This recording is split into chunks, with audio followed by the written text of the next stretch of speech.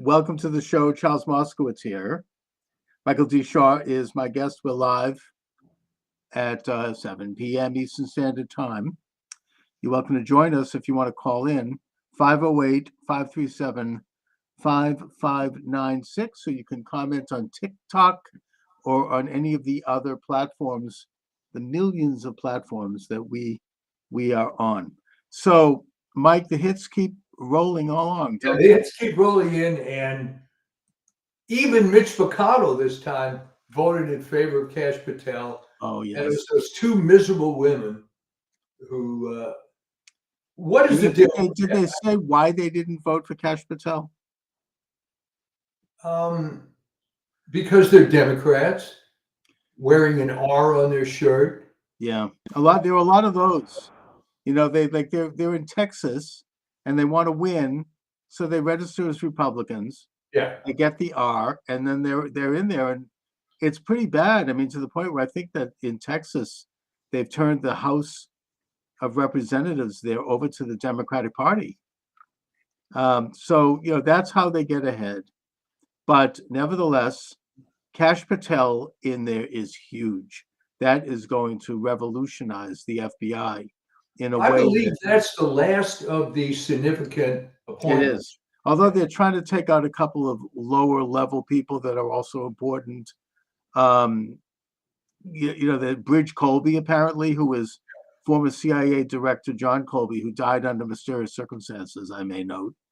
That's his grandson, I think, or his son. And he's kind of a, he wants peace. He's not a war hawk. He's not a chicken hawk like all these other people. So they're trying to take him out quietly. But the main people are now in, and the government is now in session and constituted, and they better get used to it because they're going after everything on all levels, political, economic, and cultural. They're taking it all on. It's incredible. I never thought I would see this. This is a counter-revolution. It's really the first time that anybody's, probably since Wilson, has stood up to the Fabians, who have been running the establishment and the culture for so long. I mean, they've taken over the Kennedy Center, right? I mean, I think that Steve Bannon noted that the Kennedy Center is almost like their high church. And not only have they taken it over and fired all these people, but as it has been the policy, they've published all their salaries and they're making millions of dollars. To do what? President Trump today. I feel very bad for your native son, JFK, because the currency has been so devalued on whatever his legacy was. Well, it's been revived by RFK Jr. Yeah, well, that's a good point. But I mean, he's cut of the cloth of the old Kennedys. Yeah, a straight moralistic Irish Catholic, Boston guy. He has that thing. His father had it. JFK had it. Teddy, of course, flushed it down the toilet. Yeah, but they. And then, of course, JFK Jr., who was such a playboy. His daughter Caroline, who's a valley girl with a big mouth, what it amounts to. The grandson, what is the deal with him?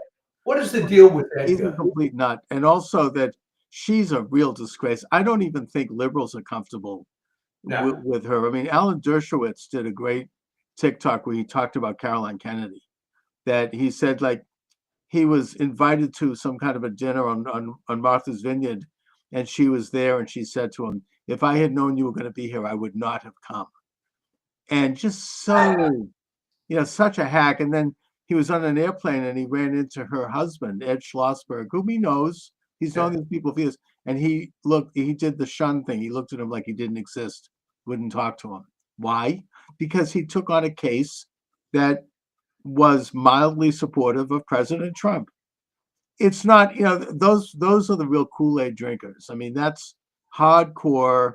Well, it's absolutely, Chuck, a Kool-Aid drinker, because at least if someone were the one doing it, you understand. But if you're a generation removed and you're not actually doing anything yourself, and you want to be identified somehow with this movement, I mean, it's a joke. What do you? I mean, look, it seems to me that the Democrats really are just digging in, and they're just now they're opposing these great government reforms. I mean, this is something that, traditionally, I mean, I'll give the example of the Social Security thing. I thought they cared about Social Security. 25 million people over the age of 100 collecting Social Security checks. I mean, and they're trying to deny this. They don't care. They say, oh, it's a computer glitch. I mean, what Well, the this is one of my. I have a list of about 10 cliches that my family is getting tired of hearing, and one of them is the worse it gets, the worse it gets. So you would think that after this barrage of bad publicity, the Democrats, maybe some of them, would change their tune, but no, they dig in more, and you'll find this. What's another example? The Snow Woke movie. They dig in and dig in, and it's getting ratioed and ratioed, and they just don't. and they're now attacking people, and the actress is like sneering and yelling and spitting at anybody, and it's are they that like completely tone deaf? I don't know. I mean, I think that the money spigot is being shut down.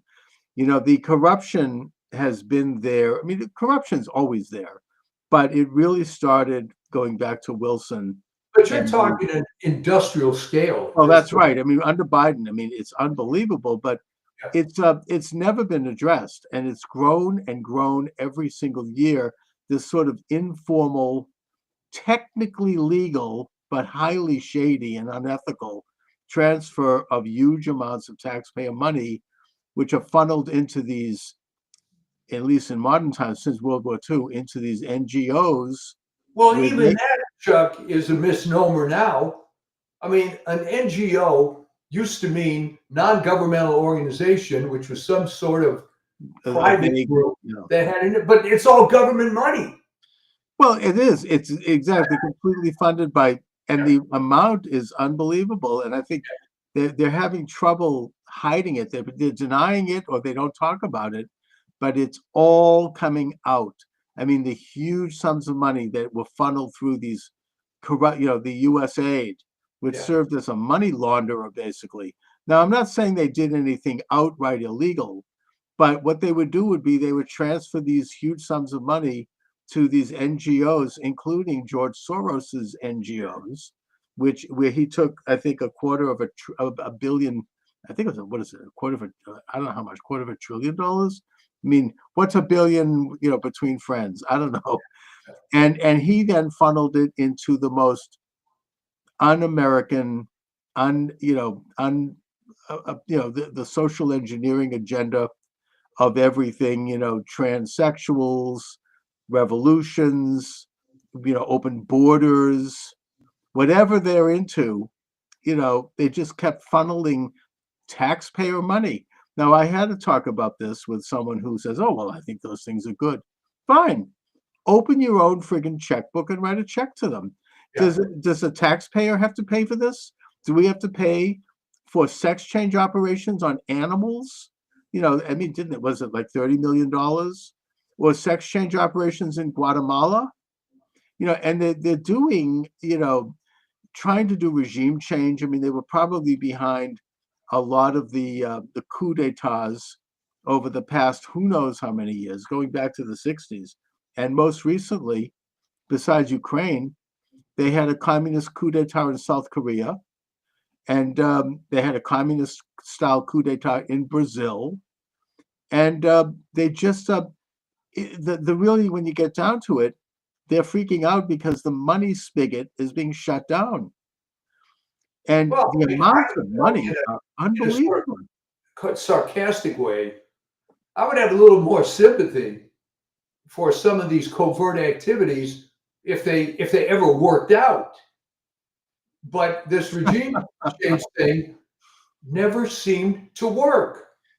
Well, Whether it's all supporting this artificial, unwanted, social projects that are not commensurate to anything positive. I mean, you're right. I mean, if they were spending money on something that was actually promoting good in the world, but they're promoting evil, satanic agendas that nobody wants, and they do it secretively.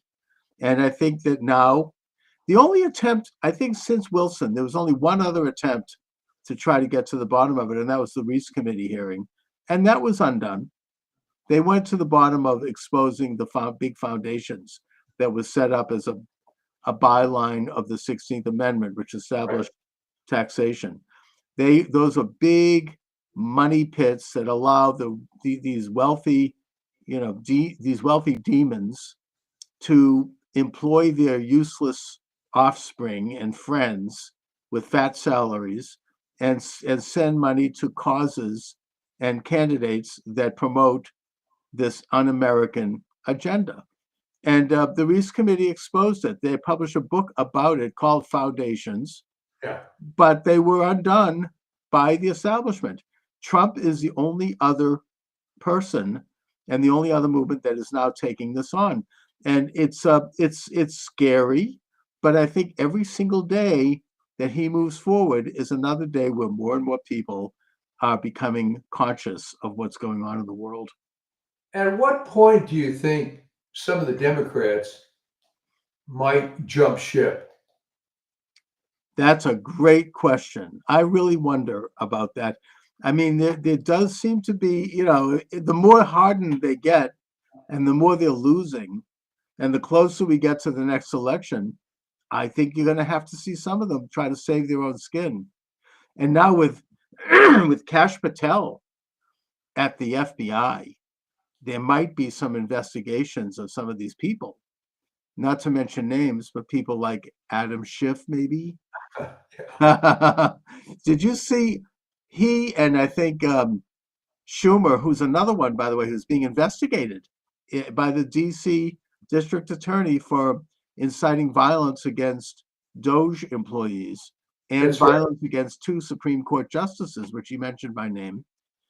He and Schiff and I think Blumenthal from Connecticut and 2 other people are standing outside of the FBI office protesting Kash Patel's nomination.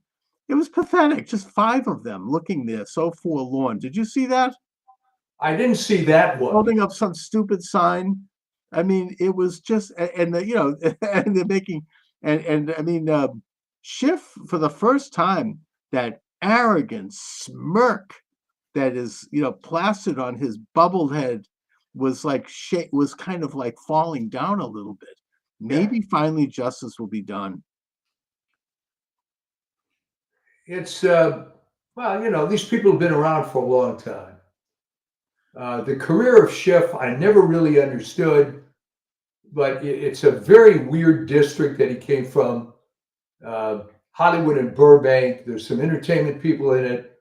There's some what you might call ethnic Democrats in that district, and but the brand of the Democrat Party is losing it.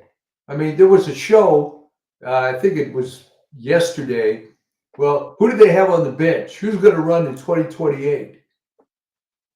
And the most popular name was Kamala Harris. Right? Oh my God, good. I hope they do put her up. That would be hilarious. Maybe she could take Hillary as a running mate. I mean, it's pretty bad. I think it's going to be very interesting as more of this fraud gets exposed. At some point, people have to get on board. I mean, as the rats leave the sinking ship. I think so. Try to create a narrative. Well, I was against this, but I was a singular voice and I couldn't do anything. But so far, we haven't heard any of that. No, but Trump's moving forward. Yeah. He's now talking about the Doge monies that are being exposed and expropriated offering a huge tax rebate next year, Yeah. Yeah. which is incredible. $5,000 for taxpayers next year out of the Doge money. And they also note that as part of the incentive of that, you have something like, what is it, 7 million able-bodied men in this country not working. Either they're not working, or as government employees, they've not ever gone back to work because of the pandemic, and they probably pulling down salaries, not anymore, but it gives them an incentive to get a job and to start to file tax returns so they can participate in this Ah, little boom. It's true. That's good social engineering. That's what you want to use our tax system to do. The broader issue that Trump is mentioning, besides the brilliant idea of creating an external revenue service, which is basically to collect taxes from tariffs, is to just do away with the IRS altogether. This would have been unthinkable even yeah. a year ago. I mean, I remember I was asked this question when I ran for Congress by the Boston Phoenix, a left-wing paper. Right. David Bernstein called me into the office to interview me. Did you suggest that we should get rid of the IRS? Like I was some kind of a radical idea, Yeah. How could you have done this? This is disqualifying you. And this is a guy on the left. They were pretty far left too.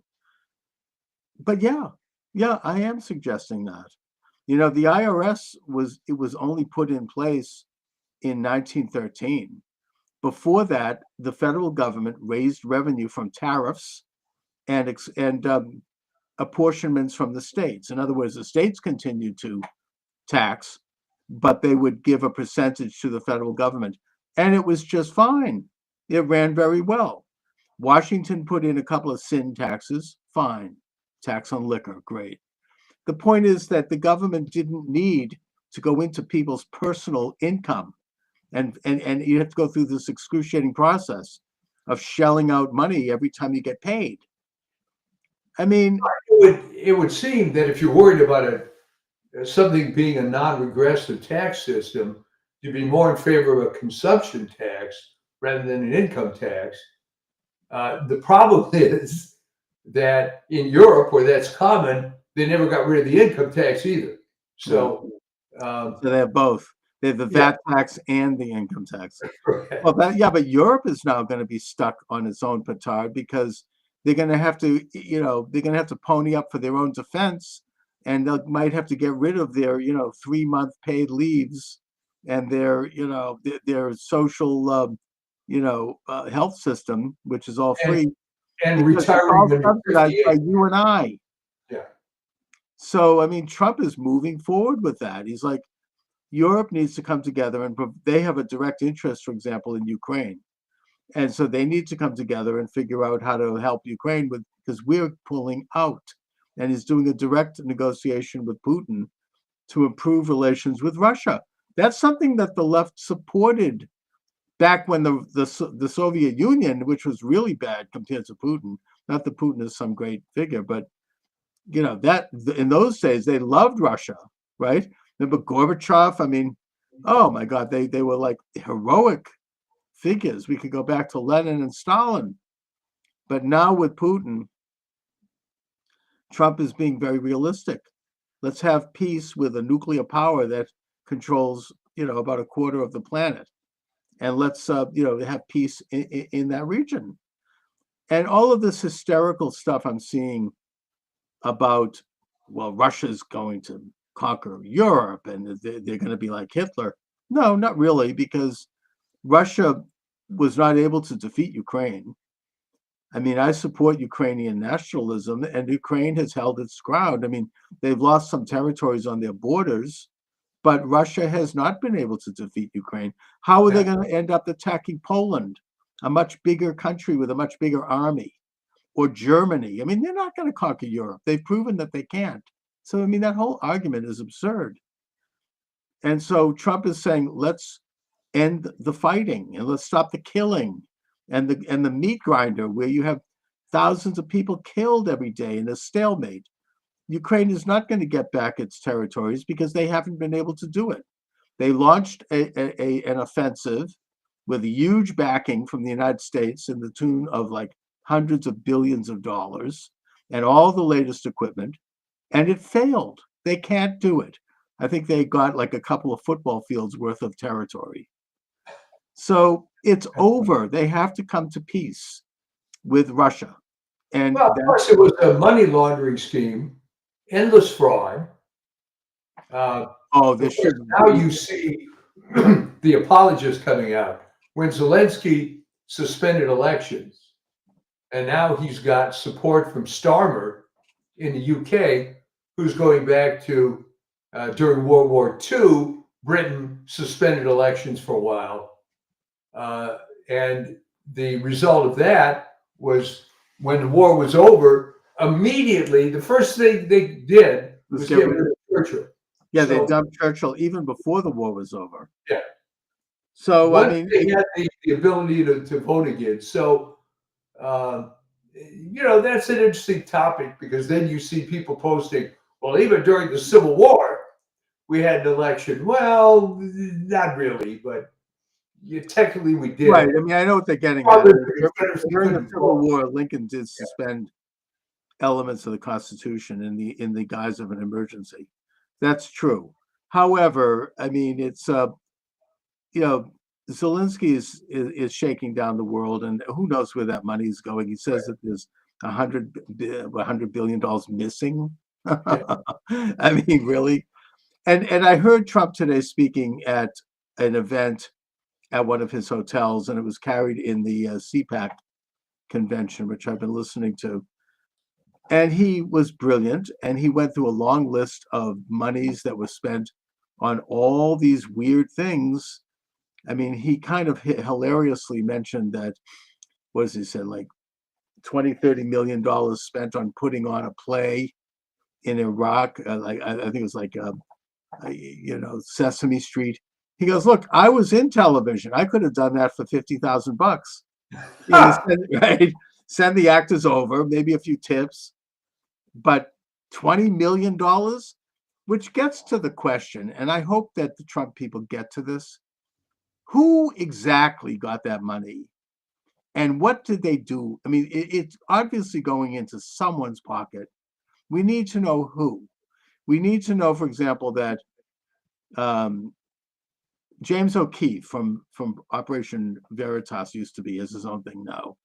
He does a great undercover thing where he sends people in with a microphone, disguised, and they get interviews with people on the inside who then talk about stuff happening. I'm sure you've seen some of his videos. Oh, yeah. And he has this guy at a very high level in the Department of Education, I think it is. Oh, no, the Department of Environmental Protection, the EPA, saying that Biden, in the last miserable days of that regime, was, as he described it, throwing gold bars off the deck of the Titanic. Billions of dollars sent to these shady environmental groups that were just set up. In one case, set up by Stacey Abrams. Need I say more? This front group that had like $100. Oh, you're talking $2 billion. Yeah, $2 billion. Can they get that back? Can we find out who got that money? Lee Zeldin is pretty good. I mean, he's pretty zealous. He's like, we're going to claw that all back, and we're going to, expose this. And he's fired all of these people that are involved with like environmental justice projects, whatever the hell that means. Really, what is that? Anyways, Trump was like hilarious. It's like, what is this? Justice, environmental justice, something for, pygmies, or I don't know what. It's like, what are they doing? I mean, what the hell is this stuff? Who's getting that money, and what are they doing for it? It's going to be very difficult, unfortunately, because, all right, you have an NGO, and that's going to give money to another NGO, and another one, and you can investigate it with good resources, and you'll be able to find out. These guys that Trump, that Elon Musk has working for him are pretty good. They But know here's how. the problem, Chuck. As you said earlier, technically, it's not illegal. Doesn't matter. It's our money, and we can get it back. Yeah, no, but what I'm saying is Well, that, maybe we can't get it back, but at least we can know who has done it, and they can be exposed. Maybe yeah, they maybe could be it's too late. exposed, but the trouble is if you get a government grant, all right, It's gone.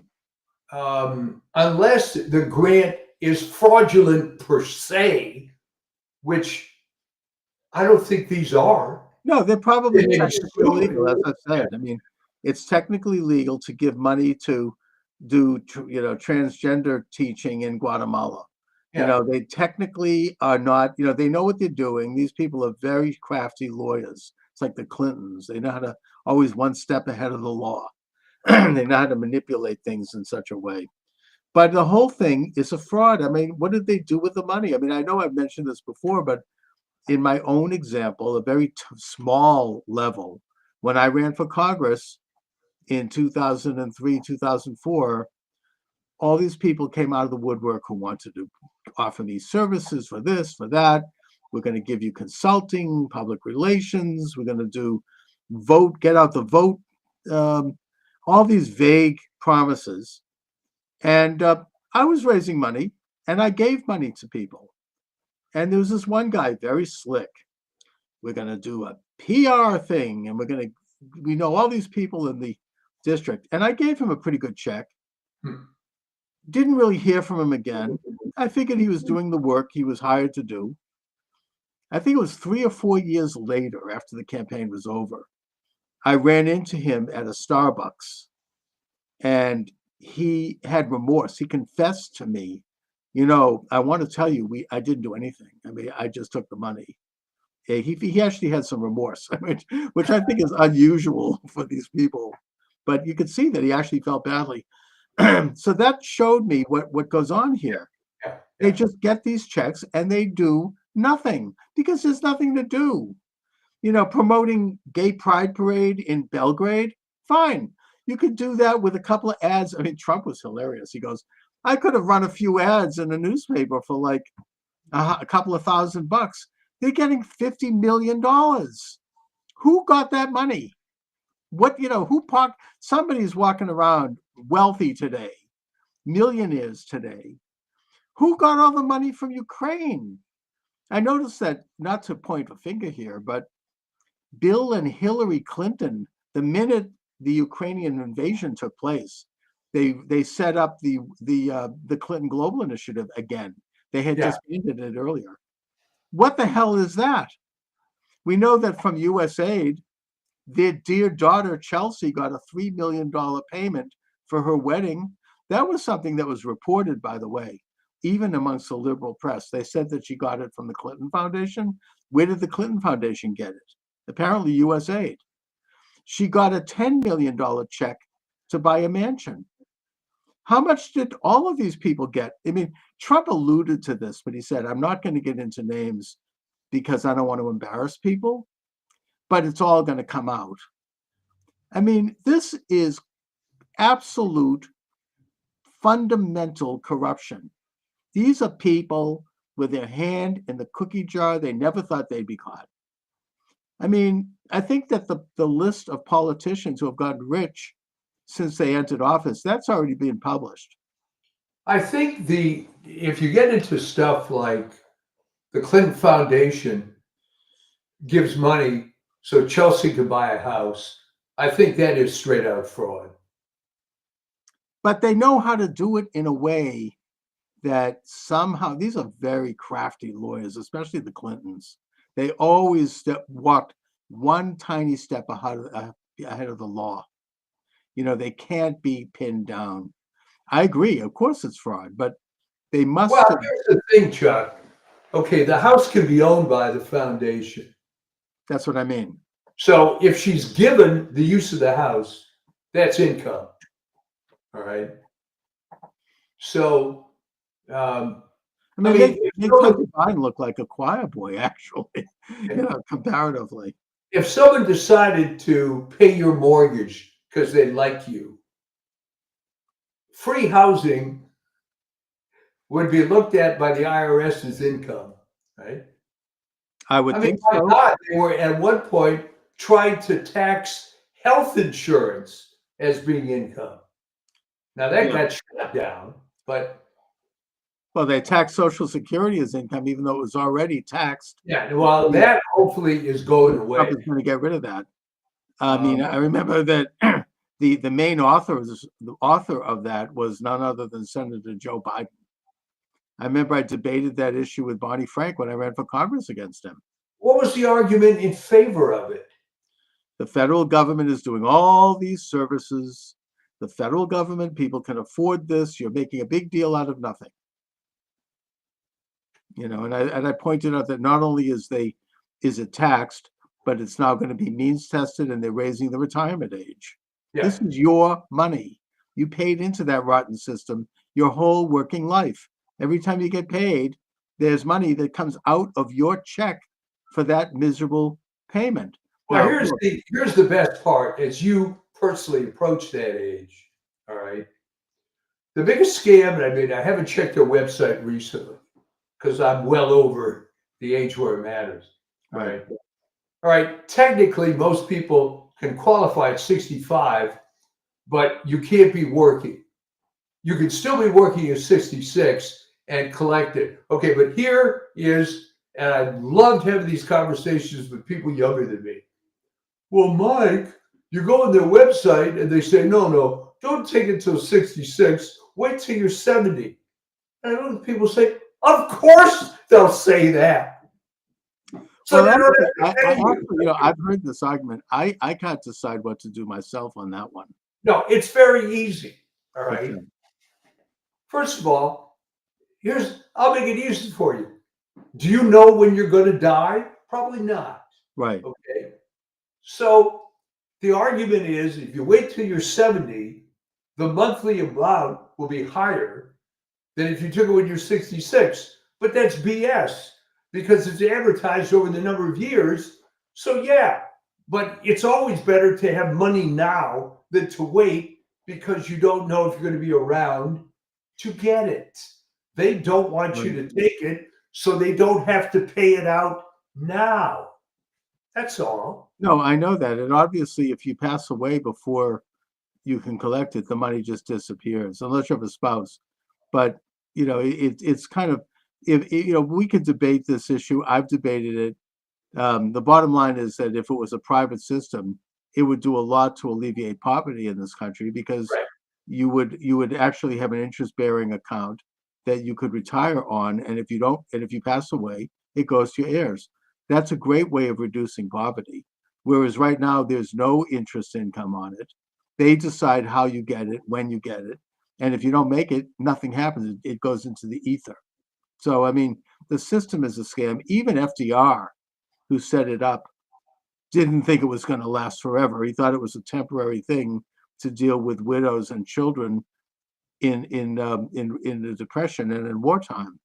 Well, I mean, he made a good bet, didn't he? Because you started collecting when you're 65, but the average age of death was 64. So it was a good bet.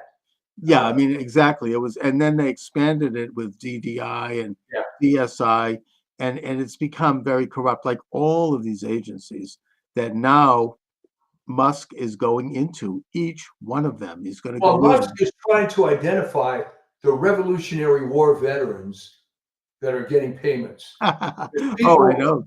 I think there's one that precedes the Constitution. Yeah. I mean, actually, they're like 300 years old.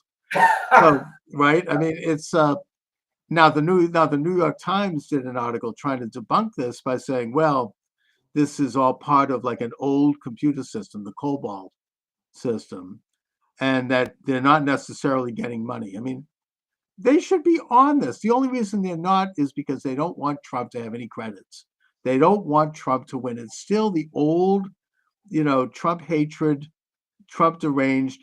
It's so bad that I just read an article saying that these two astronauts up in that station, whoever stuck there, they're there because Biden spitefully would not let Elon Musk go up and rescue them.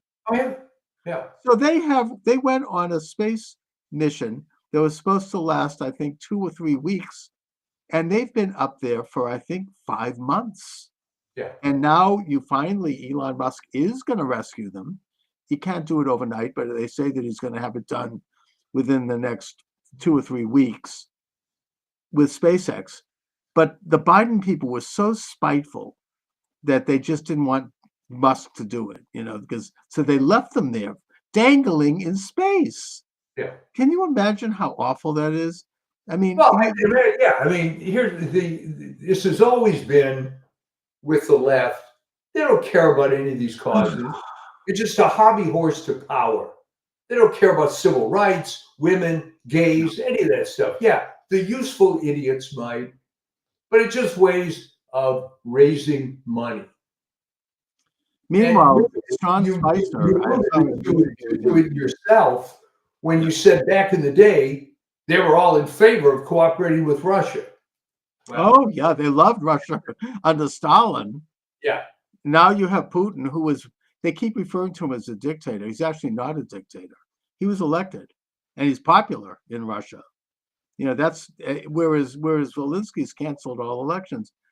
But I heard an interview with Sean Spicer on Glenn Beck, speaking of Biden, how spiteful he was.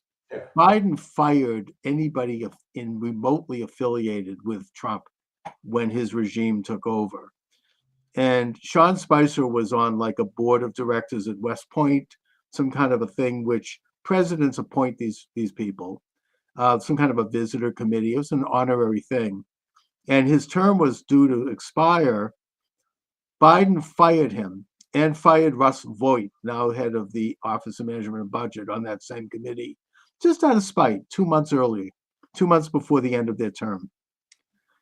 And Stephen Miller, who, while in exile, headed up a law firm that focused on, helping Trump supporters.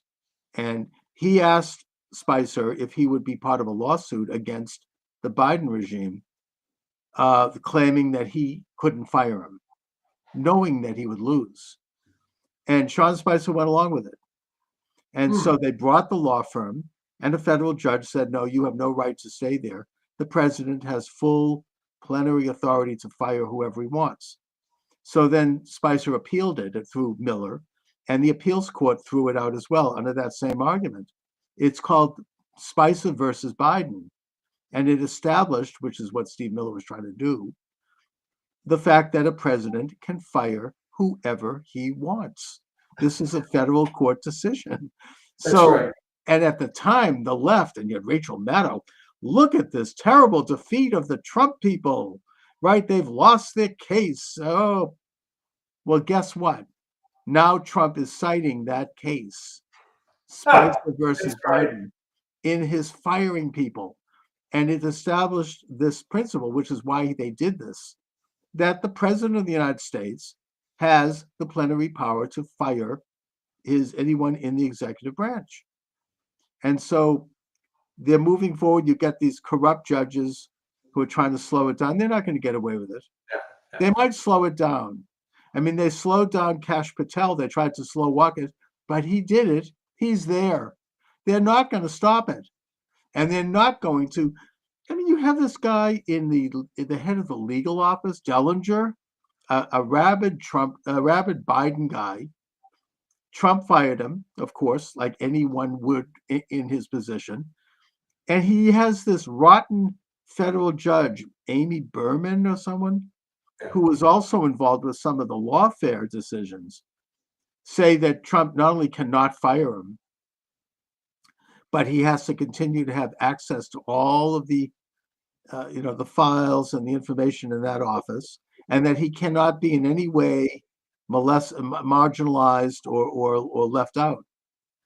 So that's going to the Supreme Court. I mean, that obviously is absurd. I mean, it just shows how utterly corrupt they are.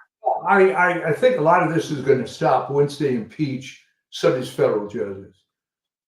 That's been a very rare thing to do. I don't think that's the way to go, though. I don't think they can. Impeaching a federal judge is very difficult. I just think they have to be overturned. and it'll happen on the Supreme Court level. And once they overturn one or two of them, it's all going to tumble. It'll be like that attempt in 2024 to get Trump off the ballot in several states under the insurrection. Once they won one case, they all fell off.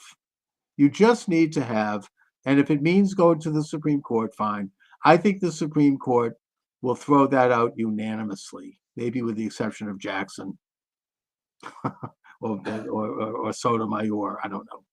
But the point is, it's obviously in the executive power to fire whoever they want.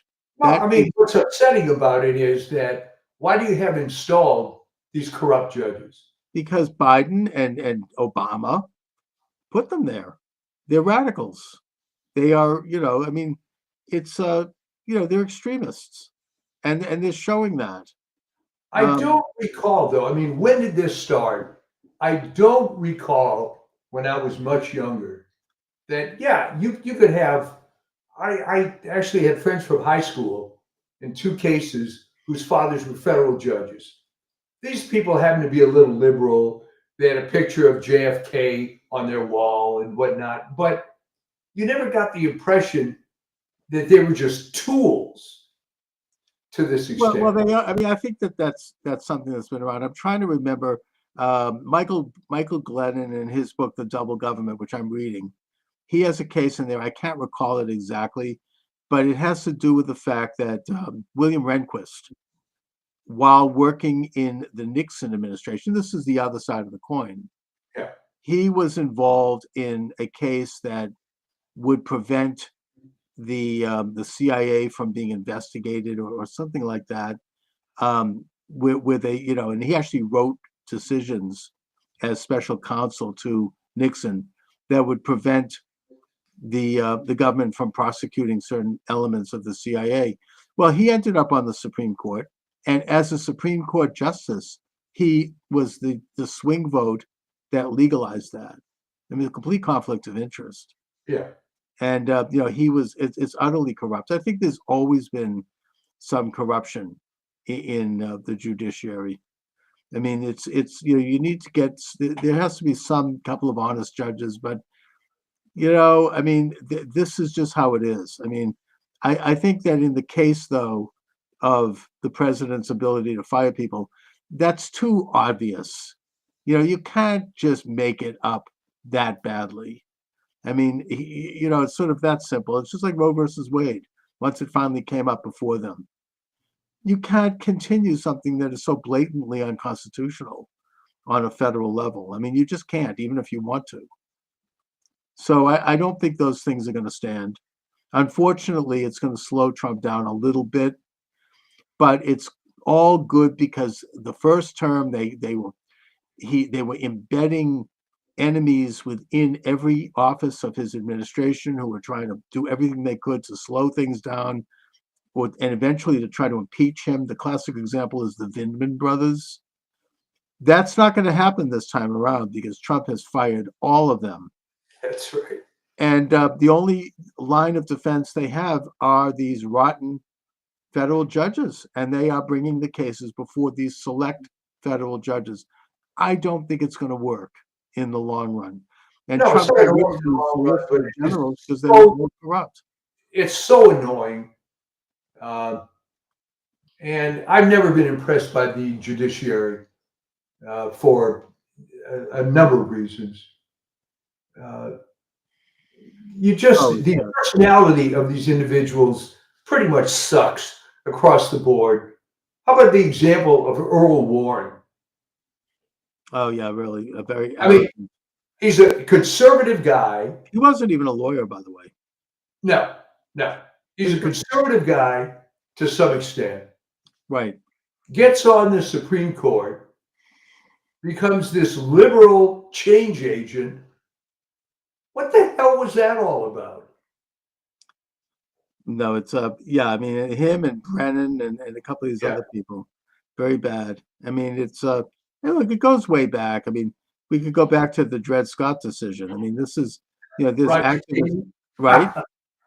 Activist judges, and that's part of this is an enormous power, an unchecked power. in many ways. But the Doge people are going in. There is even talk about them auditing the Fed and putting Ron Paul as the head of it. They're going into Fort Knox. Apparently, there's been midnight shipping of gold bars from Britain, the city of London, to Fort Knox because maybe there isn't anything in there.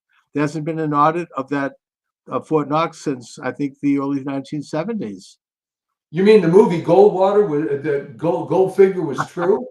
Yeah, apparently. Well, the Goldfinger. Don't forget that the James Bond books were written by Ian Fleming, who was a member of the British Secret Service, MI5. So a lot of that stuff is true. It put in a fictionalized account. I was never a big fan of the James Bond, so I can't really comment too much on those. I know that my brother's a huge fan of that.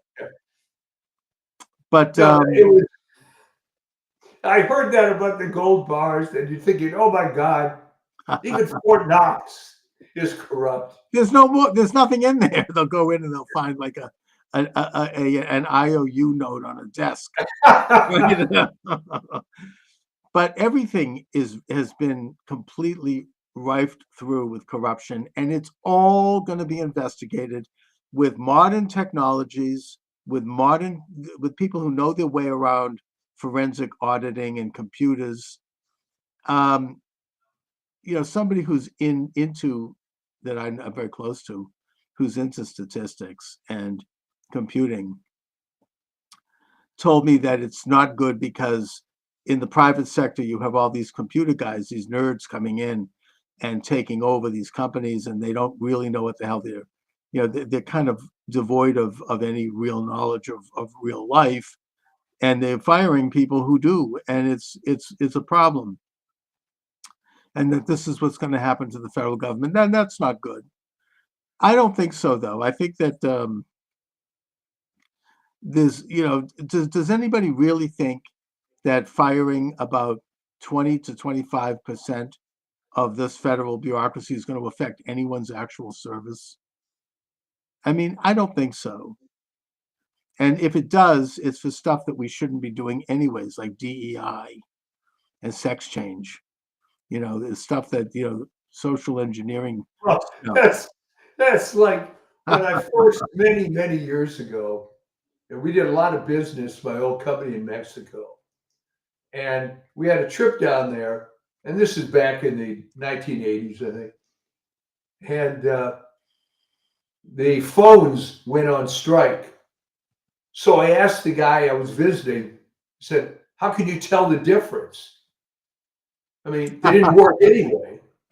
Right. So, I mean, it's not going to affect. I mean, here in Boston, the Kennedy Library had to close early, and oh my God, the media was the hair was on fire over this. It opened the next morning. A couple of people were fired. I mean, you think that the Kennedy Center is being closed. I mean, this is like big news on NPR. Look what's happening. And I mean, I don't think that this deranged approach is changing amongst the media, right? It's as bad as ever. No, they're not going to change. They're digging in. It's my old Ethel Rosenberg Model UN thing. Yeah. That this is what you were taught, and you're going to, so to speak, die on that hill, and nothing else matters. Half of the Democrats are sick of it. Like the Bill Maher Democrat, the old liberals. Yeah. They're sick and tired of it.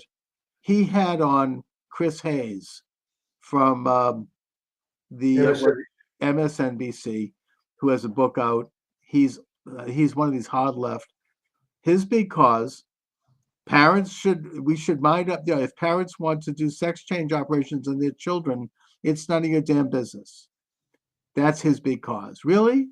I don't think most Democrats are big. That's not popular. Yeah. I mean, most Democrats don't like that, except for the people on the hard left. And and yet they're digging their heels in. I don't get it. I mean, it's not going to work for them. Well, it's been so many years of being more leftist than thou, right? So they take the latest cause, which I'm thinking this is ultimately just an evil joke that whoever came up with this John Money transgender thing. Yeah, It exactly. was almost like a joke to say, okay, how far can we take this? What are they going to fall for? You know, it's sort of like a riff on the book of Job. Well, you know, don't kill him, but try to screw around with him a little bit and see how he's going to react. And it's an agenda that is not it's not organic. Most people don't support it. I don't think most gay people support it. No. It's a leftist agenda which basically wants to change human nature as a virtue. You know, there's no such thing as the difference between men and women. There's no such thing as men and women. It's like an attempt to, you know, it's the ultimate totalitarian approach that they can be bigger than God. They can change human nature by force, and that's a great and exciting virtue. And I just, it's not the kind of thing that it's not a movement. I know people who have actually done some of this stuff, and it's pretty bad. I mean, it's people, younger people, especially young women, have been sucked into this thing, and I hate to think about what they're going to be like, you know, 10 years down the road. I mean, it's, you know, somebody tells me, oh, well, you can't stop the puberty blockers because you can't take some. Really? Yes, you can. That's weakening the bone structure of children. You stop it immediately. And if somebody continues it, they should be arrested. That's dangerous. It's been banned in every European country now because of that. But in this country, they just... You know, then you have to raise the question, if it's okay to do this, then what really is your complaint against Joseph Mengele exactly? Oh, this is worse. Yeah. Oh, yeah. I mean, this, you know, experimenting on children. Yeah. And now this is being done by, I'm not going to mention the names of hospitals, but right here in Boston, I know of several places, and I personally know of and know, not because they're people that are members of an organization that I go to, who are doctors who are doing this. Yeah. This one it's only up to dollars. And it's a belief. This one particular doctor, not to mention names, very prominent, speaks on the Sabbath at the synagogue and gives a homily where he mentioned some in passing. He said, well, Adam and Eve, oh, well, we now know that that's not really the creation of men and women anyways, right? Because there's no such thing. This is a doctor who is doing these kinds of surgeries. Okay? I mean, they believe this. It's really gotten that sick. It's gotten that. Let me ask you this. In what way is this guy a Jew? In no way is he a Jew. It's just a social thing. But he's also very learned when it comes to, you know, reading Torah. He's a hell of a lot more learned than I could ever be. And he goes to the shul and raps tefillin. I mean, that's not me. You know, but so you mean this guy is a Pharisee? Actually, yeah. I mean, the Pharisees, that's a good analogy. I mean, into the intricacies of the law, and yet misses the bigger picture, you know, totally blind. I mean, that's what Jesus was saying. He didn't. Yeah, that's about it. Yeah. I think there was a quote in the book of Matthew where he very said, rare, my friend. He says you're attacking the speck in somebody else's eye when you have a log in yours. Yeah. Something like that. Right? I mean, there's some great quotes there, and Jesus's argument with the Pharisees was quite real, and it's very Pharisaic, by the way, to have. I thought they all died. The what? Why don't you have this Pharisee on your show? I'm not on speaking terms, and I don't acknowledge him, frankly. I mean, you know, when I see him at the synagogue, it's just so awful. And he knows. Word. Yeah, very bad person. But they're out there and they are legitimized and celebrated, and they're doing these things to children that are just unspeakable and that would have been unthinkable even maybe a year or two ago. I mean, do you realize how biblical this all is? You got a Pharisee They're doing sacrifices to Moloch. I mean, what's next? Yeah, I mean, basically, mutilating and disfiguring children. I can't think of anything worse. That is the lowest, most rotten morality, and it's being done by major institutions all around the country. I mean, this doctor exposed it at his hospital in Texas, right? And he was put in prison. I think that he's got a pardon from Trump. You know who I'm talking about? I don't remember his name, but Yeah. I know the All case. he did was expose what was going on in his hospital. And by the way, going on illegally because Texas banned this. And he was, you violated some kind of a technical rule by talking about what's going on here. And he ended up going to jail. Yeah. I mean, in a way that the power, when you have something that's so distorted, and I know this is a milder example and I don't care so much about it, but if you refer to somebody by a pronoun that they don't like, you could go to jail. You could be penalized. You could lose everything. And the reason there's such an extreme reaction to this is because it's a false idea, and you need that to support it. This is what the Nazis did do. If you didn't go along with their crackpot race theories and their other stuff, you could end up in a concentration camp. Well, if you criticize the British government, you could go to jail. That's true. I mean, if you read a couple of lines out of the Bible in Canada, you could go to jail, apparently. Yeah.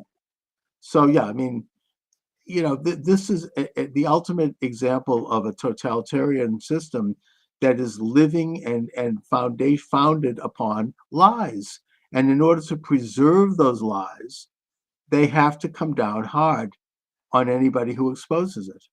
They have to crack down on them so that it's made an example. You then know not to do this because you see what happened to the guy down the street who spoke up. That could be you. That's the message. That's the message. What was the reaction in your synagogue when this guy was giving this talk? Nothing. Like nobody. I don't even think anybody heard it. I mean, people were all snoozing on the chairs anyway. Oh, all right. But nobody cared. Nobody. I don't think I was the only person who was like, I heard this.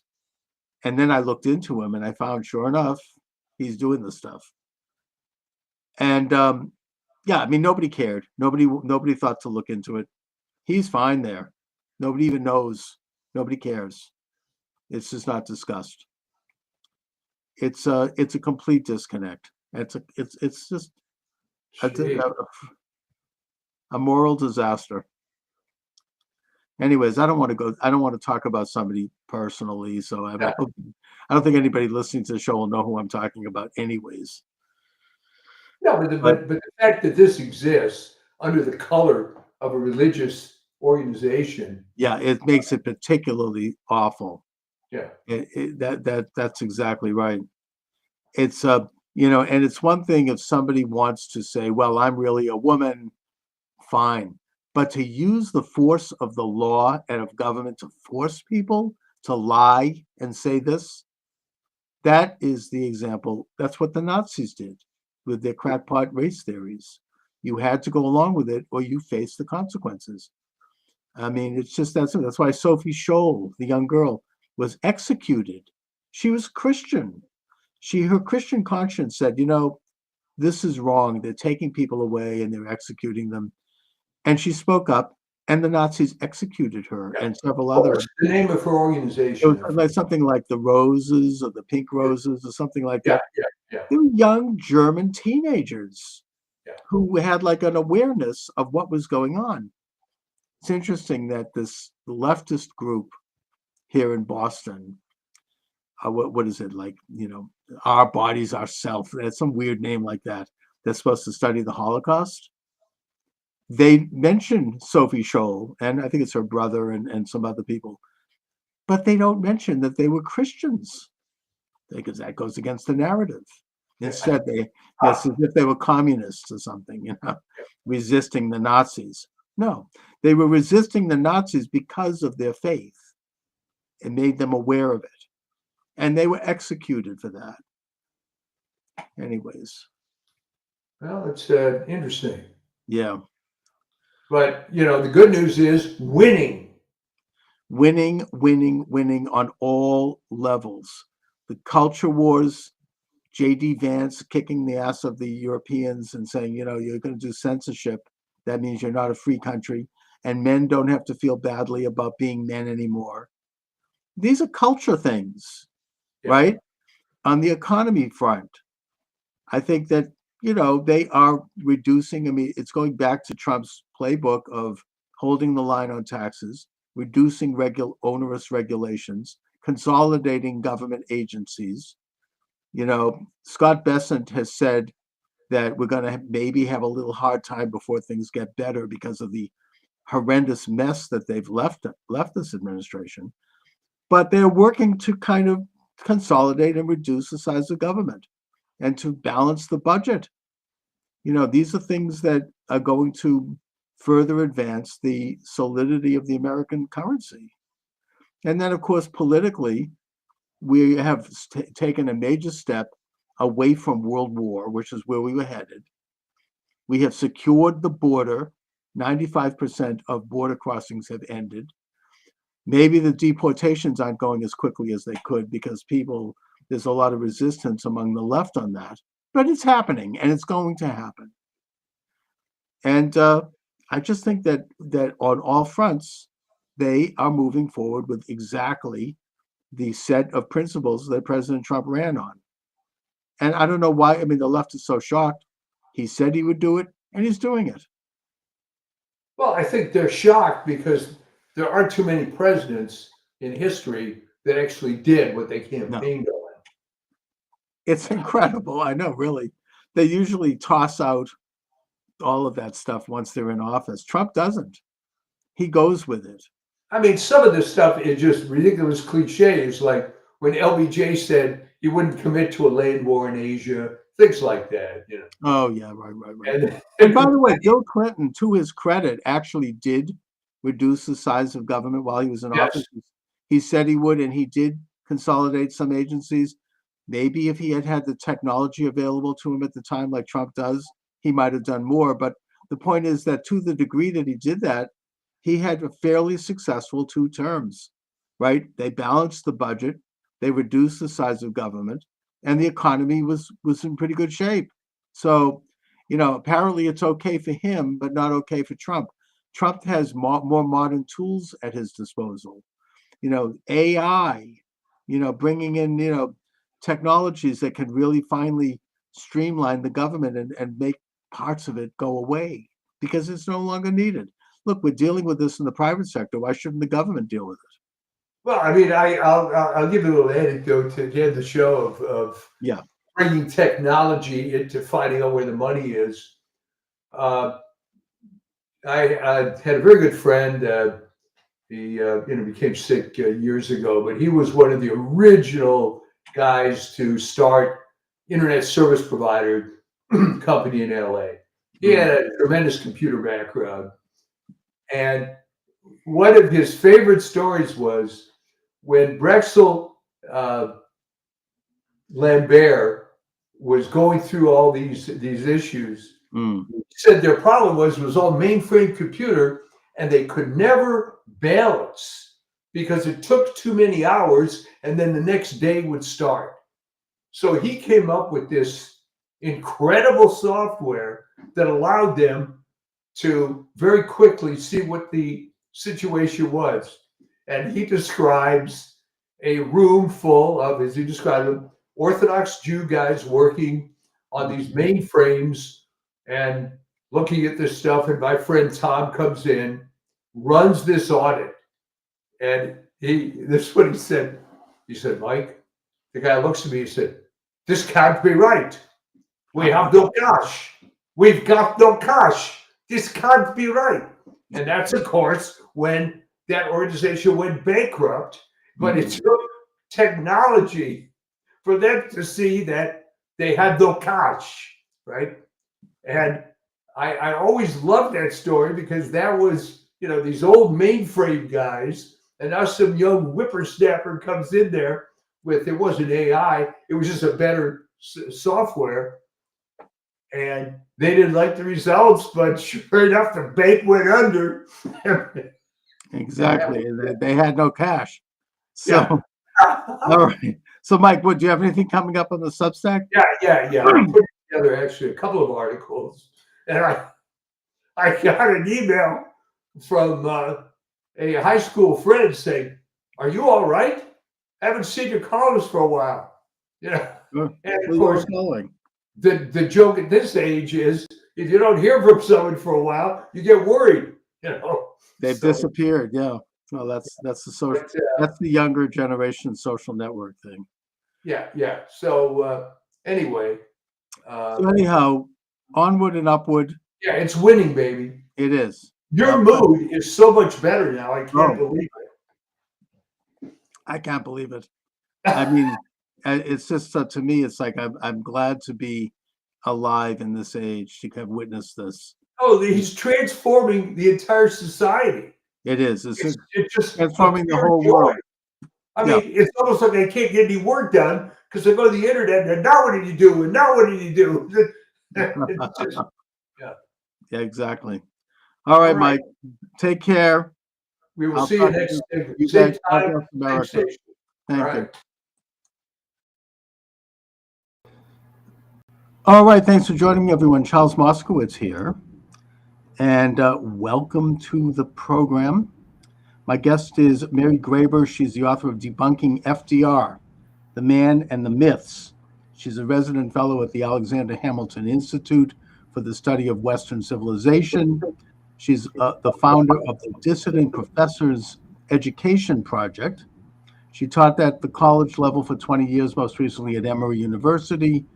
Her work has been published by The Federalist, Town Hall, Front Page Magazine, City Journal, American Greatness, and Academic Questions. Thank you so much for joining me today, Mary. Oh, you're welcome. It's my pleasure.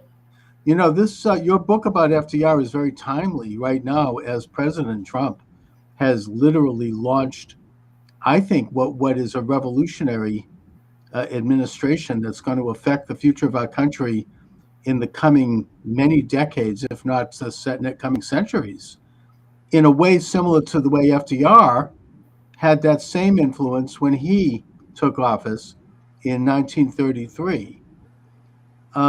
So it's important to understand what he established, which in a sense parallels exactly what President Trump is trying to undo and recreate something new. So let's talk a little bit about FDR and his background and how that does not necessarily match up with the standard official history version that we're all taught in school. Yeah, well, there are a lot of myths about Roosevelt, and you're correct. As a matter of fact, President Trump came out and said that they were going to shatter Franklin Roosevelt's New Deal coalition, and it looks like that's what they're doing. Excuse me, but there are a lot of these myths about Franklin Roosevelt that, even conservative authors say that, if his New Deal policies didn't work, he really meant well, which I found out was not the truth, or that, these were intended to just get us out of the Depression, all the New Deal programs, the agricultural program, the NRA, the National Recovery Administration, the TVA, all the alphabet agencies. And I found out, by researching and focusing mostly on his pre-presidential years, that was not the case. The plan all along for Franklin Roosevelt was to establish this deep administrative state. And he made those aims pretty clear as a young state senator from New York when he gave a talk in Troy, New York in March of 1912, where he gave a little history lesson. He was not a good student at Harvard, but he nonetheless felt himself capable of providing a history lesson at the People's Forum in Troy, New York, and said, well, the founders were successful in establishing independence.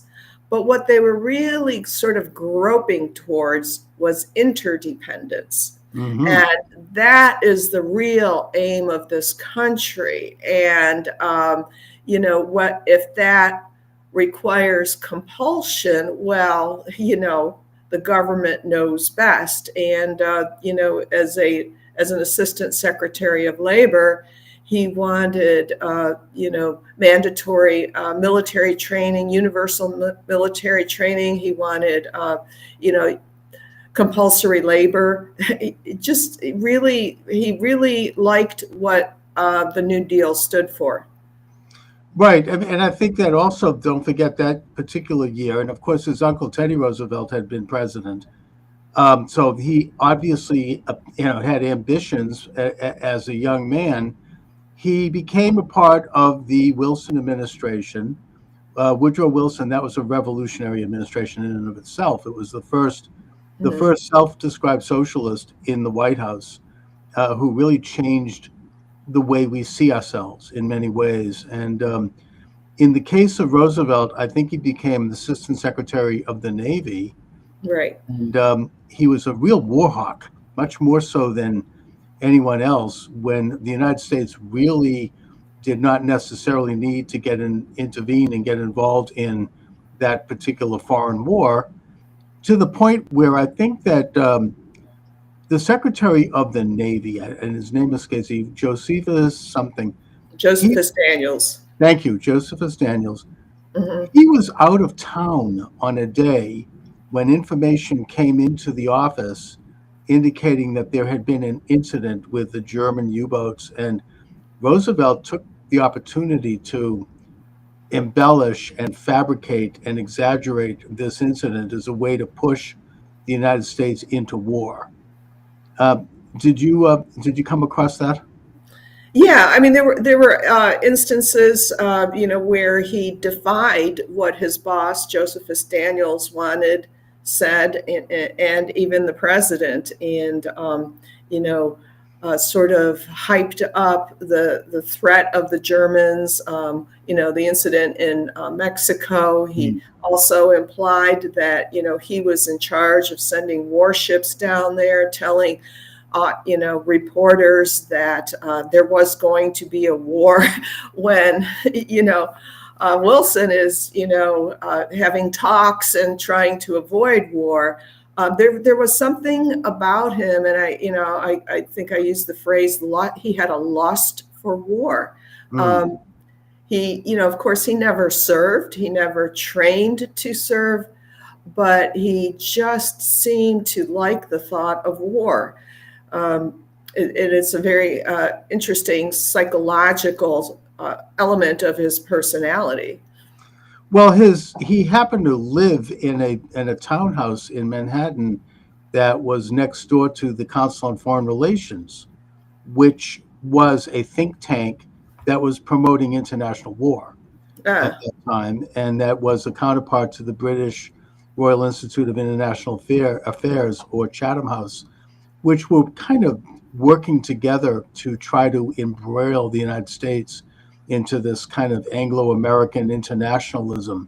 So I think that was his orientation. He was truly maybe the first internationalist.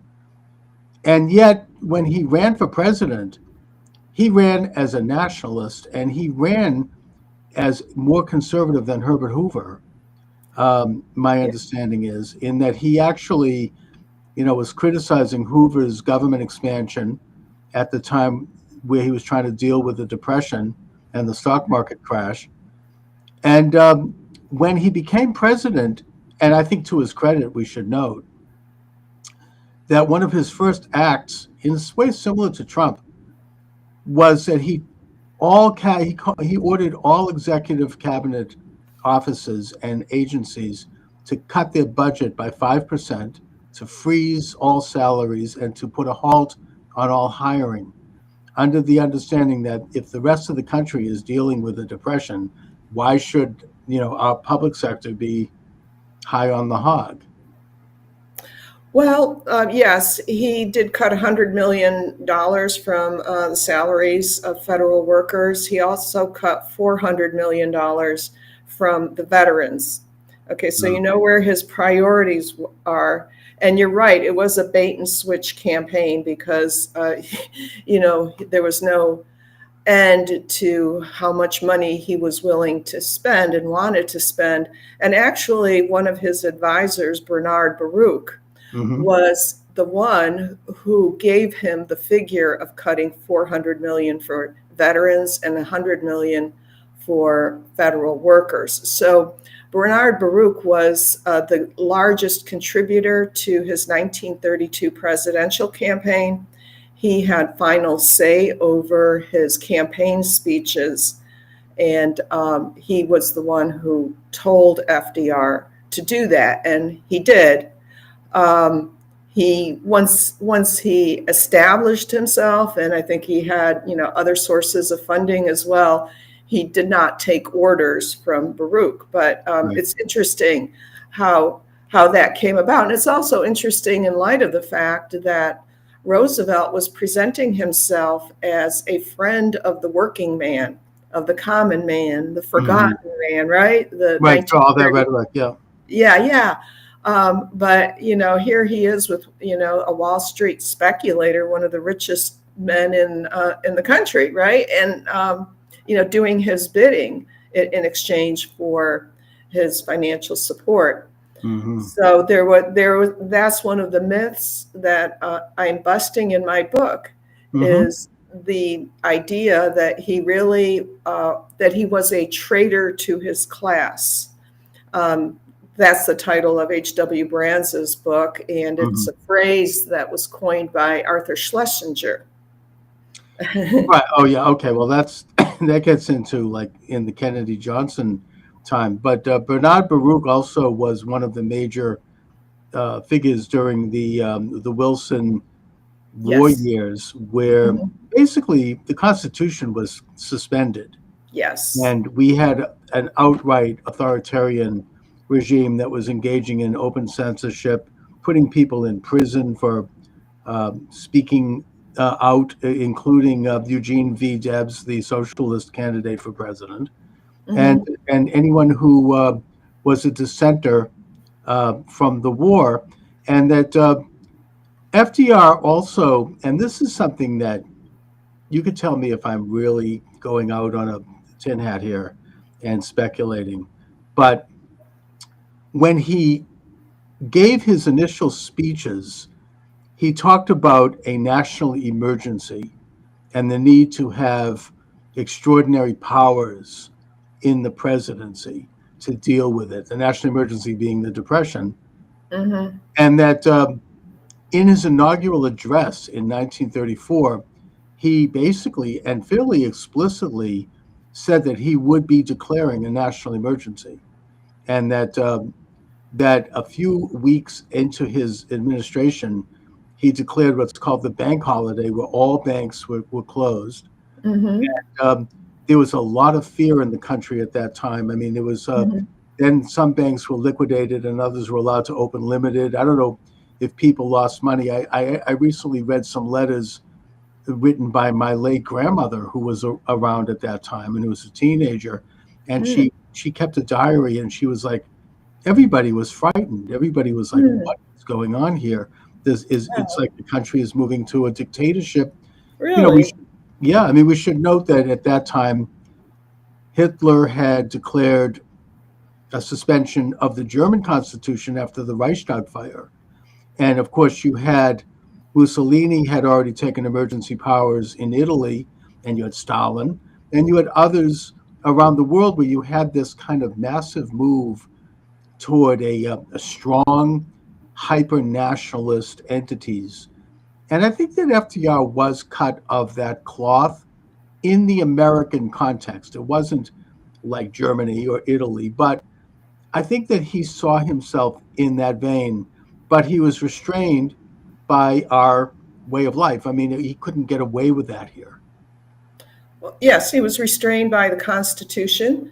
The other two branches of government, even though he tried to fight those. But it's interesting, about your grandmother's diary, because when you read most of the history books about, Franklin Roosevelt, what you read are excerpts from letters who are people who are thanking him, willing to do anything.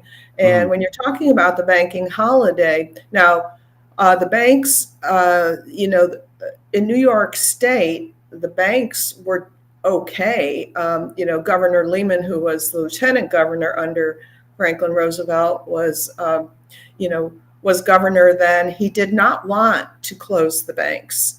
And Lehman, unlike FDR, knew about economics. He was a finance guy. But nonetheless, all the banks were closed, even the ones that were good, right? Sure. And also, along with that so-called bank holiday, nice nice way to put it, right? People were ordered to give up their gold. Right. Mm-hmm. There were lines. If you read the New York Times, it's so revealing. People were in fear. They're given like 2 days notice and told you need to hand in your gold by Thursday. Otherwise, you will face a $10,000 fine and 10 years in prison. Oh, boy. People were emptying out their, safe deposit boxes and banks. They were going through their jewelry boxes. Like if they'd gotten gold coins as a Christmas present, they were bringing them in and waiting in line, and there were guards there. And that's what Lenin did, after the revolution, right? They took over the banks, and there was really no constitutional reason for FDR to do that. But what he did, he was very, very tricky. He went back. He recalled from his Assistant Secretary of the Navy days that there was a Trading with the Enemies Act that was instituted, and that prohibited the outflow of gold, and it gave the national government power over gold. But can you imagine that? The closest thing I come to imagining is what happened during COVID, when people were afraid of the government, and they did things that they would not normally do, wear masks, walk one way down the grocery store aisle. Right. And it was all done under this hysteria that there was this disease that was, the original propaganda coming out of that was horrible. Everybody was scared. I was scared. People that showed a young man dying with limbs falling off, I remember reading. And so, they created a hysteria. I think in the case of FDR, that hysteria was the Depression. I think I recall reading an article about the gold, seizing the gold, where he's sitting in his bed with a couple of advisors standing by, tinkering onto how much to value the gold. And it was valued in a way, obviously, that benefited the government. And so people got only a percentage of the value they were forced to accept in the form of basically fiat dollars. And so that led to in a way, somewhat of an economic contraction. Yeah, exactly. Henry Morgenthau, I think he became Secretary of Treasury eventually, but his wealthy neighbor over in Hyde Park, was shocked because Roosevelt personally was determining the value of gold. Yes. And Henry Morgenthau gave him a figure, and Roosevelt's saying, no, I don't like that. I want $21 and I don't know, something cents. And Henry Morgenthau says, why? He said, well, it's 3 times 7, and 7 is a lucky number. Yeah, and in a way that brings up another issue about Roosevelt, in that I get the sense that he was not quite as bright as people have always portrayed him. He was kind of like rather, a patrician, sort of a hail fellow, well met, didn't kind of a mediocre intellect.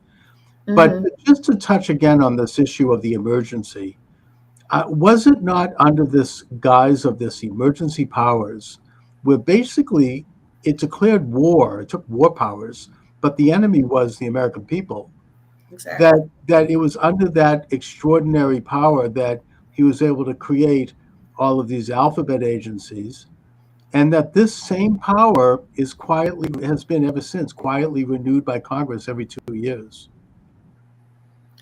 Yeah, yeah. He did. Congress did eventually assert themselves, the conservative Democrats and the Republicans. You know that he later he tried to purge all the conservative Democrats during the primaries in 1938. Hmm. But yeah, there's this sense that the president is it. He expresses the will of the people. The will of the people goes through him. He assumes to know what the people want and what's good for them.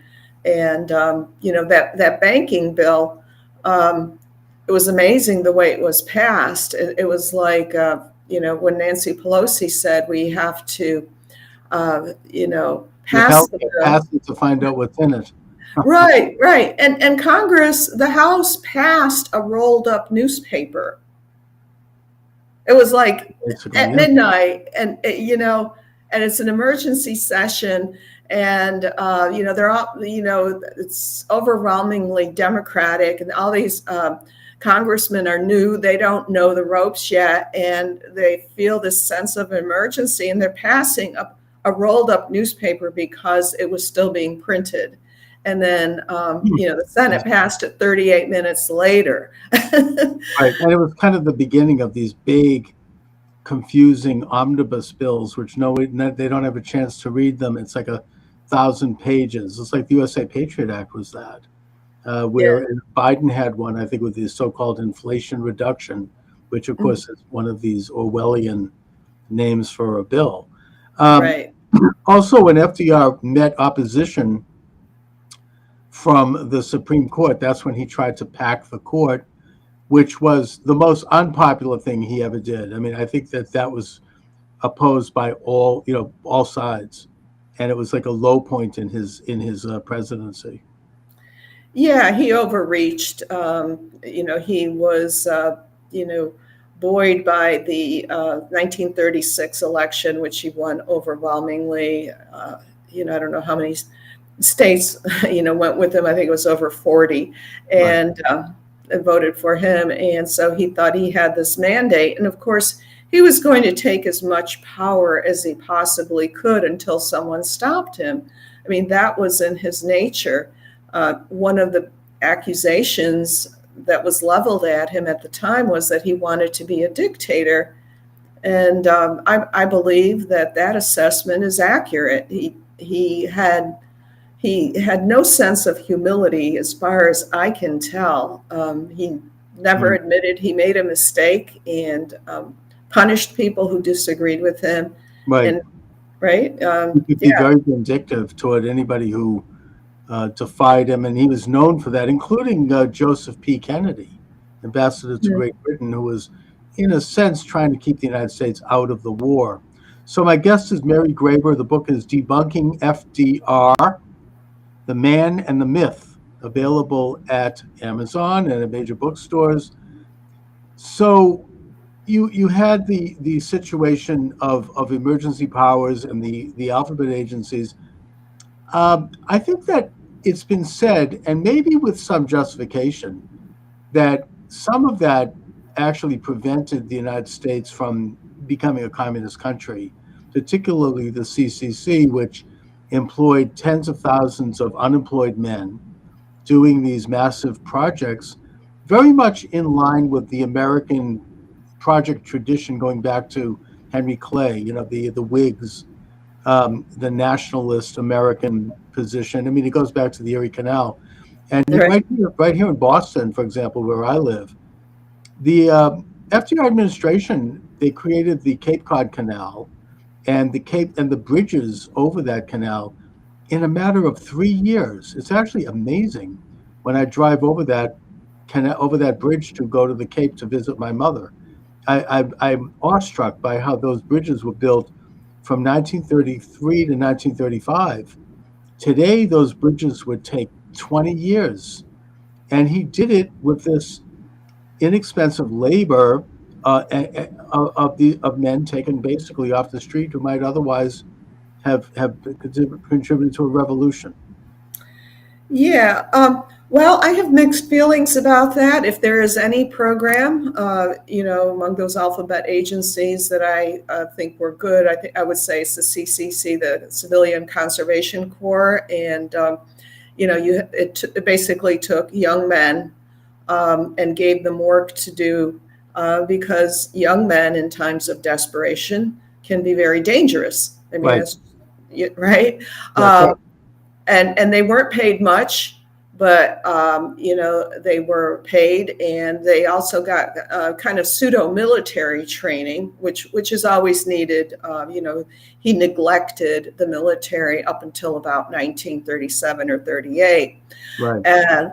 But the other public works projects, the problem with those was that the wages were relatively high, and it excluded a lot of workers. So it was they were artificially high. And if you were lucky enough to get one of those jobs, it was good for you. But I think it distorted the economy. And it was very divisive. I mean, he was a divisive president.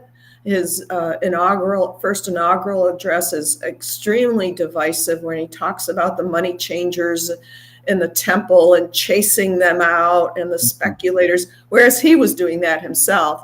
But so very hypocritical. But these public works projects, could they have been done privately? I mean, I think the consensus of most economists, other than the Keynesians, is that Hoover began it. Hoover began tinkering, and so when you had the AAA program that was ordering farmers to plow under a third of their crops and to slaughter all the piglets, and they didn't even have the equipment to do that. That was kind of started by Hoover, with good intentions by Hoover. I think personality-wise, he was very different from FDR, the engineer. Right. And but I think the consensus of conservative historians, the relatively few who have written about FDR's New Deal, is that he should have left the economy to sort of bottom out. So what they did is they artificially raised wages. So Hoover started doing that. Mm-hmm. And also to go back to letting the economy sort of recover on its own. The same thing had happened in 1920 after World War I. There was a depression. Things were pretty much left alone. Wages decreased, prices decreased, but then it kind of found its own level. But what happens when you artificially raise wages? You force business owners to do that. They have to lay off people, and it has like a unintended consequence. And I mean, the other big project was the TVA, the Tennessee Valley, which I think took some government involvement to pull off such a huge project. And it's one that actually, I think, still remains in place to this day. And then there was the Dust Bowl, that it required government intervention in that surface soil was being blown even up to Washington. It was on Roosevelt's desk. And the other one, of course, is the National Park Service. And a lot of, I think, good construction went into that. If you go to like the Shenandoah Valley Park and other parks, a lot of Depression era work was done. I don't know if it was the CDC or what. But I don't think that's all bad. I think that is, as I say, there is a certain American blueprint tradition that goes back to Henry Clay in that regard. Now, to bring things up to the eve of World War II, there have always been rumors that were actually articulated by Thomas Dewey in the campaign of 1944 that FDR had pre-knowledge of and that he had instigated the attack on Pearl Harbor, in that there was a complete embargo on oil and other products to Japan, which they say might have forced Japan's hand in that. Do you have any research on that? Yeah, well, there's no question about it. FDR wanted to get us into war. He wanted to help Great Britain. He also had a lifelong hatred of Germans and the Japanese. There was the Alien, I think it's called the Alien Exclusion Act or something in the 19 teens that prohibited, Japanese nationals from owning land. That led to riots. FDR wrote a column, I think it was in 1923 or 25, where he talked about the Japanese menace in California. Right.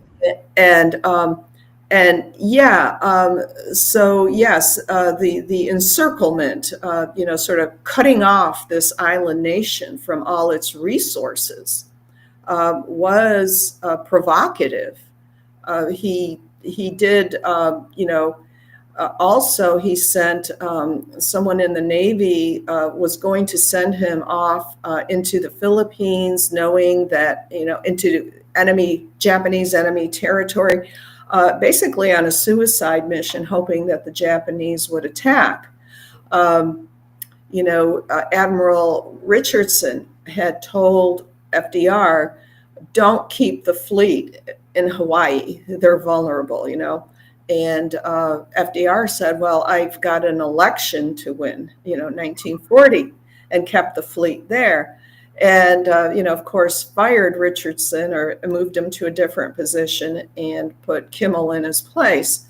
Mm-hmm. So did he know exactly on December 7th, on December 6th in the evening that, 3:00 in the morning of December 7th, 1941. Right. Well, I think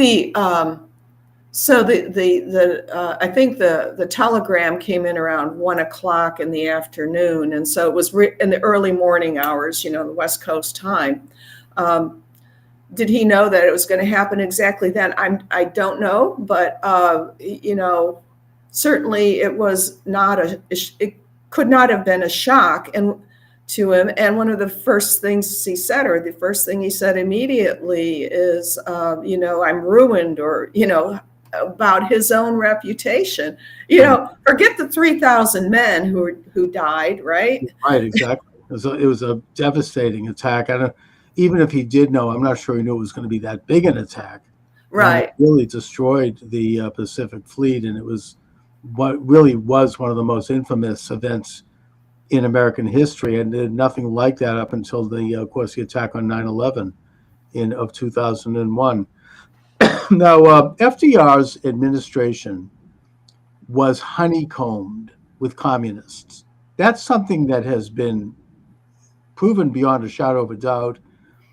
Whittaker Chambers, who was one of the handlers of communists inside the FDR administration, including Alger Hiss, of course, Undersecretary of State, Harry Dexter White, Undersecretary of the Treasury, and several other people. Laughlin Curry, who was a chief legal counsel who actually lived in the White House, Harry Hopkins, a bunch of others. He warned the Roosevelt administration, mainly after the Hitler-Stalin Pact, because he could see that, we were heading into real danger at that time. He had a meeting with Adolph Burley, who was a close associate of FDR, and he warned him. And he said, please let the president do something about this. When Burley went in to talk to FDR about it, FDR told him, mind your effing business.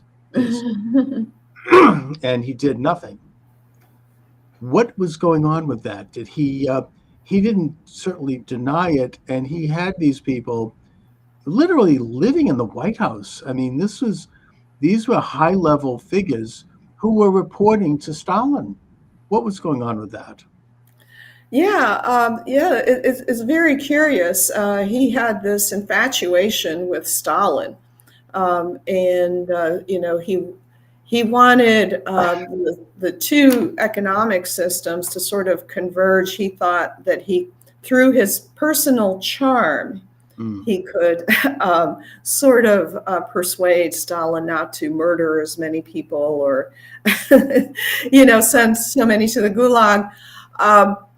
But the problem began with the recognition of the Soviet Union in 1933.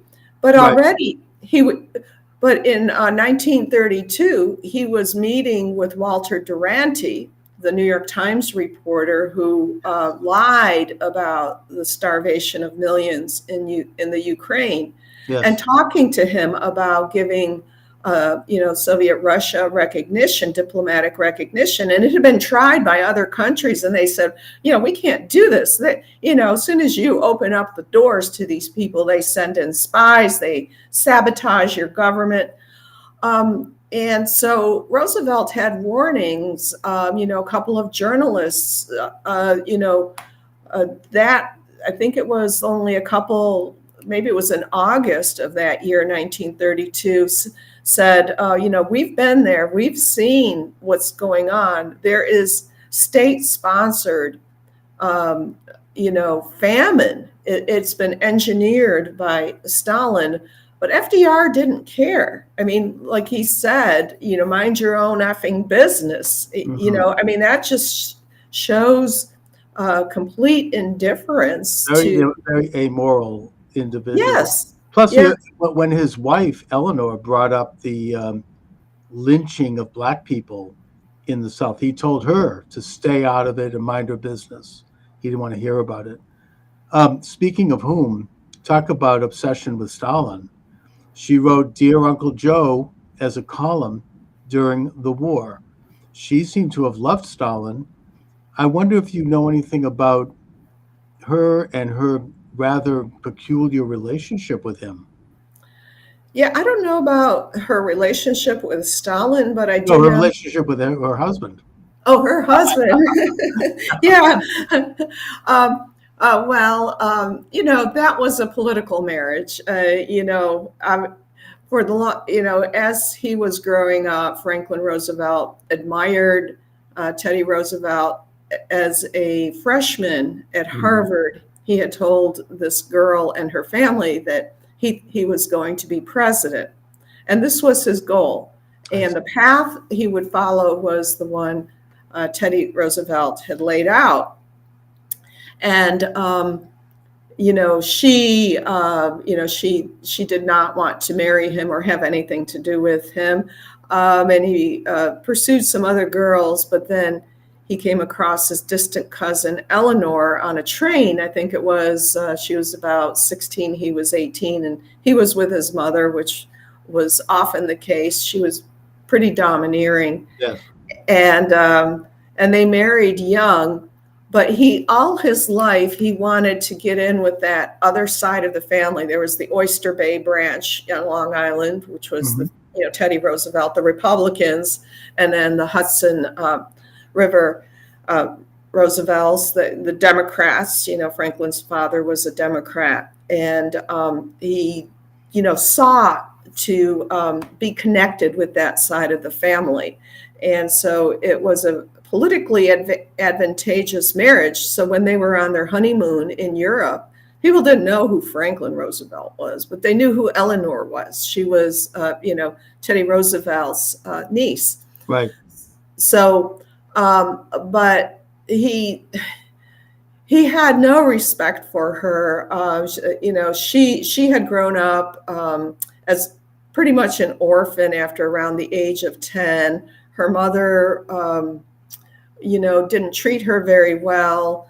Her father, Elliott Roosevelt, Teddy's brother, was an alcoholic and a drug addict and a womanizer. Though she worshipped him, And so she was kind of shunted around with her two younger brothers between relatives and this kind of stern grandmother. So she came from a sad background and was flattered by the attention of Franklin, who, of course, had an opposite experience in growing up. He was an only child, doted on, treated like a young gentleman, and had everything he ever wanted. Mm-hmm. And so I go into some of the things that he did to her, which were pretty cruel. But anyway, while he was Assistant Secretary of the Navy, he carried on this long-term affair with Lucy Mercer, who was Eleanor's social secretary. Right. And Eleanor, and there was talk about it in Washington, so people would like whisper, and she sensed something was going on. But when he came back in I think it was 19 from his European tour of the battlefields, and he had been stricken with pneumonia and influenza. And so she was unpacking for him and came across these letters, and that marriage was destroyed at that point. Right. Mm-hmm. And I think it was already with 5 children. Yeah, as one of I think it was James Roosevelt, one of the sons, said, there was always like this kind of warfare going on. They were sort of at a standstill, but you never knew. Mm-hmm. There are hostilities constantly between the two of them. It was pretty. Plus, there were rumors about both of them having extramarital affairs, even during the White House years, and there was rumors of Eleanor having lesbian affairs, of FDR being a homosexual while at Harvard. They seem like, in a way, like the classic elite type people that just led a rather decadent and strange life. Well, there was the scandal of homosexuality at, while he was Assistant Secretary of the Navy, and there was a hearing, but he got out of that, and there were several people who described him as being effeminate, and so I don't know. What he did, and certainly, I've been to the FDR library, and Eleanor had built this cottage. I forget what it was called, but if you see the pictures of her friends, they're obviously, they're lesbians, and it was known, these were women living together in relationships. Plus, it was the love letters with Lorena Hickox. Yeah. Which were published, I think, in the 80s. Yeah. But, and they just were sort of decadent. It was very heavy drinking and smoking and who knows what else. And the atmosphere was I don't know, a bit debauchered. Well, he liked his cocktails, yes. Yeah. Now, at the end of FDR's life, he contacted Stalin because he had gotten a report that Stalin had held, when he moved into Eastern Europe, he had held Americans as as prisoners. Mm-hmm. And he demanded that Stalin release those prisoners at once, that these were Americans and we were allies. Stalin sent him back a scathing letter saying, "Oh, how dare you preach to me when America, look how you treated Native Americans in the last century," and this kind of thing. And at that time also, I don't really exactly recall where I read this, but FDR was contacted by Churchill, who said, "Look, we have been betrayed. We have been had by Stalin at Yalta." Don't forget, at the Yalta conference, Roosevelt had Alger Hiss standing over his shoulder. Right. After that conference, Alger Hiss went to Moscow, where he received an award. And then he became Undersecretary of the first Secretary General of the UN. Mm-hmm. But to get back, Churchill warned him. He said, "Look, Stalin is going to be occupying Poland. He's not going to do anything that not going to keep any commitments, and that we basically have frittered away the victory against Hitler." And FDR became angry about it, and he became suddenly. It's like he became, to use an expression, red-pilled. He's like, "I've been had. I thought that I could work with Stalin because of my great personality and charm, and I'm in big trouble now. And Stalin is screwing this country, and he's occupying Eastern Europe." And he began to start to speak about it. It was shortly after that he died. Right. Now, I'm not trying to weave a conspiracy theory here because I'm not saying I know this. No one does. But I kind of wonder, given the fact that the people around him, very close quarters, were pro-Stalin, including his chief lawyer, Laughlin Curry, and and his wife, frankly. I mean, I kind of wonder if something might have happened.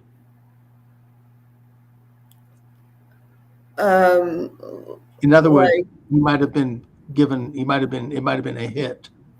Oh, well, I haven't heard that. Franklin Roosevelt had health problems. Sure. Oh yeah, no question. Yeah, I mean, that's interesting because, even before he ran for his third term, he was having health problems. Right. With the high blood pressure and so forth. And his last year, I mean, it's kind of surprising that he lasted as long as he did. I mean, if you look at pictures from Yalta, I mean, it looked terrible. It was all gaunt. Yeah. But at the same time, it was a strenuous trip to go there for a man of his condition and age. Right. And look, I mean, I think that it probably died of natural causes while visiting Lucy Mercer at Warm Springs, Georgia. But right. I mean, I don't, it's just that if what has been said is true in terms of Churchill waking him up and like, we have to take action, we can't let this happen. There was a lot at stake in terms of the Soviet Union expanding into Eastern Europe and making sure that went according to plan. And there were a lot of people around him in his administration who were pro-Soviet and who wanted to help that happen. It just seems like he might have been vulnerable to something like that. I mean, again, we'll never know. I don't think it's something that it's something we can only speculate about. But what we do know is that, Stalin completely, screwed over Roosevelt at Yalta. It was a terror, and it was said at the time. But he ended up occupying Eastern Europe as a result, which was the whole point of World War II in the first place, which was Poland was being occupied by Germany and Russia. So. Yeah, well, I don't think Roosevelt cared about Eastern Europe. Right. He, when he made the deal in Tehran, for Poland, he was talking about, I've got to tell the Poles in the United States that, they're going to have a democratic government, just, kind of like what Obama did with Medvedev, where he was caught on tape saying, wait. Yeah, right. Right. We'll talk to Vladimir afterwards about this. Right.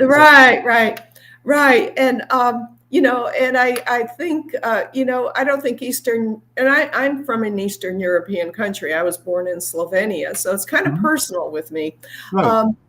Churchill was a little more aware. I mean, that's why he wanted the Mediterranean campaign, and it was Stalin that was pushing for an attack on the Western Front. Anyone could have seen that, that this was, Stalin's goal, because he wanted to come in and take over Eastern Europe. And Churchill recognized that. Although, in the end, he settled for Greece and, keeping the Mediterranean open. And, the Eastern Europeans, they were just dispensable by the Right. Western leaders. Yeah. It was just like pieces on a chessboard. Just The terrible betrayal of the whole principle of World War II. In a sense, Russia was Yes. left standing after the war. We defeated one side and not the other. The other one expanded, and that led Yeah. to a horrible period of oppression and Cold War that continued right up to Reagan. Mhm.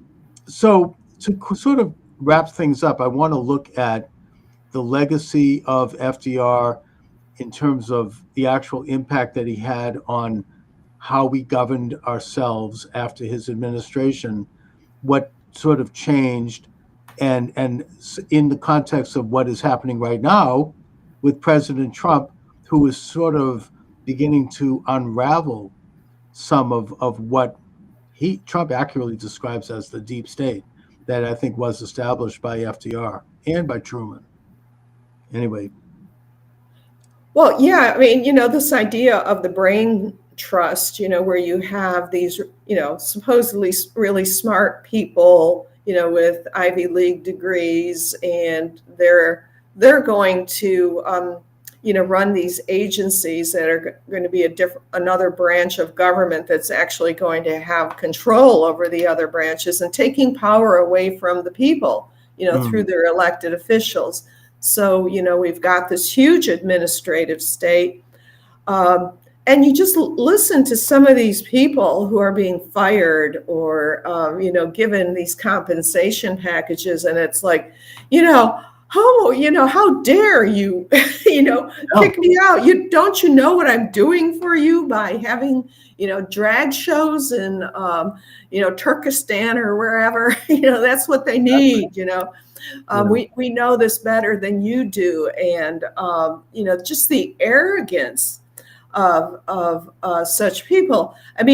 Joseph Lash, you're talking about communists and Eleanor Roosevelt. He was a very close friend and was part of this front group that was a communist group. And she was just sort of taken in.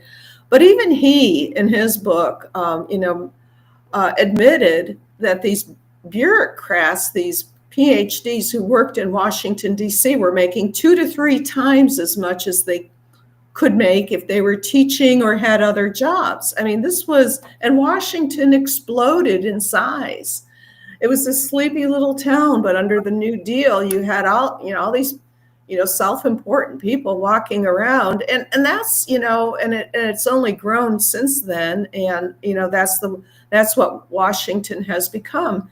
And I think that was one of the reasons, there's been these proposals for, putting these offices in Wyoming or, someplace else. President Trump wants to put like the Department of Agriculture in Wyoming, which is brilliant. Yeah. Get it out of Washington. It's this huge. It looks like ancient Rome. It's this massive government, and these people seem to have gotten awfully rich. These are public servants. Even like I noticed Samantha Powers, the head of the USAID. How is it that she's worth $18 million? Oh, is she? Yeah, apparently. Working for AID, she didn't start out that way. This is true. Trump is saying he's going to investigate this. That Elizabeth Warren likes to talk about. The poor. She's worth, I think, about $10 million. On a teacher's salary. So these people have, besides being so arrogant and so out of touch. They've just profited immensely. Obama was given a book deal worth $10 million just to start running. In a way, it's sort of a hand washing the other. This whole rotten establishment where they just sort of help each other up the rat line, and they demonize everyone else, and they have no idea who they are or what they're doing. It really is almost like what Professor Michael Glennon called the double government. He's being a professor at he's not some conservative. He's a professor at the Fletcher School, and he's a former counsel to the U.S. Senate.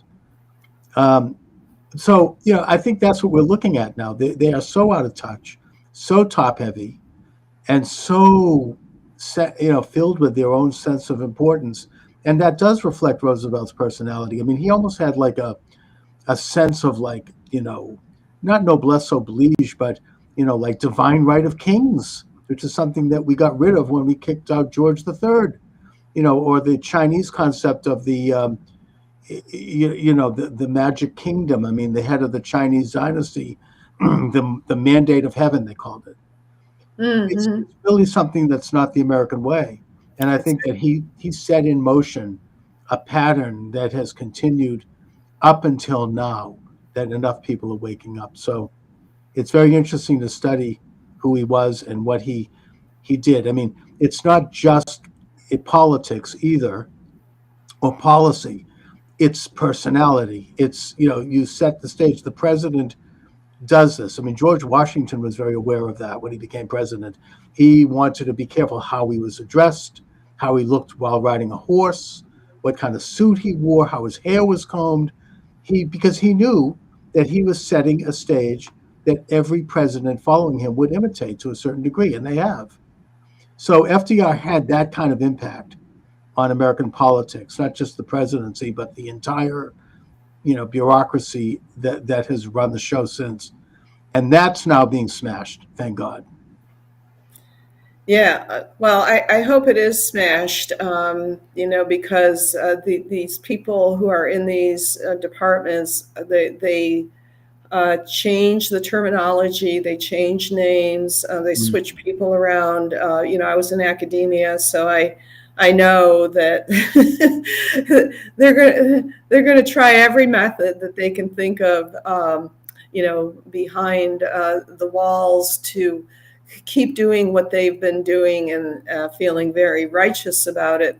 But that's what I'm trying to point out in my book is that,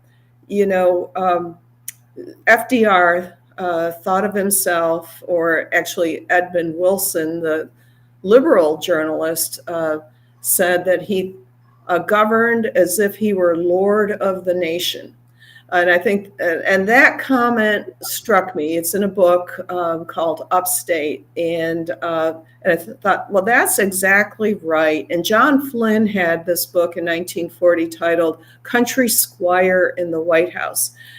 But that view of Roosevelt, which I think is accurate, has been quashed by these historians. These historians in the interim have built up this myth that FDR was an advocate of the working man, of the forgotten man, when in fact he was the opposite. He was an elitist who felt that he was like the country squire who would tell every American, what their job was, where they should live, farmer, where he should plant his crops, what crops he should plant, even though he'd never farmed actually.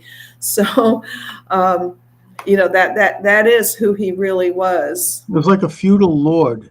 Yes, exactly. Controlling the serfs and being very benevolent, but yet everyone had to be, basically subservient.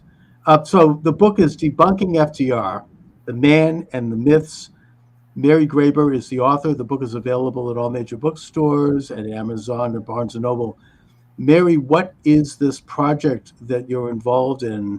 The dissident, professors. What are you're calling it? The Dissident Professor Education Project.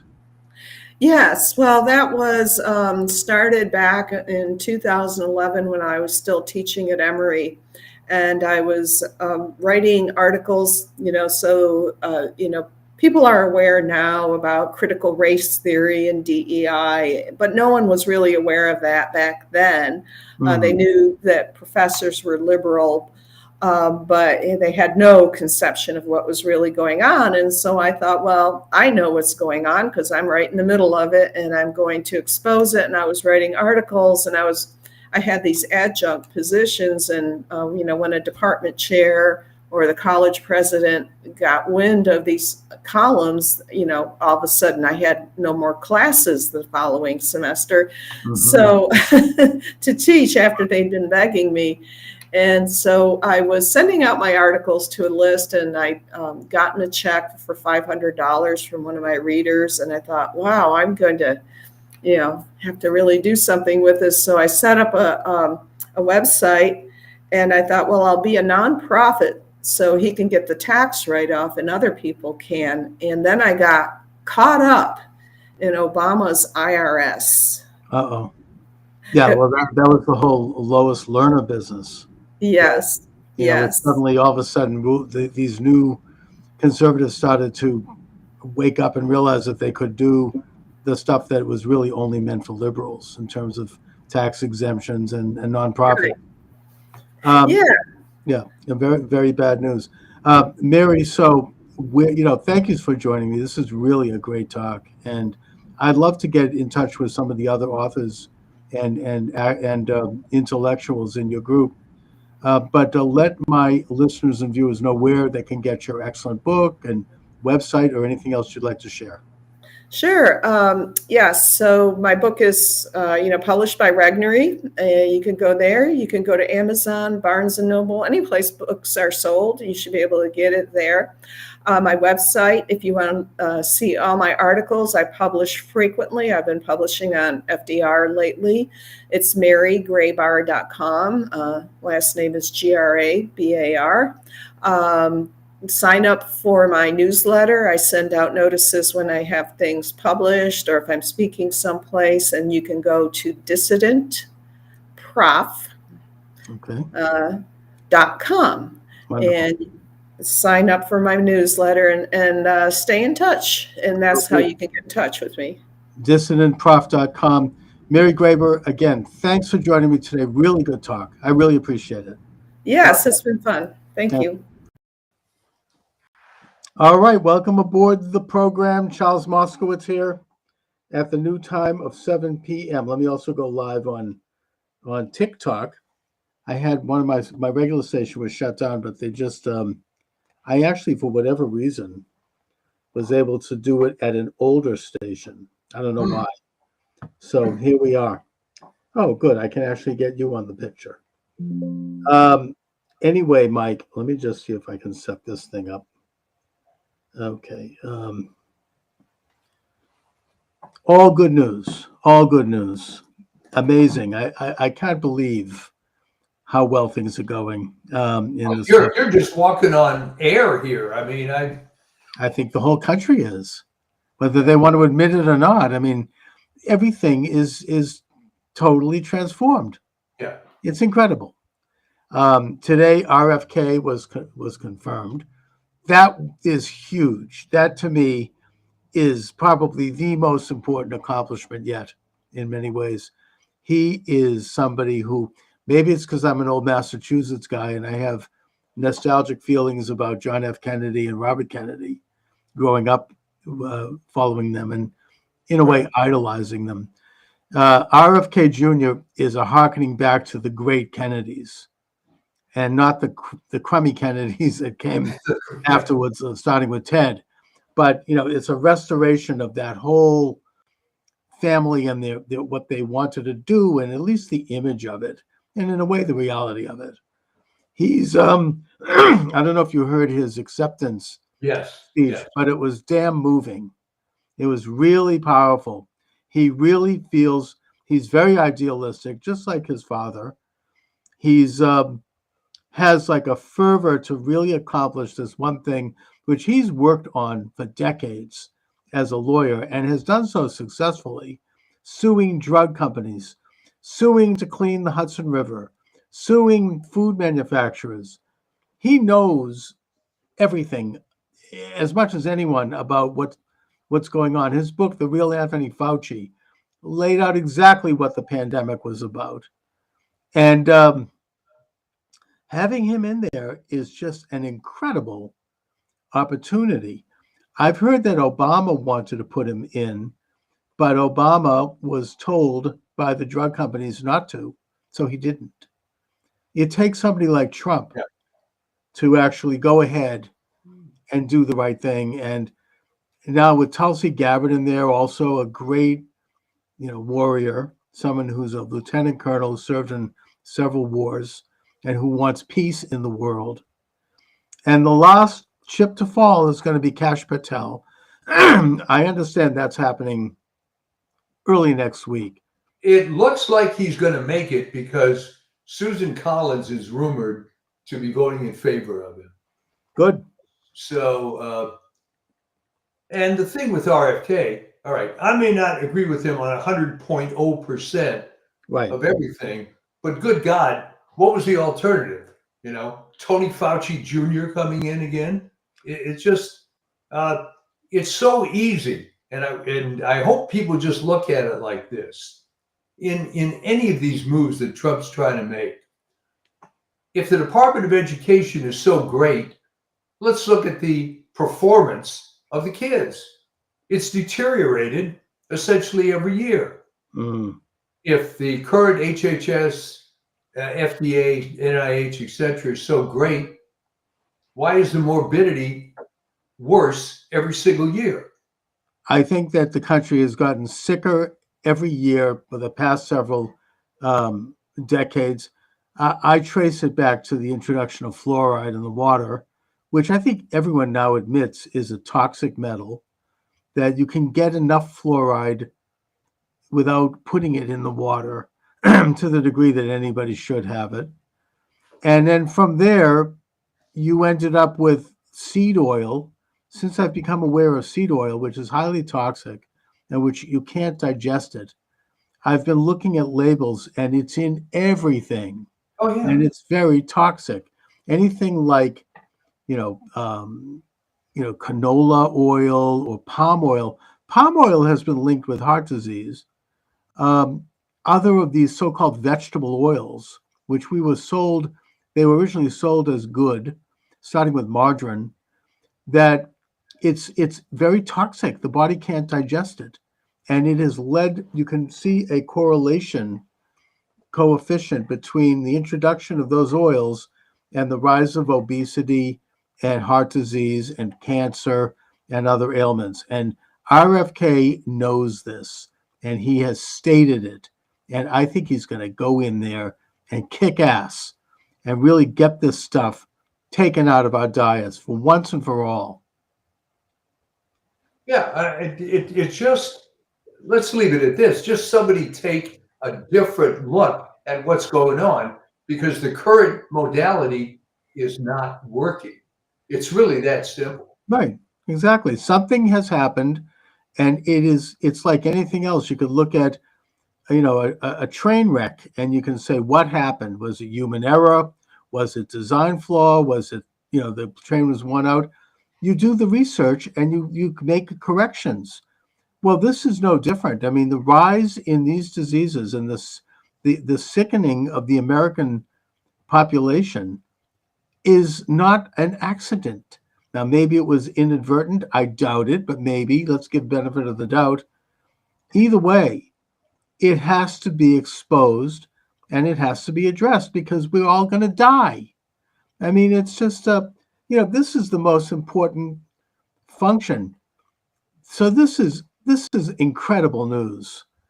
Well, it is. And then let's delve a little deeper in this big pharma thing, in this sense.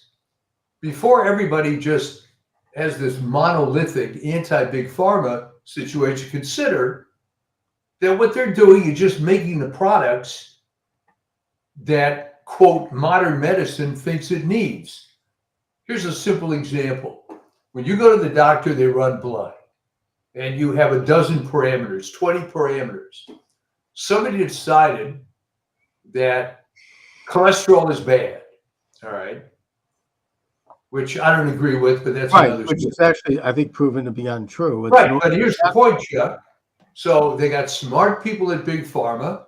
They figure out a chemical to lower that blood marker. And I'm sure that if somebody wanted a chemical to raise that blood marker, they'd be able to come up with that. So I'm not sure per se that pharma is completely the enemy. No, they have a role, but the problem is that they're corrupted by, these enormous profit margins. Oh, of course. And they they're protected by immunity agreements with the federal government, particularly Congress, Yeah. and they are able to function unaccountably. Now, it's one thing for a company to be greedy that's selling toys. This is different. They're selling stuff that can kill you. They're Yeah. selling stuff that's dangerous. I'm not saying everything they market is bad. I think a lot of it's quite good. I understand that some of these, like this Ozempic, that sort of drugs, apparently are fine. They actually contribute more than just obesity, but they can reduce like the likelihood of heart disease and other things. So, I mean, obviously, it would be better if we dealt with the problem at its source, so you Yeah. wouldn't have to take these injectables. Like, for example, as I say, reducing seed oil, reducing sugar, refined sugar, and everything. Does Dunkin' Donuts really need to put that much refined sugar in a donut? They could, if they cut back that sugar even by 10%, it would save a lot of calories, a lot of, obesity, and the food would taste just as good. Nobody would notice, right? A jelly donut would still be a jelly donut. I'm just saying, it's like they don't need to pump it up with everything. And they do it because it makes it more addictive, not because it makes it taste better. Sugar, refined sugar goes right into the bloodstream, and it gives you like a sugar high, right? Which is unhealthy. And then you crash and you want And some then you more. get sugar low. That's right. And if you end up going like a gerbil on a wheel, and you're constantly keeping this thing going, and it's just a real physical rat race, and it takes a toll on a person, especially a younger person, because they're not fully developed yet physically. So these things are really bad. And I mean, RFK is a truth teller. He is going to really lay it out, and he's going to be in charge of the CDC, of the NIH, of all of this whole rotten, establishment. I understand that the CDC has said, the employees, that if he's confirmed, they're all going to resign. Good riddance. Good. Good riddance. Clean out that Augean stable, clean out that rat's nest, and bring in, Dr. Robert Malone, Dr. Peter McCullough. These are revered medical figures before COVID, and they were truth tellers, and they paid a big price for that. These are courageous people, and they are highly qualified to do the right thing. I think that's what RFK is going to do. He's going to clean out the Walensky's and the Fauci's and these corrupt people who are making money hand and fist and who are part of this international order. Well, if you look at the work that's been done by the NIH, and of course, what you're going to hear in upcoming weeks is, oh no, you can't cut money from this vital medical research. But as I put it with the Defense Department, when's the last time you won a war? When's the last time? Well, first of all, it's a lot of bull crap anyway, because the fact is that, when they hear this propaganda from like on MSNBC and from people I know, oh, USAID is going to hurt humanitarian. That's bull crap, because maybe 10% of their money is going to the original mission, which is important. That's what our JFK signed into law. And RFK mentioned this during his acceptance. That's not being interrupted. That's gone directly under the auspices of the State Department, and that is going to continue. The problem is the 90% of that organization is supporting radical causes, radical political figures around the world. They're supporting regime change and revolution in this country, not to mention Hamas, Afghanistan, the Taliban, the Syrian ISIS group. I mean, what? That's taxpayer money. Not to mention the fact that in this country, they're behind the lawfare against President Trump. They had, Operation Mockingbird media people love to see the names published of who got, checks from them in this country. That's interfering in our free press to promote fake news and propaganda.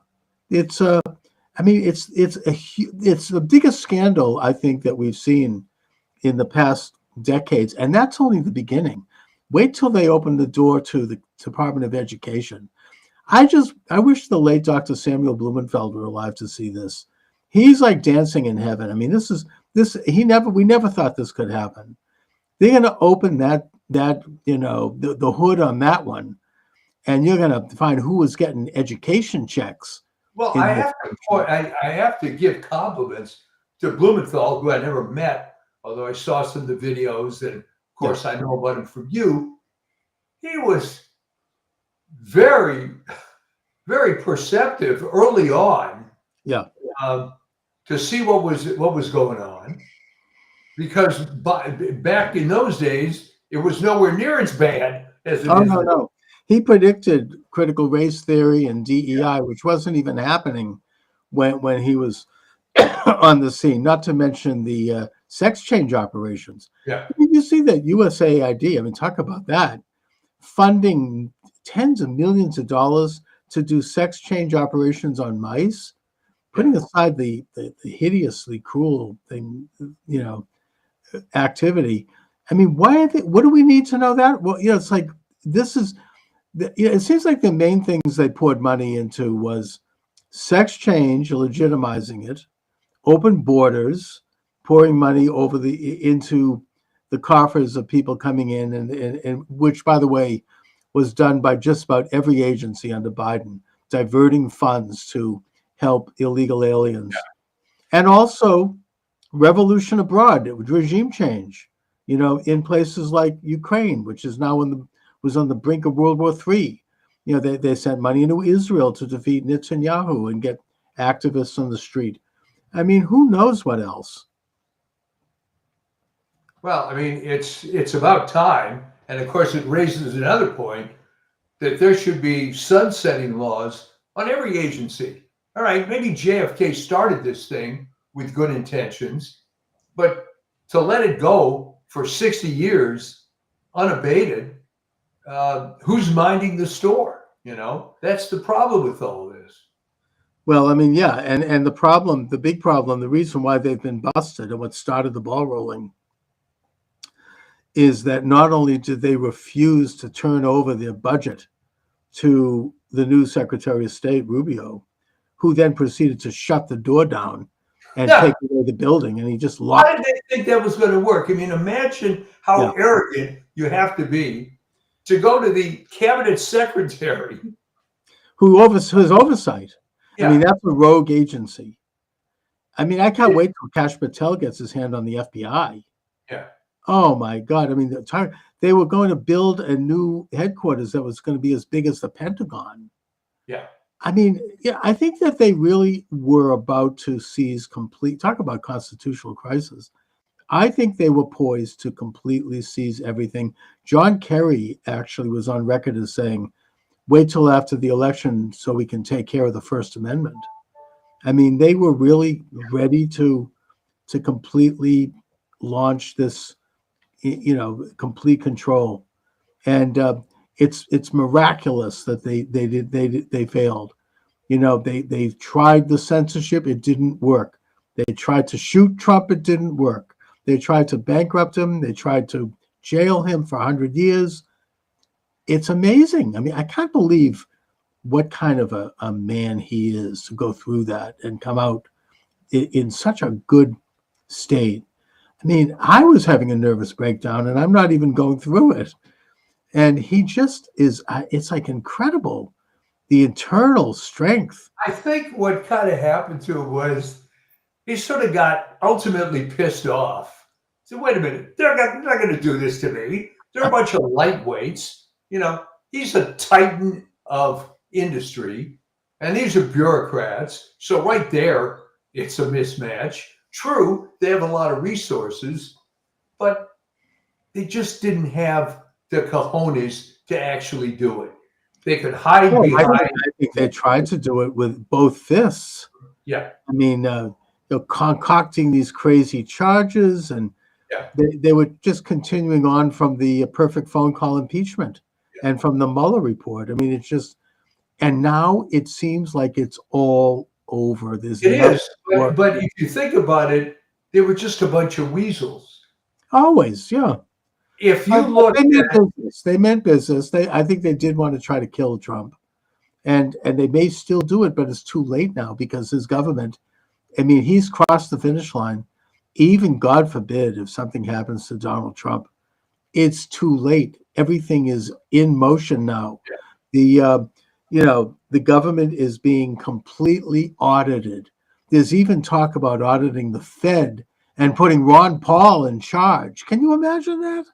Incredible. I'd like to see that. Oh my God. I mean, they've been, the Pentagon. I mean, Steve Bannon actually brought this up. You got to listen to his show because he knows what's the score. I mean, he's on the phone with Trump.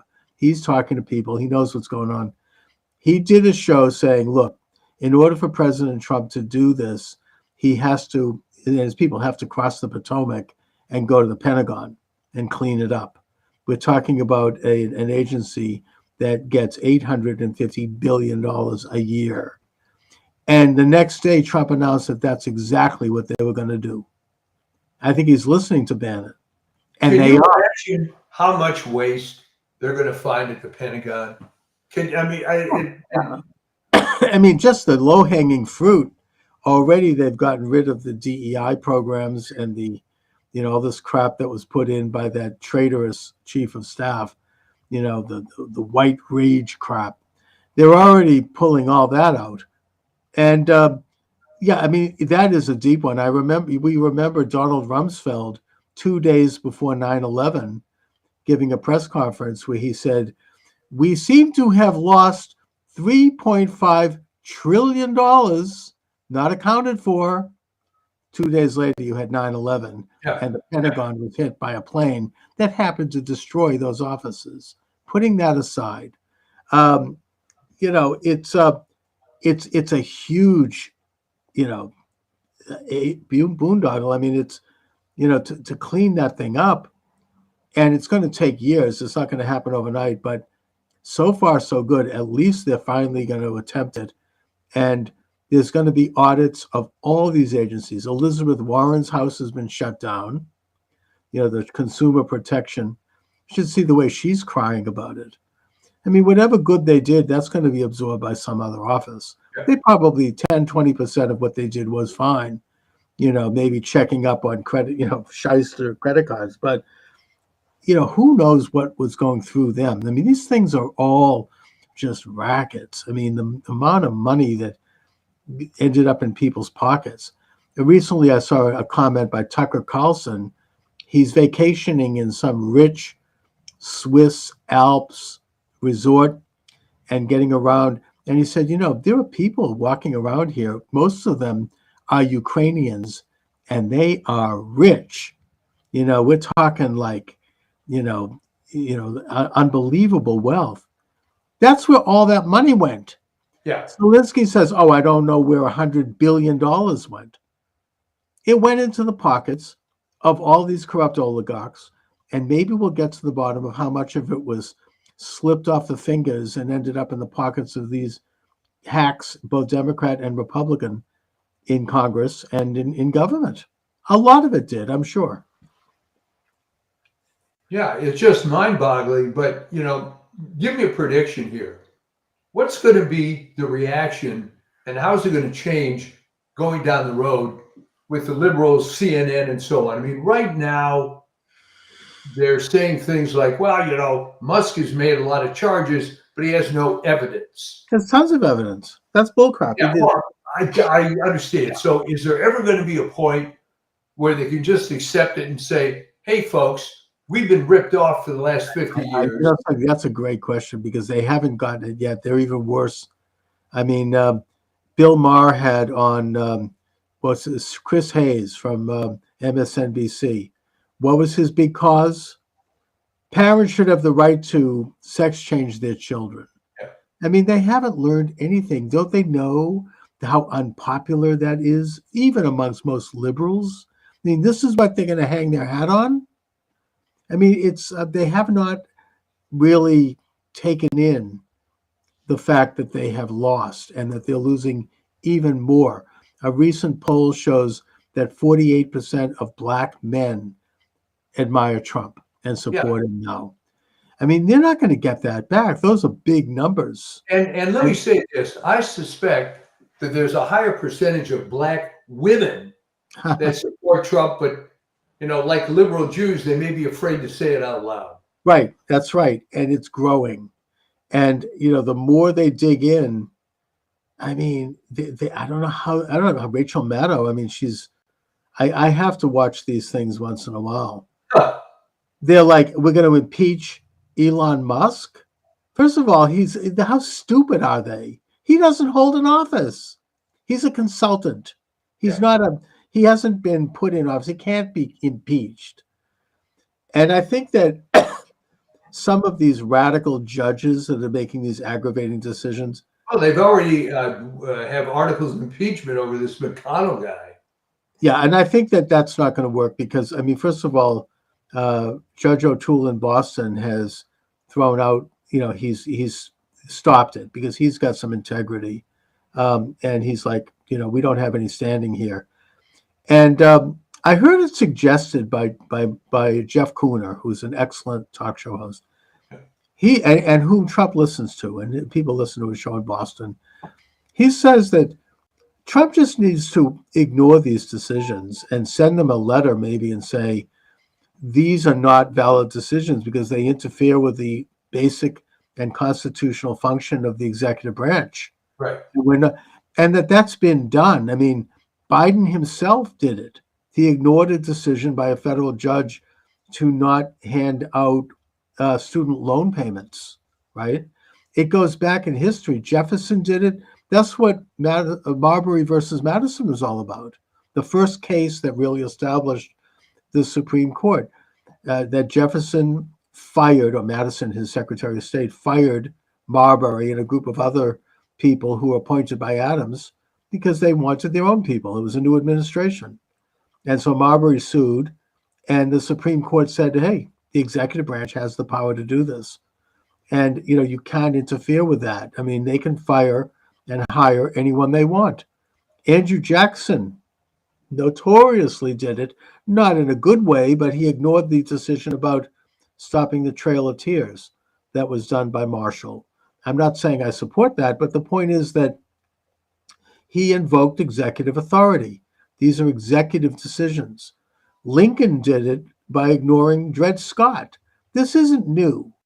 They don't have to suddenly, fall down and agree with anything that, especially not the Supreme Court, but some district judge. I believe there was a ruling, and I need to get the number, in the 1880s that explicitly said that federal judges in districts and in appeals courts do not have the right to interfere in executive functions that are perfectly constitutional. Now, if the executive does something unconstitutional, that's one thing, but firing people is perfectly in their purview. I mean, can you imagine this judge saying that the Treasury Department can't look at their own files? Huh. It's insane. They have to ignore that. I mean, that's just... You're right, and they have to ignore it. And remember, Marbury versus Madison had to do with at least an action, a specific law, and the concept of judicial review. Right?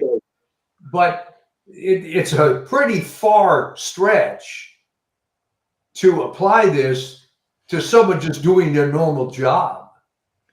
That's right. I mean, these are normal functions that any chief executive has. I mean, hiring and firing is is a basic function. I mean, they can't interfere with that. So I don't think they're going to get away with it. Yeah. I think that it's going to start to crumble. Just before coming on, I saw Bill O'Reilly once in a while does an interesting commentary. He says that Trump is going to take out Letitia James and Alvin Bragg. He said that Mayor Adams has the goods in them and he's going to deliver it. And they're now going to be the hunted instead of the hunters. I figured there was something behind it because you remember that Pam Bondi That was like the first thing she did. Yeah. She announced that New York is, if they violate the federal laws with regard to, tipping off criminals so they can escape, there's going to be consequences. I hope she has the guts to do it. Maybe I'm prejudiced because she's an attractive woman. I think, is she tough enough? We'll see. But if she does it, then it's going to be amazing. Well, it'll really be amazing because that was sort of the forefront of the lawfare, that you could get some hack state attorney general and some hack local district attorney to come up with these absurd cases. And well, they can do it because it's such a rotten borough, to use the Irish expression, right? They've got a left-wing attorney general. They've got a left-wing district attorney, both supported by George Soros, who, by the way, got $250 million in USAID money. Yeah. And they've got a corrupt jury of left-wingers in the Upper East Side. They can have anything they want. I mean, they can, indict anything. I mean, because they've got all the system in New York controlled. And you had Mayor Adams make some mild comments criticizing the the migrants coming in and sucking up all the city's resources, and shortly after that he's indicted. This is how they played ball. Governor Healy of Massachusetts, Maura Healy, left wing as they can come, she said something about this. She goes, we're not going to continue this. We're going to have to end these subsidies by this date.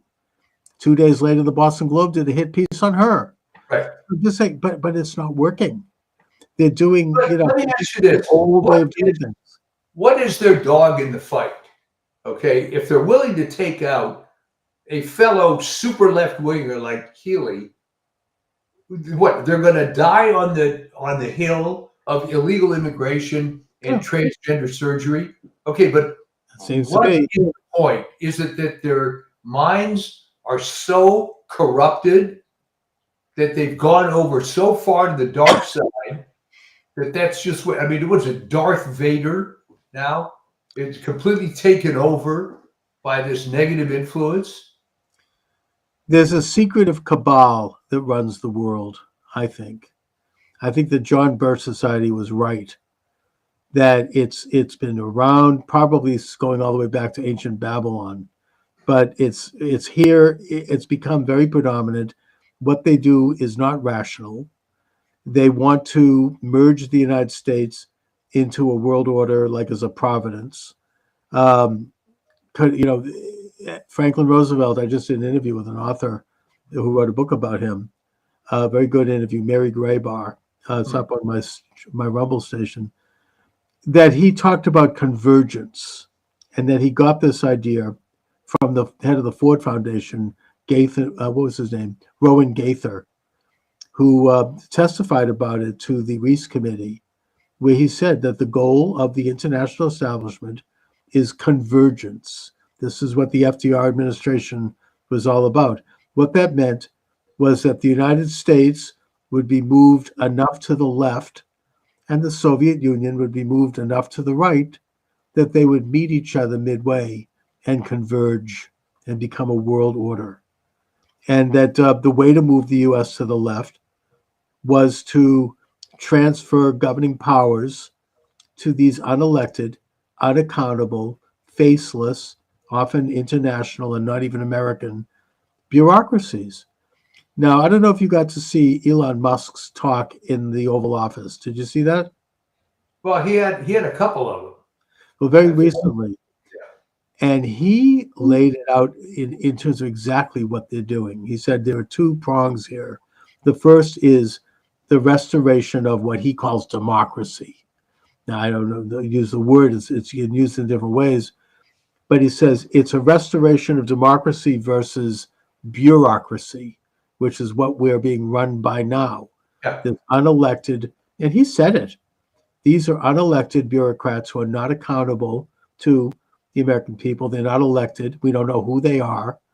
And they have been transferred governing powers and they're using that to push their own immoral, satanic agenda. And they're using it. And then the second piece, he said, is the amount of money that is being expropriated from the American people directly and indirectly to fund this whole mess. It's astronomical. Yeah. I mean, there's trillions of dollars, flying out the door. I mean, every single agency has been corrupted, not just by the migrants. The Social Security Administration is spending, what did they say, $50 billion a year on people who are over 110. How likely is that? Right? Obviously, that's fraud. Now, I'm not saying there might not be a few of them, but there has to be an investigation. And Musk has these young whippersnapper computer whiz guys who know how to do it. They're being criticized, big balls, whatever. But they know how to do this. I know they know how to do it. My daughter knows some of these people. I mean, they understand how to go into a computer and how to use AI and other imagery. One of these guys that Musk just hired, he's 21 years old. He just deciphered some ancient texts that nobody could even figure out by using a combination of AI and image technologies and other methodologies.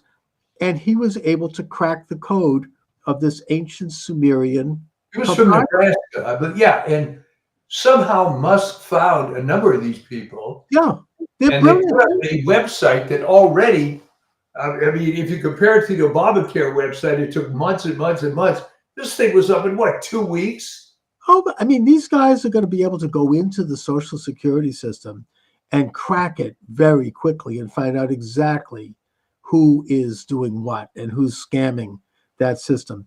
It'll be not only will it be a saving of probably hundreds of billions of dollars, which will secure Social Security, which could go back into the Treasury, but they could do this with every single agency. I can't believe this is happening. It's incredible. I mean, they discovered that the pension, they can't lay people off too quickly because the pension system is being stored on paper in the bottom of a mountain in Virginia. Yeah. It's all by hand. So it takes us, they're going to put that thing, they're going to modernize that very quickly and systematize it and use AI in a good way and get this thing done. It's unbelievable. It's no wonder their heads are blowing up over Musk. Well, remember, Chuck, it had to be headed up by some guy that was an outsider, because what's in it for a career politician to try to break down the system? And for that matter, what's in it for toadies like George W. Bush? Oh, yeah. They did nothing. I mean, they were just functionaries. Yeah. We haven't had a real president actually since FDR in a negative way, but at least, he wanted to make changes. This is, and Trump now knows how to do it. Trump 2.0.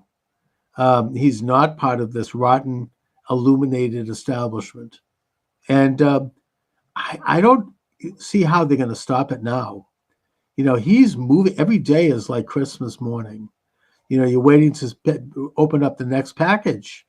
It's unbelievable every time. I mean, I can't wait till tomorrow to see what he does next. Well, go back to my earlier question. At what point are the rats going to start jumping off the sinking ship here?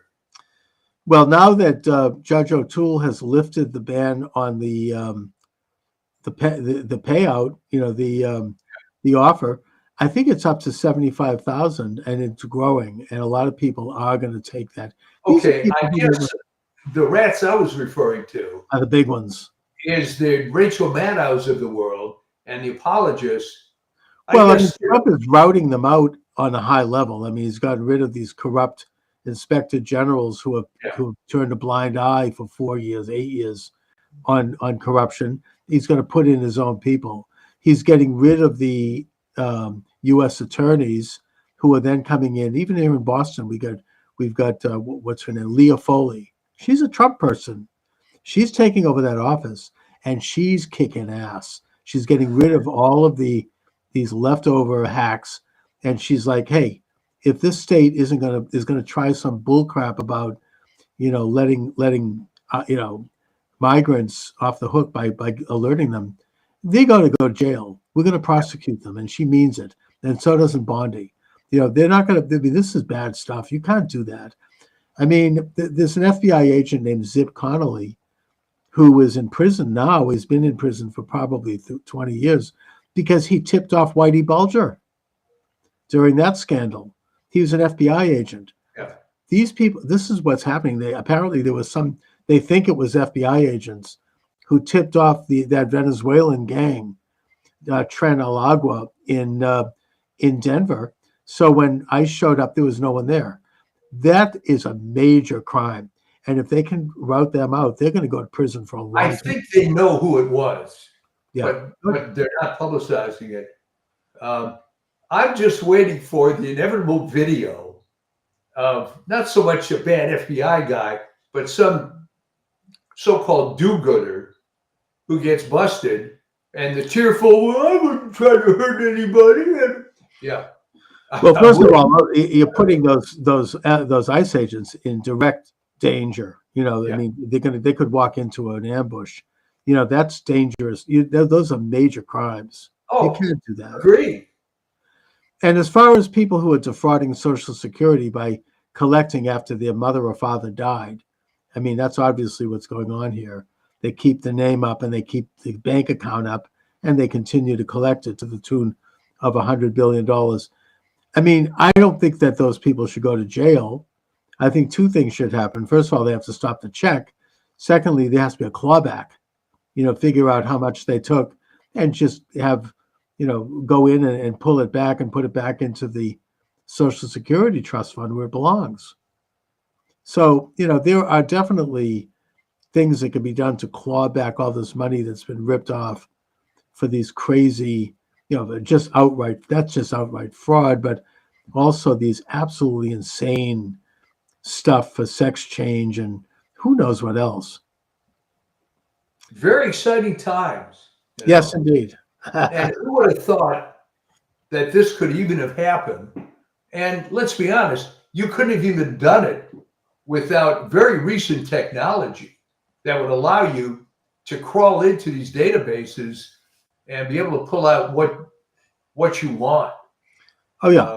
Yeah. I mean, it's all, and yet people there, as we said, these young guys that are being so criticized, interestingly, they are going in, they know how to do this. They grew up with it. I mean, these are people who were handling computers when they were like 3 years old. Yeah. I mean, I know people like this. I mean, it's second nature. And I think that the establishment is flipping out. I mean, there's talk about, I think that I heard J.D. Vance say that how is it that people got so rich on government salaries? How is it that Elizabeth Warren is worth $18 million, right? How is it that, Pelosi, we know how corrupt she is, but I mean, a lot of people have done very well. Where did they get the money? It's time to do a full audit to find out exactly how this happened, because this is classic corruption. I don't know how they thought they could get away with it. They just never thought it would stop. Well, they figured they'd get away with it because everybody else was doing it. And they didn't conceptualize the idea that through AI and other masterful computer technology, you could go in to just a ginormous, infinitely large amount of data and find what you need to find. So, I think that they just thought that they always have these things protected, and they just lived high, and they kind of, it became an institutional corruption. They just didn't think they'd ever, they became somnambulant. They just, they were completely asleep. They just, USAID gave what, $3 million for Chelsea Clinton's wedding, and $10 million so she could buy a mansion.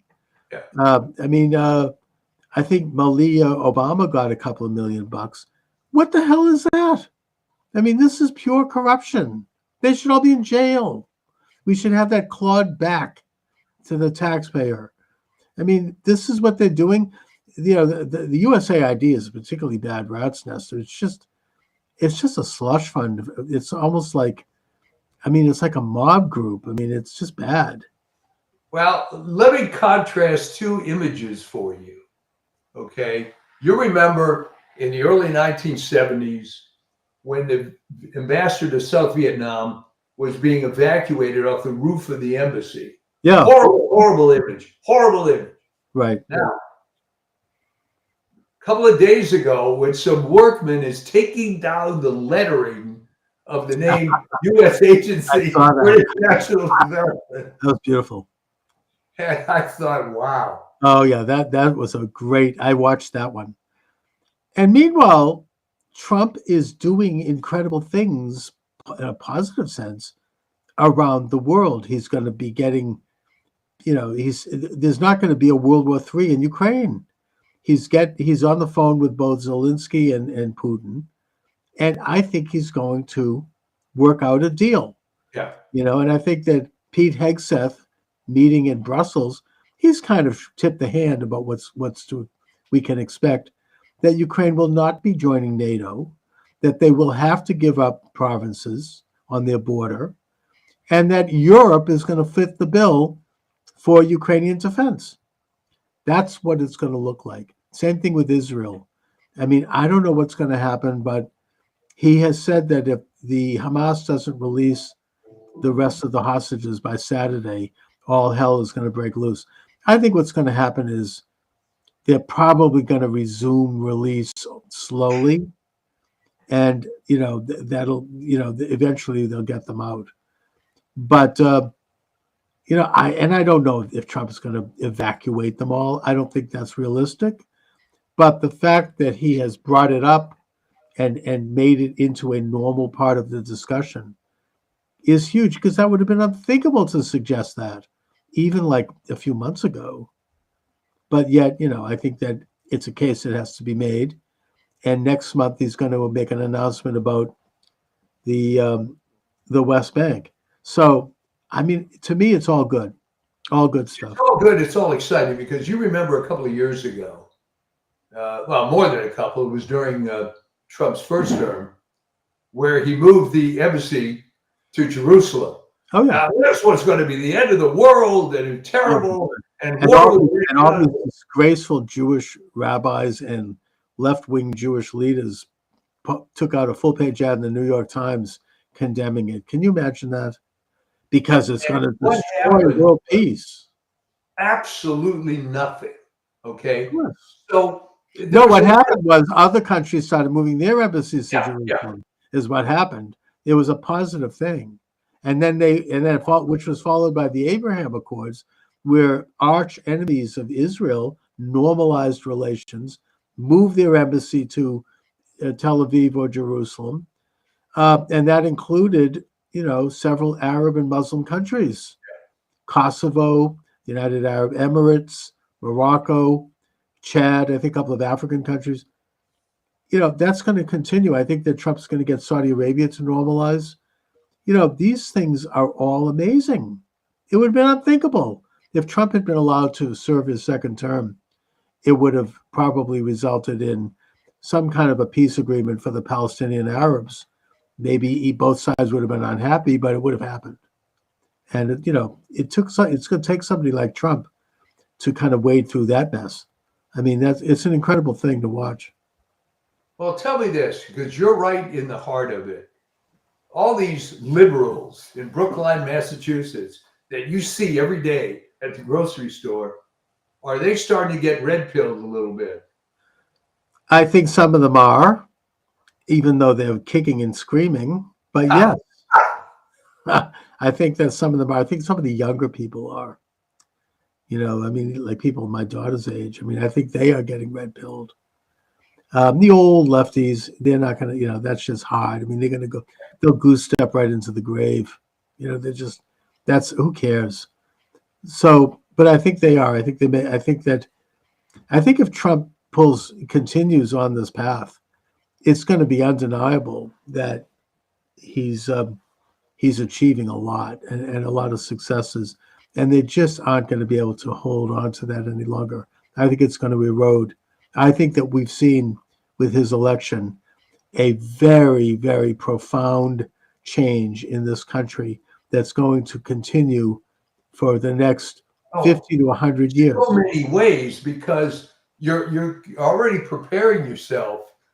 These stupid left-wing historians that will forever rate Trump as one of the, quote, worst presidents. It's like, go ahead. Oh, yeah. You got like Robert Mitchum or one of these guys that just inveterate Trump haters. But, it can happen. I equate it to Andrew Jackson's election. Even though I'm a great admirer of John Quincy Adams, and I've read some of his papers, great man, Jackson's election changed everything. And 5 or 6 presidents that followed him were his proteges, and they continued those changes, including James K. Polk, who won the Mexican War, and he secured the Oregon border.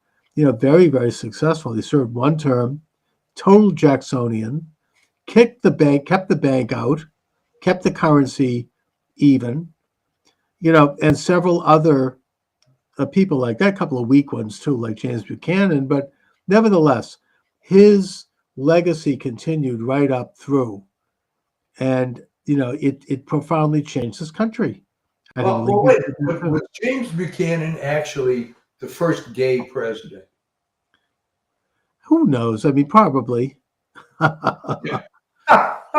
Whatever. That's what they said. He was a bachelor, and they referred to the vice president as a queen.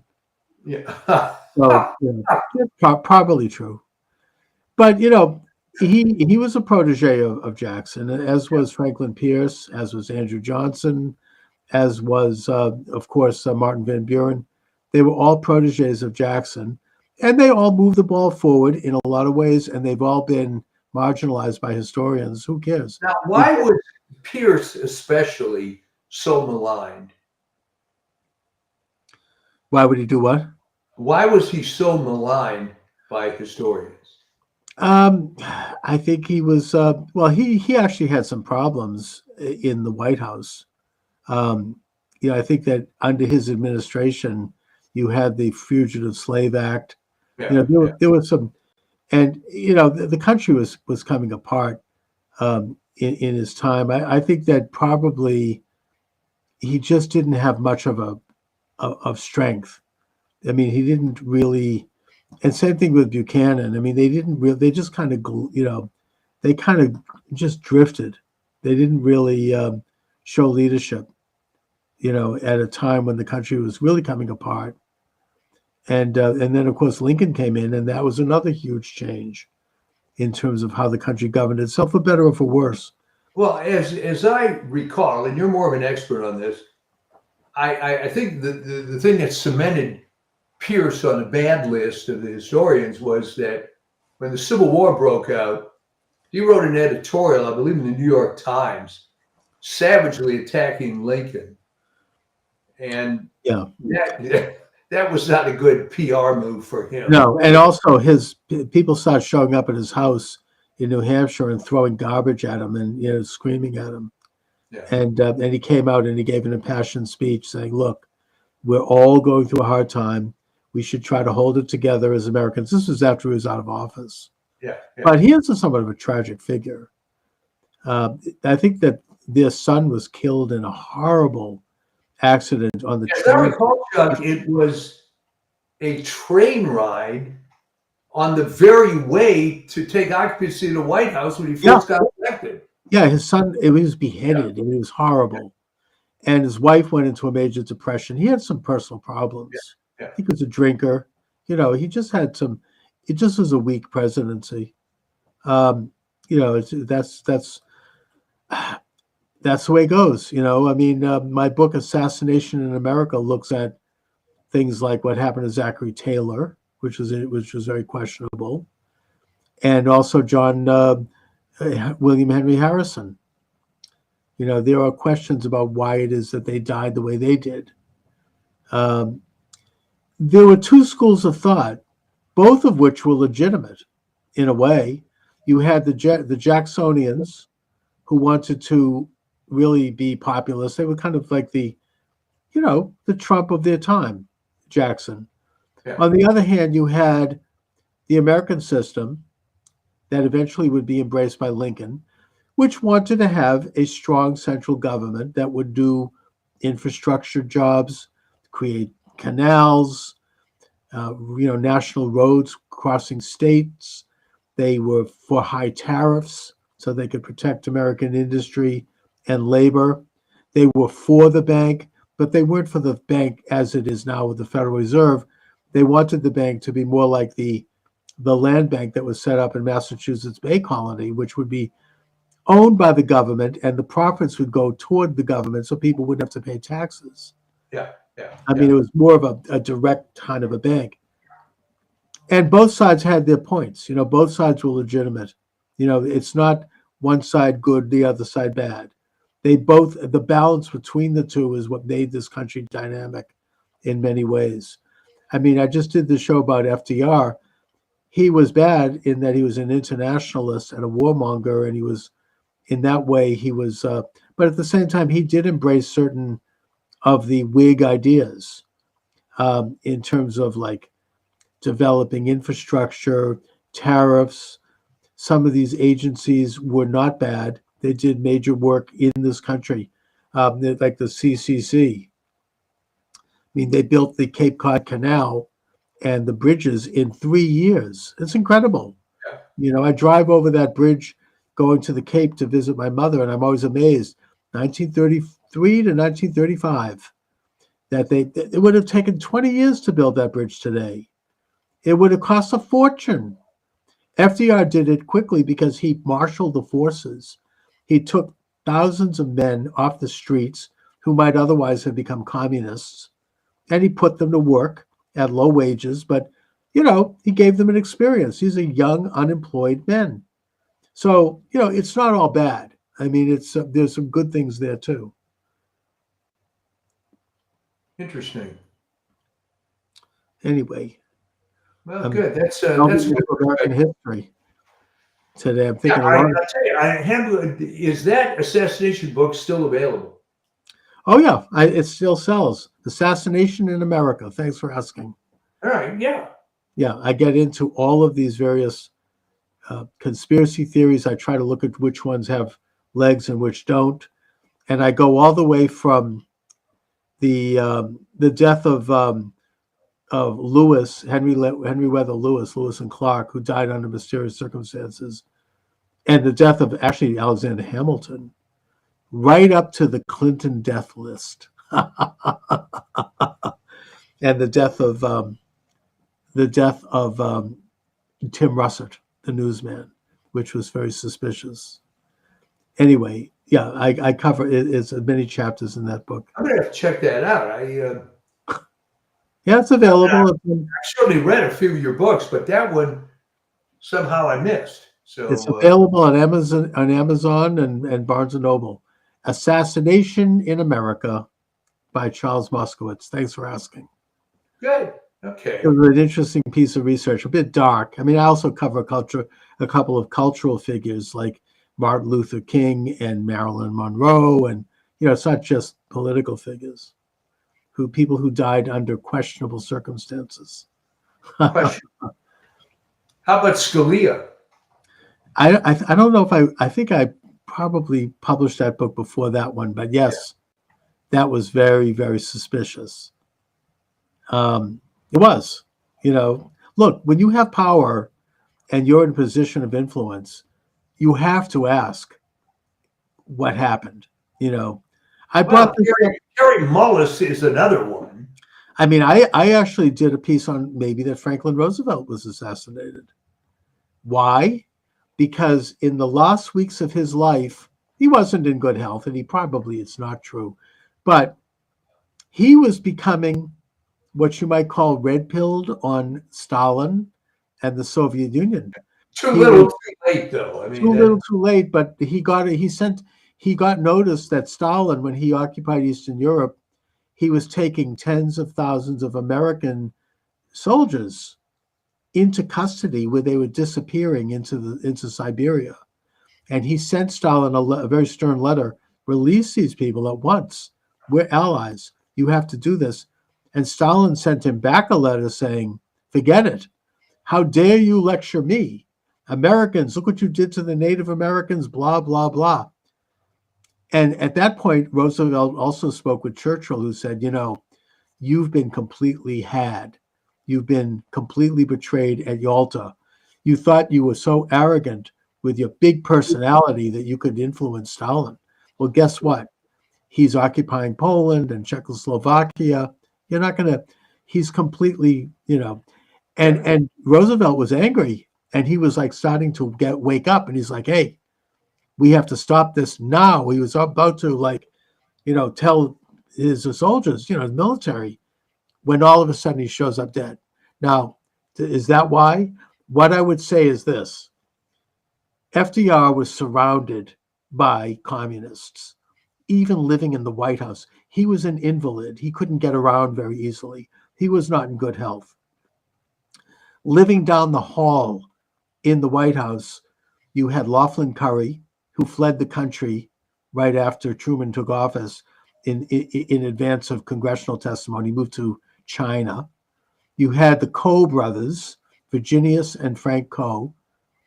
He being the first head of the World Bank, also fled the country before testifying. You had Harry Dexter White. You had Alger Hiss. You had all these guys around him, literally, physically around him. Hiss was really the only one that got nailed. Well, that's right. But, Alger Hiss, Harry Dexter White died under mysterious circumstances. Yeah. But you had his wife, not exactly, patriotic American, right? And she wasn't too happy with him anyways. It's very possible that he might have been knocked off. I think we'll never know. But they had a lot going on this was right after the war. I think Hitler hadn't even committed suicide yet. And already Stalin, there was a lot going on. He was moving forward. He didn't want to have anything, get in his way at that point. This is a very sensitive time. And, to get rid of FDR, if he's proven to be a threat, that would be a legitimate reason for him to be targeted. I'm not saying he was, we don't know, but, there were questions about it. It's one of these fascinating things to think about. Yeah. Because he was kind of a walking dead man anyway, but. Right, but if all of a sudden he's starting to make waves and he's starting to wake up and he's angry, that's not convenient for the agenda of that time. It's just that simple. Anyways, wow. So I'll tell you, the other one to put a cap on it was not too long after that, George Patton died. Oh yes, I did a cap on that. Suspicious circumstances. Yeah, more suspicious. He was literally hit while driving in his car by this questionable. I don't remember the details on that, but that was very suspicious. He's in the hospital, and his wife visited him, and he says, he tells her, get me the hell out of here. They're going to kill me any minute. Yeah. And, the other one, of course, is also James Forrestal, the first Secretary of Defense. I can't really get into all of them, but I did chapters on all these people. Wow. And it was a very interesting subject, a rather dark book to write. You kind of like, the antidote for the dark book is what's happening right now. Right, and let's hope some of these things don't happen right now. But anyway, Mike. So what do you have coming up on the subject? Okay, well, again, I've been kind of bogged down with anybody that's moved, especially when you're a few years old. All kinds of stuff that you have to get rid of, and oh, sure. So Chuck, it's two stages of a man's life: accumulating stuff and getting rid of it. Well, and we're going through that. So it just the writing for me is kind of recreational, which obviously is why I don't charge for the Substack. So people can't expect to get stuff every week, although I was doing it every week. Right. But we got into this, and it's this will even out. But yeah, plenty of ideas. But maybe I put AI in my head just have it come out into a digital article or something. And there's just so many excellent things going on that it's hard to like. I don't know. I almost feel like I've got nothing to say. I mean, it's just it's like watching this grand parade. It's Well, it is true that more negative times are more conducive to producing, in a very broad sense, art. Yeah, right. And that's what I've gotten used to for all these years. So it's kind of like I think a lot of people in my shoes are feeling, in a way, a bit rudderless right now. You don't know where to turn because everything is like coming up so well that I mean, it's a good thing, but it's just it's a bit disorienting. So, anyways, but I do like this new time period, and I hope this works out. Yes, it's very good. Thank you.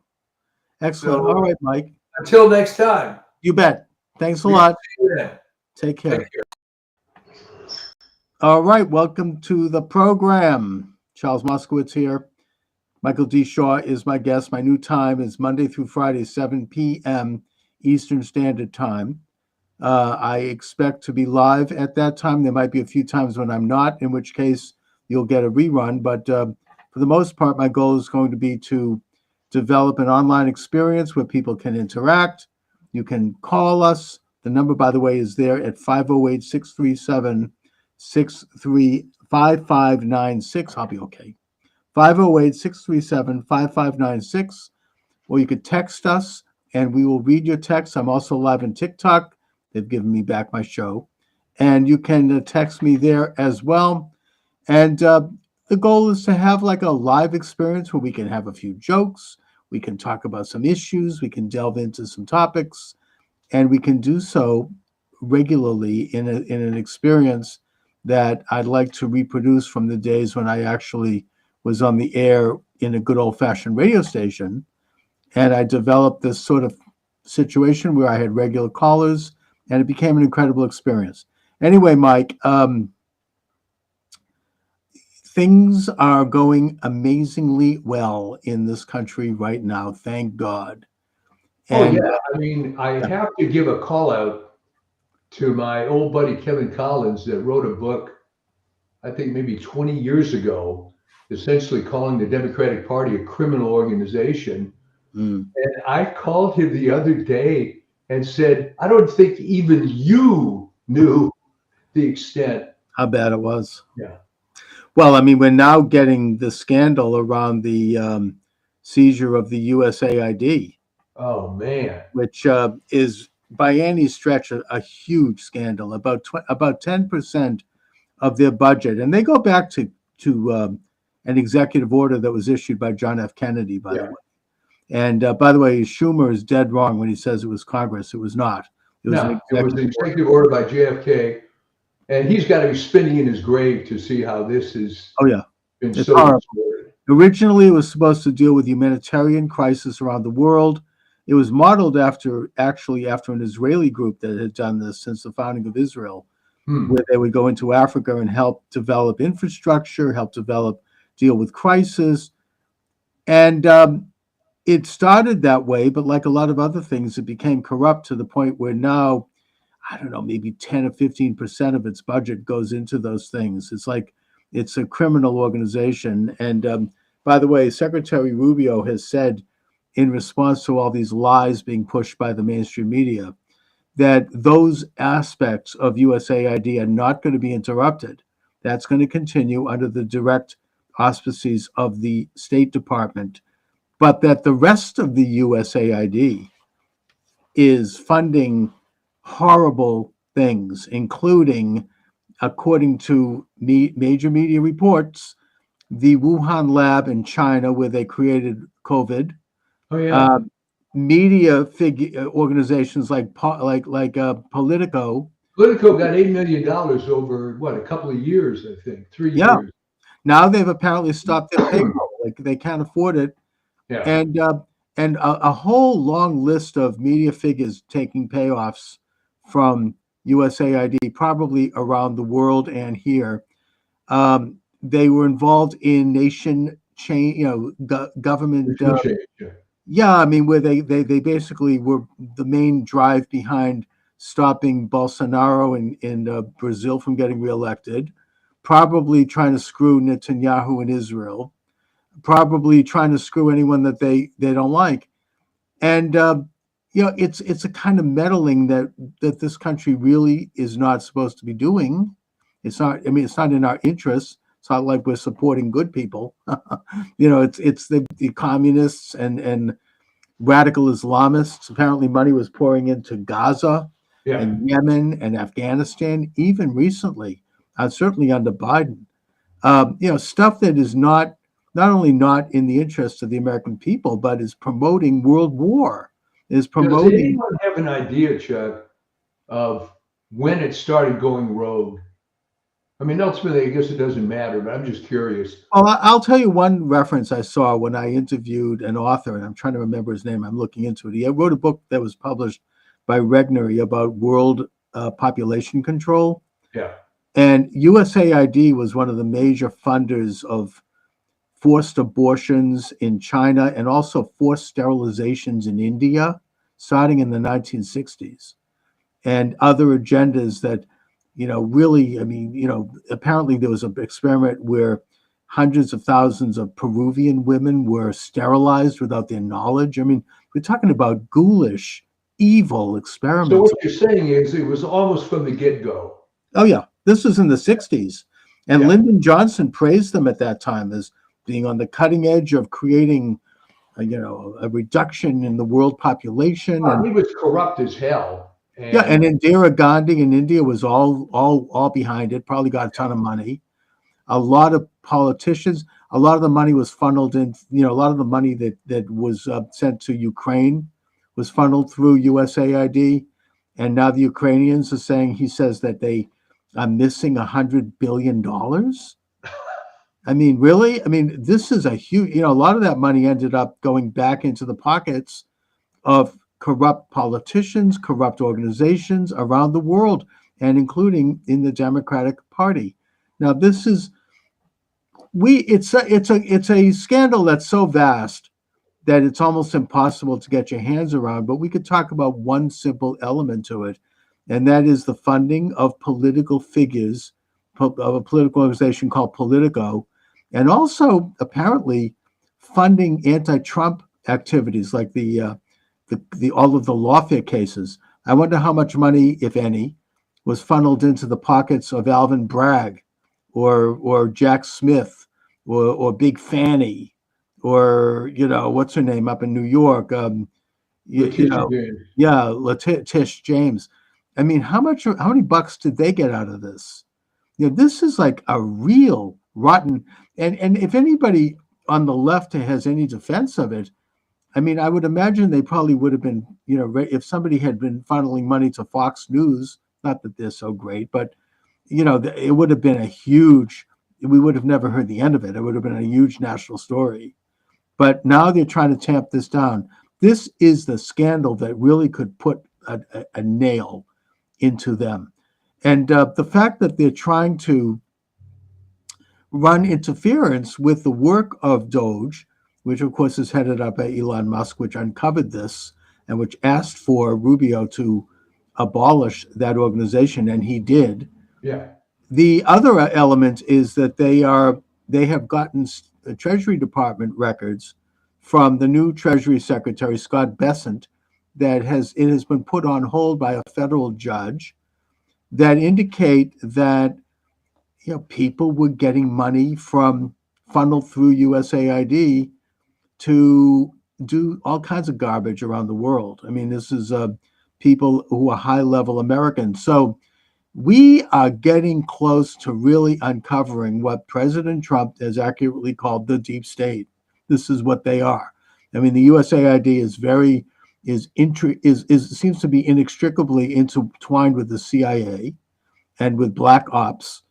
And the reason that Rubio said, and I saw him interviewed on this, that he had to seize their organization and shut it down was because they would not turn over records about their budget and where their money was going and how much they had. Yeah. And that's, of course, at least insubordinate for any alleged American organization. But they're not even American. I mean, it's a worldwide thing. It's a corrupt group of rogue operators all around the world. They've got something like at least 10,000 employees, all of whom are now out on their ass. They've all been cut off. They were funneling money into Afghanistan. I mean, it's really a huge scandal, and we only know the tip of the iceberg. Well, you would think that if someone really believed in the Democratic Party, they'd be all in exposing this kind of corruption, but instead they're doubling down. They're having these stupid protests over this. Can you imagine? This is their big cause now, protesting the shutting down of USAID. And they're going to go on the street here in Boston at the State House. There not too many people showed up, but it's this is what they're fighting for now. Yeah, it's pretty ridiculous, because even if you say that 10% of the activities agency is worthwhile, okay, fine, that's retained.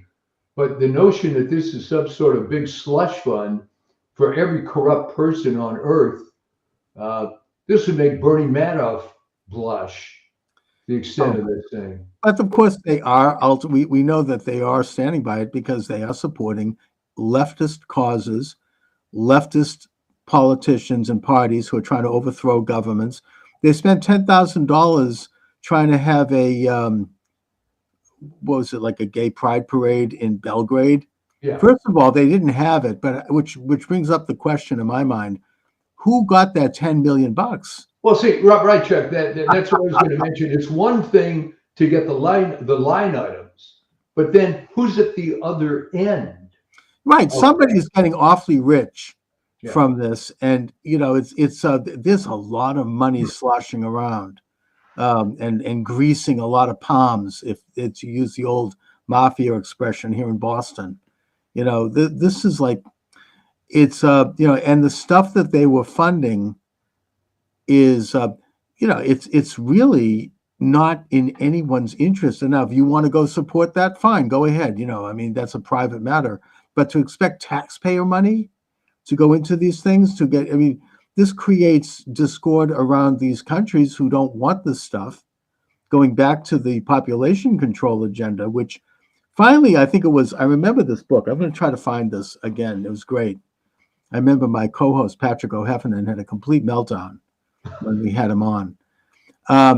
But the Philippines, they finally kicked them out. Yeah. And, forced abortions, sterilizations. I mean, this is like really, really dark stuff. So that's what I know about their past. Who knows what else? I mean, this is something that we may never get to the bottom of it, but the good news is that they've been at least mostly stopped. This is miraculous. It would never have happened had Trump not been elected. Wouldn't it have been a better position for people like Chucky Schumer and others to come out and say, we're all in favor of Elon auditing and getting to the bottom of this, because they just don't realize how bad this looks, I guess. They're actually like fighting to preserve the lack of, to keep everyone. Let's repeat what I said 2 weeks ago. Apparently, everybody is Ethel Rosenberg. Okay? They're crazy. Yeah, they're absolutely, they're Kool-Aid drinking, devout, radical, illuminated puppets. They're just, it's a way of thinking. I mean, anybody who saw this meeting, I don't know if you caught any of the moments of the Democratic National Convention trying to elect new leadership. Did you see that? I saw just little snippets. Their main comment when they opened up the discussion and everybody applauded was the reason that Kamala Harris lost the election was because of racism and misogyny. Right. I mean, they haven't learned anything. Just locked into this. No, they haven't learned anything, because I've seen this happen in athletics, and we've talked about this so many times, this Model UN thing. Imagine if you're in the 8th or 9th grade and everybody around you tells you how smart you are, right? And you have this model UN view of the world, and you live in your little ivory tower with your same friends and go to your same miserable university. And now, when you get out into the real world, if you have enough resources, it's possible to insulate yourself from most of it. I mean, I know people Yep. my age and older that are like that. Me They're too. they're oh yeah. I mean, I went to a fairly wealthy part of LA high school, Mhm. and there are people there that were hardcore liberals, still are, have the same philosophy. They don't care what's happening in the real world because they don't live in the real world. They're either professors, they have jobs with NGOs.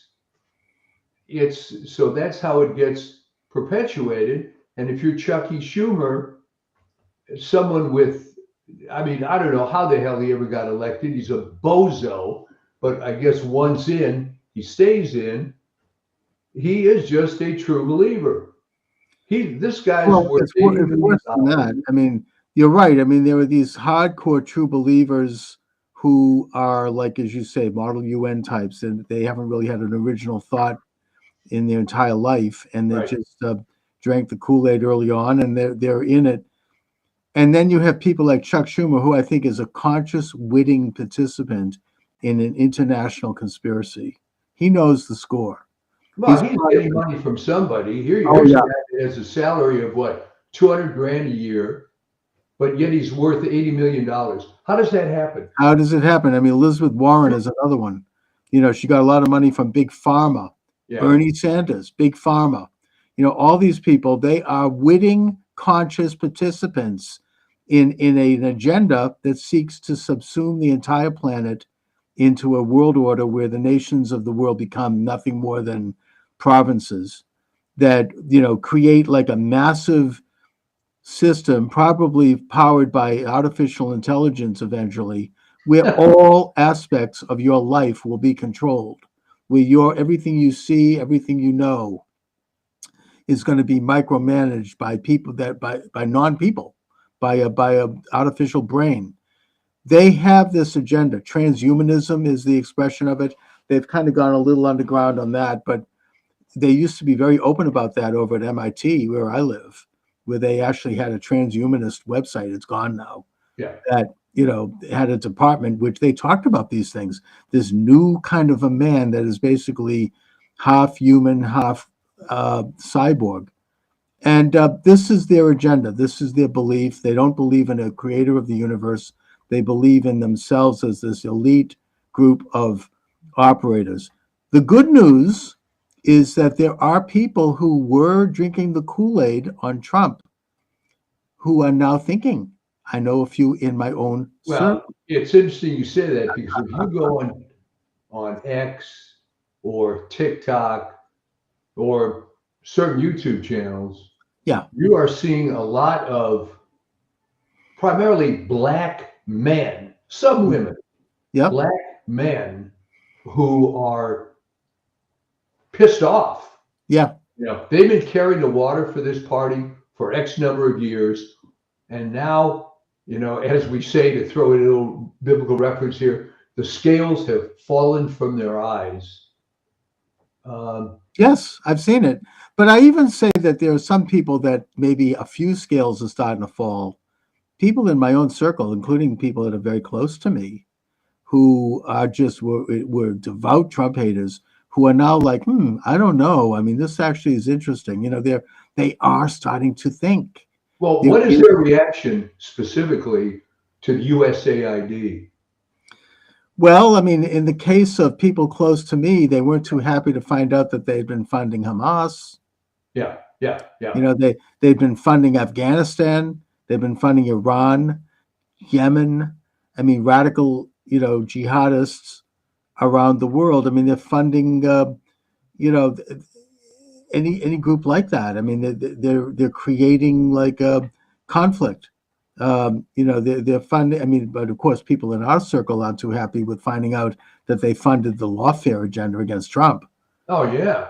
And I am particularly, you and I have talked often about Operation Mockingbird, which was part of the revelations of the Church Committee in the late 70s when they did hearings on the CIA, and that it was basically an operation where the CIA was handling satchels of cash to various media figures to run certain stories and to create certain stories out of scratch in some cases. And it was admitted during the hearings, the Church Committee. And yet it was never really gotten rid of, according to many of us who feel that it continued. Well, now we know that it continued because USAID was doing Operation Mockingbird. I'd like to see the names of all of the reporters who got checks from that. They say there are hundreds of them. Media outlets, reporters, individual reporters, journalists, columnists. Let's get it all out. You see, they're trying to get judges to stop the release of this information. But we need to know exactly who was doing this because they have tried to corrupt. This is what they do in fascist countries. And, the media is like basically controlled by and a stooge of the ruling junta. This is what they were doing. They were just stooges of this state, of this apparatus. They were running stories, fake or otherwise. They were taking money to promote stories, mainly that were attacking Trump, of course, and demonizing the MAGA movement. The J6 narrative is completely phony. By the way, I'm having 3 of those people come on my show next week. Oh, wow, good. Obviously, I think it's the old story. They don't know when to quit. Okay. Joe Biden would have been a happy camper if he had not run for president, right? He could have left as a corrupt guy his whole life as a VP and gone back to Bethany Beach or Rehoboth or wherever the hell he hangs out, and that's fine. Right. But instead he comes in, is going to be completely discredited president. No one is going to support this guy. Do you know there's rumors that he pardoned himself an hour or two before leaving office? I had heard that. Is that credible? Yes. Well, he pardoned his brother and his brother's sister-in-law and his sister and her husband. Yeah. He issued these crazy pardons. We know about Fauci and Milley, all within a few hours of leaving office. This is, I think that there are a couple of federal judges now who have stood up and read the Constitution and realized that you can't pardon someone for something that hasn't happened. Yeah. They have not been formally charged. Now, maybe he could get away with the Hunter Biden pardon because he was convicted. Well, he was charged. Exactly. But Milley wasn't, Fauci wasn't. They were not charged with anything. And even the Hunter Biden thing, you can pardon him for the crimes that he committed, but you can't say, well, anything that might come up. Yeah, you have lifetime immunity, lifetime free pass. Yeah, it doesn't really, there's no precedent for that in terms of the use of the pardon, except with the one single exception, and that is, of course, the Nixon pardon, the Ford pardon of Nixon, which was an unusual and exceptional situation. But other than that, it's never been done like that. No one's ever been given pardons for something they may be possibly charged with in the future. Of course, the proof of the pudding, my friend, is that these guys accepted it. All right. Where's the Fauci that I've always known who defends to the hilt every miserable thing he's done in his rotten life? He has an answer for. So now you give him a pardon. He's silent. The real Fauci would have said, I didn't do anything wrong. I don't need a pardon. Okay. Well, it's by any standards, and I think legally even, and I think it's been stated as such under law, that the acceptance of a pardon is an admission of guilt. Yes. It's just like, in a way, pleading the fifth is an admission of guilt. You're saying, I'm guilty, which is why I can't talk about this, because I'll be incriminated. And I think what's going to happen with this stuff is there's going to be these lame efforts to get left-wing federal judges to try to suppress these movements for a while. But first of all, what's going to happen is stuff is going to get leaked anyway. You can bet on that. Right. And the public, there's not going to be very much support for this criminal activity. There's going to be the Jasmine Crockett's and these low IQ types. They're going to try to frame this as a fascist takeover of the government and so on. But that is mighty thin gruel now. No one's buying it. No. It's not flying. And you're right. They got some leftist federal judges who might, I mean, we just had something here in Massachusetts where a federal judge has put a stay on President Trump's buyout program for federal employees. It might slow it down a little. There's going to be another hearing. Well, wait a minute. What's wrong with that? Bill Clinton did it. Of course, it's completely appropriate. And he didn't even say why he did it. There was no law cited. So it's just one it's kind of a desperate grasp at like kind of judicial activism. It's not going to stand. I think that by Monday there's a hearing. And he is absolutely in his right to offer the buyout. I think about 50,000 employees have already taken the deal. Oh, yeah. And that stands. But, you know, there's another federal judge. I mean, they're trying to jimmy up the system a little bit. But, you know, look, the Supreme Court is not going to stand for it. Other than that nutcase, Coney Barrett maybe is a loose cannon. But putting that aside, I don't think that it's going to stand. I got to tell you something about her to interrupt.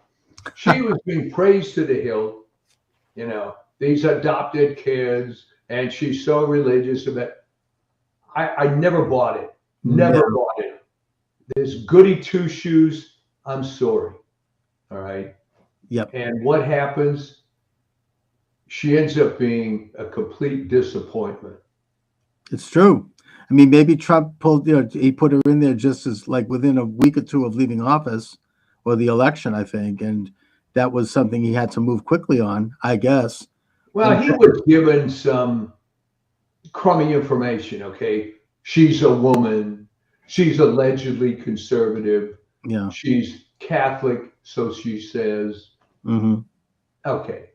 But it's very difficult to get, perfect information on that, but it's also important because there's a hell of a lot of damage that these people can do. That's right. And the idea of putting someone on there because she's a woman really drastically failed with Sandra Day O'Connor. Right. Although she would be conservative by today's standards. She was conservative by today's standards, but she also got rid of affirmative action. Let's give credit where it's due. So, but the point is that, yeah, I mean, even with her, they still have a majority in the Supreme Court, and I think she's going to at least be half right.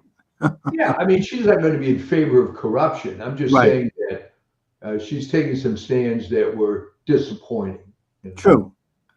But anyways, I think that all of these sort of last-ditch attempts to gum up the works are not going to fly. Now we have Pam Bondi has been confirmed, and she's kicking ass. I mean, she immediately is going after, is investigating all of these lawfare cases. She's calling for cutting funds to sanctuary cities because they're violating the law. I mean, you know, this is great. I mean, you know, they're going in. I think that we can hold our breath and hope that RFK is confirmed. I think he probably will be, but if he is, that's huge. I mean, that's it's going to be a nail biter. And in fact, I got into it on the ACSH website with some woman who has a lot of knowledge about, and she picked this so-called HIV/AIDS denialism as something that he supports, and this was a disqualifier. But one of the things I countered her with was, okay, you know, maybe I'll give you that. There were people at the beginning that didn't think that HIV caused AIDS. There's people that still don't think that it does. But how about COVID vaccine denialism? You think that's a bigger deal? Right. So I think it's going to be a nail biter for RFK. He's probably going to get it. And did you see how aggressively they went after him in those hearings? All these pharma stooges. It was unbelievable. Do you promise not to fire anybody in HHS? Well, we got 3 million employees. Yeah. And they also put all of them through the struggle session about whether or not they thought the 2020 election had been stolen. And, I thought in a free country we can question elections, Yeah. but they all responded quite well in terms of saying, what I recognize is that Joe Biden was sworn in as president. That's all they would say, which is technically, of course, true. But they did not comment on their opinions on the election. Now that she's in there, she's commenting. And I think once they're all in, they can then be free to take a look at it, because everyone knows damn well what happened. I'm not going to say it because I'm still on YouTube now, and we're still censored on that topic, even though here's the point, too. Why does that? Well, okay. Philosophically, it matters. But why, in a practical sense, does it matter in this sort of hearing whether he legitimately won the election? His term is up. Exactly. It's over. I sent Google a note asking them to restore my account and YouTube, because I said, look, I was taken down because I had some people on the program who claimed that the election was stolen, but he's gone now. It's over. Yeah. It's not relevant at this point, and no one's going to threaten Obama's regime. There was, I get the fact that they were afraid, you said Obama's regime. Okay. Obama's regime, Biden's regime. I mean, that there was comments about people wanting to decertify electors. Yeah, they wanted to stop that. Okay, fine. But it's over now. He's out. Doesn't matter. Now we could go back to status quo ante and talk about whatever the hell we want on elections. It's no different than talking about whether or not James Buchanan's election was stolen. It's history. Doesn't matter. Anyway, we'll see what happens. Well, wait, why are you comparing him to James Buchanan? No, I'm making the point that we could talk about Jefferson's election stolen. It doesn't matter. He's gone. It's like, it's history now. It's not a threat to any regimes. It's not like a political issue anymore. It's now an issue for historians to kick around, which is free speech. It's at this point, if he's proven to have stolen the election, it doesn't matter now. He's out of power. I mean, I suppose it would obviously be greatly damaging and embarrassing to the entire liberal democratic establishment. Too bad. That's free speech. But whatever, tell them. Well, what you're seeing now in parallel to the political situation is a total freaking meltdown of the entertainment industry. Okay? They are doubling down and tripling down, and they gave 13 Oscar nominations to this Emilia Perez movie, which basically is about just something that got the did he get like the greatest woman actor, I think. Yeah, well, the promotion of this, despite the fact that the movie did no box office, it very tellingly has an extremely low rating with the public on Rotten Tomatoes, but with, of course, the Access Media Critics is up there. But they're just doubling down. I mean, Disney is hemorrhaging money. The entertainment industry is collapsing, and it's like, I see an iceberg ahead. We're going to just go right into it. Although I understand that I saw a few snippets of it, but the Oscars, they did not do the usual typical attacking Trump. Oh, we're going. That was, I think you're thinking of the Grammys. The Grammys, yeah. We're going through such hard times now. We're going through such trauma. America's going through such a dark period. Well, there were some DEI comments made at the Grammys, I believe. Because I thought But the main again, focus was on the LA fires. that industry is collapsing. I mean, all the awards for Beyonce, please, best It's a bore. country album. Yeah, right. But I mean, I meanwhile, used to be a member of NERIS in the 90s, mm, and it was already going bad.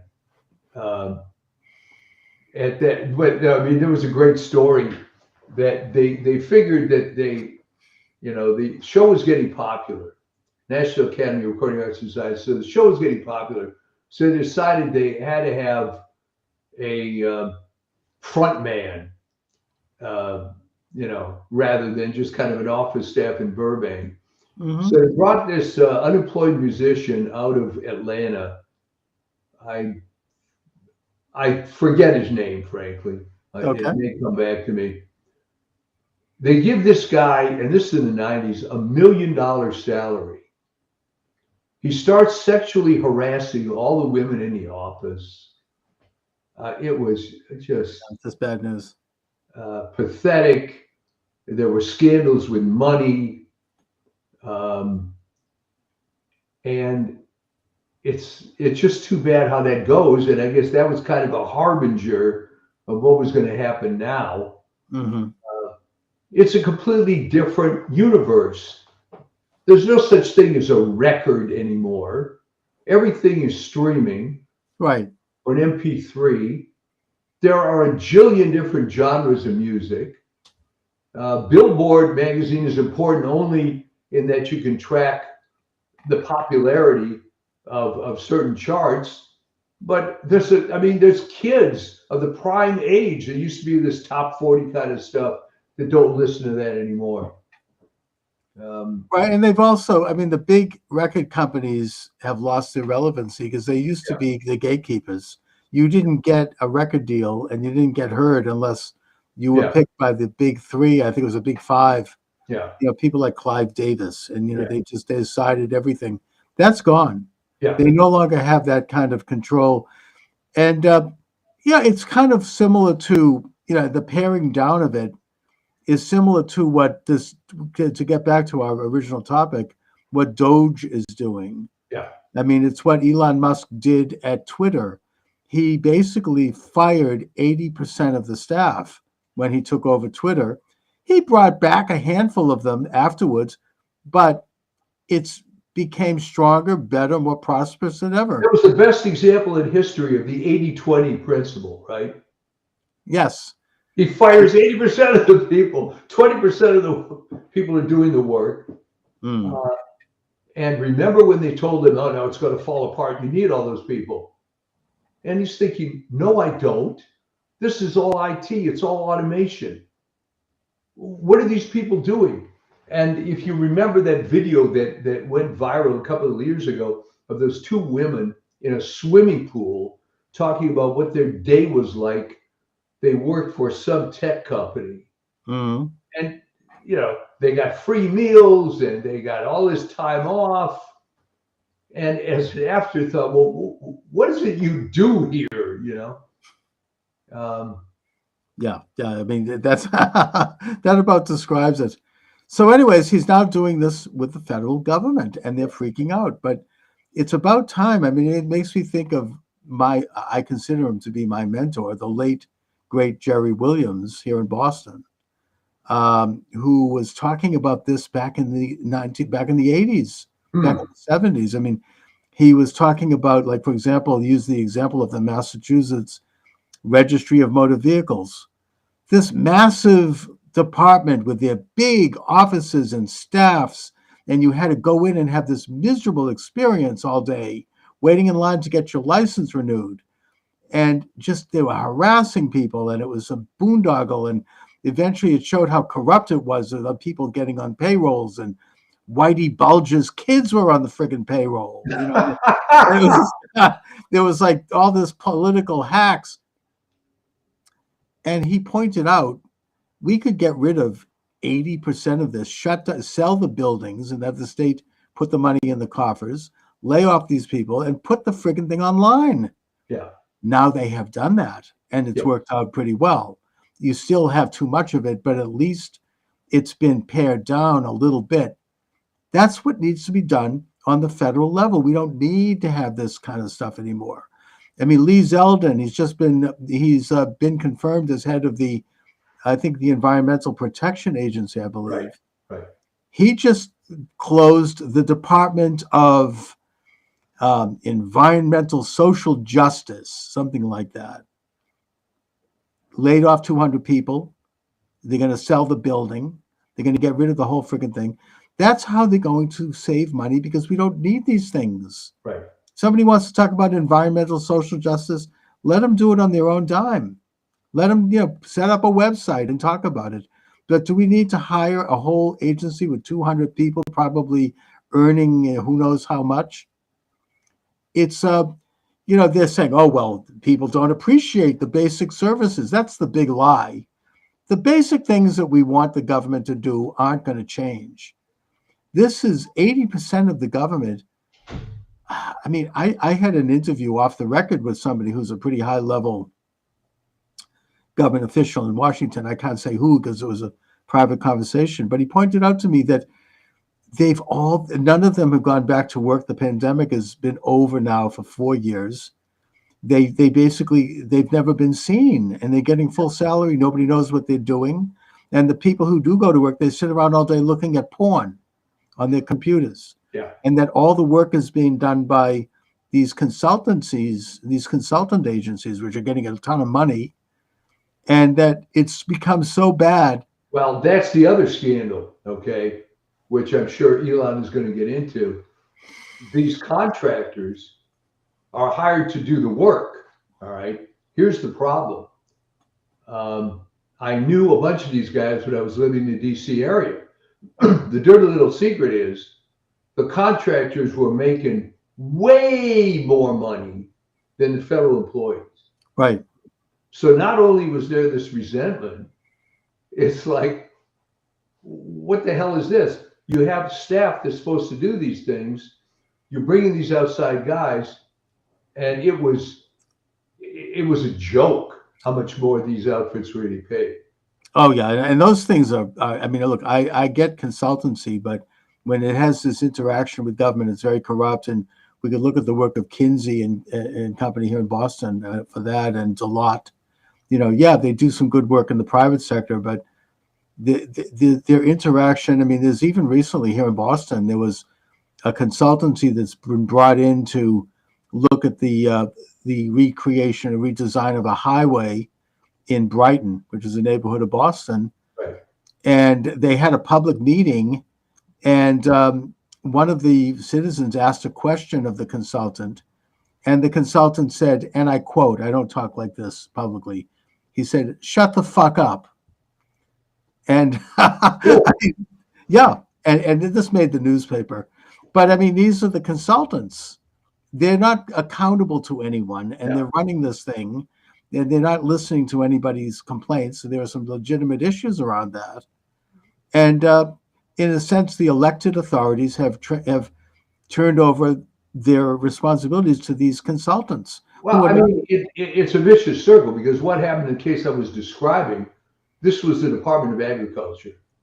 And the thing in question was this big software involved with how to plan your diet and whatnot. And of course, agriculture had tried and failed to get this website to work. So they brought in these high-priced people and to fix it, which they did. But as the guy told me, this guy Paul told me, he said, but at the end of the day, no one's using the website anyway. Okay. Mm-hmm. It was a bad idea. But he'll take the money. And they take a lot of money to do probably in many cases nothing. You get a big contract, and they're rolling in dough. But the point is that Doge is going to really take a hard look, and they're freaking out because they're gonna pare down. This is what I can't believe this is happening. It's incredible. This should have happened decades ago. It's an incredible thing. Finally, they're going to bring the government into the present time. A lot of these activities can be replaced by websites and even by AI to a certain extent. I mean, I don't think that we want to see AI making decisions about real things that affect real people, but there's a lot of stuff that could be automated. I'll give an example. There's a lot of stuff that lawyers do where they charge a ton of money for things that could be done by AI, could be done through ChatGPT, could be done online. Standard things, like setting up a will or setting up, a contract of different types that are not complicated. Certain transactions in areas of like real estate or whatever. A lot of this could be done with automatically and at no, if zero cost or low cost. And so they're holding on to it's like holding on to the horse and buggy. They want to hold on to their gig over there. Well, that's it. That's the mentality. Do you remember some years ago when the bill pay function was introduced on bank websites? Mm-hmm. You can now pay your bills online. Right. There was a big movement within the U.S. Postal Service. No, tell your friends it's better to write a check and put it in the mail. Mm. And you and I are old enough to remember what a pain in the butt that was. Yeah, and I remember waiting in long lines at the telebooth. Yeah. Right? I think my daughter has never seen the inside of a bank. I mean, maybe when she set it up. Because everything is done. If you get a check in the mail, you just scan it and it goes into your account. Everything is done now using your smartphone. You don't need to have this whole big infrastructure. Now, look, people are going to lose their jobs. People lost their jobs when the horse and buggy, I mentioned that, when the car was invented, the horse and buggy industry, which was up in Amesbury, Massachusetts, along the Merrimack Valley, there were several big companies that did this.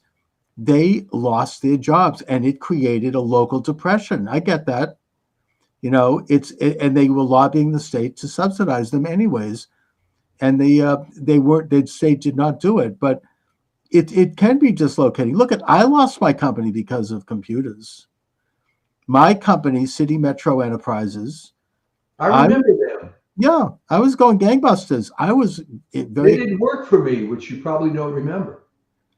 Did I do a job for you? Yes, a couple of jobs.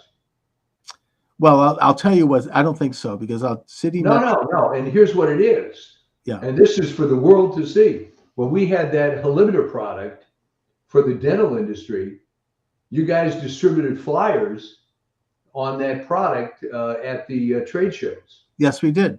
Yes. That was my company. City Metro, baby. Yep. I was rolling high for many years. I distributed flyers. I distributed posters. Yeah. I did like an ad agency could call me up. A record company could call me up and say, we need posters in 50 colleges around the country. And I could do it. Yeah. And there was about 5 or 6 of us who were in that business. We each did a little something different, and we competed with each other, but we also sometimes worked with each other on certain things. Right. All of us went out of business. All of us. Around the year 2008, around that time, I remember I was down to one more ad agency, and they canceled it, not because they didn't like the service, but because they went automatic. Yeah. They all would decide, well, we're doing something different now. We're going to focus on advertising online where we could get it for free or we could get it cheap. A lot of people lost their jobs. A lot of people, printing companies. I remember Copy Cop, was it Copy Cop in Boston? They had huge offices with printing machines. People were waiting in line at those companies to get their printing done. And they had all these expensive machines, a whole room of them. They all went out of business because people had printers with their computer. They didn't need them anymore. I'm just, it's like I'm saying that's, as my late father used to say, that's progress. Yeah. I did not understand the times. I did not adapt. And so I lost my company. And that's, it's no different, should be no different in the public sector. I'm sorry, but if you're not needed, you're out. Well, then I have to ask you this. with all the waste, which is so obvious to the point that you can create a department to promote government efficiency. Yeah. I have to ask you, as a student of the human race, when all these cabinet secretaries came in, what did they think? They were just a big potentate and they'd go to lunch and look pretty? I mean, why didn't any of these people look into the operations of these vast bureaucracies? Because what, they didn't want to diminish their empire? Yeah. I mean, it had become a perpetual, I'm sure there's a word in sociology for this, but it had become a perpetual entity, starting really with Wilson. It goes back in history, with these massive agencies just would perpetuate themselves, and they would exacerbate the problems they were supposed to solve because that helped them get more money and more budget. And it became like what Steve Bannon talks about, the administrative state. It's it's just that simple. Well, I think the one example, I wish I had more details, was apparently the ex-president of Procter & Gamble was brought in to run some agency.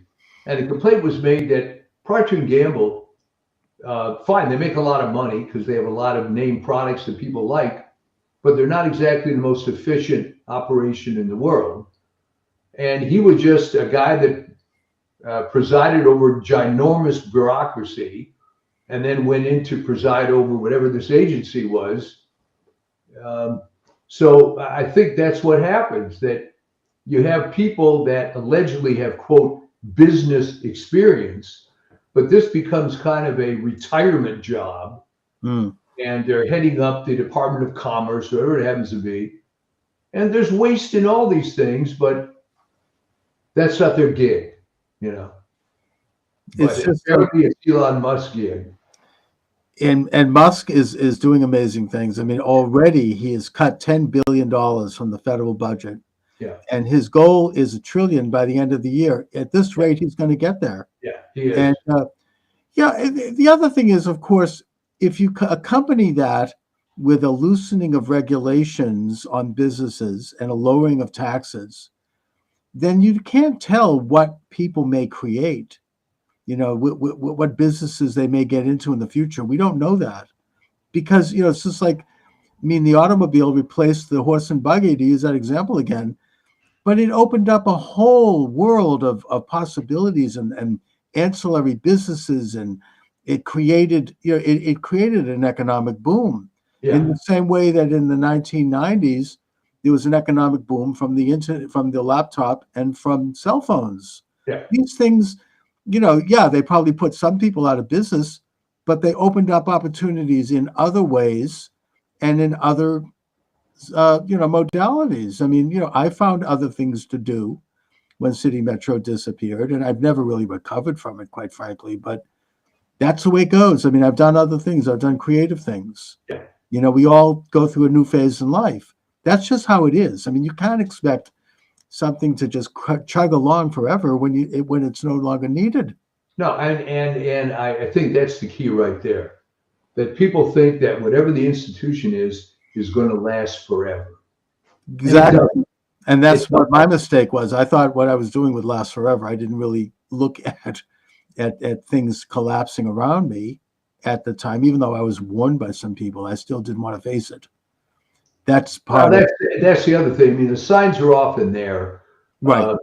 And where this happened, by the way, in the record industry, I think it was about the year 2000 or 2001, early 2000s. And a number, I believe it was a couple of different labels.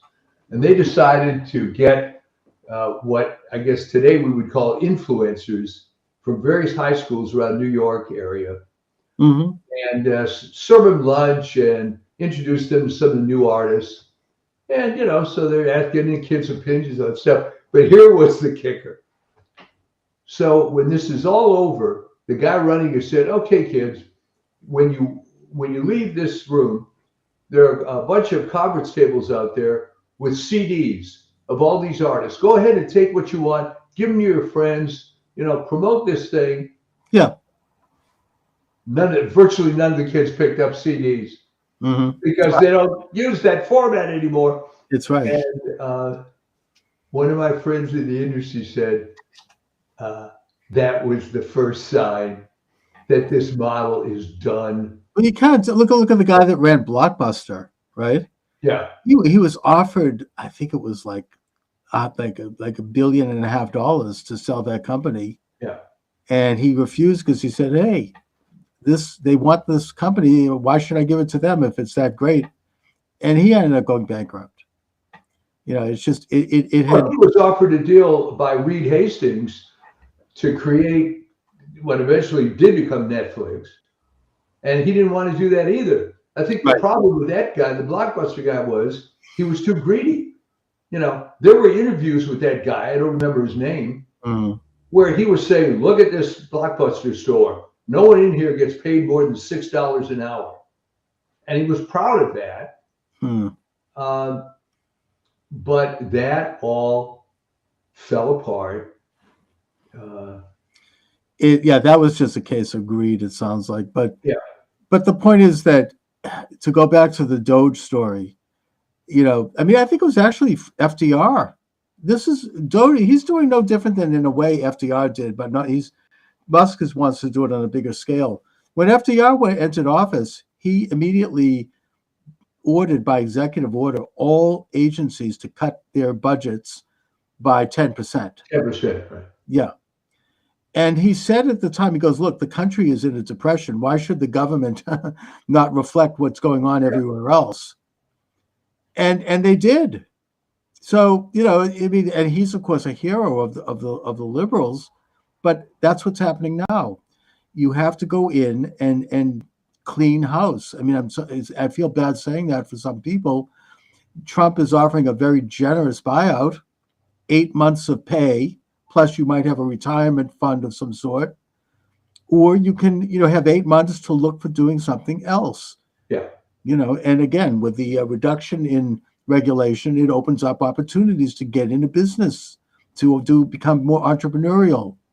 There are, who knows what might be invented coming down the pike. You have to learn, open your eyes and, think, people need to think outside the box. It's just that simple. Yeah, I agree. It's, you can ask yourself why no one did this before. And it took someone from the outside to do it. It did. And every government probably from FDR, because ultimately he did increase the size of government anyways, but a little bit. Yeah. So from that time on, it's just continued to grow and it's continued to increase. And now you had, we've talked about Michael Glennon's theory about the double government. That was the establishment of the intelligence half of the government, what he calls the Trumanites. Yeah. Their power is being curtailed. You got Ratcliffe now offering buyouts to CIA agents. Apparently something like, what is it, like 90% of them are taking it? Yeah. It's incredible. Good riddance to them. Well, I think it's so high in the intelligence agency because they realize that there's been such abuses. And they, whether they're going to retire early or try to do something else, but they know the hammer's going to come down on this. Right. They know that, like, President Trump has declassified the information about the assassination of JFK, which implicates the CIA, quite frankly, and other things like that. It's their power now is being curtailed. I worry about President Trump's safety when I say that, but it seems to me, thank God, so far they're being reined in. Whoever thought this could happen? It's incredible. This is really like... Well, it could never have happened under the standard paradigm, where Bob Dole, it's his turn to run for president, It would never have happened under the outside, yeah. And now Trump is coming back, having learned lessons from the first term, and he's getting rid of all of his enemies who have burrowed into the government. Yeah. Biden tried to put them there just like Obama did when he left, except Trump is finding them and routing them out.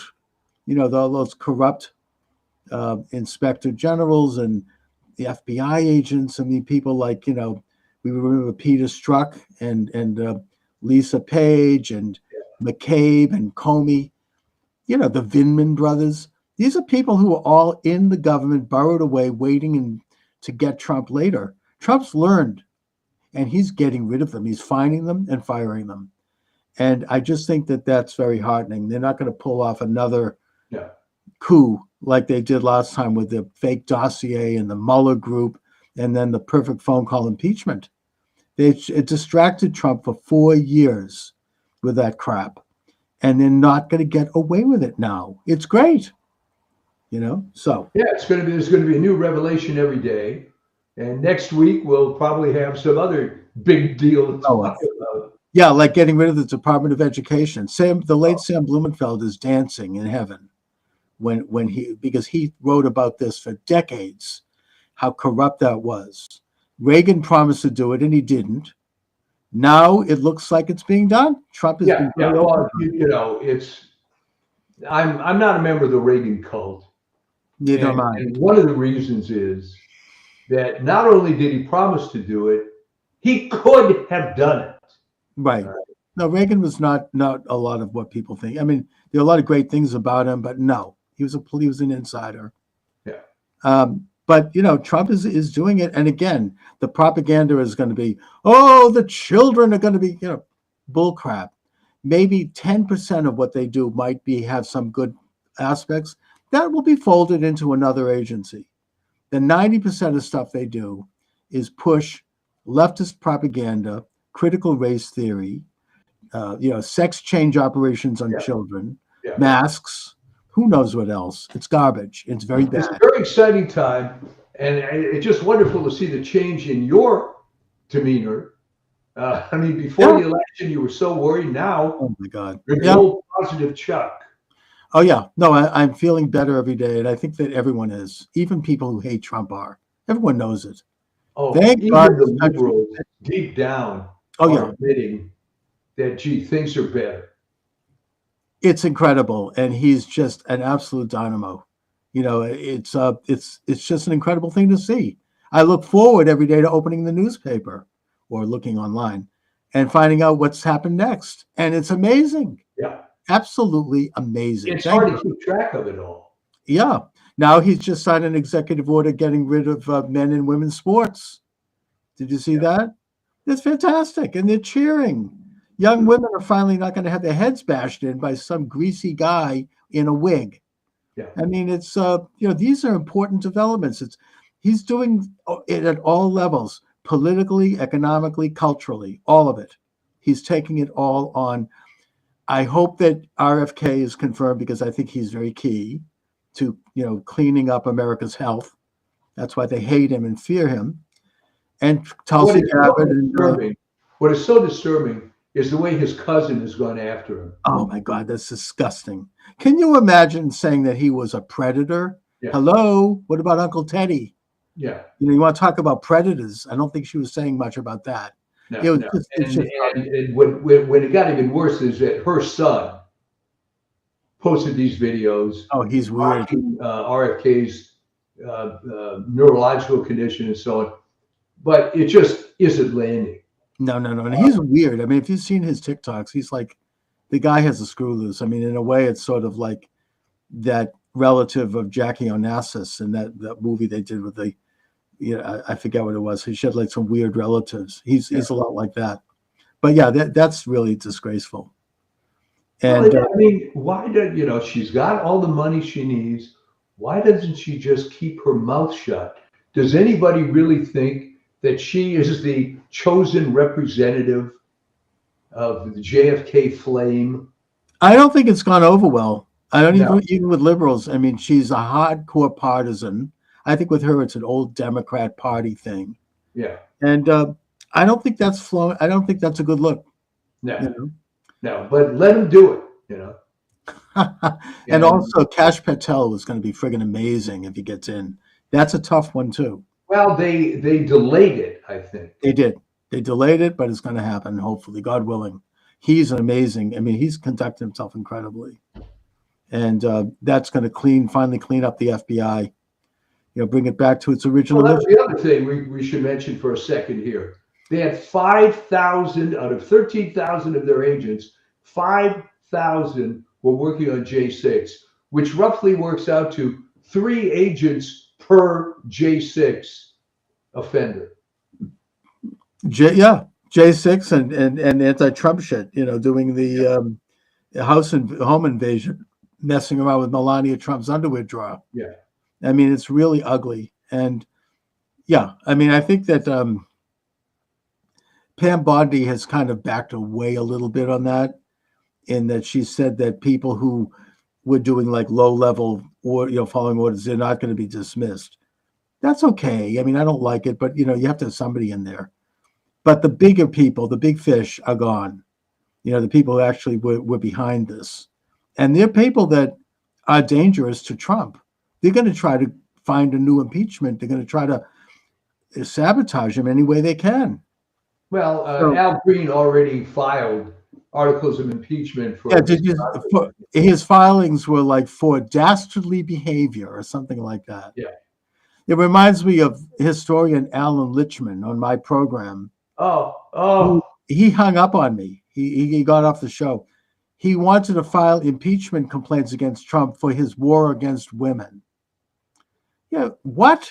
It's like it's not even good logic. The trouble with that guy, and I wrote a piece about this, and I'm going to start writing again now that we moved, is that if he had followed his own keys to presidential election, he would have picked Trump. If you analyze the keys, he was so partisan in picking Harris that it was absurd. Well, he's been completely discredited, and I think that he apparently in his last interview he went out screaming, and just a totally talk about Trump derangement. Him and that other historian from Tennessee, the Mitchum. Yeah. Otherwise, a good historian. He's written I think he wrote a great book about Thomas Jefferson, but so Trump deranged that he can't get it straight. The worst one was Michael Beschloss as a historian. I mean, he actually he called for Trump to be executed. Yeah. Because of you have to understand these are all academics. They're sitting in their little ivory tower. They have no idea of real life. Yeah, true. You write a biography of Thomas Jefferson. He died a couple of years ago. Yeah, exactly. So you're putting yourself in a different framework, and don't get me started on academics in general. Yeah, but exactly. So anyway, next week 7 p.m. Eastern Standard Time, Monday through Friday. The program is going to be live, possibly not on Friday, but there'll be a rerun on Friday. But I am reestablishing the live program, and I'm glad you can do that, Michael, and I look forward to it. What's happening on your side? It's always a pleasure. I mean, it's especially now in my new studio here, right?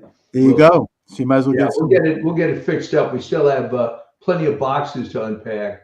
Yeah, and maybe you launch your own podcast, Mike. We can talk a little bit about the brutal housing market, but that's we could. A good topic. You might consider launching your own podcast, Mike. How could I say this?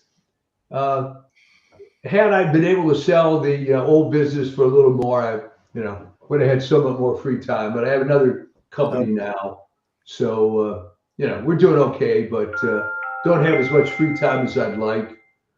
Fortunately, I'm still under 90 years old, so should be able to keep doing it. What's happening on the Substack? Anything coming up, or? There's a bunch of notes, and I think I'm going to delve into this notion that this crap was all hiding in plain sight, if you think, because how in the world did the government go from whatever the size was under LBJ to this massive thing that nobody knows, what the right hand and the left hand's doing?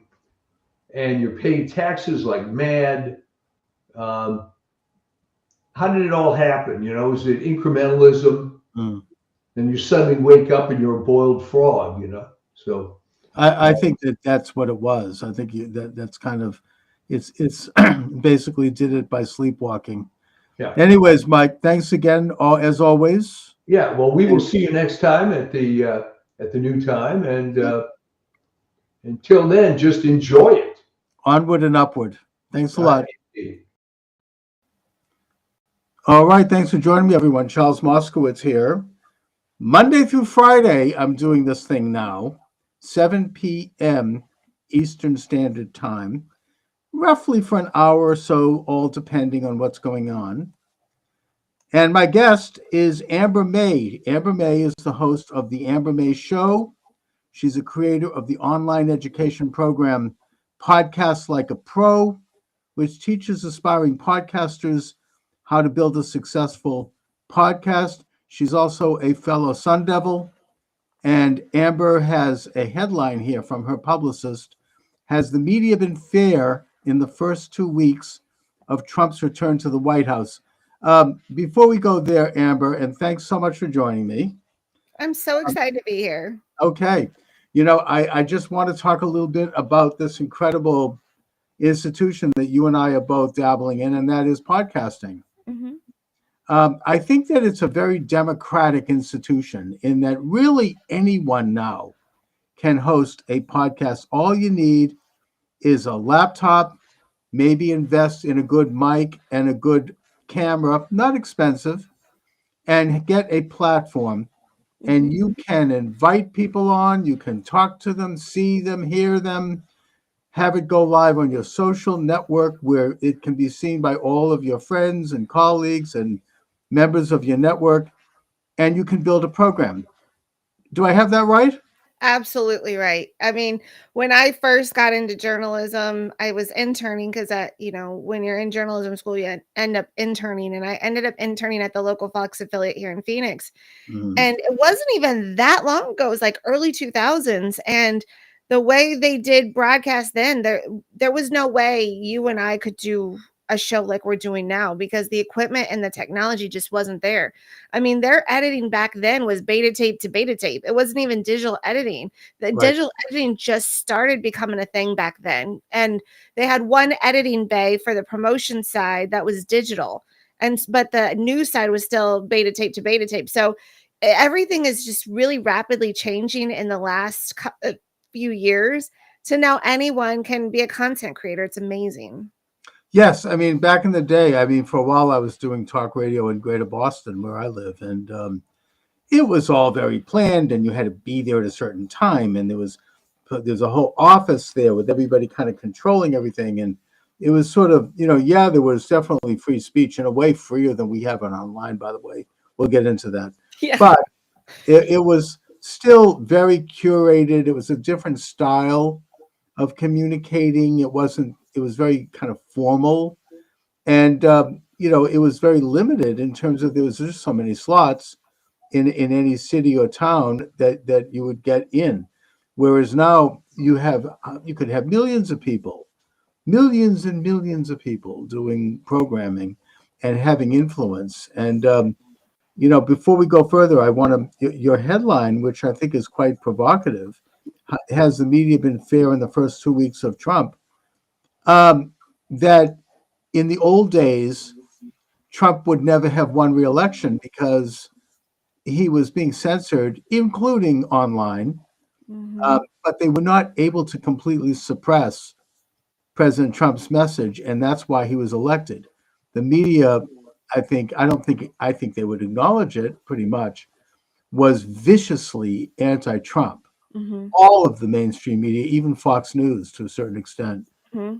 And they just really dismissed him and attacked him, but it didn't work. And I think the reason it didn't work was because of people like yourself and others who got up and gave all sides of the story. And that includes the anti and pro. And that's where freedom ended up residing. And in spite of huge efforts to censor that, I mean, like a lot of people, I lost my YouTube channel because I had I had a doctor on my program, very respected, internationally known doctor, who suggested that pregnant women and children should not get the COVID vaccine. For that, I lost my station. Okay. I mean, I'm not alone here. I'm not, that's how it is. For various reasons, we can speculate. That is a hot button for YouTube, and they don't allow any comment on that, on the vaccine. But, and obviously, they took President Trump's Twitter account away, where he lost, I think, upwards of 50 million followers. So they really did try to crack down on the internet, but it failed because of people found other ways to do it. In my case, I reestablished the program on Rumble, and like you have a great Rumble station, by the way, Amber. Thank you. And I then found all these other stations as well, Rockfin. I mean, there's a bunch of them out there. So I was able to continue on, not at the same level as YouTube, but still enough that I could still do what I do and have a level of influence. You hit the nail on the head. Everything you just said was right on. They did the same thing to me with YouTube. I started gaining followers like crazy. Started talking to them about the Maricopa County election. Oh boy. And then I started talking about COVID on top of it. Oh, they didn't like that. They shut me down right away. Yeah. And the Maricopa County was another hot button. Yes, it was. Could not talk about the forensic audit.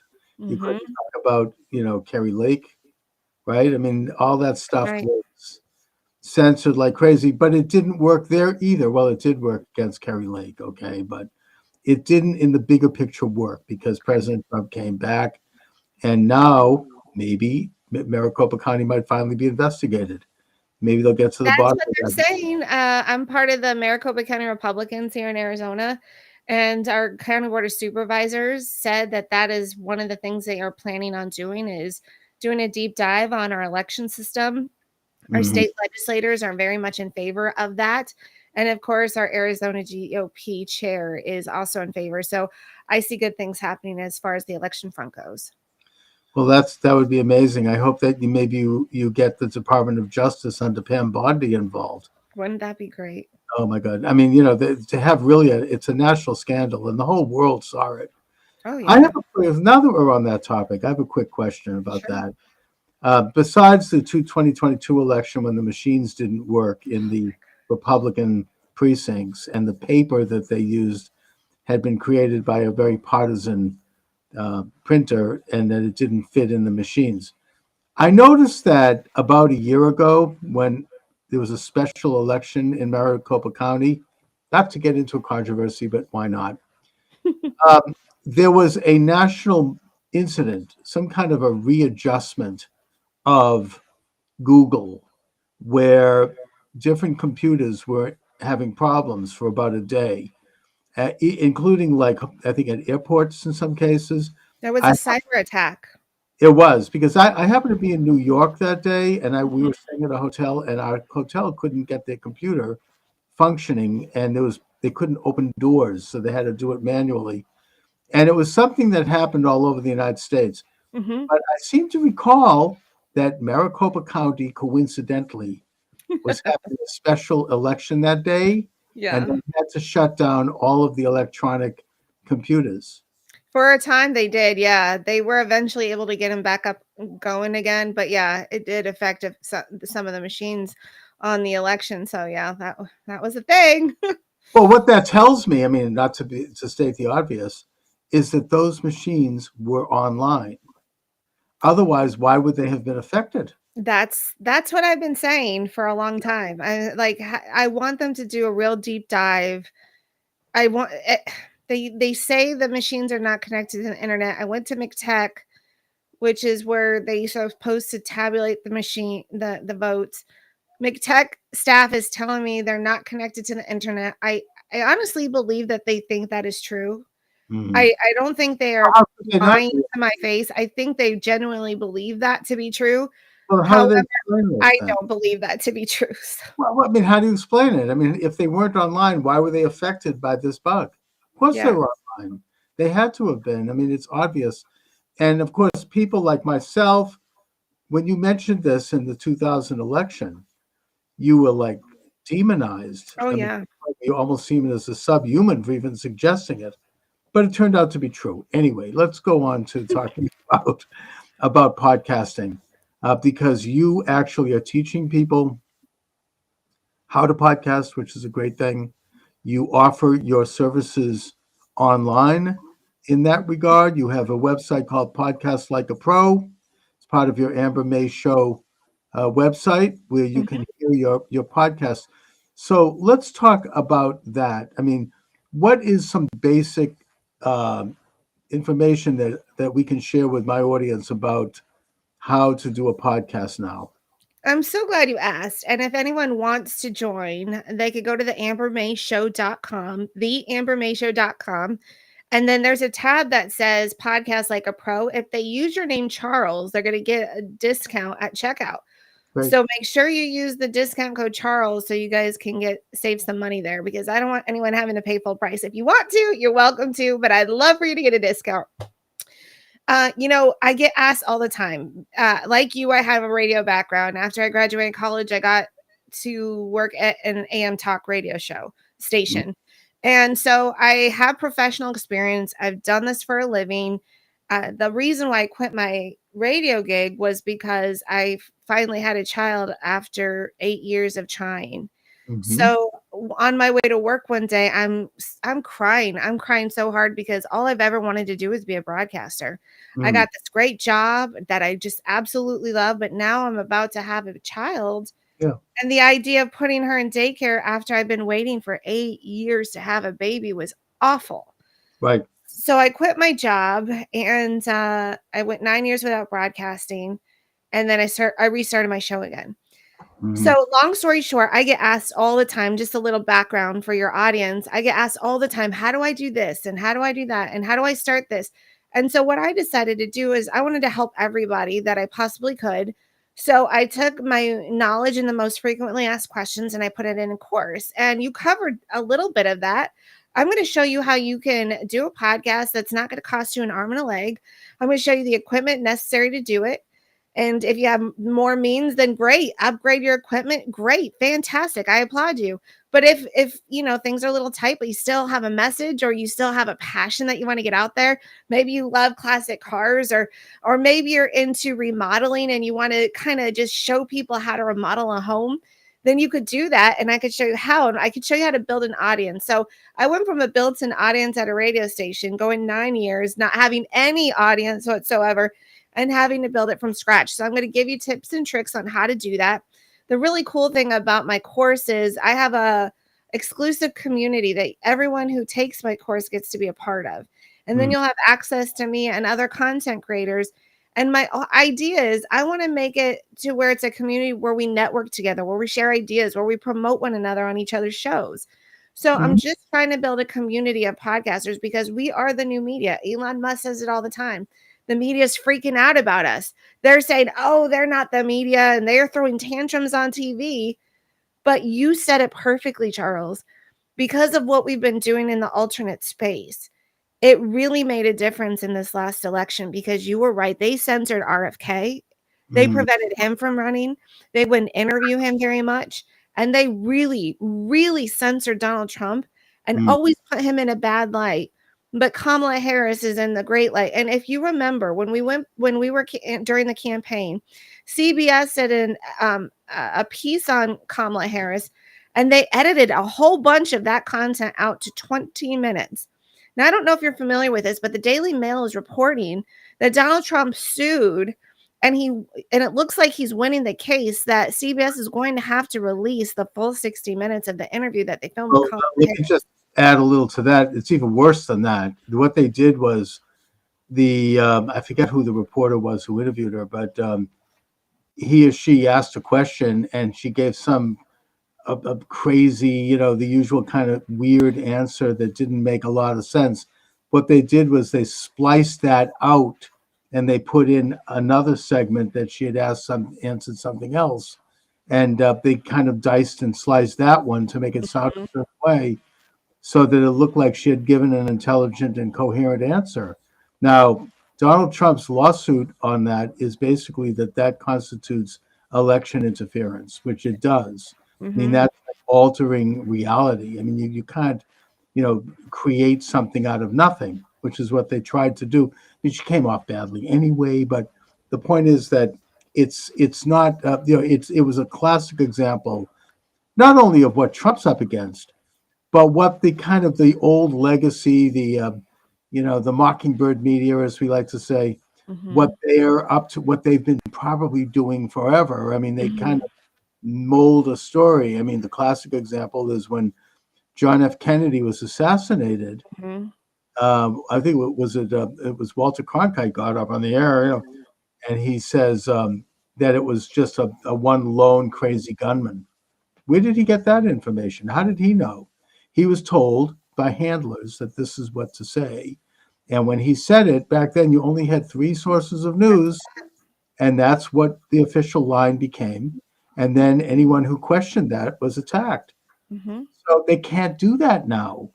Remember that Nancy Pelosi, she talked about how the smear goes, that you put something in the media and then someone officially will say it, and then they're going to cover it up with another attack or a smear. I mean, she laid it out perfectly of how they do it in mainstream media, where it's all made up, it's all fabricated.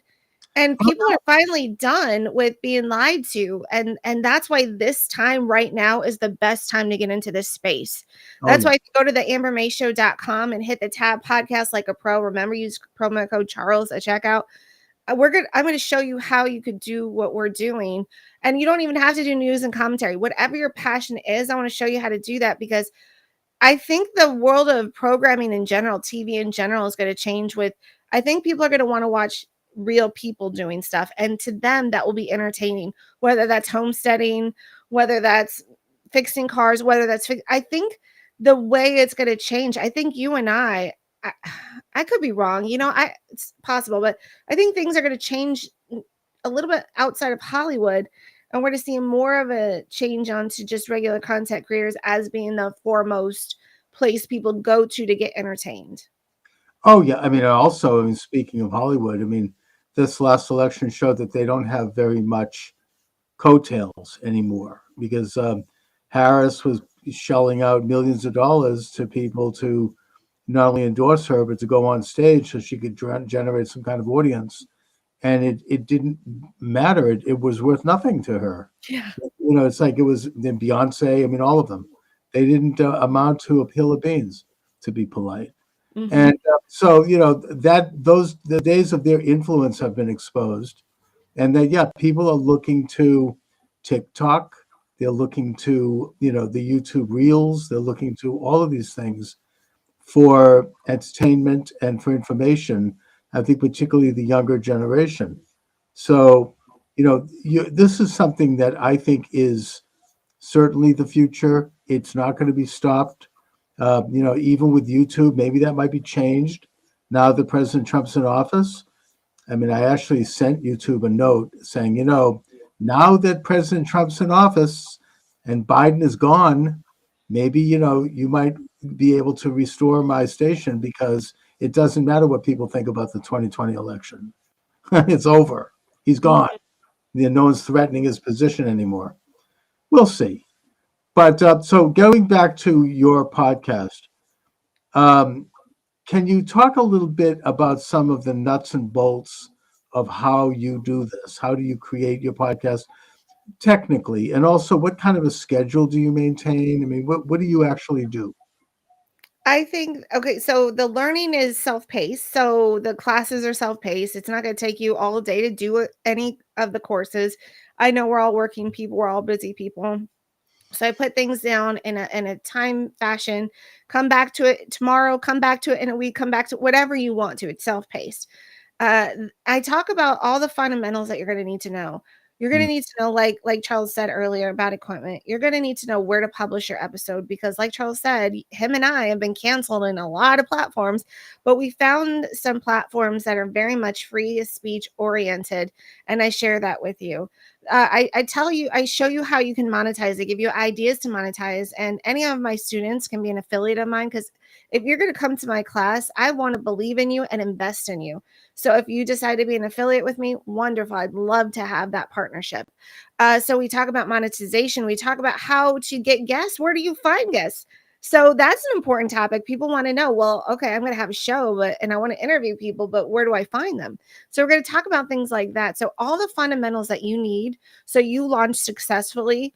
And just know this. Your first episode is going to be the worst episode. And that's coming from me, a professional, someone who's been in radio. My episodes back then were not as good as they are now. Why? Just because with years of experience, you just get better and better as you go. And with the perfectionists out there, I want to tell you, don't wait till everything's going to be perfect to go. Start now, because perfection comes as you continue doing your craft, as you start getting more ideas about what kind of things, elements you want to add to your program.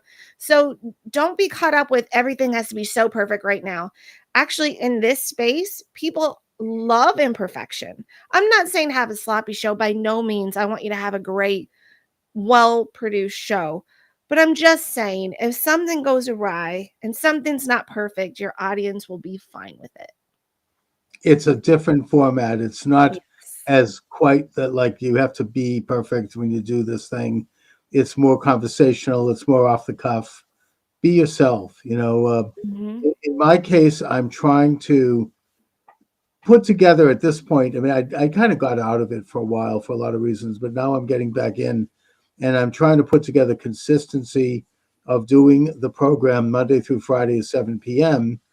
Eastern Standard Time, as a way to sort of build up perhaps a participatory audience. And I offer a phone number so that people can literally call into my program. I offer, obviously chat and all of that stuff. The program goes live on both my Facebook and my Twitter page. I've got about 8,000 something followers on Twitter. And that opened up a little bit when Elon Musk took over. Oh, yeah. Twitter. For me too. Yep. My page was frozen for years. Mine too. And although now it's sort of gone back to slightly frozen, I don't know. Musk is great, but not, there's still, some hanky panky. Either way, I go live there. And now that I'm going to be doing this thing daily, weekdays live, and then I download it into a podcast platform. We could talk about that. But I'm hoping to get a real live experience with people who tune in regularly and who join me, and we can just have a great time talking about issues, having a few jokes, maybe kicking around a few ideas, doing whatever it is that we feel like getting into on a given night. That's my goal. That's my goal for this whole thing. Now, Charles, that's important what you just talked about, and that's something I do mention in the program. I don't want to give too much away in the course, but consistency is key, and I do stress that in my show, in the course. I mean, if you want an audience, they need to know what time you're going to be on and where you're going to be, and just show up consistently. And and I'm not telling anyone don't do anything you can't physically do. If you can't be like Charles, that's okay. You don't have to be like Charles. If one day a week is all you can do that one day a week and do it well.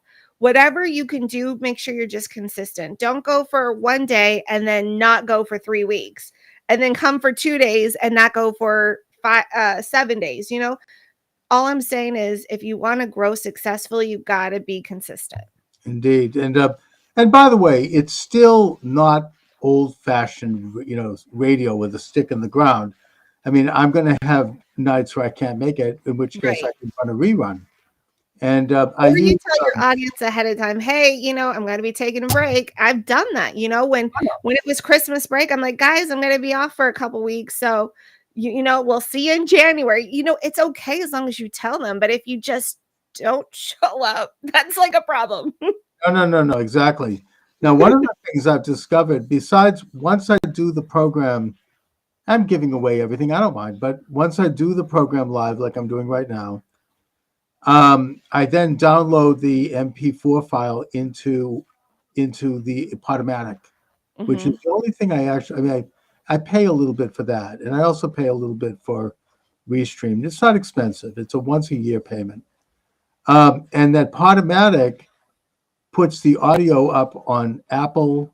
It puts it up on Spotify, iHeart, all these different sites. Mm-hmm.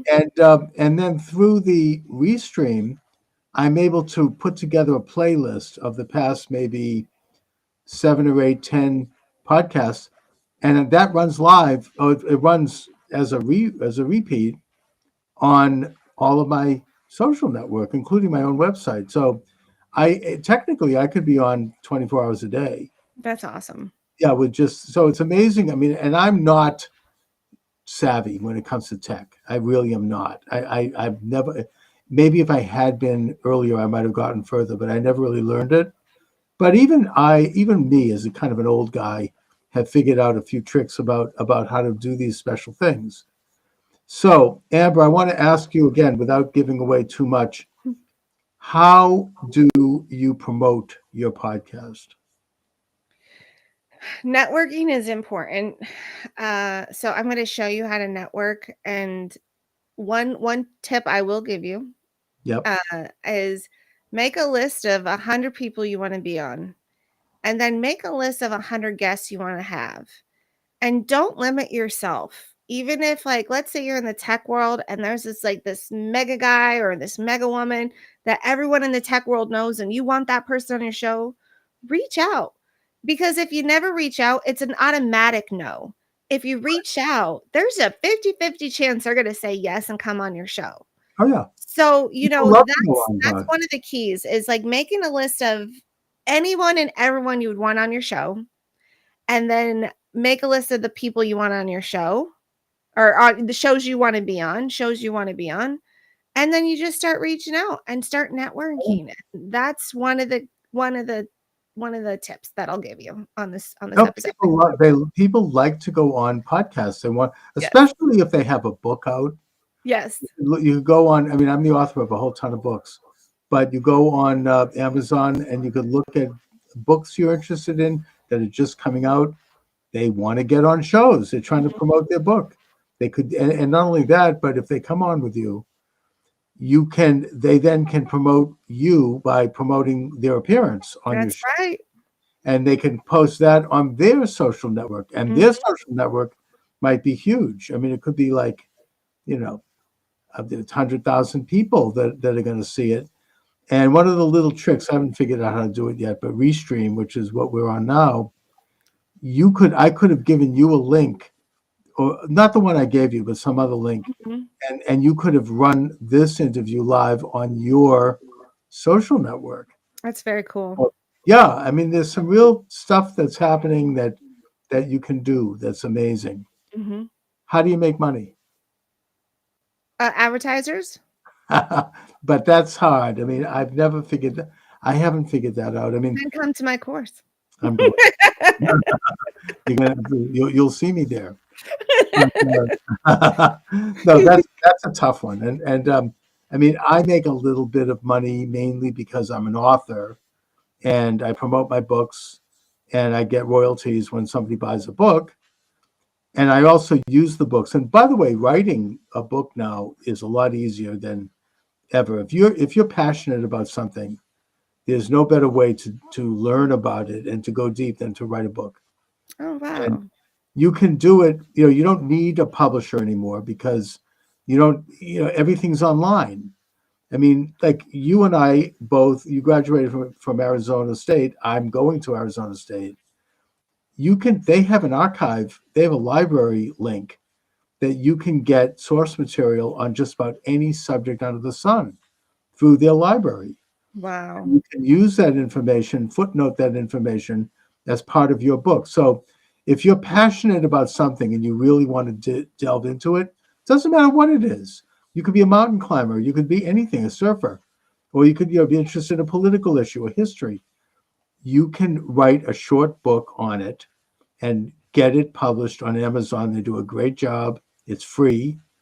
You can get a nice cover. You can put together your manuscript, maybe hire somebody for a few bucks off of Fiverr to do editing. I have a guy who's a Canadian high school teacher who does edits on my books. Cost me about $100. Gee, I'm giving away all my secrets. I don't mind. And I download the manuscript. I download the cover, which I also get a guy from Fiverr to create for me. And you can not only get royalties for every sale, but it's a vehicle to get yourself booked on other shows, Correct. right? I mean, Yep. you're good at this, Amber. You get yourself, you're booked here. I mean, Are you doing digital books or do you do paperback books? all of it, all of Okay. it.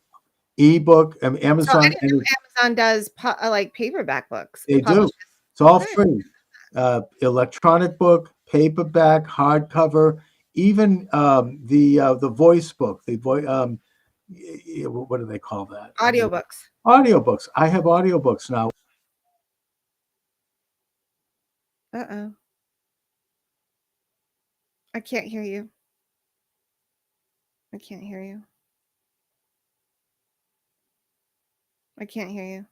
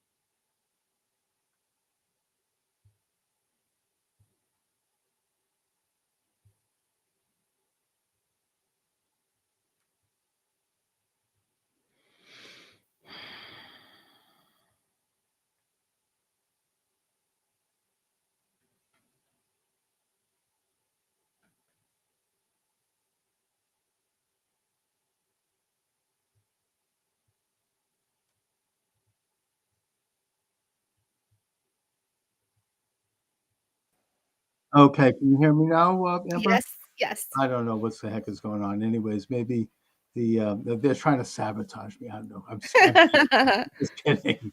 Anyways, but that's the deal with writing books. It's a wonderful thing to do. You should write a book, I would say. You have at least a couple of books in you, I'm sure. And you get yourself booked on shows. You could write a press release on a topic that has to do with your book. And I can't tell you, I've been interviewed by people all over the place. So That's awesome. yeah, so it's great fun. These are all interesting media things that anybody like a poor schlub like me sitting at my table here can do. You don't have to be, you know, going to a highfalutin office to do this stuff. Anybody can do it. As I said, it's very democratic in that way. It's the voice of the people. So, Amber, you do a great job of promoting your program and helping people, which is a great, great endeavor. Let my listeners and viewers know again how they can reach you and how they can get involved in your course and a little bit more about your course. Oh, thank you so much. I appreciate you. The best place to go to find me is theambermayshow.com. There you're going to find all the places where my program airs, but most importantly, my podcast, like a pro course, is right there. So you go to the Amber May Show, theambermayshow.com, hit podcast like a pro, and then remember to use Charles at checkout. I go through some of the things that are going to make you successful because I did this from scratch.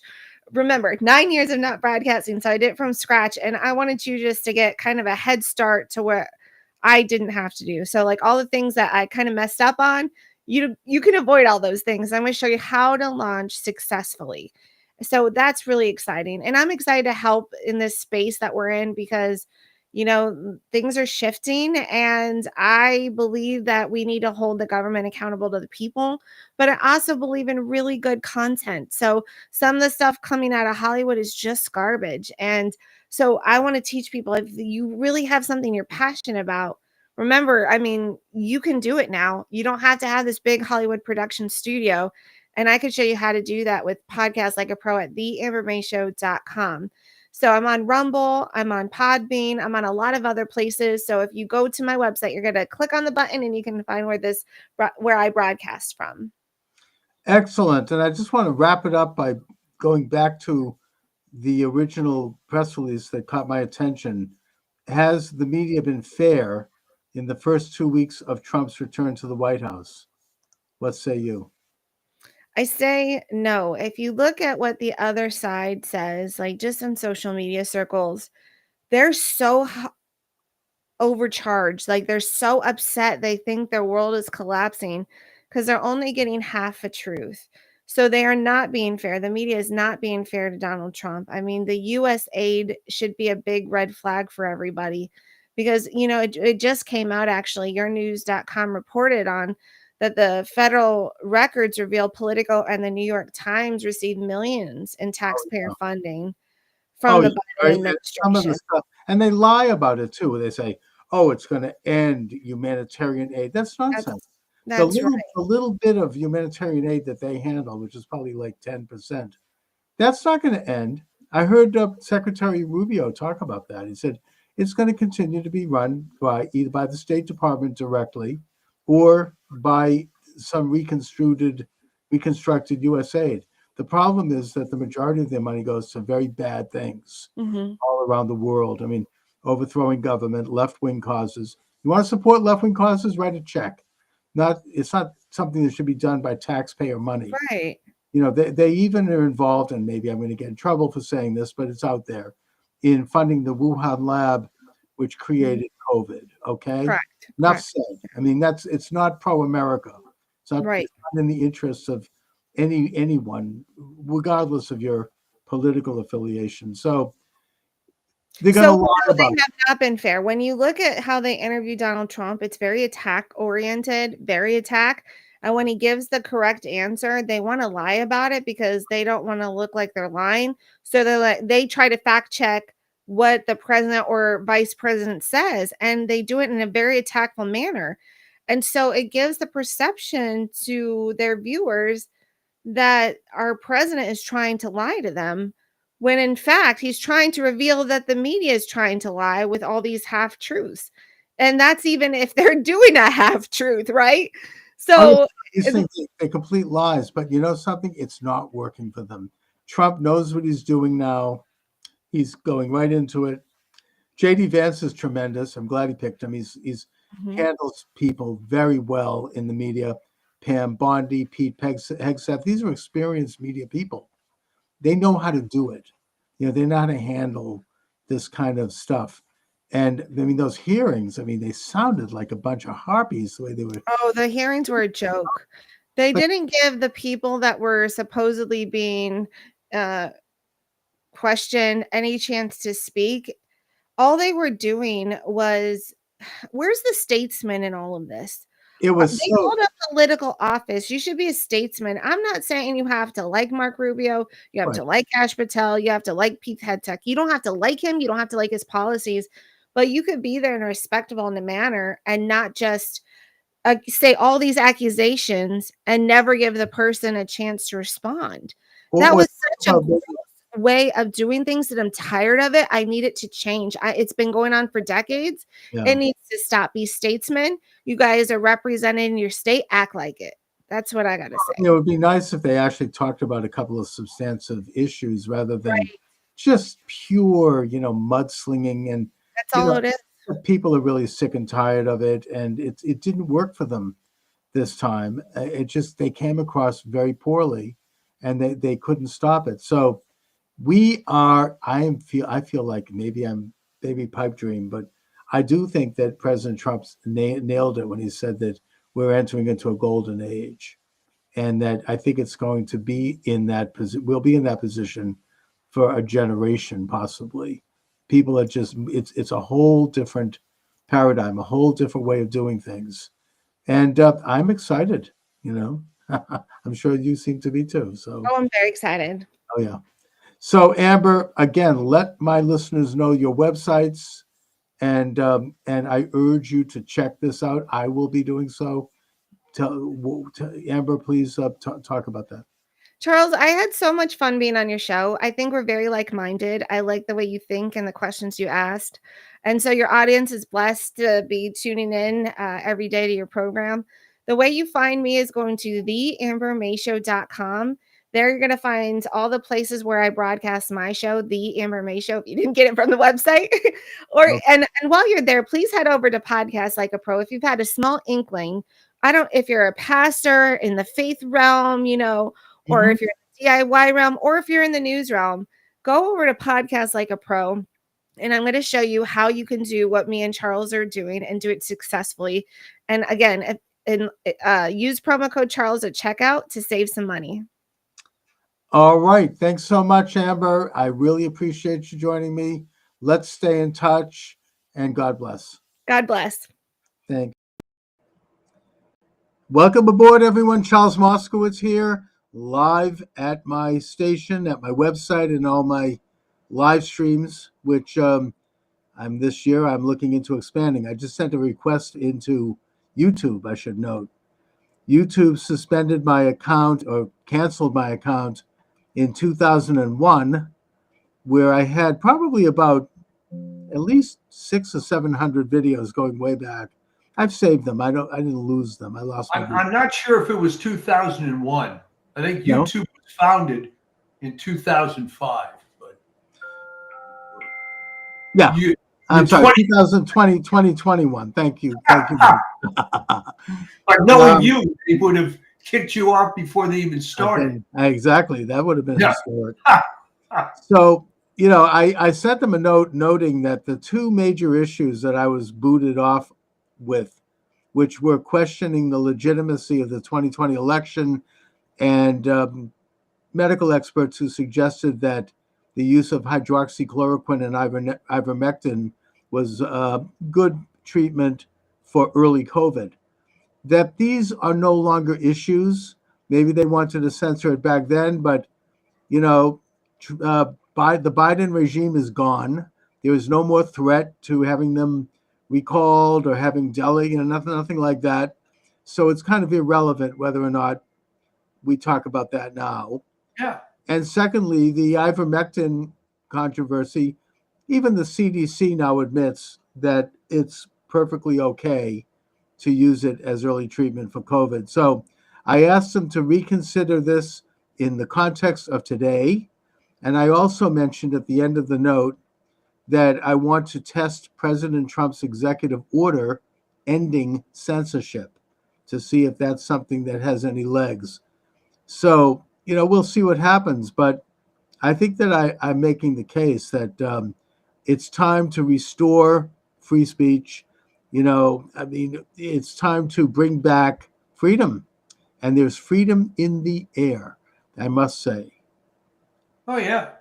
Oh yeah. Well, it's kind of ridiculous that they clung to that, and included in that mess is the kicking all those people out of the armed services for the vaccine thing. Oh, And awful. it was, but as your viewers know, that went on for about 18 months beyond the time it was, if it ever made sense, which it didn't. It was 18 months beyond that, and it was private companies and so on, hospitals. Oh yeah. And I couldn't get into my community college without showing an ID that I had the COVID shot, which I did, but unfortunately, I'm fine. But yeah, well, I but mean, the point to make is that it was over at that point. I mean, by the time Biden got into office, regardless of what you think of the vaccine, COVID itself was over. There was a mild case of it around. What do they call it? The something the name for it. I don't remember right now, but it was very Greek letter. A mild strain. It wasn't the bad COVID. The serious COVID was over. So it was no longer should have been viewed as a public health issue. It was political entirely. And the fact that men in uniform, men and women in uniform, would be not only kicked out of the military, but dishonorably discharged and lose their benefits. And I remember there were people, I mean, there was such a propaganda campaign. It was like classic Nazi-like, you know, people like cheering this. Oh, they deserve it. You know, they should be put in concentration camps. And now President Trump has signed an executive order reinstating all of them, reimbursing them for back pay, and issuing a formal apology. Thank God. This is why elections matter. Oh, that's why elections matter. And this is why Biden pardoned this host of miscreants that were behind this. I mean, it's almost amusing to watch this unfold. All right. Lloyd Austin, who in my judgment was a DEI hire by Raytheon in the first place, became a DEI defense secretary. And he went along with every single stupid leftist precept that was applied to the military. And the Democrats have the gall to say, well, what are Hesget's qualifications? What are any of these idiots' qualifications? Robert McNamara had a resume to die for. How did that work out? Well, actually, Hegseth has done 2 tours of duty. Yeah. That he would be the first defense secretary to actually have been literally on the front lines and in battle. I mean, I think that that's something that does stand him apart and makes him unique. Yeah, I mean, exactly. What the hell are they? They're talking about with qualifications. I mean, this is it's a good thing to see somebody who has some insights from the inside, rather than coming in because they're connected and they're a hack or they've got money or whatever. Well, that was the problem is that's almost never been the case. I mean, you can go back. Maybe you'd have to go as far back as World War I, where you'd find a significant number of generals that actually had combat experience before they were promoted. I think the last one might have been Ulysses S. Grant. Yeah. I mean, I don't know. It definitely goes. Although I will say that JFK as president had combat experience. Well, yeah, JFK did, but the point is, MacArthur was passed way over by Eisenhower, who had little, if no, combat experience to become Supreme Allied Commander. There's a long and sordid history of desk generals, so to speak, being heavily promoted, or in the case of Eisenhower, let's be honest, he was a big friend of FDR. I mean, he was more of a political guy, but the point is that it's really a first that you have a guy who's, God forbid, a war fighter who's in charge of this agency. It's very exciting. I mean, all of these people are extraordinary. Trump is I feel like I'm living in a time that's analogous to how Americans must have felt when Washington became president. Everything is like happening. It's new. You've got a president and an administration that is establishing entirely new ways of doing things, entirely new paradigms. Trump is simply fulfilling his campaign promises to the letter. He has now fired all of these federal employees that basically Biden had tried to stuff into the bureaucracy in the final months of his election so that they could do damage to Trump. He's sort of salting them into all these agencies. I think that Trump, obviously this time around he knows, because he already went through it the first time when they did do this. Remember the Vindman brothers? I mean, these people were all put in there by Obama. They were like booby traps. They were little bomblets that would go off at the right time. Trump knows this now, and he is cleaning house. I mean, he's utterly banned the DEI bureaus that were put in by Biden. He's taking on all of these political people who claim they have, civil service protection when they don't, because they've been in there long enough. And he's ordering people. He signed an order ordering people to go back to work. And it's just incredible. I mean, I feel overwhelmed almost when I look at the news. I don't know which. You almost can't even concentrate right now. You hear one thing, and then I'm thinking about that. And then there's something else that's coming on, and then it was like 56 executive orders the first day. Oh my God! I mean, I think it was 100 orders, and it's just and the other thing it showed on, Biden could have changed at the drop of a hat. Oh dear! Do you need to take the call, Mike? Hi, can I call you back? Thanks. Sorry about that, folks. No, that's okay. Too many things going on. If you need to take a call, you can step away for a minute. All right. You know, one of my old cliches is everything happens at once. Okay, I You get have it. all these guys showing up at the new house to do whatever, and it's all right now at the exact moment. Anyway, But you know, so Trump is going to have all of these booby traps and minefields that have been planted, and he seems to be handling it pretty well. he's at doing a this great job. point. Here's the other thing. Yeah. Remember this quote bishop that gave that address. I mean, that was no kind of sermon. All right, here's the thing. People like Laura Loomer are saying, boy, how come Trump's people didn't tell him he was walking this minefield? He knew what he was walking into, and he went in there to just expose this crap. All right? We don't even have to worry about how far down the Episcopal Church has gotten that in their primary national cathedral, the clergy person in charge is some radical lesbian. I mean, let that sink in for a minute. But it hurts them a lot more than anything. Plus, I noticed that after she made her pitch for child sex change surgeries and open borders, then she's I don't know if she has a PR person or not, but she's doing a national media tour. All right. And I watched her on with Rachel Maddow, you know, which is probably the best site to watch for that kind of thing. And it's the same old thing. It's like they haven't learned anything. These are the same, you know, don't they, first of all, they obviously don't believe in democracy, because if they did, they would know that Trump won the popular vote. But putting that aside, I mean, it didn't work for them.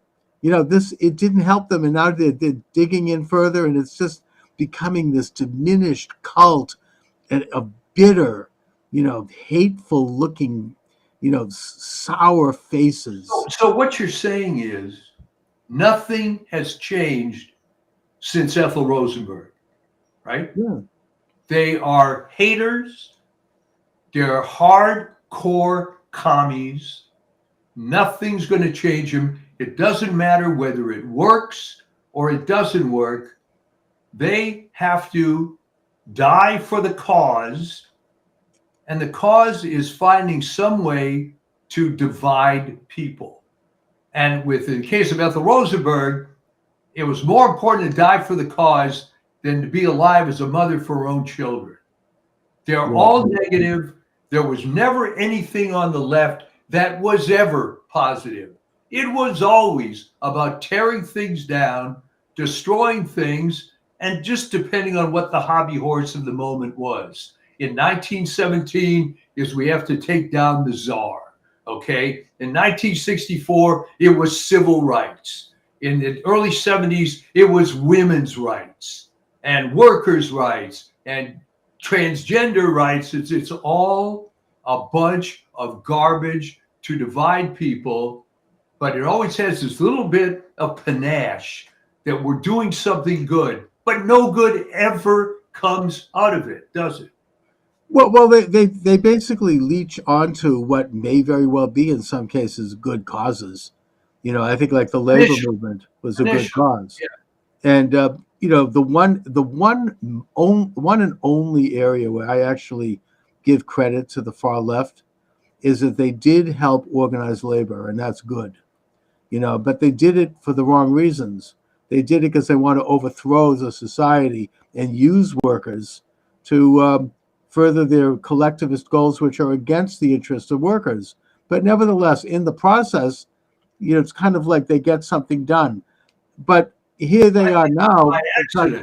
I think it was by accident. And it backfired on them because labor became very patriotic. Yeah. And of course, now they're against labor because they want to open the borders, which hurts the value of labor. And most people in labor unions voted for Trump for that reason. Even Bernie Sanders has admitted that. He said, I could find common cause with Trump on that one. But, you know, the thing is that it's we're at a point where they really, and maybe I'm just, you know, still having this incredible high from the election and watching these wonderful images and the inauguration and watching all of it. I mean, I feel like weeping over this. I mean, it's so incredible that maybe my feet aren't yet on the ground, but yet as I feel right now, I do think that their influence is diminishing in the real sense. I think that they are falling down and that they're not going to be able to get up for the rest of it, for at least another generation. Well, the reason it's falling apart is that there's a built-in tendency, no matter what it is they do, no matter what the cause is, they always have to jump the shark. All right. Perfect contemporary example. I don't believe in this transgender crap, but I'm certainly against discriminating against this person as an individual. Right. I mean, no one could argue with that. But what came from that was the men playing in women's sports. And this took on a whole life of its own. It is impossible for them to be clean with any single cause they ever do. I think that would really damage them. I mean, right here in Massachusetts, we had Congressman Seth Molston, liberal Democrat, as liberal as anyone, make a few mild remarks after the election against men and women's sports. He says, look, I'm the father of 2 daughters, and I am not happy with the idea of them playing soccer with men. And they came down on him like a ton of bricks. I mean, oh my God, he backed off. But the point is, I mean, he wants to save his career. So then he votes against this, keeping men out of women's sports bill, even though he doesn't believe it. Well, okay, but that shouldn't have surprised you. I'm sure it didn't. No, it doesn't surprise me, but I think that they're really not winning. He was influenced by this small radical cult that started protesting outside his office in Salem, and also by this national and international agenda that continues to goose step along to these crazy and wrong-headed ideas. And I think that they're losing ground. People are, this isn't even a liberal conservative thing. I mean, people are fathers of girls. They don't want to have their daughter get a concussion. Right, the unifying principle here is the left hates women, hates families, hates children. How can someone, forget about abortion, how can you vote against the Born Alive Act unless you just hate children, hate people, hate society? And it all stems ultimately from the fact that it's a satanic, atheistic point of view, and it can't reconcile with reality. So that's why it's always burning up. Yeah, I mean, how can they vote against the Lake and Riley Act? Do they want to have violent, murderous, illegal aliens have rights in this country and walk around? I mean, we just had, and by the way, speaking of another success, Tom Homan is doing the job. Oh, yeah. They picked up 300 people on the first day of Trump's term. Yesterday here in Boston, they picked up, I think it was, 19 people. And there's a video of one of these guys, a Haitian drug kingpin who has 18 felonies counts against him. As the police are putting him in the paddy wagon, he's there. F Trump. We love Biden. Thank you, Biden, for all you did for me. Yeah, right. And the people in the neighborhood, predominantly black, are saying, thank you, Trump. And it was like, this is what their cause is? How do they justify not? And I think that Homan, the other thing is that he has a whistleblower. They are marbled throughout the government. They need to catch these people because somebody blew the whistle on his pending operation in Chicago. So he had to cancel it because it puts, officers at risk. I mean, I think that they need to get a handle on bringing that. If I were in Homan's shoes, I mean, what do I know? But if they find out who that whistleblower is, they ought to bring him in the office and say, look, We have the goods on you. We know you we knew you dropped the dime here. You have two options. Either you turn in 10 other people in your outfit and we'll allow you to resign quietly and then you can go away, or we're going to fire you and we're going to prosecute you because you've committed a felony.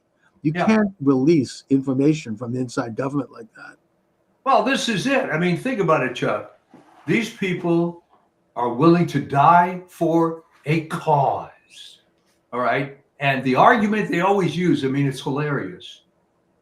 Well, migrants, whatever that means, commit less crime than Americans. That may or may not be, but that doesn't change the fact that this Haitian drug lord was in the country. Yeah. And it only took, 2 days for Holman to find these guys.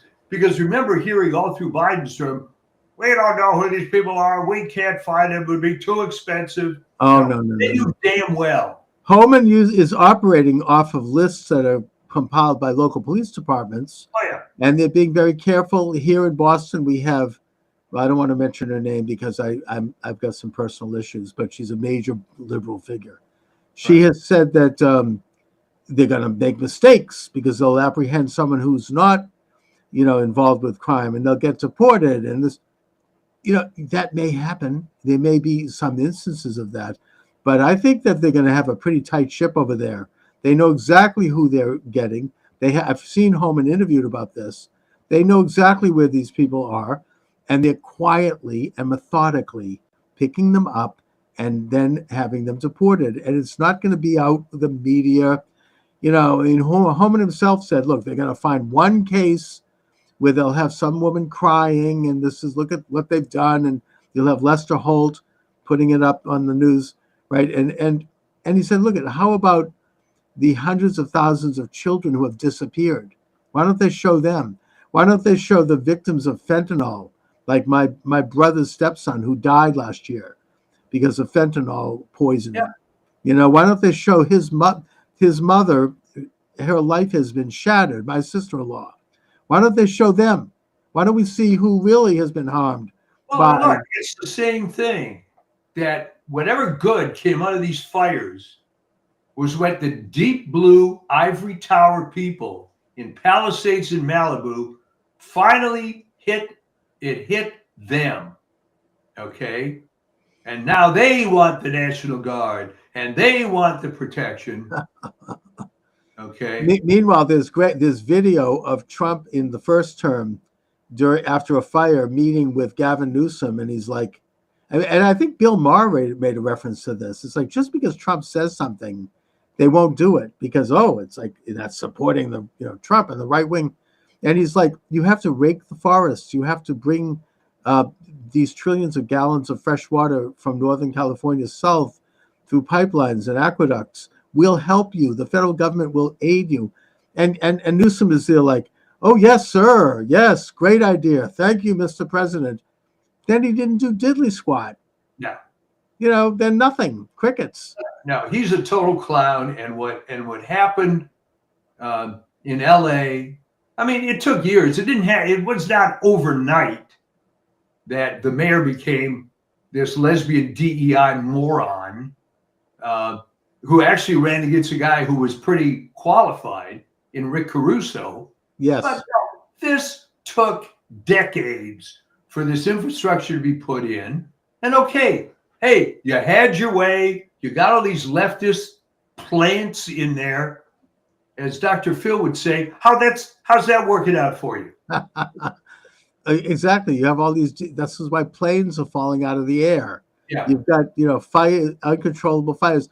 Her whole website, we are so proud of the fact that we've hired lesbians and that we're, it's like nobody, what about fighting fires, right? I mean, Trump is like, hey, we're going to have a merit-based system.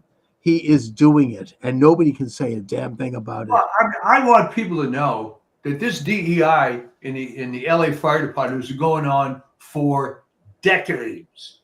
They just didn't call it DEI. I had a very good friend who was forever a captain in the LA Fire Department. When he came in, he was one of the top young, smart guys. Hey, you know what? He just couldn't become a chief. Just wouldn't happen, because he's a white guy. Yeah. And that No, was I it. mean- And he was told that to his face. Oh yeah, I mean, I was listening to Jeff Kuna this morning. He's in Boston, great talk show host. They can say stuff that I can't say because of YouTube. But he had a caller who said, "Look, I'm a high-level government engineer. He's a retired guy." Right. Said I was working on a project for years and building it and creating this incredible thing, and just before we were to roll it out in the public, suddenly I'm demoted, and a young Chinese woman is brought in as the head of the agency. And then when they rolled it out, she got all the credit. And it's like, that's happening. That's happening with every agency. Yeah, and I'm just working there. I'm just a worker. Well, And and the part of the campaign, look what we've done. We've hired a woman, a minority, and she's done these incredible things. She didn't do diddly squat. I mean, she didn't know anything about it. He actually had to teach her a little bit to help her talk about it. Yeah, well, this has been going on for a long time. The other agency that got ruined is the Patent and Trademark Office. All right. Oh, that used to have, first of all, that was one of the few agencies in the federal government that actually made a lot of money, because you have to pay fees for trademarks and patents. All right. And they had examiners, generally were attorneys with an engineering background in the patent office. And a lot of these guys, you may not know this, that was one of the quote unquote Jewish agencies of federal government. IRS was one, the Patent and Trademark Office is the other. The Jews are at the IRS. That's discouraging. Yeah, that was for a long time. Yeah. But what had happened and GSA, by the way, was also Jewish agency. Well, that doesn't surprise me. But Jews have a history of being property managers. Yeah. Well, what had happened in all those agencies? How can I put this? When I started dealing with the federal government back in the 70s, I would deal with Sid Goldstein. Then one change came. Then I started dealing with Viola C. Jones. Okay, guess the race on that one. Right. And then after Viola, it would be an Indian person or a Chinese person with an unpronounceable name who couldn't speak English very well. All right. And I've dealt with these agencies since 1975. And so I've seen how this stuff has changed. And no, it's definitely been creeping in for decades. And, it's sort of like a merit-based system, I think ultimately is going to mean that plenty of minorities and women are going to get great positions because they're good. But, the idea of putting someone in there, if you have a quota, it's not going to be because they're good. It's going to, and then there's incentives to do it. And we see the consequences. We see, as I say, airplanes are falling, wings are falling off of Boeing airplanes because of this, right? And you're in the sky, get a hole blown in your plane. This isn't an accident. These are done by people who are just not the best. And if there's one thing we can say about Trump, he does want the best, no matter who they are.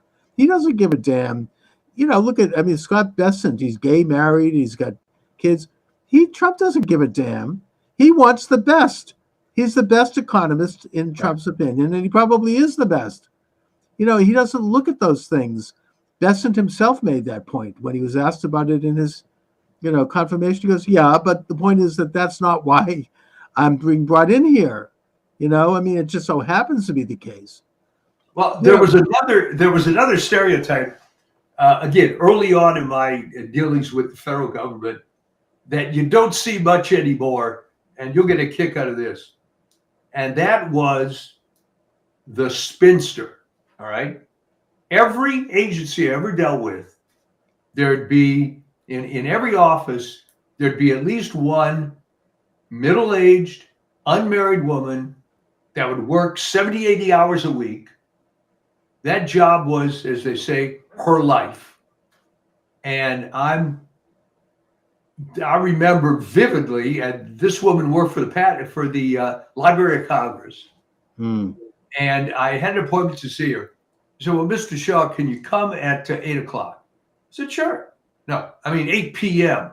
So yeah, I'll come at 8 p.m. Why would you want that time? Well, everybody else is gone, and we'll be able to get into more detail and not be interrupted. And I found women like that at every single agency. Now that started fading away a little bit, but that was one of the good stereotypes. Yeah. Because you knew if there was someone like that in an office, that's who you wanted to talk to, because they knew what was going on. They were dedicated to it, and it was their life. Yeah. It's like a nun, or you know what I mean? Like, that's a very good analogy. Yeah, and they're incredible people, powerful. Yeah. They run I mean, I think that those nuns run the church. Anyway.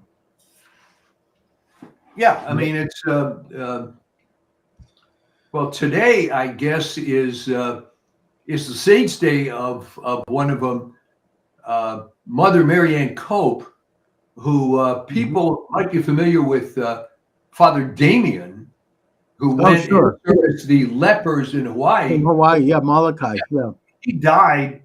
Sister Mary Ann, or Mother Mary Ann, they called her because she ran this group of nuns. Yeah, took over.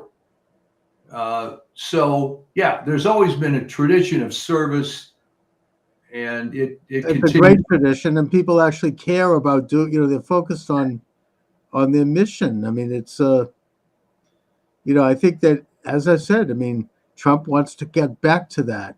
He doesn't give a damn. I mean, people, I remember said, I think that Ivanka actually said, we answered a question like, he says mean stuff to women. It's like, no, he says mean stuff to people, whether they're women or men. He doesn't give a damn. He treats people like people. It's not like he's, you know what I mean? It's sort of like an equal opportunity mean guy. That's just, he looks at situations.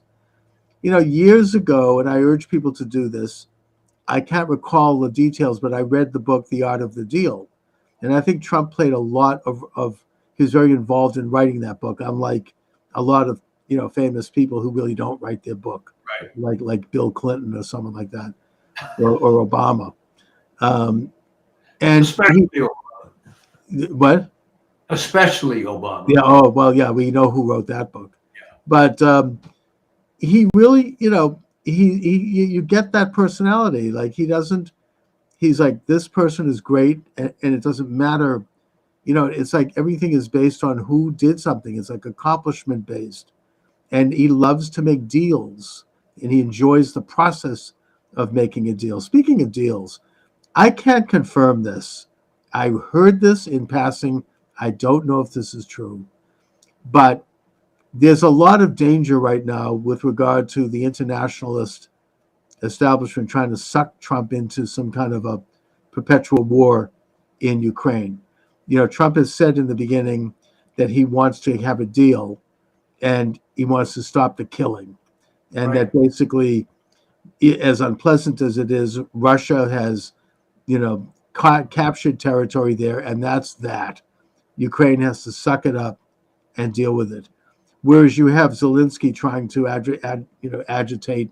He wants boots on the ground from Europe and from the United States, more money, which is insane. But what I've heard is that Putin has agreed that he should come to the peace table and make a deal. But he put out several conditions, and one of them was that he wants to extradite Anthony Fauci to Russia to stand trial for COVID crimes.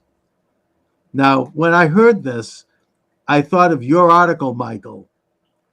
About and I think, that would be like sending Mengele to Tel Aviv, right? It's like, really? That would be incredible. Well, they sent Adolf Eichmann. Who? And Eichmann was sent to Tel Aviv. Exactly. But that's I draw a parallel between that and Fauci standing trial. I don't know if this is true. I heard this. I read this. I think it's a comment made.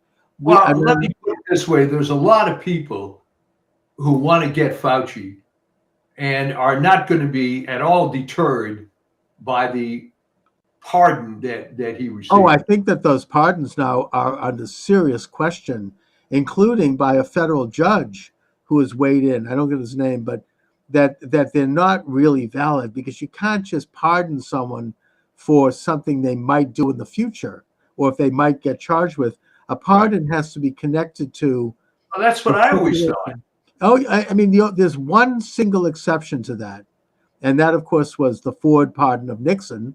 That's fine. He was a former president of the United States, and that he was pardoning him in a manner that probably today wouldn't have been necessary, because former presidents have a certain level of immunity from prosecution. But you can't just pardon people without them having, like, all those pardons that Biden, with 10 minutes left to his presidency, issued for his brother and his brother's wife and his sister and her husband. They're not valid because those people have not been charged with a crime. Yeah. They're not being prosecuted. There's no investigation of them. Now, maybe the Hunter Biden pardon may stand up because he actually was convicted of a crime. But the rest of this stuff, and Fauci and Milley, they don't have any legal standing. Even liberals are. Oh yeah, it's like an all-purpose get out of jail free card. Yeah, I mean, even liberals are not happy with this. I heard even Jim Braude on NPR here in Boston, who is the biggest hater of Trump, and he's suck up to Biden for years. Even he said he didn't like this, and that to me says something. I've never heard him criticize anything. So I think that, these investigations are going to go forward anyways, that Milley very well may be court-martialed. And the way to do that is for Trump to call him back into service and then have him court-martialed. And if they find him guilty of treason, I think he may face a firing squad and would deserve to. Well, I mean, the whole thing was absurd. He was another one of these desk general types that got promoted. I don't know who he knew or what he had on whoever, but there's been so many of these guys over the years. You wonder how they got to that position. The military has a long way to come back from all this stuff, but I think it's headed now in the right direction. It reminds me of it. I mean, my late father was a big fan of Gilbert and Sullivan. I don't know if you know them. Yeah. The Major General. Major General. He polished up the handle of the big brass door. He polished up that handle so carefully that now he is the leader of the Queen's Navy. Yeah. And then they had some wonderful satire. And at the end he goes, "So they're asking me, how do you get ahead in the Queen's Navy?" He's like, "Stick close to your desk and never go to sea, and you'll all be the leaders of the Queen's Navy." And then it's a great piece. I'm going to revisit that. There's some great stuff there. But, this is how they do it. I mean, it's like, just polish up the handle of the big brass door and you get promoted, but not in Trump world. No. Yeah, and you have to wonder why the left is so against bringing a warfighter in to head up the Department of Defense. Oh, they despise the idea. Somebody who's actually going to look at, and none of the questions they asked Hegseth were dealing with philosophy of a military philosophy or. And by the way, Hegseth is a brilliant guy. He's graduated Harvard and Princeton. He wrote a book that is filled with military strategy. I mean, he's no dummy. He's very qualified. But all the questions were about his personal life, really kind of nasty. I mean, some of the, I'm sorry if this sounds sexist, and I don't mean it to, but the female senators were literally screaming at him. It's like, really? I mean, it was just bad. And well, I mean, the latest thing was his ex-sister-in-law accused him of beating his wife, and the wife denied that. The wife, not only did she deny it, and she's his ex-wife, so there's no love lost there. But Yeah. she's saying she may sue this woman. Yeah. She's going to bring a lawsuit. I mean, she's apparently a radical Trump hater and a leftist, and the ex-wife of Trump's brother, and that this is being. And then you have this Congress Senator Jack Reed. They're trying to do another like Kavanaugh. Yeah. And he trots this out. It reminds me of. I mean, do they really think they're going to relive that one again? I mean, I've been saying for a long time, they don't have anything. They don't have anything else. Before we knew that Kamala Harris was going to run, I posed a question to you, which there was no answer. Who do they have on the bench? They don't have anybody. No. If you're thinking, well, gee, maybe Gavin Newsom, what a clown. No, he's gone. His futures. I mean, he's after this. I mean, he was always, kind of a lightweight and just a hack. He's a brilliant liar. I've noticed that about him. I saw him on Bill Maher. Bill Maher really covers these things, and he could smoothly lie and with a silver tongue, twist something so out of proportion that your head is spinning, and you forget the original question. Very, very skilled at that. But other than that, there's not much going on. You have a state with nearly 40 million people. All right. There's a lot of talent in this state, frankly, both on the Democrat and the Republican side somewhere. Right. How this clown gets to high position, but he came out of San Francisco along with Dianne Feinstein and everybody that came out of the San Francisco tradition were all these unlikely individuals. Pelosi. Yeah. I mean, but how is it that California now, there's been a poll done, they still would vote for Karen Bass? We're talking now after the fires that are still going on. I mean, with her communist background, I mean. What kind of poll, okay? Who are you asking? I don't know. There certainly are people on the left that are Ethel Rosenberg type haters, okay? And you know what? We're going to vote for the commie dyke no matter what. No, I know people like that. Oh yeah, no, you're right. I mean, but I mean, I would imagine that she must have taken some hit amongst the people out there. Is a very large city, and I'm sure you could go into large portions of LA that you could find any number of people who would tell you, oh, those SOBs in Palisades and Malibu had it coming, and the fire should have gone through Bel Air and Beverly Hills too, and then taken a curb and gone down to Rolling Hills Estates and Palandsburg, because. Yeah, right, and Brentwood, take it all. Sure. Yeah. So it's just kind of the same sort of thing that's been going on.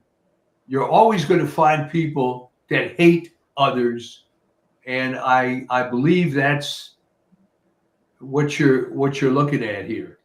But I think that their numbers are diminishing, I hope, and that's really how I would hope so. That with the advent of the golden age of Trump, and this is the biggest social movement to happen in this country since Reconstruction. There are several social movements that have occurred in this country that have had indelible marks on our future and that lasted for generations. I was thinking about that this morning. I mean, obviously the first one is Washington, the establishment of the Republic, and the generation that fought the Revolution. I think the second one was Jefferson. The third one was Jackson. And I would argue Lincoln. I know some people, he's gone out of favor, but it did lead to the abolition of slavery, and that it did create, on the less known part of Lincoln was that it was the beginning of the American system of Henry Clay and the Transcontinental Railroad, and it was back to, American putting its own interests first. And then I think that the two Roosevelts, I think, were both leaders in that, including Franklin. Personally, I think Kennedy was. I don't know. Some people, he wasn't in long enough. And Reagan maybe a little bit less so. But certainly Trump is one of those figures that has unleashed a whole new way of thinking a whole new way of being. He has gone in and he's just doing stuff at a level that everybody is shocked how fast he's working. He's been president for 2 days, and it's like, it's all of a sudden, it's like we have a leadership again. Well, I mean, the shock is that he could get stuff done, putting the lie to, Obama is being hamstrung by the system. No, Obama was just was part of the system. I know this sounds, I don't mean to sound racist here, and I'm not being, but I remember a commentator saying that Obama was basically Bush with a tan. Yeah. It's like nothing changed. It was all moving along. This is the establishment, and certainly Wilson was not the head of a movement at all. That was an elitist coup. They divided the electorate 3 ways, and they installed him. That is old. That's like the people that ran the Biden regime. But Trump really represents a major way of thinking that's changing. Even liberals, I mean, I think a lot of them are thinking a little differently now, even if they don't admit it. Obviously, we're never going to reach the Ethel Rosenberg crowd, but right. But even a lot of liberals, I mean, even some that I know, are like, yeah, well, this is interesting. I mean, I think that there seems to be tremendous optimism, and you're right. All but the hardcore hater left are just coming to realize that, this was all crap, and what you learned in your Model UN class in the 9th grade isn't really the way things are. Yeah, exactly. It's all over. And this is it. How dumb do you have to be? This is funny because I'm getting all this work done at the house, and here's the analogy. There's a guy that's got a pretty big YouTube site called The Lock-Picking Lawyer. He's got about 4 million subs. Pretty decent sized YouTube channel. All right. His whole thing is he makes it look easy picking locks.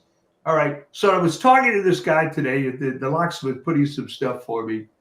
And we started talking about the lock-picking lawyer. He said, it makes it look easy. And I said, well, real life, most things aren't that easy. And he said, yeah, you're right. It isn't quite like you see on TV, So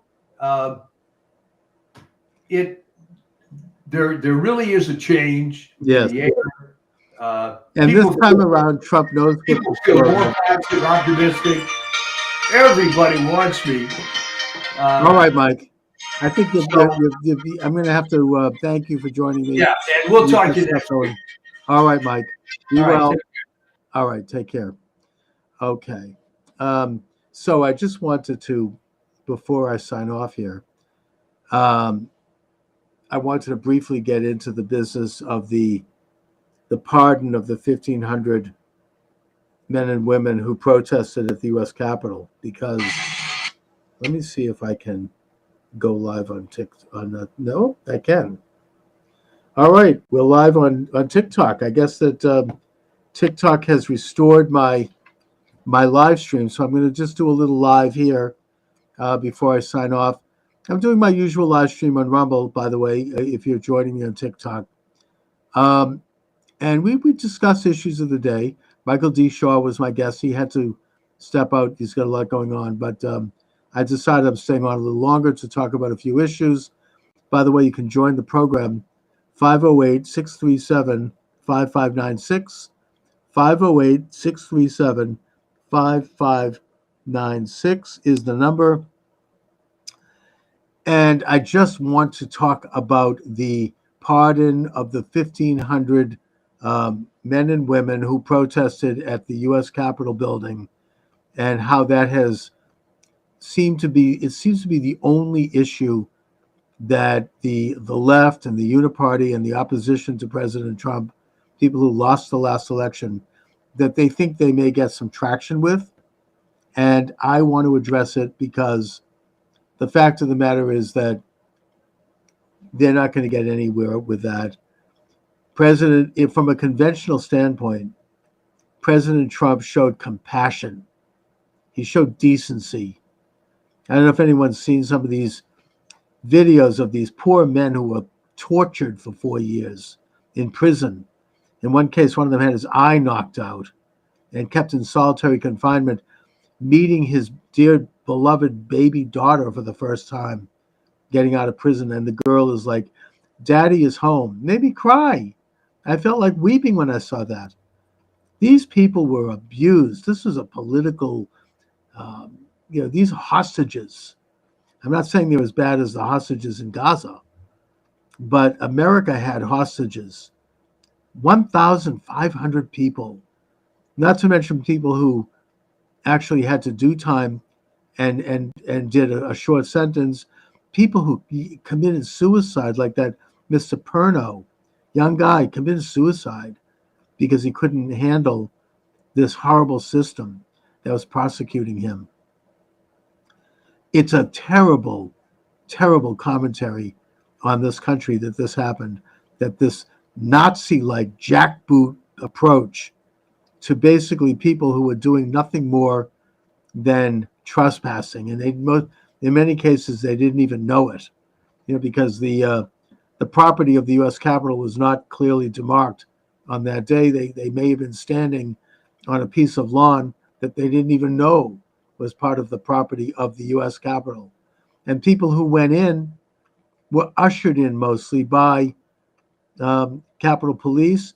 And one of the reasons they didn't want those videos released, and they still haven't released all of it, is because it shows them walking between the felt, rails and looking at the artwork, and they really were acting like tourists. And they were let in.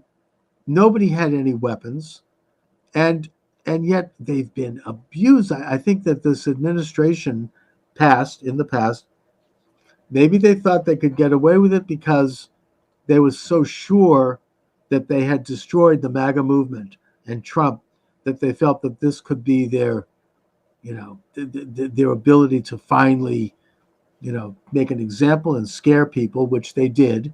I think that had a lot to do with why more people didn't come out for the Trump inauguration this time. Can you blame them? And also by shutting down the media, including President Trump's Twitter account, and Parler and other sites, they felt that they could control the argument. They felt that they had the upper hand in terms of censorship, when they didn't, because people found other ways to communicate.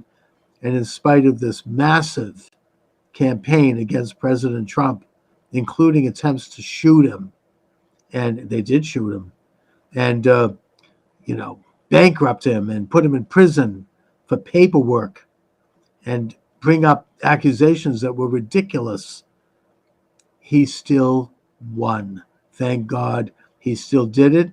He did it with very little money spent, and they could not stop him. So I think that with all of these factors, we ought to put this event of January 6th in its proper context. Hi, Dominic. How are you? What up, my guy? Charles, how you doing, my guy? I'm good. What's up? Harry Sisson for president? Seems a little soon to be running for president, I guess, but why not? For president? Yes, it says behind you. You sure about that? Yeah. Look, your background, it says Harry Sisson for president. Did somebody put that up there, or maybe you did? I don't know. What's going on? Charles, are you trolling me, Charles? No, I'm looking at the screen. You sure? Yes, I am positive. Do you wear glasses? I see what I see. Listen, maybe somebody else has put that over you and you don't know it.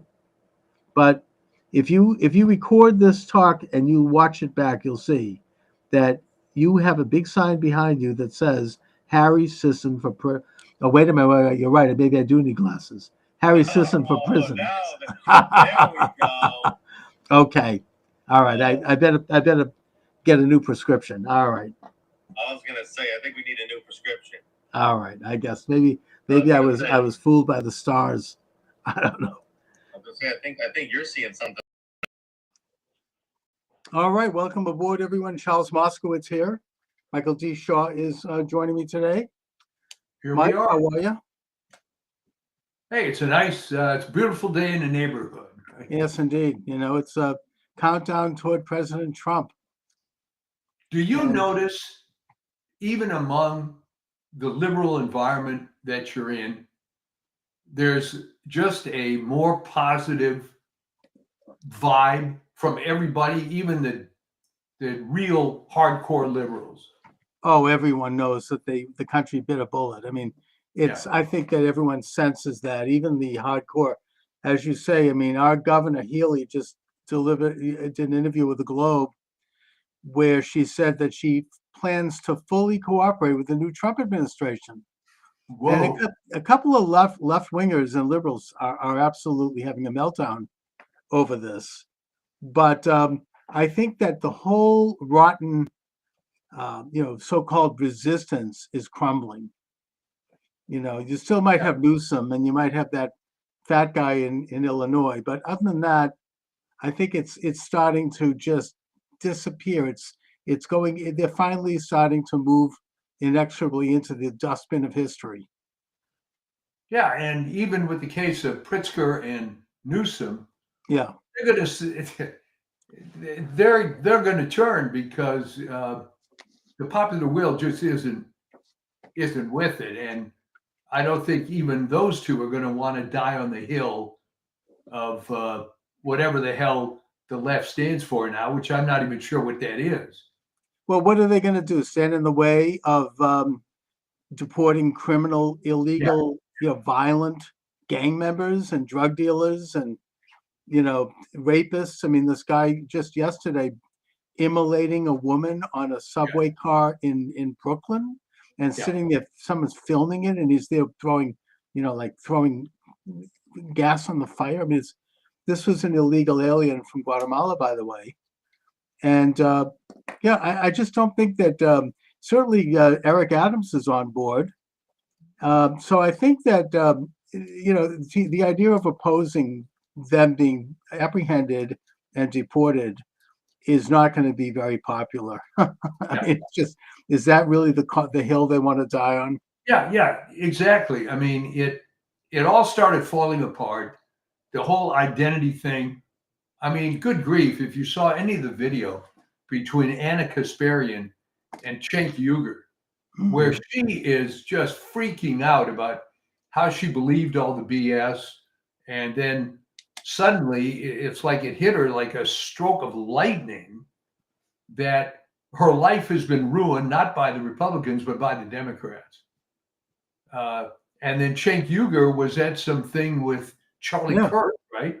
Yeah, Charlie, he was at the Turning Point USA event, and he's, exactly. I mean, he said, look, the conservatives and the Republicans are a lot more tolerant and generally a lot more friendly to opposing opinion than my side. And he's, there is, I think there's going to be a major cleaning of house over there. They're just, it is kind of like I observed before the election. It's going to be like the George McGovern loss of 1972. Right? I mean, they're going to have to really get their house in order, and it's going to take it could take a decade before they come back from this. And I mean, I don't think that Biden is going to really, he has a few more weeks of mischief. I don't think he's going to be able to do much more. He's already commuted the sentences of some really, really bad people, and it didn't go over as being particularly humane. Now today he's commuting the death sentences of, I think it's 24 people on death row. And these are some of the worst, people. I mean, slaughtering children. I mean, really violent criminals. And I think, does he think this is going to be seen as progressive? I mean, I don't think so. And I don't think most liberals and progressives are jumping for joy over that either. Well, I think what's happening is that it's being revealed that whoever controls Biden is the hardcore lunatic fringe of the left. Because if you wanted to write a recipe to get people to leave the left, you would do stuff like pardoning serial killers and whatever the hell he's doing now. Mm. So it comes down to, our little topic before, this model UN mentality where, well, gee, this was my worldview when I was 13 years old, and I'm just freaking out. The world has to be like this. And it's all falling apart for those people. And I feel no sympathy whatsoever because I knew people like that, and they were able to create a fantasy life for themselves. In many cases, I'm thinking of one particular woman who would epitomize this whole thing. She ends up going to what was then called Radcliffe. She creates an academic life for herself and is able to live in this bubble the whole time. But the fact is, most of the others aren't quite as, quote, fortunate to be able to do that, and now are coming to the reality very late in life that this was all a crock. And I'm seeing this, okay? You go on ACSH, and this Henry Miller guy puts up an article, I could not believe it, arguing that the vaccine was beneficial to the nursing home people. Oh my God, that's I mean, where did he come up with that BS? I mean, it's obviously not science. You can find, quote, scientific articles for anything you want. It was beneficial to them after Cuomo put COVID active people in the nursing home. Great. Yeah, really, that's wonderful. So there are some of the people that are just going to keep doubling down for the rest of their lives. Yeah. And there's not much you can do about it. No, but they're becoming, it's a dwindling cult of haters, basically. And, even, now that the Wall Street Journal has done an article that really has said what we've been saying since before the last election, and that is that Biden is seriously impaired mentally and physically, to the point where people surrounding him would keep him sequestered and out of the scene because he was having good days and bad days. I remember you said way back when that it's a symptom of sunsetting. It's a it's a mid to advanced stage of dementia, something we've all observed. They're now admitting it, and it does bring up the question of who was running the country and who was running the executive branch for 4 years. I mean, apparently he'd have good days and bad days, and when he's having a bad day, they just would cancel everything, and that he would basically have to have long naps. He would just come in, maybe he was cognizant for a few hours in the course of a day. I think he only had like a half a dozen cabinet meetings in his entire presidency. And one of them was headed up by Jill. And he would have to have everything. The cabinet ministers would have to send their questions to him in advance for those meetings, so he could already have a formulaic answer, which he couldn't even do that. So, it's on the one hand, it's pretty sad, but on the other hand, it's criminal that this would have been covered up. This should have been a constitutional crisis issue where he should have been removed from the office. I mean, they certainly talked about removing Trump from the office for 4 years every time he blew his nose. This is I would think this is something that ought to be investigated. It does go to the level of criminal malfeasance and fraud. It's criminal malfeasance, and you wonder what was the point. Okay, if this were a family member, it would be sad to see someone declining, but you would lose a lot of sympathy if that guy was a CEO of a business and was screwing up things right and left just to maintain this illusion that he was in control. It wouldn't happen. So, well, that's right. And that's exactly what's happened. It's apparently what happened during the Afghanistan fiasco. He was nowhere to be found. He wasn't answering the phone that day. Not that he would have done anything if he had been, but the whole thing involved a massive deception on the part of the people around him, including Harris, including Peppermint Patty over there, the spokeswoman. and all the rest of these people in Congress. Sharp as attack, sharp as attack, sharp as attack, sharp as attack, right? Every other talking head. Okay, here's the thing, and you've been in media forever. All right, I can understand how all the rest of the mafia around him is going to be part of it, but I really don't understand how a guy like Joe Scarborough can say this is the best Biden ever. What was that all about? It was obviously a complete lie, and he knew it. But why do it is what I'm saying. Just like they lied about the 2020 election, just like they lied about the J6 attack. These are all, they lied about COVID. They lied about the vaccine. I mean, this is why Trump, one of the primary reasons, the basic reasons why Trump was elected. People got sick and tired of living in this context of lies. And it also shows that the mainstream media has completely jumped the shark. They've lost their relevancy at this point openly. Nobody believes them anymore. And they're still doing it. If you watch them now, now Elon Musk is now the president, is their latest. Yeah, right. I mean, this is like, they just haven't learned. They're continuing to push, hoax after hoax. And I mean, I've been saying to some of these people in my Twitter, because I go back and forth, I say, look, it's one thing to go into the loyal opposition and criticize legitimate political positions, and even maybe to criticize personality, but to continue on this course of these, of these hoaxes and running them up the flag one after the other, it's a little late for that. You got to move on.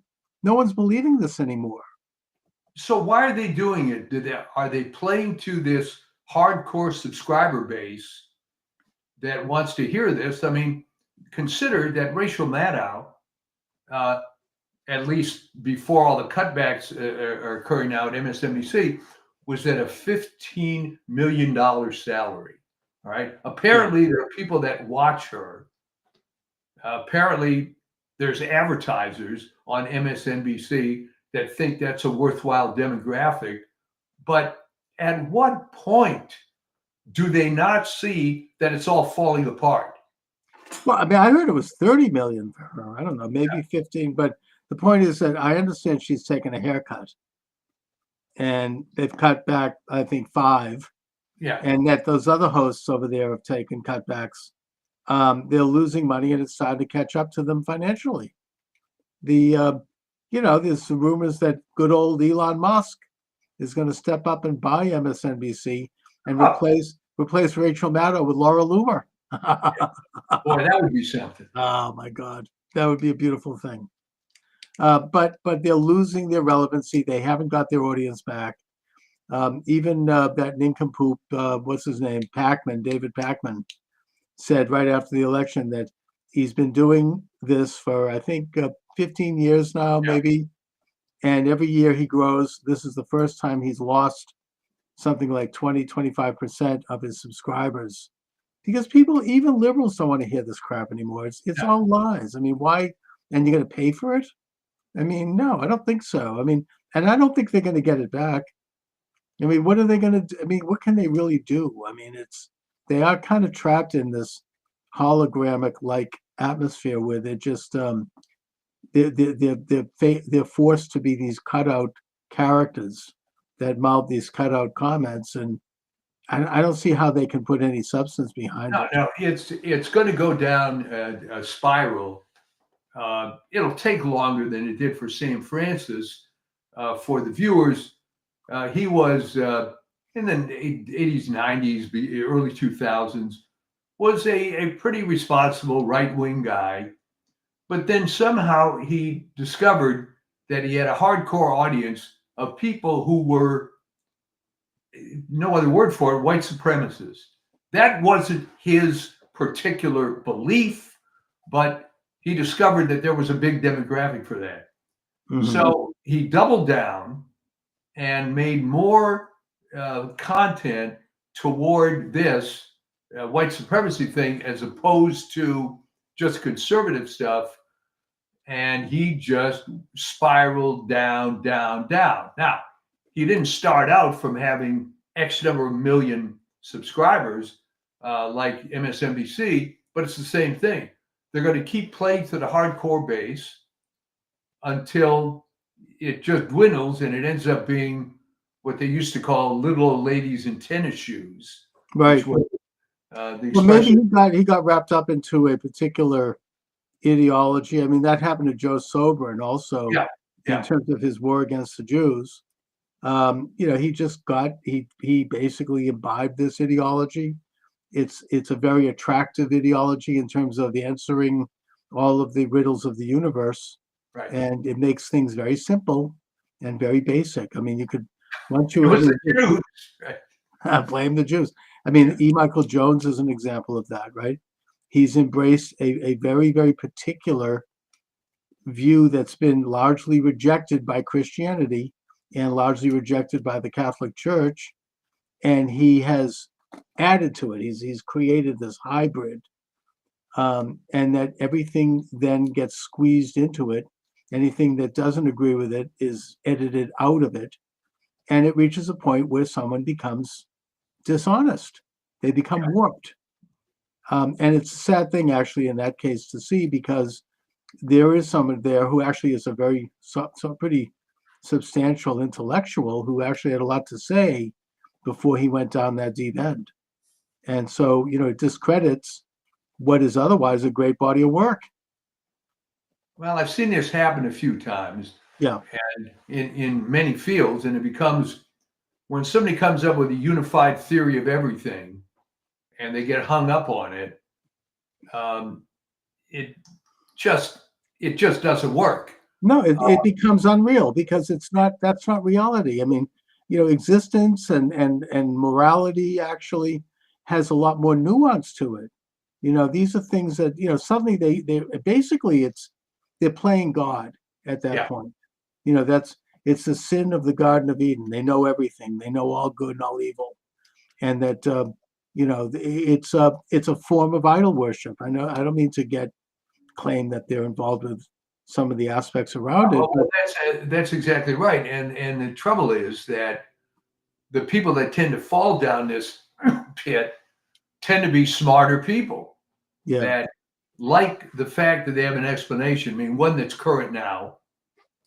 There is, and you have to be very specific here, vaccines and autism. Now, the connection isn't so much vaccines as it is the fact that when they were giving 40 vaccines back in the 80s and now they give 220, it might just be this assault on the immune system, yes, caused by giving so many vaccines, but it's not vaccines per se. So this has become a huge deal, RFK and others, and they're trying to hang their hat on this. Life, as you said, is not that simple. No, and by the way, I mean, that's not to say that the Jews aren't annoying. I mean, you can criticize. I mean, Jews tend to think we're better than everyone else, and I get that it's irritating, and it's an arrogance that's we could do without, and it doesn't exactly result in good neighbors. So, you can take criticisms that are real. Well, I have to tell you, my old friend died a couple of years ago, Vin Lewis, Catholic apologist. He said, what is it about Jews that when you meet them for the first time, within the first 10 words of the conversation, they have to tell you they're Jewish? Well, it's this kind of, it is a smug sense. Yeah. And look, in fairness of criticism, you could say that it comes from Talmud. The Talmud is a bit supremacist when you study it. It's sort of like that's how the Jews survived 2,000 years without a country. I mean, there's a reason for that. It didn't just happen by accident. There was this idea: we're a separate nation. We are better than everyone else, and we have to keep ourselves separate. Yeah. I get that. I'm not saying I agree with it. I don't agree with it, but it's an element that has preserved a Jewish covenant, which I think is overall good.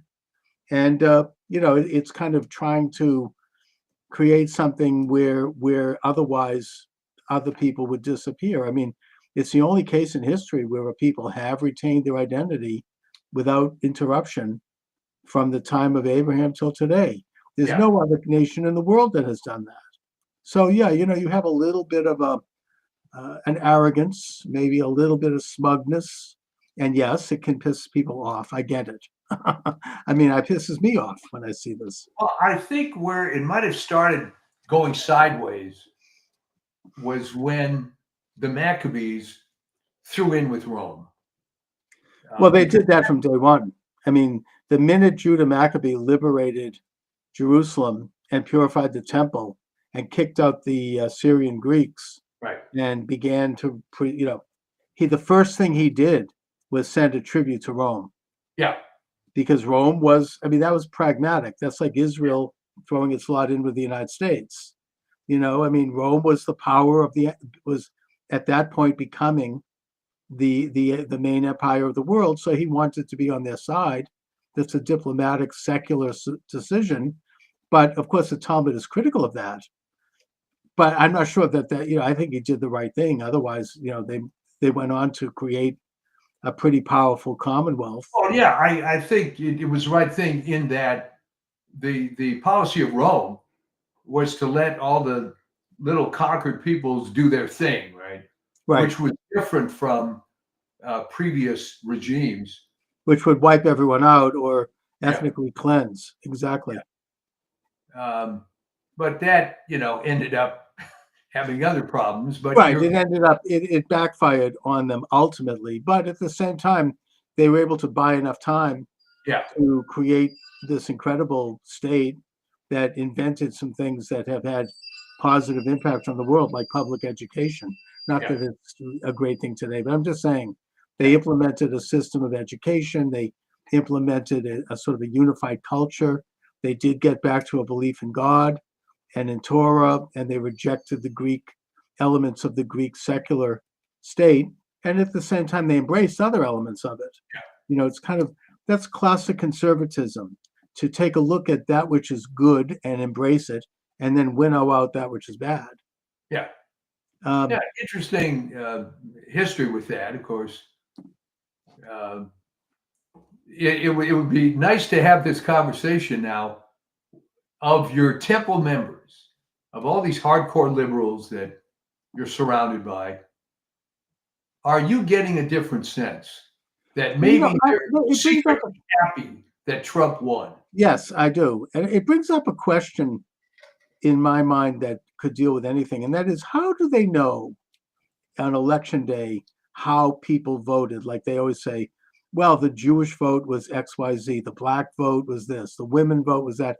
How do they know that? Where do they get that information? Is there like a survey done? Do they ask people coming out of the poll, are you Jewish or are you, are you black or like, are they, how did you vote? I mean, how do they do that? This is, and okay, the way they do it is with exit polls. But as we've said so many times on this show, if someone came up to me and asked me stuff like that, I'd ignore them and walk on.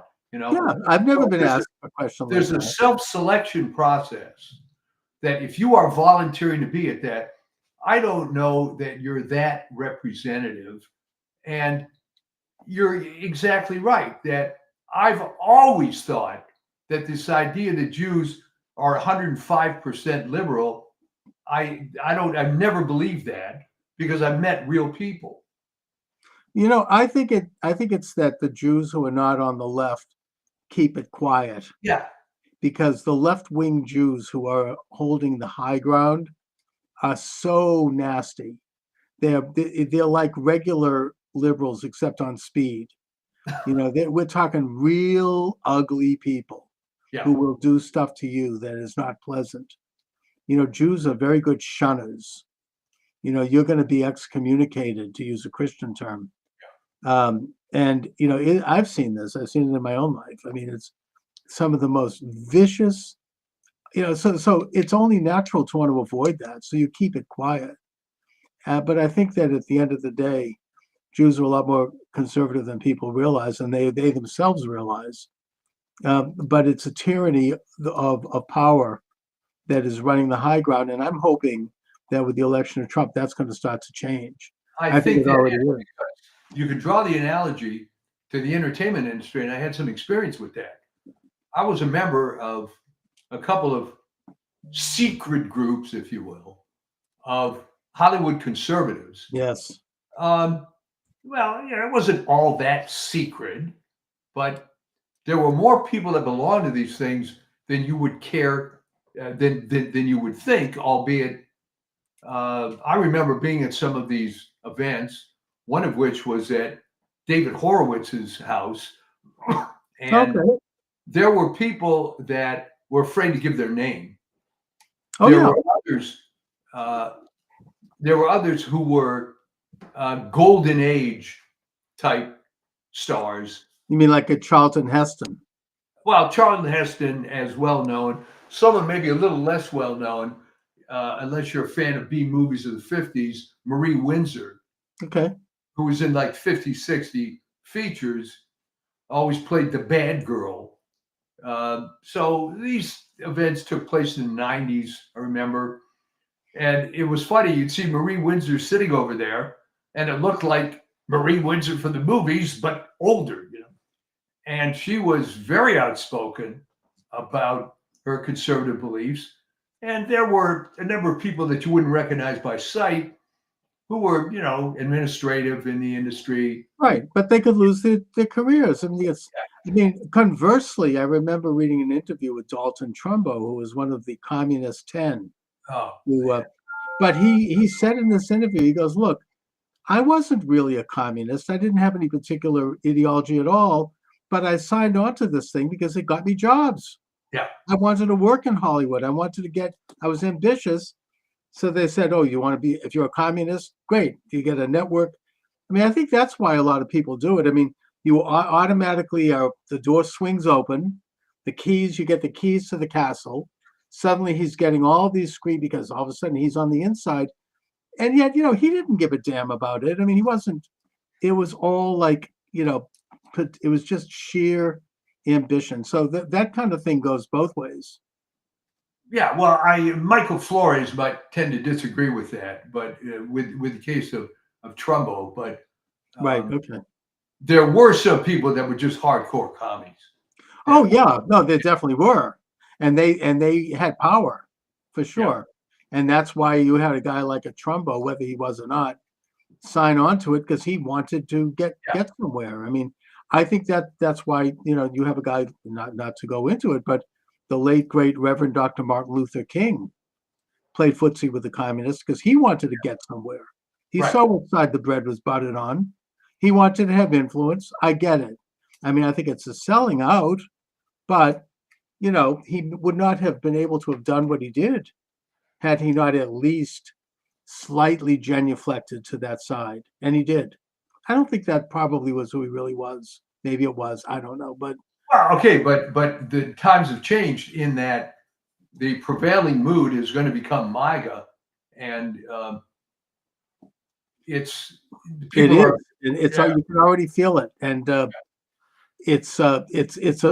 I mean, the only fly in the ointment that I see right now between now and Inauguration Day, well, besides the fact that God forbid something could happen to Trump.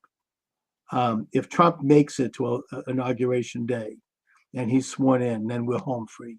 Yeah. Because all of his cabinet people will be in place. J.D. Vance is pretty good. You've got Kennedy. They'll all be in place. And so that even if they take Trump out, that government is there and that'll continue. So in a way, it's a race against time right now. The other problem I see that is more on the international stage, and that is that Iran is on the verge of throwing a nuke at Tel Aviv. It's a real thing. That's not a joke.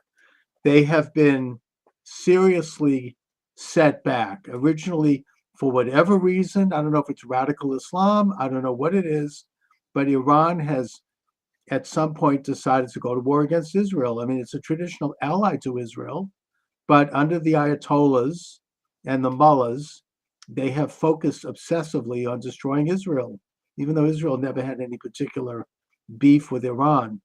And they set up all these proxies. You got the Houthis, you've got Hamas, you've got Hezbollah, and Israel has disintegrated all of them at this point.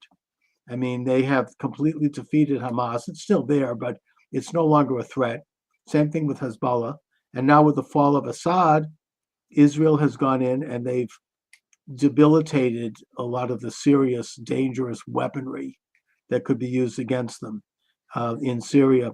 So Iran is now somewhat isolated, but they still have their nuclear development and they could still use it.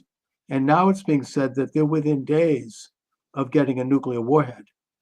And you get very naive people in the US State Department and military establishment and in those of others who say, well, I mean, that's fine. Let Iran have a nuclear bomb because it'll be like the United States and Russia. It'll be mutually assured destruction and it'll be a balance. But that's not how Iran is operating. They believe that they're going to have 70 virgins and they're going to create a world order by destroying Israel. And they don't give a damn if they get hit back. I mean, the Hojatollah Islam Hashemi Rafsanjani went on record as saying that. He goes, hey, if Israel hits us with a nuclear bomb, we don't care. We've got 130 million people, but then if we hit them back, we can take them out. So that's the mentality they're dealing with. And that's what, I mean, it's really a race against time because I think that, I don't know if Israel has the capability to do it. They did it twice before. Right, take out the nuclear development, which well, they did it in Iraq with the Osiris, and they did it in northern Syria a couple of years ago. And in the case, I was listening to an Israeli military, I was reading a site. In the case of Syria, they dropped some very heavy bombs on that site.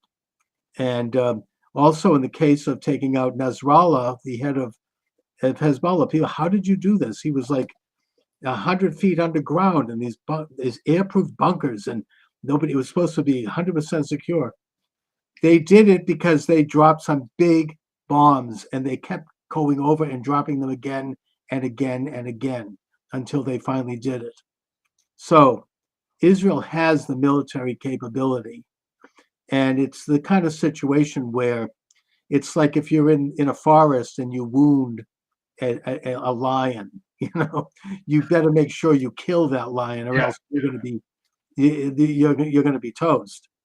And so Israel has to go in and make sure, if they do this, that they are going to be able to complete it. And I think it's a window of opportunity now. And I do think that Iran is like backed into a corner, and they're afraid of what might happen if Trump becomes president. So there's a vacuum of lack of power, which is something that in the Middle East people understand, both Israelis and Arabs. When you have a vacuum of power, look at what Israel's doing right now in Syria. There's a vacuum of power. They're going in and they're taking out all these sites that they would have liked to have done before, but they were afraid to do it because of Assad. Now that he's gone, they're doing it. I'm just saying that right now there's a vacuum of power in the Middle East, and Iran might step up to respond to that. So these are very perilous weeks as we go toward Trump. Once Trump is in there, he's unpredictable. Biden, they didn't expect him to do diddly squat, because he wouldn't have.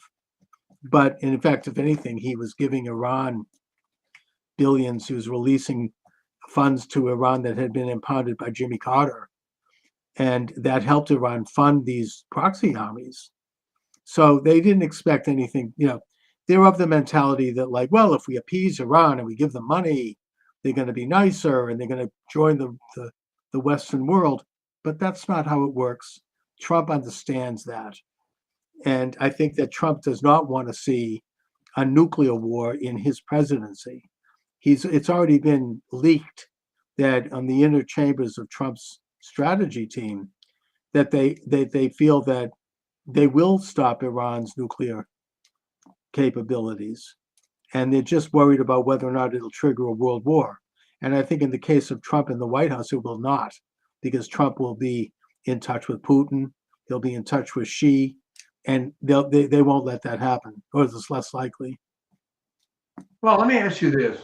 Is there a scenario before noon on January 20th that things could get bad enough that the uninaugurated Trump, would have enough influence to just step in and say, no, I'm not going to let Joe screw this up anymore? You mean before the 20th of January? Yeah. Yes. I don't think so. No, I mean, it's not in the Constitution. It's just that's how our system. That's why there was an amendment to shorten the lame duck period. The lame duck period used to go right through till March 15th. Yeah. And historically, somebody should do a book on this. Maybe I'll write it. All right. Some of the garbage that would happen during that lame duck period, some of the worst sort of policies were put in place because you had a regime that was going out. They didn't care. They were unaccountable.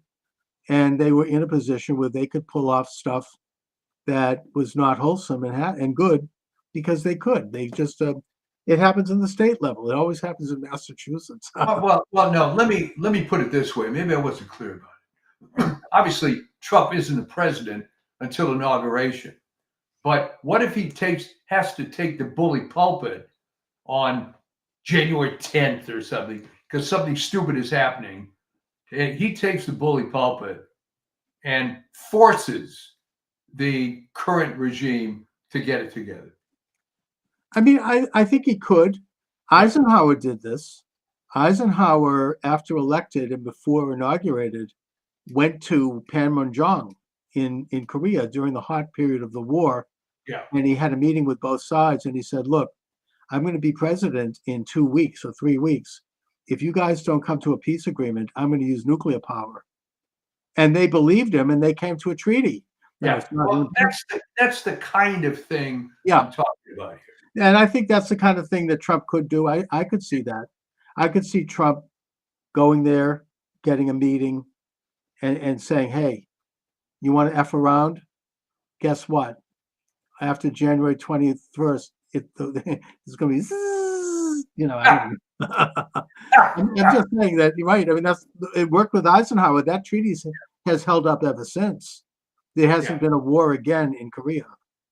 So, that's use of power and leverage. And Trump could do it. I think he could, I mean, maybe Iran isn't that crazy. I don't know. Well, I actually thought of that. I didn't remember the specific timing, and thank you for the 2-week thing. Yeah. But I mean, I hope it doesn't come to that.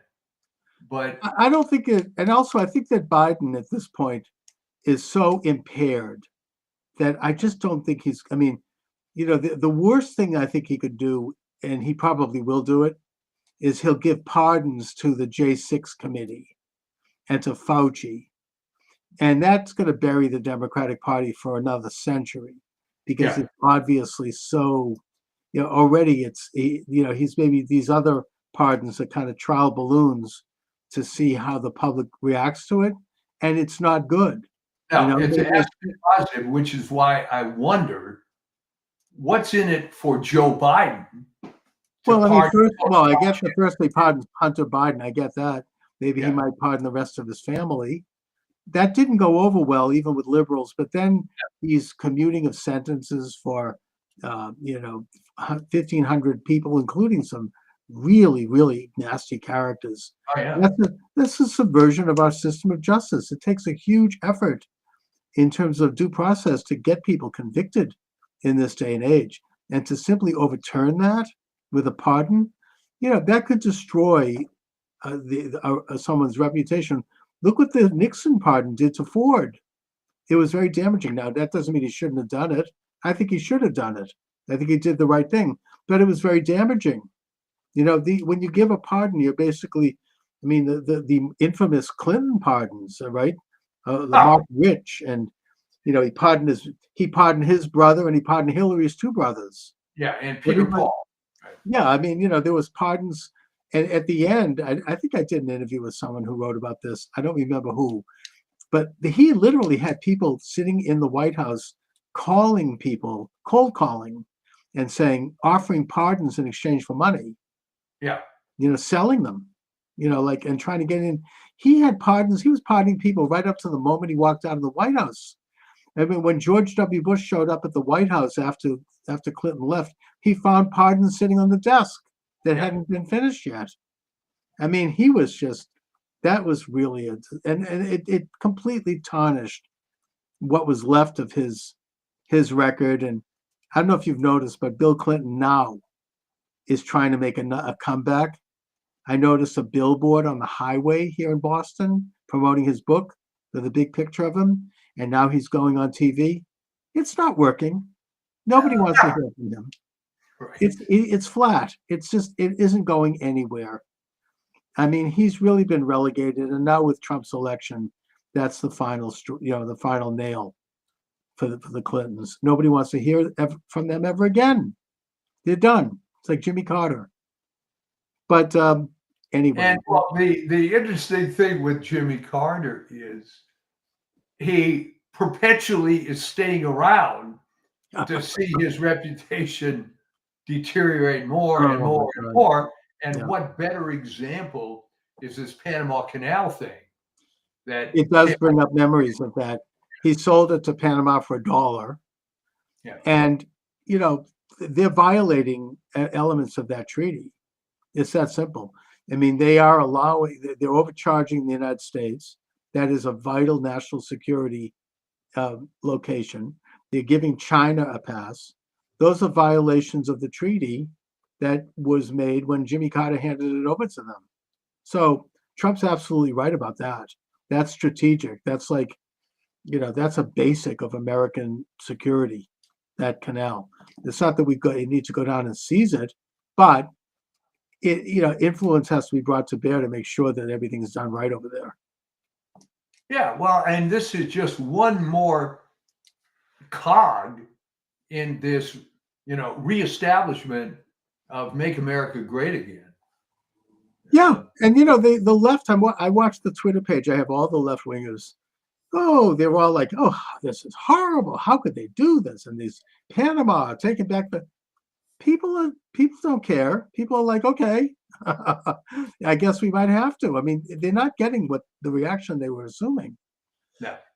Now he's talking about buying back Greenland. I remember last time around he brought that up. People were in a tizzy over that. These are reasonable. This is the real world. These are real national and international questions. There's nothing wrong with that.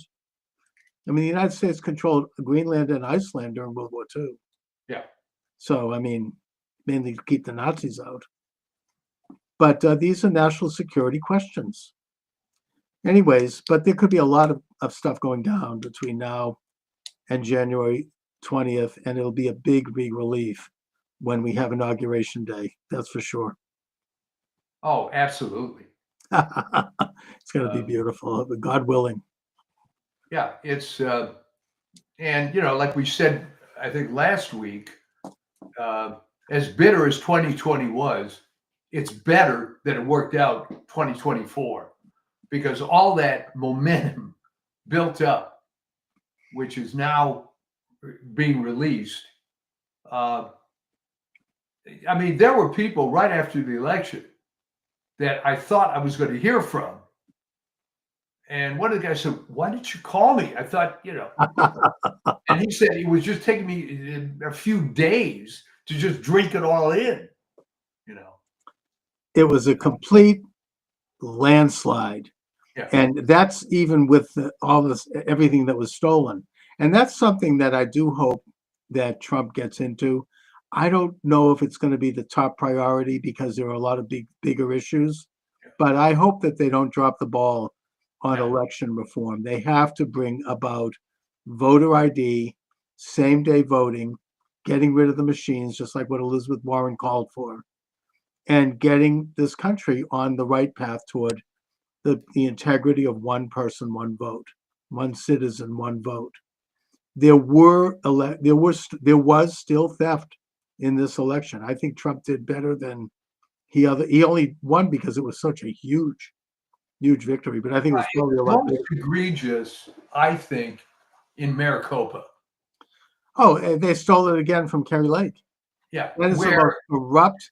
I hope that Attorney General Bondi looks into that. That needs to be investigated. That is what the Irish used to call a rotten borough. Yeah. That and Fulton County, Georgia, and Wayne County, Michigan. These are rotten boroughs, probably Boston. I mean, it's it's institutionally corrupt, has been for decades. They're run by machines. It's California, they're still counting, right? They got in those two congressmen in spite of the fact that those districts voted for Trump. Yeah. Well, that's sort of the whole fallacy. It was most egregious in Maricopa.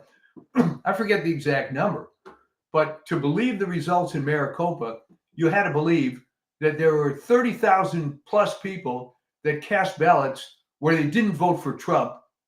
Where they voted for Trump, but did not vote for Kari Lake. Yeah, they voted for Gallego, who's like a real radical left.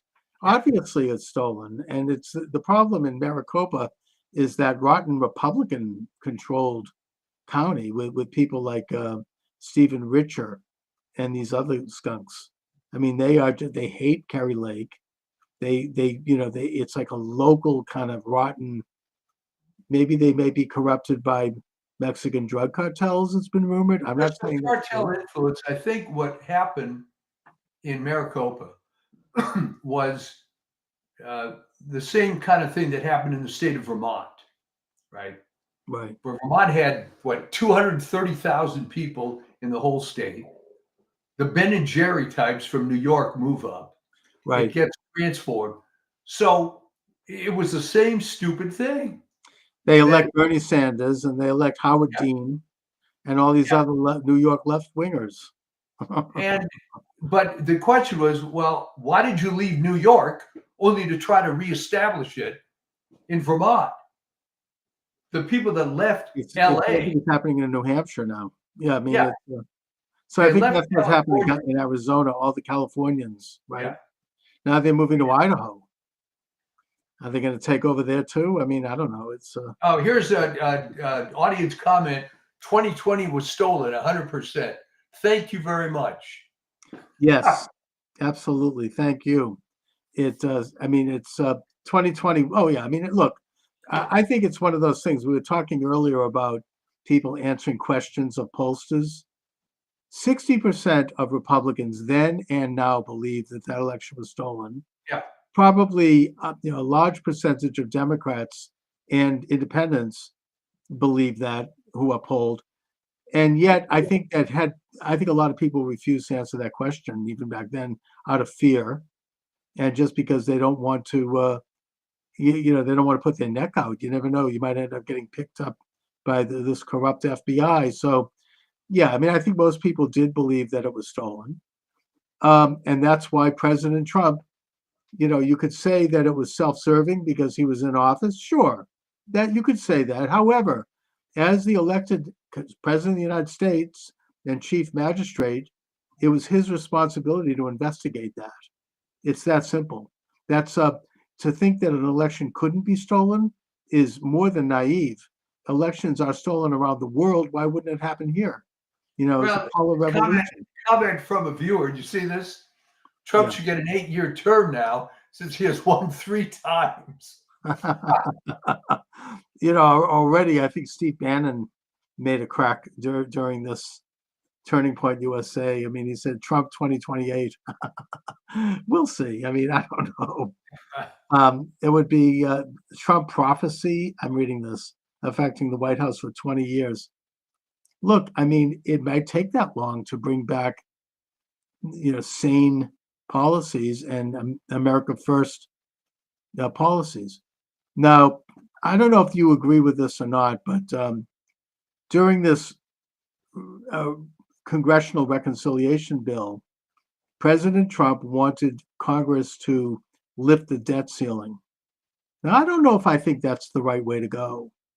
I mean, I think that I get why Trump wants that because it's going to cost money to secure the border, to do a lot of these other things that he wants to do, and that it would be easy to raise that money in Congress. But I think that that might not necessarily be the right approach.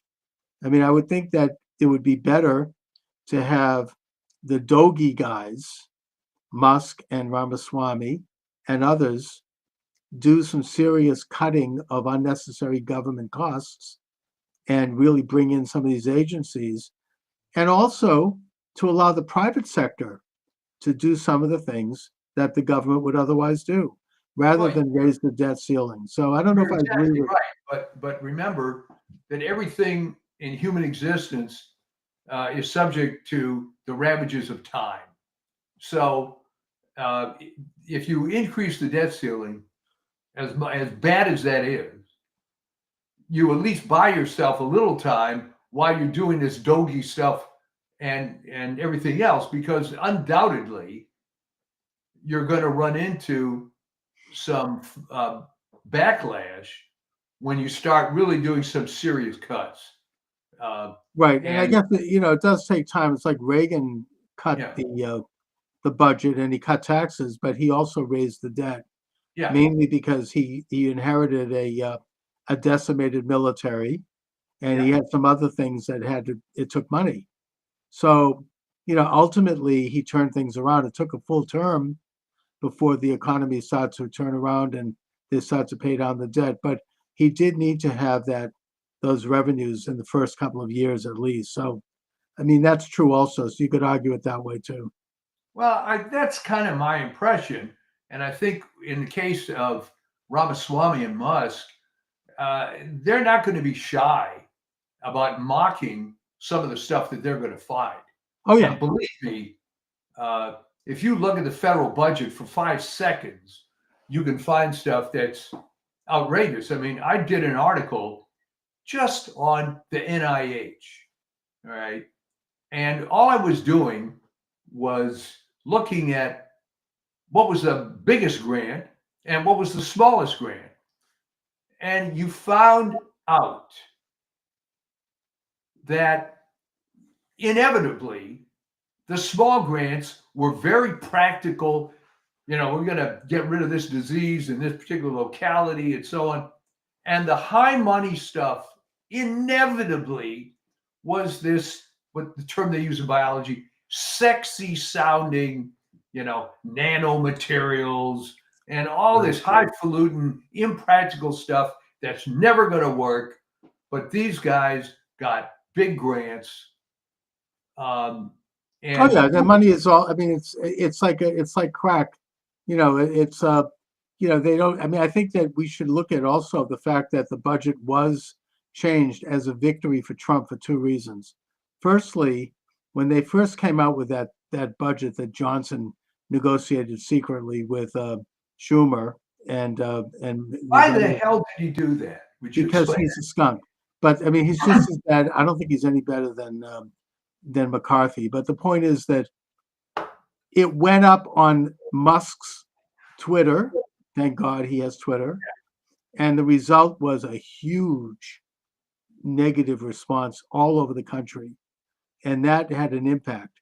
That's what made them step back. And secondly, the eventual bill they did pass, it cut out something like $350 billion, including the global engagement, which is the title of this program today. And that was one of the big censorship mills in this country. They've been cut out. They didn't get their pay raises, which they don't need. And they cut out a bunch of other things that they were secretly salting in there. So it shows that a little public exposure goes a long way. Well, you're right. So explain this to me. How in the world did Johnson and Schumer think that it's still, 1961 and you're Sam Rayburn or something? I don't get it. They're still playing the old playlist. These big fat, what they call a crap sandwich, right? It's a 1,500 page bill with all this stuff. I remember interviewing Jack Abramoff. Remember him? Oh yeah. He came on my show after he came out of prison. And he had a book out, which is pretty good. And he explained how they do this. I mean, the lobbyists in K Street, they put in little language into these bills, and nobody knows where it leads. It's like, S3-423-B3B, and you click on that and it goes to another SUV. And before you know it, you keep clicking and eventually you get to something that involves a big check for somebody. or some kind of a law that benefits, makes lawyers make more money, or something. And it's very corrupt. And his answer at the time, and Trump has gone on record as calling for this, was that every bill before Congress has to be no bigger than 3,000 words, which is about 7 pages, 10 pages. It has to be posted online fully so that we can all see what it is. We don't have to believe the media telling us what it is. It could be debated by high school civics classes. Everybody can get in on it. And in that way, we're going to clean out these lobbyist giveaways. And I think that this is a step in that direction. They were able to cut out a lot of this garbage that is corrupting the system and that the uniparty supports. And I don't think that they're going to get away with it again. Well, I think there's a book idea for you that centers around the notion of why does the elite media and why do these political hacks still think that it's 1953, that there isn't complete digital everything all the time, that you can somehow operate the way you used to. I don't understand how you can live in the real world at all and not realize. I mean, I'll give you an example, something I'm going through at this moment. All right. Thank God we're buying a house and so on. But here's the point. All the paperwork is online. It's all DocuSign. You don't have to go to some title company. All right. Things have changed. How come a guy like Johnson believes that he's still living in the old times? I truly don't understand it. I think in his case he knows, but he's just got no spine. I mean, I just get the sense that he doesn't have the fortitude. Let's put it that way. I mean, that's my image of him. I say that without any evidence. I was just looking at him. I mean, I don't know. He looks like a 16-year-old kid, and he's just way over his head. And he's pushed around by these other people, and their whole priority was to keep the government open. Which, by the way, it would have been very interesting if it had closed, because then Musk and Ramaswamy would have gotten a good sense of what could be eliminated. But either way, I mean, I think we're entering into a time when they can't pull that off anymore. There's too much. They tried censorship. It didn't work. They removed President Trump's Twitter account. We had 30 million followers. They destroyed Parler. They destroyed thousands of accounts, including mine. And yet it didn't work. It didn't work because people stepped up. You had Rumble, you had Gab, you had all these other sites. And then you had Musk buy Twitter. And that was the end. Be so arrogant, though, to think that you have this monopoly on fill in the blank, that you're always going to have this monopoly. I remember when I was involved with the music industry and the MP3s came along and the file sharing came along, and they just didn't get it. They were used to a monopoly. They had. I interviewed somebody in the music business a while ago who talked about this. He was doing Christian music, and he was saying that they could not get a record deal in the 60s, 70s, and most of the 80s because there were about 4 or 5 gatekeepers. Yeah, maybe 7 gatekeepers. One of whom was Clive Davis from Arista Records, and they decided what was going to be heard and not heard. And they had their agendas. They had their worldview. They wanted things to conform to a certain way, a certain message, a certain style. If you can believe, by the way, some people have talked about, Laurel Canyon and the fact that, David Crosby from Crosby, Stills and Nash his father was a high level, CIA type, a government type. Same thing with Jim Morrison. His father was a an admiral. I mean, a lot of these people were sort of put in there to be like, I mean, they were great musicians. Don't get me wrong. I mean, I think, I admire the music, and they didn't even make a lot of the music. It was done by the Wrecking Crew. But, they kind of were like steering the culture in a certain way that fit the establishment.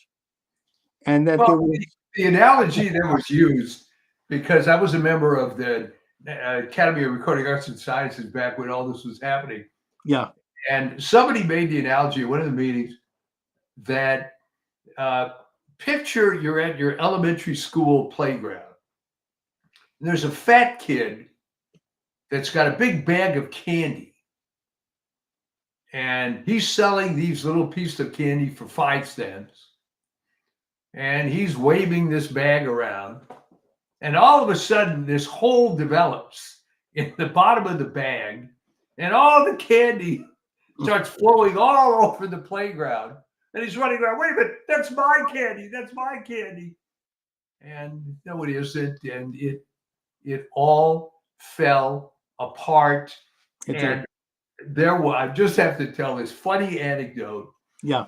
When the MP3 stuff really started, I got a hold of something, and picture what was then a CD. And remember, the MP3 format was about 11 times more compressed than the so-called red box format. So you could put more music on a CD than you could before. Right. So this guy gives me a CD. I put it in the computer, and there's images of every Beatles album cover. And if you click on the image, you get all the songs of those albums. All right. Anyway. I mean, it's I think that in a way the whole music industry, it fell apart in the same way that the internet has done to politics. It's like everything now is accessible. I mean, it cannot be controlled. I mean, I've heard that the Beatles, for example, were Tavistock Institute. Now, that doesn't take away from the fact that they were great musicians. I admire the Beatles. I love the Beatles. But, they had to conform to a certain... Oh, yeah. And the Rolling Stones also. I mean, some of these big bands, I mean, they didn't sit in that perch for nothing. I mean, these were like... It didn't just happen by accident. Yeah. They were... influencers of not the kind that we think about today. They were there to, I mean, in the case of the Beatles, I mean, they glamorized drug use. They just did. I mean, there's no question about that. They deny it.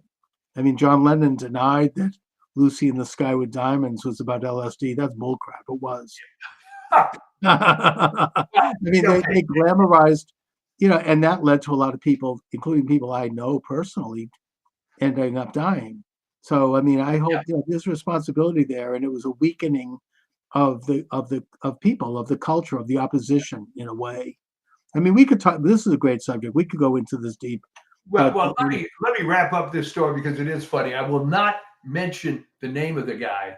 Yeah. Very well-known songwriter. Will not mention his name. Anyway, he's in my office, and he's decrying the fact of the MP3s, and it's terrible and violating copyright. And I said, okay, you want to see something really illegal? And I showed this Beatles CD. So I expected him to blow his mind, right? Right. Instead, he says, Mike, can I get one of those? By the way, we have one final comment here from our texting friend. The Yellow Submarine song. Adolf Hitler escaped to South America on a yellow submarine. Coincidence? No, Jerome Corsi, who's been a regular on mine, did a book on this topic. And he does say that there is a possibility that Hitler did escape to Argentina, took on a different identity, and, had to live the rest of his life quietly in Patagonia. I think that's possible. I mean, when Truman met Stalin at Potsdam, Stalin said to him that he felt that Hitler had escaped. He probably did. Why wouldn't he have? I mean, putting myself in his shoes, right? He knew it was all coming to. He knew that everything was crashing down. I mean, that he wouldn't have had an escape route. Well, I remember as a child, that was a huge rumor all the time. Yes, that Hitler wasn't really dead. And there's never been. I don't think there's ever been DNA evidence indicating that he had died in that. the closest they've ever got is they had fragments supposedly of his skull or something, but that was years later. No one really believed it. No, there was like a hoax. Yeah. Now I'm not saying look, I don't know any more than anyone else, but it's entirely plausible. I mean, well, there were plenty of lower level Nazis that escaped. Yeah, including Mengele, who ended up in Paraguay. I mean, and Eichmann, right? He got to eventually hunted down by the Israelis, but there was plenty of people who got out, and they knew it was all coming down. I mean, they knew everything was. The only reason that Mengele escaped was, and the official. And by the way, I agree with you on the call. Jerome Corsi is very trustworthy. I've had him on my program many times. I admire his work. He's had nothing to gain by writing that book. Yeah. Anyway. But what happened? Because the official story from Israel, which take with a grain of salt, the only reason they didn't get Mengele was they couldn't concentrate on both Eichmann and Mengele, so they picked Eichmann. Plus, Mengele died in his swimming pool, I think. Yeah, no, I mean he was causes. Yeah. They knew where Mengele was. They knew where Eichmann was. To this day, I don't understand why they picked Eichmann, because he wasn't that well known. He was a bureaucrat. Mengele actually was killing people. No, Eichmann was, I think, high level. I think he was the number 3 man. Yeah. In the particularly involved in the so-called final solution. I mean, he was a Hebraist. He knew all about. He studied Judaism. He was just absolutely despised Judaism and Jews, and he actually visited Palestine briefly in 1936, where he put the Grand Mufti of Jerusalem on the payroll, and a real enemy of the Jewish people. Oh, there's no question about it. But I'm saying by today's standards, which maybe that's irrelevant, but by today's standards, who do you think of as the angel of death? I've written about this, Mengele. Well, I think Mengele got some protection because he was a doctor. It's just like Fauci. These guys, there's like an international fraternity of medical people. I mean, Mengele wasn't even the worst one. Von Verscher was his boss and mentor, and he was involved with some of the most heinous experiments. He got a slap on the wrist after the war. I think he did like 2 years in prison. I think he went to private practice. Well, he went back to his college in Munster, where he died of natural causes. He was fine. Anyway, but great topic. We'll have to get into it at another time. What do you have coming up on the Substack? Well, now that some of the, I've got a little bit of time now with the holidays and so on. I think I'm going to get into, it's going to help you with your book idea. Yes. Of why these people are so ingrained in stuff that just ain't true anymore, that they've devoted their entire lives to fill in the blank, even though it's pretty obvious that it's all falling apart. Remember, we started the show, I mentioned Henry Miller with this absurd article about how the vaccines help the nursing homes. He's got to let it go. I mean, whatever credibility the guy has left. Yeah, who is he working for? That's he was even the most virulent leftist isn't saying that anymore. He's retired. But if you truly, really, really believed that every vaccine has an image of Jonas Salk in it and is saving the world, and you just can't bear to hear the details about what happened with this one, there's something about medical issues anyways, that people who come to believe these things, they just absolutely flip out if you question it. I mean, I even recently had a situation where I mentioned to someone that I had heard that all these hand sanitizers are not exactly healthy. And this woman had a meltdown over that. How could I say, because they're invested in it. It's like they've been doing it, and it's almost like maybe it's the new religion. I don't know, but there's something about I still see people, even like at my synagogue, who are still fully masked Yeah. 4 years after the pandemic, assuming masks were ever any good anyway, which they weren't. But putting that aside, I have never seen their face. I mean, they're still completely with heavy masks, and they put this one couple, they have their son in a mask. I think it's almost child abuse. Yeah. I mean, it's just, and it's like, I want to say something to them, but I'm not, I know that I'll be stepping in. There were people that really bought into it, but I think you cannot engage these people. It's not rational. Definitely not. And the problem is okay. When my oldest son was in college, they had a parents' weekend at University of Arizona. All right. So we're at the hotel, and we see this older couple dressed up in the purple of University of Washington. And the guy says that he's been going to every University of Washington game, home and away, since the 1960s, 70s, whatever. Right. All right. So I look at the guy and I said, well, that's very interesting. But you graduated from there, what, in the 50s or whatever it was. Have you ever thought about how little your college experience has in common with the kids that are in college now in the 1990s? Mm-hmm. Okay. So I've got to ask you this. What are you identifying with exactly? The logo? I mean, what is behind all this? And the guy turns ashen and silent. I realized, why did he even do this? And it was like a fundamental thing of his life to follow. It's very tribal. It's like criticizing the Boston Red Sox. It's just right. It's very tribal. Anyway, Mike, but I want to wish you a Merry Christmas. Well, thank you very much. And this is one of those rare years where Christmas. I want to wish all of my listeners a Merry Christmas. Merry Christmas, Happy Hanukkah, Happy New Year. God bless America. And we could look forward to, God willing, a very good and interesting and positive year. So I'll talk to you. All right. Sounds good. All right. Thanks a lot. All right. All right. Welcome aboard, everyone. Charles Moscowitz. Welcome to the program.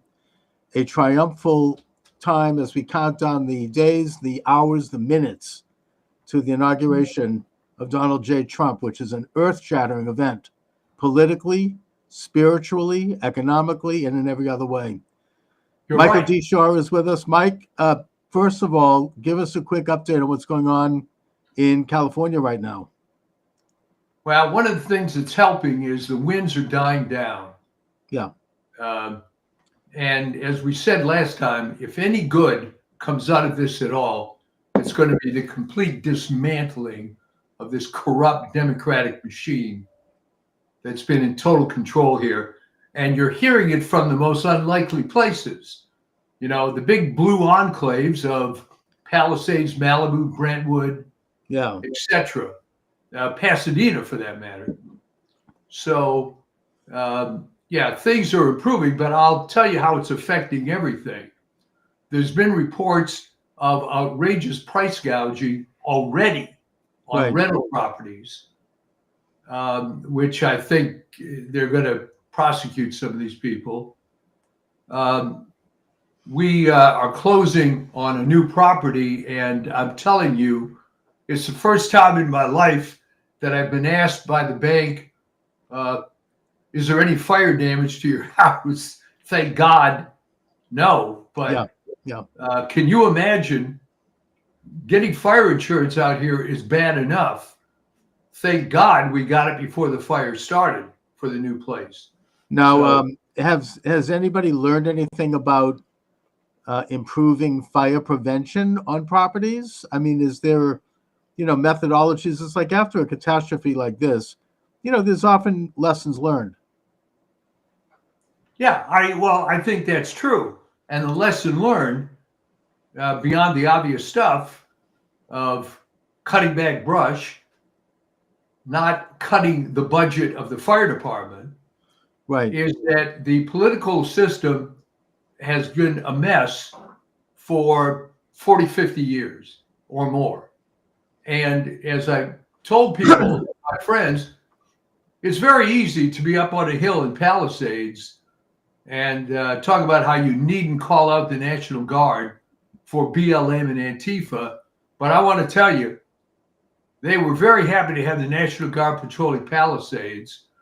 And there were a number of well-heeled individuals that hired $2,000 per hour private fire crews to take care of their house. So, yeah. I understand that the fire department was late in terms of responding to the Palisades fire, something like, I think it was like 7 or 8 hours after they should have responded. And if they had responded in a timely manner, it could have prevented a lot, it could have contained. Absolutely. And of course, if the reservoir were full, right, that would have helped. It turns out that reservoir had been empty since 2009. That's strange. So, and also the 3 lesbians who run the fire department, their main focus was DEI. Yeah. And they didn't have any background in fire handling. I mean, they were Harvard graduates, big deal. I mean, so they should go write books about diversity. Yeah. You know, it's not like they actually know something about what they were doing. So I hope that people in California are becoming aware of that. And as we said on the last show, go ahead and you know, make the entire city government of Los Angeles all lesbians, but try to find some who are at least qualified in what they do.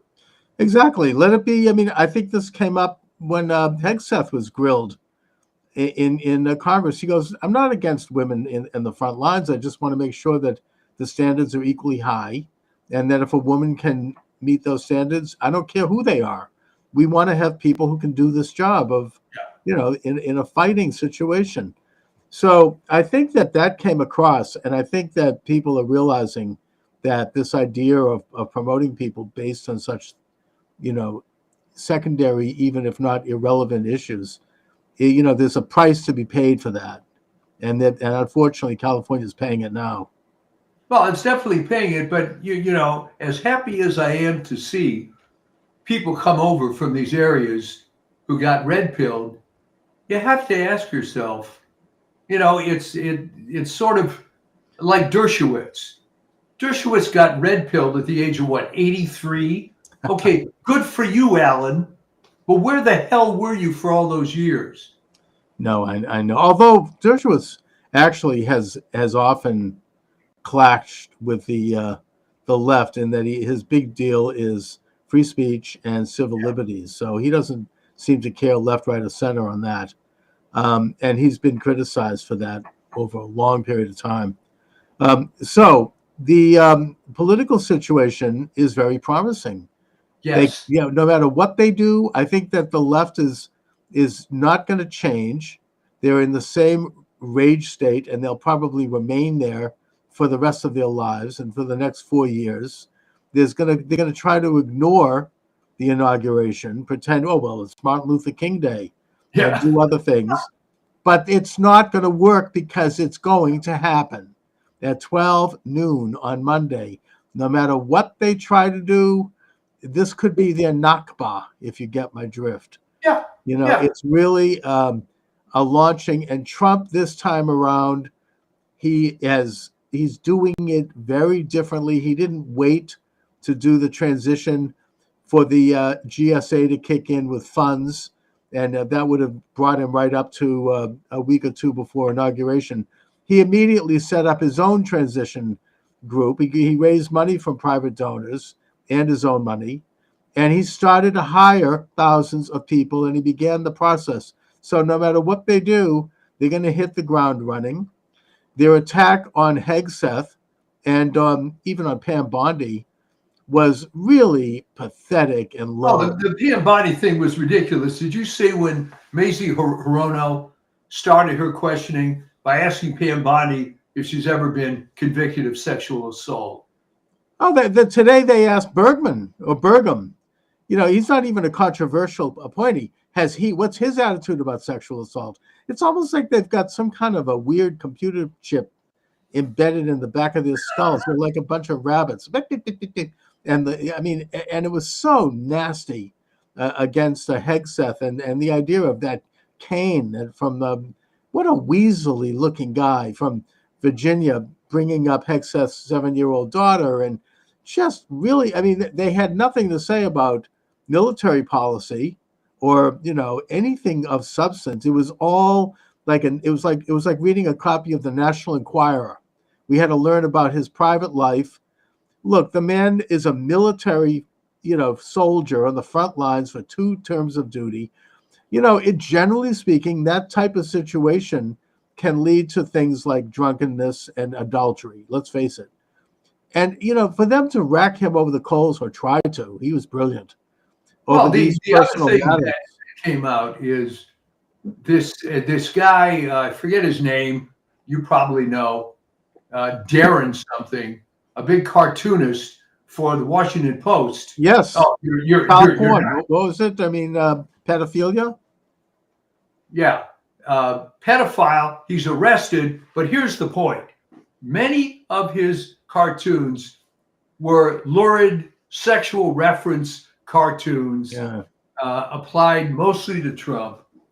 And sure enough, the guy's a pedophile.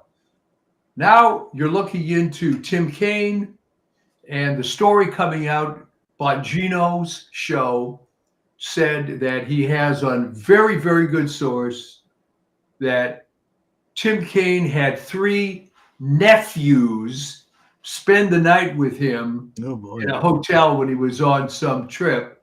Yeah. Tim Kaine is creepy. When I was living in Virginia, I just didn't like, you'd see his face. He looks like a rat. And it was very unpleasant. And another one, not to get... He was Hillary's running mate, my friend. You remember that? I know he was. Yeah. And while we're on the subject, not to get specific, but Adam Schiff is not exactly, pure as the driven snow. Let's just put it that way. No. So, and I think that it's all falling apart because Hegseth showed a strong kind of military bearing, and he just was very cool, as in people are like shrieking at him. It was just so ugly, and screaming at him. Elizabeth Warren, it was disgraceful. She's like, are you going to take a job in the military corporations after you leave? Never mind the fact that Lloyd Austin was head of Raytheon. Yeah. After he left the military, she didn't seem to ask that.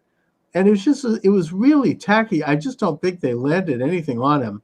I think that it showed they're trying to set the template for how they're going to handle all the Trump people. Maybe they smelled blood because of Matt Gaetz, which he probably should not have left. But nevertheless, that's what they're going to do. I can only imagine what they're going to say about Kennedy.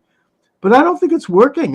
That's all they have. No, well, here's remember how this is all tied in with one of our favorite cliches, the Model UN. All right. Yes. Because, and you know where I'm going with this. Yeah. If your entire, here they go. You know what? Can I switch off? Yeah. For now. Sure. Okay. See you later. Oh, no problem.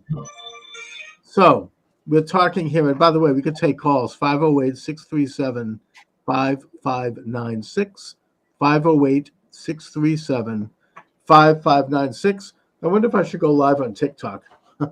I don't know if they're going to be around much longer, and it might be too late for them to shut me down. But I do take calls live like I would with any radio show, and you can do that. Let me just see what's happening on TikTok. Yeah, we're good on TikTok. Still on? Yeah, we're still on. I just decided I'm going to go live on TikTok while they're still running. Yeah. There we go. Okay, we're live on TikTok. So I don't think that it's working. I think that Pam Bondi stood up very well in questioning about whether or not the election was legitimate of 2020. Perfectly she didn't fold under that, which means that door is going to be opened. And we're going to get investigations on that. I think that we're going to finally put an end to the gaslighting that we've had to deal with for 4 years. 60% of Republicans do believe the election was stolen. They want to have like some kind of a swearing on the Bible. Oh, I don't believe it was stolen. That ain't happening because it's not happening. And why does everybody forget How many votes did Trump get? You probably know the what, 75 million. 75 million. All right, all right. So would you explain to me how Joe Biden got 81 million votes? Okay. And here's the thing, Chuck, we've been talking about this forever. Jumping the shark. All right. If you're going to cheat, don't make it so damn obvious. All right. Well, you know, right after the election, there was all this talk briefly amongst some Democrats. How could it be that Harris did not get this 81 million? What happened to 15 million voters? But you notice that they got awfully quiet about that after a while. They no longer bring it up because obviously those 15 million voters were fake. Anyway, I'm on YouTube today, so we have to still be careful. Okay. Well, Biden's still in office, so this is still a verboten subject.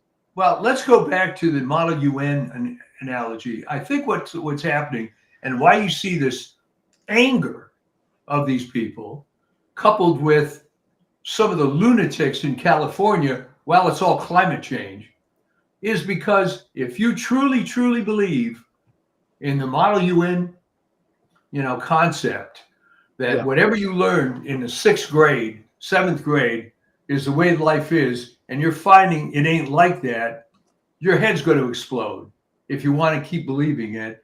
And the chickens are coming home to roost on that. There's no question about it. How in the world does climate change affect the ignition point of wood? It's still over 400 degrees. Last time I checked, it's not quite that warm out there yet. No, and even if climate change did have anything to do with it, that's not relevant. The fact is that government screwed up. They could have stopped or contained the fire, and they didn't do it. And they didn't do it because of their focus on things other than fire safety and doing their jobs. And I think that is going to possibly turn California red. People are really, It's a good possibility, yeah. I predict that once Trump is in, we're going to see a major shift. They're dwindling in support. I predict that we're going to have probably a half a dozen representatives switch parties. I think you might have even a couple of senators like Fetterman apparently switch parties. You're going to have this dwindling, the same lies coming out of the media. Lester Holt, even yesterday, Jack Smith's report, which is just his opinions. There's no basis that he still is talking about how Trump tried to steal the 2020 election. Trump tried to steal it, they think. This is part of their faith, but it's not flying. The American people didn't buy it. The question is, who tried to steal the election? Was it Trump? Or was it the deep state and the Democrats and the Uniparty? And yet they continue to flat out lie. And I think that's why they've jumped the shark. I think that the mainstream media it has really taken a major hit. People don't look to it anymore. They don't look to it anyways. The media has changed. Media philosopher Marshall McLuhan predicted this back in the 60s. That basically the media would be. Oh, I just got a warning from TikTok. I don't know, what did I say? Was it Marshall McLuhan? They still have me on. I don't know, but he made the point that media, everything is media. He wasn't right about that, but he did point out that as media changes, once you have a new media, the old media falls apart, becomes much kind of irrelevant, especially if it's a cooler media, not a hot media. Yeah. And that hot media is the major networks, because you just sit there like a receptacle and they tell you everything. Whereas the internet is a cooler media because you can interact with it and you can post things and you can talk back. And that's the new paradigm. So they're losing ground anyway. But on top of it, all the lies and all the gaslighting, starting with the pandemic, I think that's caught up with them. They no longer have the influence. It's obvious. They went through 4 months of attacking Trump, and it didn't work. It didn't even with all this censorship, it didn't work. And so now we're entering into an age of Trump, which is going to have worldwide ramifications. Already you see Sweden, Denmark, they're starting to deport people. They're starting to revoke citizenship for people who emigrated there under false pretenses. This is going to spread, and people are going to be required to go home, go back to their countries. There's going to be a tightening of this kind of unfettered and frankly illegal immigration.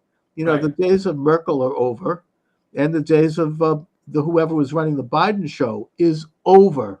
Okay, but can you explain to me why these policies have to go into effect, have to turn into an unmitigated disaster, and then the light bulb goes off? I mean, who could have predicted that they if you were bring deliberate millions- disasters. I mean, this is a, they don't recognize national sovereignty. They don't recognize borders.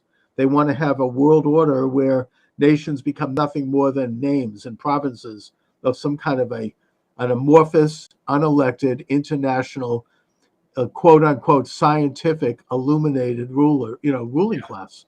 And it ain't working for them. Well, it's not working for People them. are waking up all over the world. Coming out of in the wake of the fires and people having to rebuild, they are trying to suggest to people you could get permits quicker if you want to rebuild as a higher density structure. Okay. Your old 15-minute city, that's not going to fly in Palisades or Malibu. I think that what's going to happen, Chuck? These people have to die off or what before these absurd ideas just disappear? They're not going to go anywhere. But the point is, they've been defeated, and they still don't recognize it, and they're just going to be put in remission. They're not going to stop Trump's cabinet. They're not going to stop RFK from looking at seed oil and the other things that have made everybody fat and given everyone heart disease.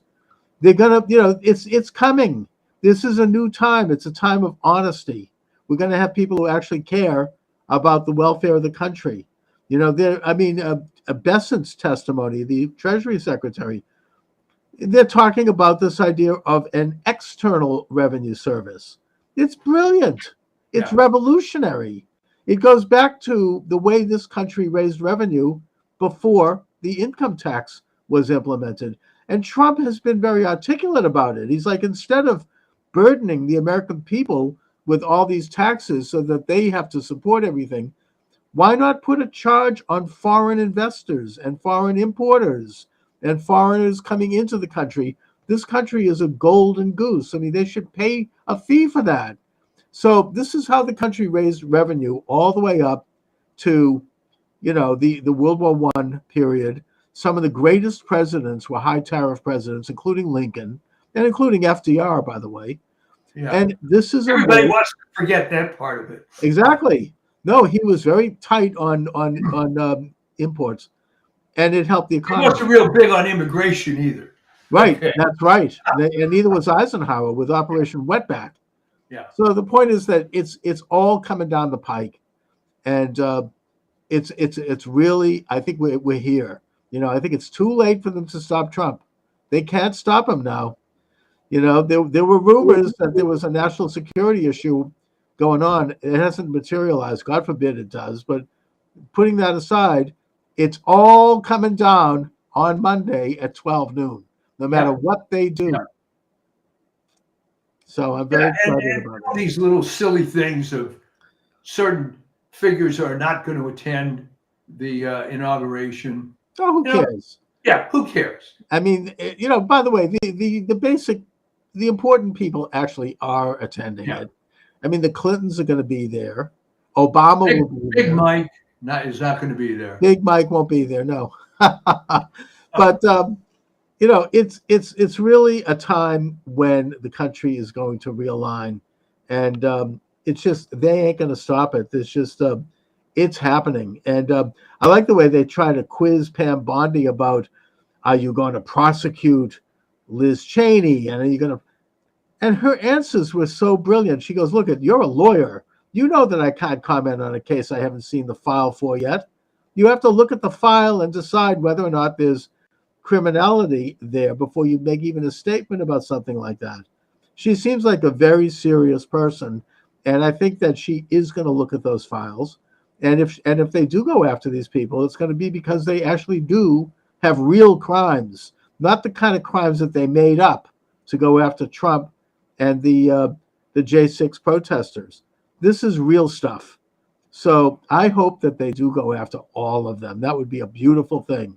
That's called justice. They spoke for years. Oh, no one is above the law. Well, guess what? The shoe is going to be on the other foot now. So we'll see. You're right. No one is going to be above the law. Do you think there are going to be any high-profile defections of Democrats to Team R? Absolutely. Already has been. Elon Musk, he's a former Democrat. Kennedy.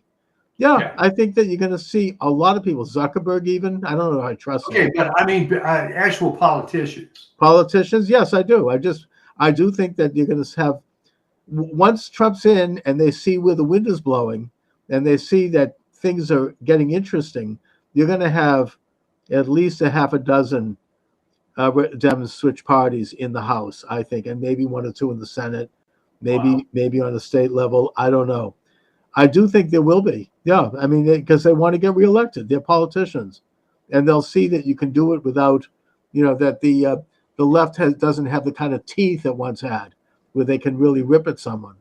What are they going to do? They'll put Rachel Maddow on, and she's going to be doing like full time. And what they're doing, it's like the National Enquirer. They're going to attack. Oh, this person cheated on his wife, and this is that. It's just so despicable and so low. They have nothing to say about how to govern. They've got nothing to say about their political philosophy. Instead, they're going to go to the lowest, and people aren't interested. And no one cares. It's personal matters. Well, especially these days, with all the crap that's come out, do you really care, as you say, that Senator so-and-so is cheating on his wife? Oh, my God. And, I thought that was Mark Wine Mullen. He's a congressman. He nailed it when he said, listen, how many of you senators and congressmen have come into the House drunk, like at night to cast a vote? You have. I've seen it. And how many of you guys have cheated on your wives? I mean, really? They want to go there? Yeah. I mean, it's, so I think that people see. No, they're getting to the bottom of the barrel of the playbook. It isn't working. No. And the hubris was unbelievable. All right. They thought that they could just trot out Kamala Harris, and in 100 days she would defeat Trump. They weren't stupid in that sense. They knew she was an empty suit. Yeah, but they did believe they could pull her over the line. Yeah.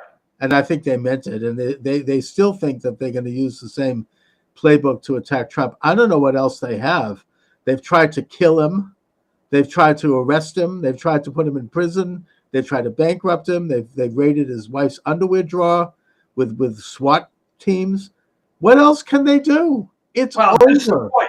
They don't know anything else. I mean, for those of a certain age watching the show, you remember a coach from Ohio State named Woody Hayes. Yeah. He had ways to win games back in the day, but the game of football, college football, was changing. And he didn't change. And he got more and more frustrated. And then he finally attacked an opposing player on the sidelines, and it was finally fired. The point is, he didn't change. He didn't adapt. He took out that old playbook from 1950, and it stopped working. Okay. Yes. That's a good analogy, because I think that's where they're heading. Yeah. As things tighten up and as they continue to become more irrelevant, they're going to have a final miserable implosion of some sort. And I don't know what it's going to be, but it's going to be the blame game. Okay. They're going to go after each other. All right. You're seeing that with the fires, that the mayor goes after the fire chief, and the fire chief's after some underlings, and the water department, and what it's so. Maybe we can have them all. We can put them all in some room somewhere and let them just duke it out. Let them fight it out. And sort of like a bunch of cockroaches on the bottom of a barrel. I'm sorry to be nasty, but but that's I'm afraid what has to happen, and it's just all positive. I'll tell you, as you say, 12 o'clock, January 20th. Hallelujah. Yeah. And it's going to be a beautiful I'm sure that in your deep blue enclave out there, you've noticed even the bluest of the blue people secretly feeling a lot better. Oh yeah, I mean, I spoke with a blue person this morning about this at length, and she was like, yeah, it's going to be interesting. She's kind of like not on, not this. If I talked to her a year ago, it would have been a different story. Even Governor Healy here, they're talking about left wing. She's said that she said, I'm going to be on board with the Trump administration in terms of apprehending illegal alien criminals. And the day after she said this, the Boston Globe attacked her with an old story that they were saving. The Globe. This is how the Globe does it. This is how the left does it. It didn't matter. I mean, people are with her. If she wants to do that, she can change. She doesn't want to have a failure for an administration. Even if she's totally DEI. Is the Globe going to change because LA Times is trying to get more conservative to stay alive? And I don't know. I don't think so. The Globe is about as left as they get. Yeah. Has been going way back to the Taylors, who the family this old Yankee family that ran the Globe for 40 years. They've always played the same game. I don't think that they look, none of these people have the influence that they once had. They thought they'd have influence because it would become like a one newspaper town, but it didn't really work. They're shrinking. I don't know how they stay in business. I mean, they had to sell their magnificent headquarters in Dorchester. It's no longer there. It's become. I didn't know that. Yeah, they abandoned it. It's now being refitted as sort of a mall of some sort for business, and they just have a downtown office. They share a printing plant with their rival, the Boston Herald. They're no longer. They've shrunk literally, physically. The Globe is literally. It's like, zzz, zzz, it's like they're not. They laid off a lot of their very important journalists. They no longer have a foreign desk. They basically subcontract with Phil Balboni, who runs this foreign, journalist outfit. And they no longer, as much as I despise the Globe, I used to read it every day because at least I got a sense of what people in Boston were thinking. You no longer get that from the Globe. It's totally lost its way. Now I don't know what's going to happen in the long run, but it's owned by Henry, who owns the Boston Red Sox, the multi-billionaire. I don't know. I mean, he's like a deep pocket kind of a guy. I don't know what's going to happen to it. Who knows? They've lost their way. So the point is they're not showing any effort to try to. No, it's just as bad as ever.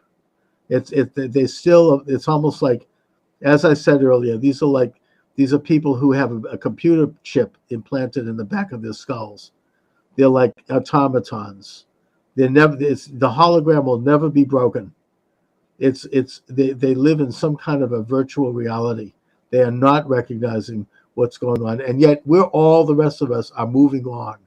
We're moving forward, and they're going to be relegated to the sewers of history. They're going to be pushed aside. Oop, that one just got me removed. Yeah, look, TikTok. How bad was that, though? I don't know. What did I say? The sewers of history? Yeah. I don't care. I got my point across. Can you believe that kind of censorship? If you would have told people in the 1950s and 60s that this would be going on, there'd be some algorithm listening to everything you say. What a joke. I don't know if it's going to come to an end, but it's not, it didn't work. Let's just put it that way. In spite of their censorship, their removal of thousands of accounts. I mean, it started really in 2018. It was before Trump, even before the pandemic. It didn't work. Trump was reelected. It just didn't happen. They were not able to suppress. They got rid of Parler. Now it looks like they're getting rid of TikTok. Not that they need to, but it still ain't going to work. They're not going to be able to censor opinion in this country. There are too many alternatives. There are too many other ways to get the word out. I think the last holdout for all this DEI stuff is going to be Google. Google is the only biggest one offender. now doubling down on stuff. Oh But yeah. Rumble is doing very well, and just about every major creator is on Rumble also, and is, I think, waiting for the day that he gets kicked off YouTube. And you know what? That's fine, because the big creators on YouTube, this stuff is a joke. I mean, Yeah, there's I mean, people. basically, it's a good place to go if you want to learn how to bake an apple pie. Yeah, It's not anything serious, and they're going to ultimately lose ground. I mean, look, Steve Bannon has the biggest online program in the world, and I think he has something like 100 million hits. I mean, it's huge, and he's not on YouTube. He's no. not on Google. He was kicked off of those. He doesn't even have Twitter or any of it. But so the point is, it can be done, and it is being done. They can't stop it. Even if you don't have the same reach, you can still get your message out. You can still have an impact, and they're not going to win, not in this country, and I don't No. think elsewhere either. And Look that's at it. Europe, That's the they're not best winning. news of all. They're not going to win, and on Monday, it's officially all going to change. It's all over. It's all over for them. Like the late Jerry Williams used to say, it's all over. Ha! He was great. I view him as a mentor. Great. Yeah, great. I'm trying to find tapes on him. You can't. He was just didn't keep it. I mean, unfortunately, he was a brilliant talk show host. He could get on, no guests. He would just swing open the phone lines and he would talk for 6 hours, and it was brilliant. And he was just he was hilarious. He had an incredible sense of humor, and toward the end, he was bringing on comedians, and they were hilarious, like Steve Sweeney and others. And he was so good that you literally had to stop everything to listen. I mean, he was a master at conversation. I mean, the way he went after Michael Dukakis was gold. I mean, it was so incredible. I mean, there's no one like that anymore. I mean, and he sometimes would get onto a silly topic that wasn't all that important, and he would run at it like a dog chasing a meat truck, and he would do it for day after day. So, but nevertheless, I mean, he was just an amazing host. I wish he could have seen this. I wish he could have seen Trump. I mean, he passed away in I think 2006, and I actually got him. He was kicked off the air because his criticism of the Big Dig in Boston, and exposing some of the corruption. Yeah, nothing to criticize there. Originally budgeted at $2 billion, ended up costing $20 billion. No problem there. Right? No. I mean, and he exposed it. And then about 5 years later, I was on a small station in Quincy, Christian station. Yeah. I used to come on right after former Vatican ambassador Ray Flynn. And people said that I was more pro-Catholic than Flynn, but putting that aside. You probably were. I was. I called, this is during the pre-scandal, and the Globe was really crazy. But I called Jerry Williams. My producer happened to know his number. Yeah. And I asked him to come on my show. And I said, Jerry, I really missed you and I love you and I want to hear you again. And he did. He was not in good health. He came down. He was had an assistant. He was in a wheelchair. He was not. And he did my show. And then I convinced the manager to give him a show and give him some time, which he did. And he came back very briefly. I think he only did 5 weeks. He was great. And then after that, he passed away. Wow. But he was just one of the real founders of talk radio. He really was. When he started it in the 1950s, you couldn't bring a live person on the air with you. It was not allowed. So he would have to take the call off the air and then repeat what they said and respond to it.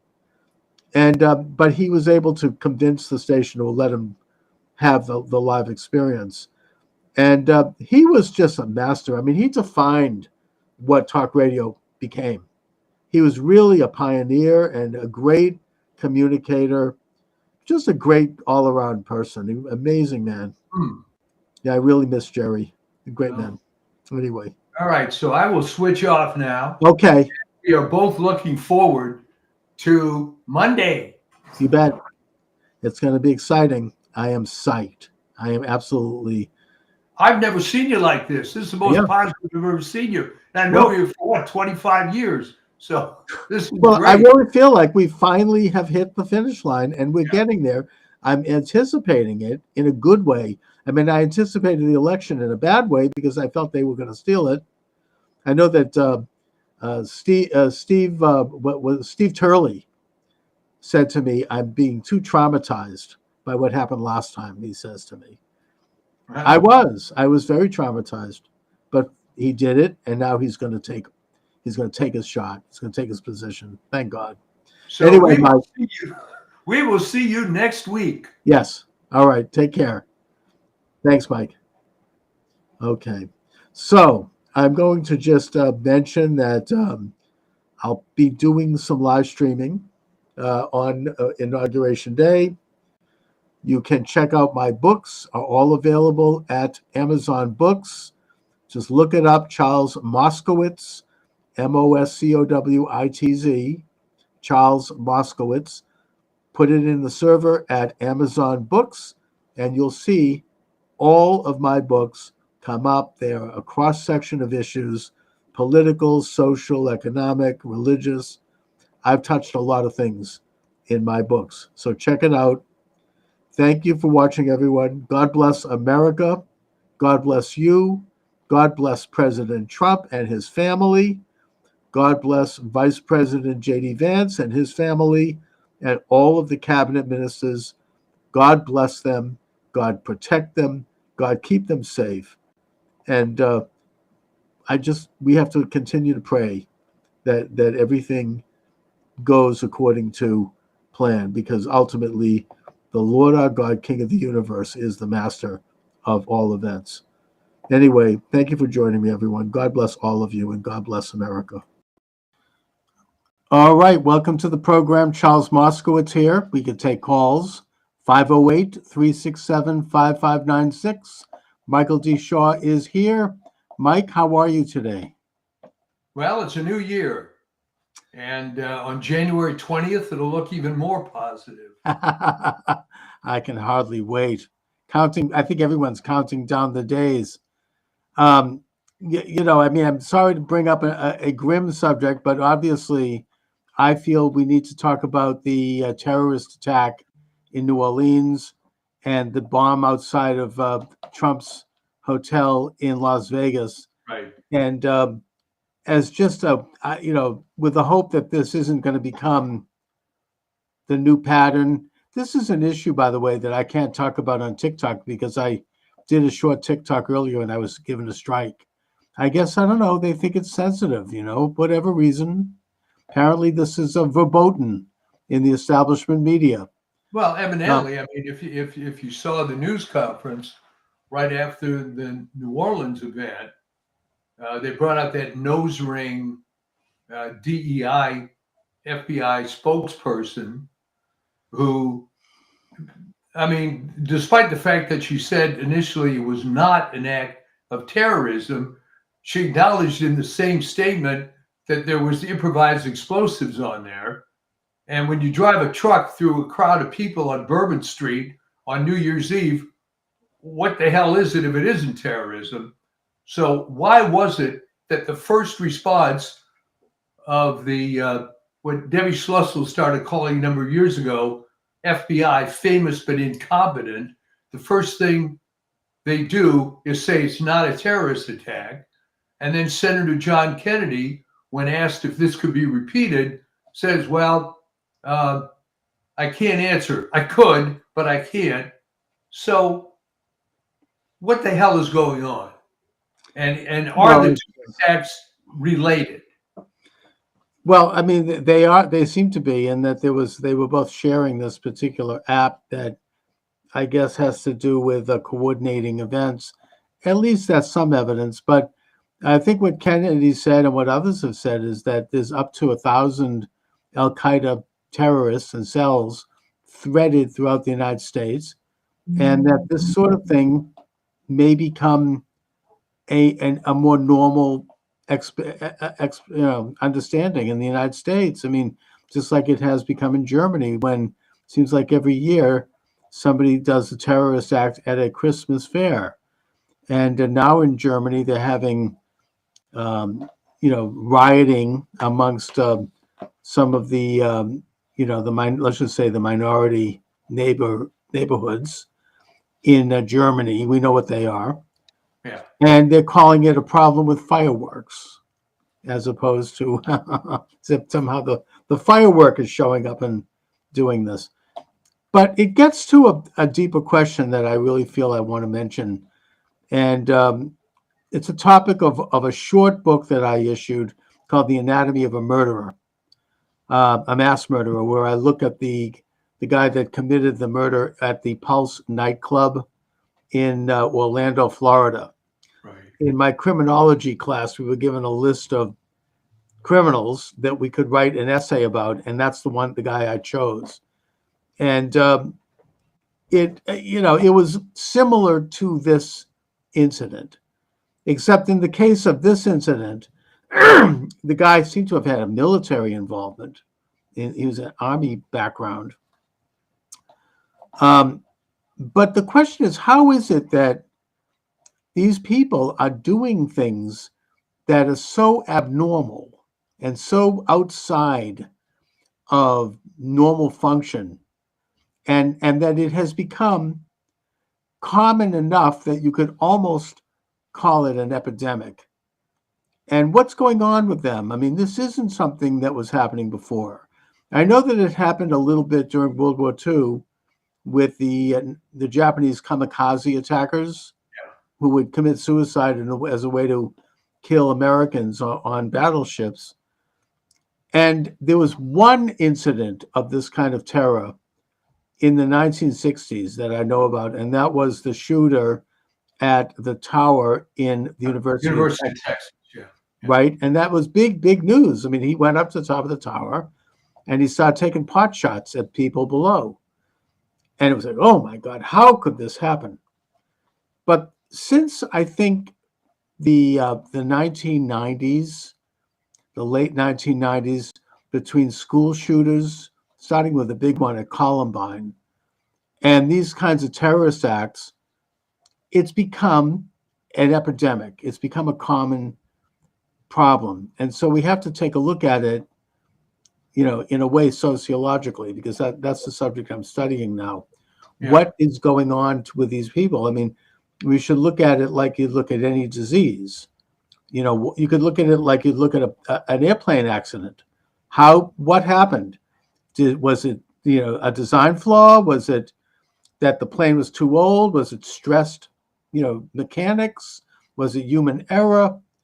And when these plane crashes happen, the FDA does come in and they do a study like that. The Federal Aviation, FAA, and rightfully, and then they file a report and they find some problems and then they fix it in the future, right? I mean, a classic example here in Boston was the Coconut Grove fire in 1942. I actually had a relative who died in that fire. And what happened is that when that Coconut Grove went on fire, people couldn't get out because the doors were opening going in. So they were trapped. So they studied it. And since then, building regulations are such that you have to have doors that go out. And you have to have a certain number of doors. And there's a certain regulation on the number of people that are allowed in. And this is rightful because you learn from the mistakes and so that it doesn't happen again. So we have to have an objective study of what's going on here with these people. And, I don't claim to know the answer, but there are certain threads of reality here. There are certain things that are involved here that were not prevalent before.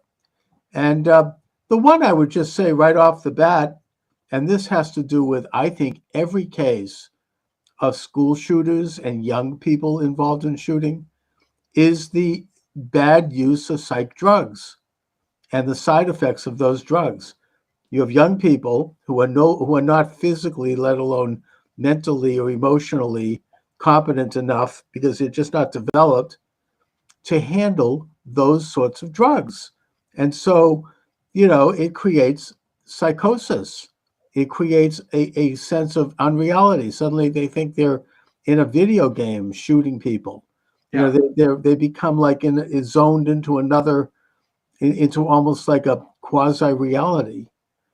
And that there's also elements, if you look at the fine print of those drugs, and I'm not saying I'm completely against them. I mean, there might be some use of them from time to time, particularly with someone who is dealing with schizophrenia. So that's not the issue. The issue is that if you look at the fine print, there it says, like, if you go off of these drugs, you have to do it under supervision because it could lead to homicidal tendencies and suicidal tendencies. It says this in the fine print on the the container of these drugs. You can just read it. Right, Chuck, but you have to understand one thing about when they give these side effects and contraindications.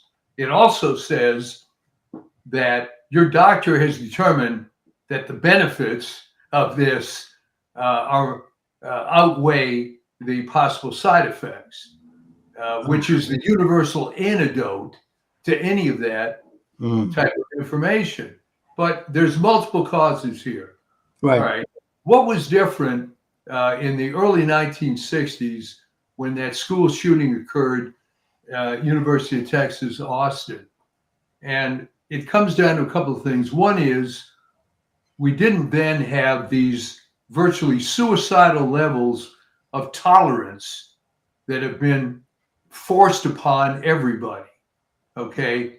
If there was some lunatic out there, and believe me, when they retell these stories, it's always, no one had any idea that, no, everybody had a big idea. But back then, these things didn't get out of hand. But the mere fact that the most important thing for the FBI to say after the New Orleans incident was, although they changed this is not a terrorist attack. Oh, I know. Well, that's the same nonsense that propelled the entire response to COVID, the fake vaccines, and so on. Okay. And one of the reasons Trump won the election was that people decided they weren't going to listen to the elite media or the government anymore. And I was saying, by the way, in articles I wrote in 2020, when this thing first started, and I was getting very few responses. Why would anyone believe a word the CDC says anymore when they keep changing their narrative every 5 minutes? But you have to appreciate that there are psychotic levels of people worshiping authority in an atheist society. All right. They have to believe the government, because what else is there? Remember, the government told you to become an atheist, in effect, with the school prayer decisions. And from that came this pornographic obsession of which these terrorist attacks are basically part of. Okay? These guys are all disaffected. They're living in some sort of bizarre fantasy world. What is go ahead and be a Muslim, but what is the point of blowing stuff up? I think, Mike, your points are all well taken. I mean, about the atheist society, the pulling the rug out from under the moral and ethical foundation of Western society, which is something they've deliberately done. Of course. The lies that have come out, particularly from this illegitimate regime that is winding down right now, and going back to COVID. And I blame Trump for listening to Fauci and Birx. He should not have done that. But putting that aside, everything about that was a lie. Everything about, we've gotten used to this. I mean, the most recent example, now we all know this, you and I have been talking about this since day one, is Biden's dementia. the media just lied about this for 4 years. And I think people now get used to this. The FBI is a classic example. Thank God we're going to get Kash Patel, God willing, to go in and clean this thing up because he's a clear truth teller. But this still doesn't get to the deeper question. What is going on with these individuals that they would become so extreme that they would go out and just kill as many people as they can like that?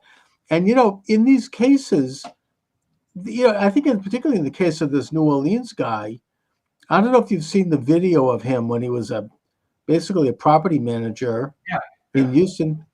He seemed like a normal person to me, right? A lot of these people, it's like something happened to their brains.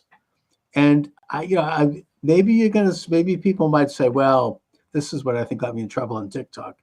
I'm putting the tin hat on. Okay, fine.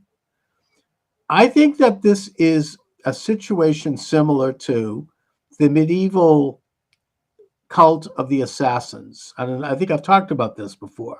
Yeah. And it's worth mentioning again. The cult of the assassins, and this is history. I'm not making this up. It was in Persia during Islamic rule. What they would do is they would find some disaffected guy, like a lot of the personalities that are involved in these things, somebody who was kind of going nowhere, and they would pick him up and swoop him up to this beautiful palace in the mountains where he'd have every kind of earthly desire fulfilled, everything you could want. The word hashish comes from assassins. You'd have drugs, you'd have all kinds of substances, you name it, complete luxury. This would go on for maybe 2 or 3 weeks. And then you'd reach the end of the time and they'd say, we're going to send you back down to, regular society. But if you want to have this for eternity, you have to fulfill a mission. And that mission was usually to kill somebody that they wanted to take out, an assassination. You need to get yourself into this circle and get close and perform this murder. And if you do, then the soul of this person that you just murdered is going to enter your body and you're going to become like Superman. You'll have a super eternal life. And that the process of this involved I don't know, say primitive, but a medieval form of brainwashing. You would literally put a person under a hypnotic state between the combination of the drugs and the earthly pleasures, and then they're going back and all these things going on, this sort of controlled environment. You would have a person who was, to use a modern term, an automaton. They would be programmed to perform this act. Now, since World War II, and I think that the Nazis were masters at this. I mean, in terms of learning how to program masses of people to a very high degree. I mean, every ruler, in a sense, every high commissioner, going all the way back to ancient times, there's an element of that in society, a certain, we accept certain principles that may be not true just because there's a mass, understanding of what's true, as opposed to what may actually be true. But the Nazis brought this kind of manipulation to a high art. If you look at their rallies at Nuremberg, for example, filmed by Leni Riefenstahl very brilliantly, these were situations where the participants, all of the sensory elements would be channeled. They'd have certain smells. They'd use these massive bonfires. There were certain visuals. They were always done at night. They had loudspeakers, so you heard the sound would take over. Everything would become like this collective experience.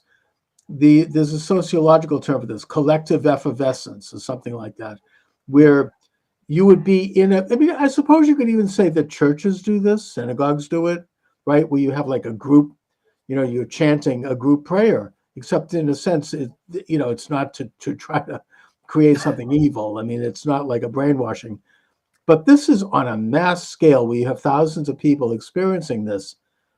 And then, Hitler was a brilliant practitioner of this, and he's been imitated ever since by world leaders. They all admit this. I mean, maybe not publicly, but he would come out on the stage in a very meek, speaking almost like in a whisper, and he would appear very kind of quiet and sad.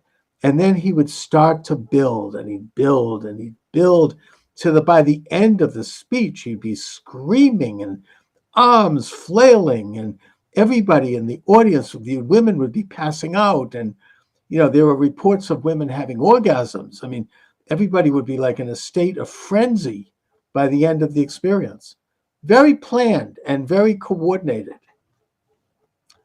Well, I think that after World War II, you had the American intelligence apparatus, do MK Ultra.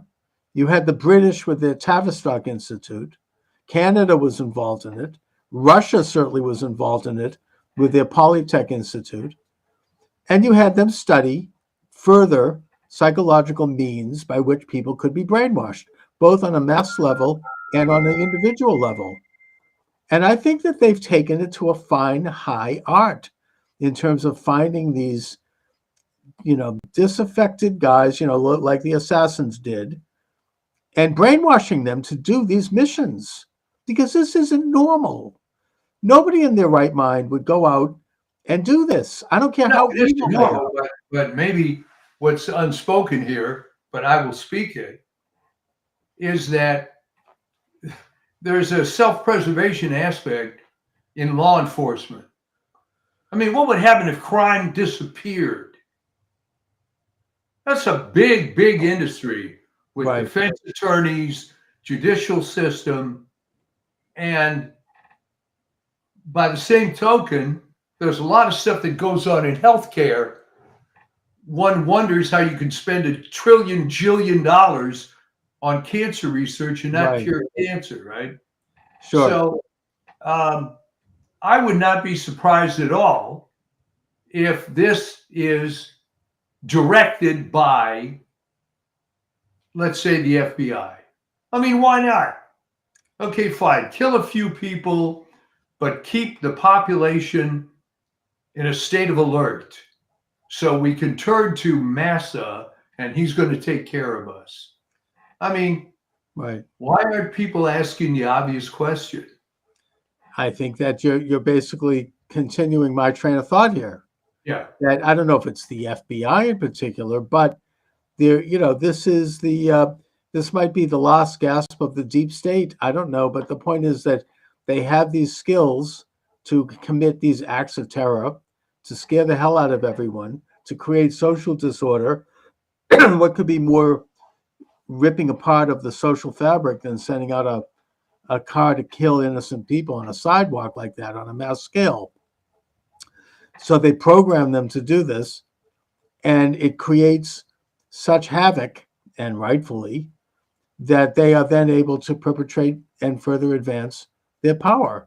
Well, in further support of this, as we've said on this show many times, how come there is never a definitive explanation of any of these mass shootings, especially who financed it? It's always some disaffected guy, living in his parents' basement or in a trailer park. Right. How do you come up with thousands of dollars to buy guns and ammo, work out the logistics, unless he has some help? All right. Why, in the name of God, do people do gain of function research on viruses unless you want to weaponize viruses? That's right. And they're doing it apparently right here in Boston right now. They're still doing gain of function.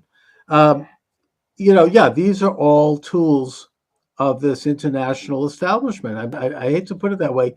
And I don't think it's an issue of Islam either. I mean, I think Islam is being used as a scapegoat in this regard. And why would they, what do they get out of this? I mean, sending somebody into into New Orleans, going into a crowd. I mean, I think that it's something much bigger than that. It's not an issue of Islamic terrorism at all. It's because, I mean, it's a small, scary event. Okay, think about it, Chuck.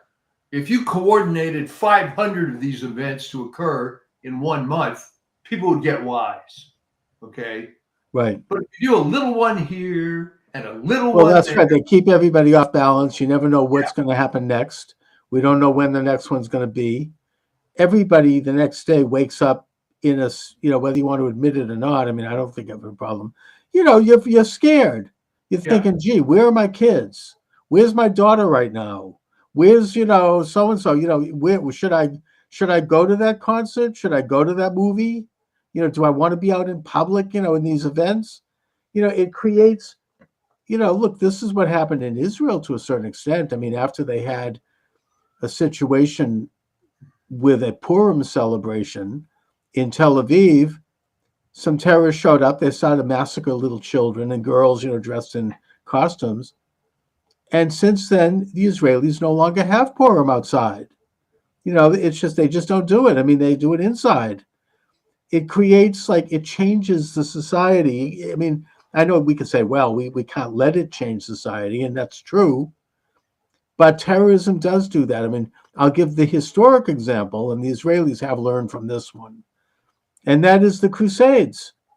When the Crusades created the Kingdom of Jerusalem under Godfrey II, the Frankish king, he brought his family after there was, first of all, it was all men, then they sent for their families.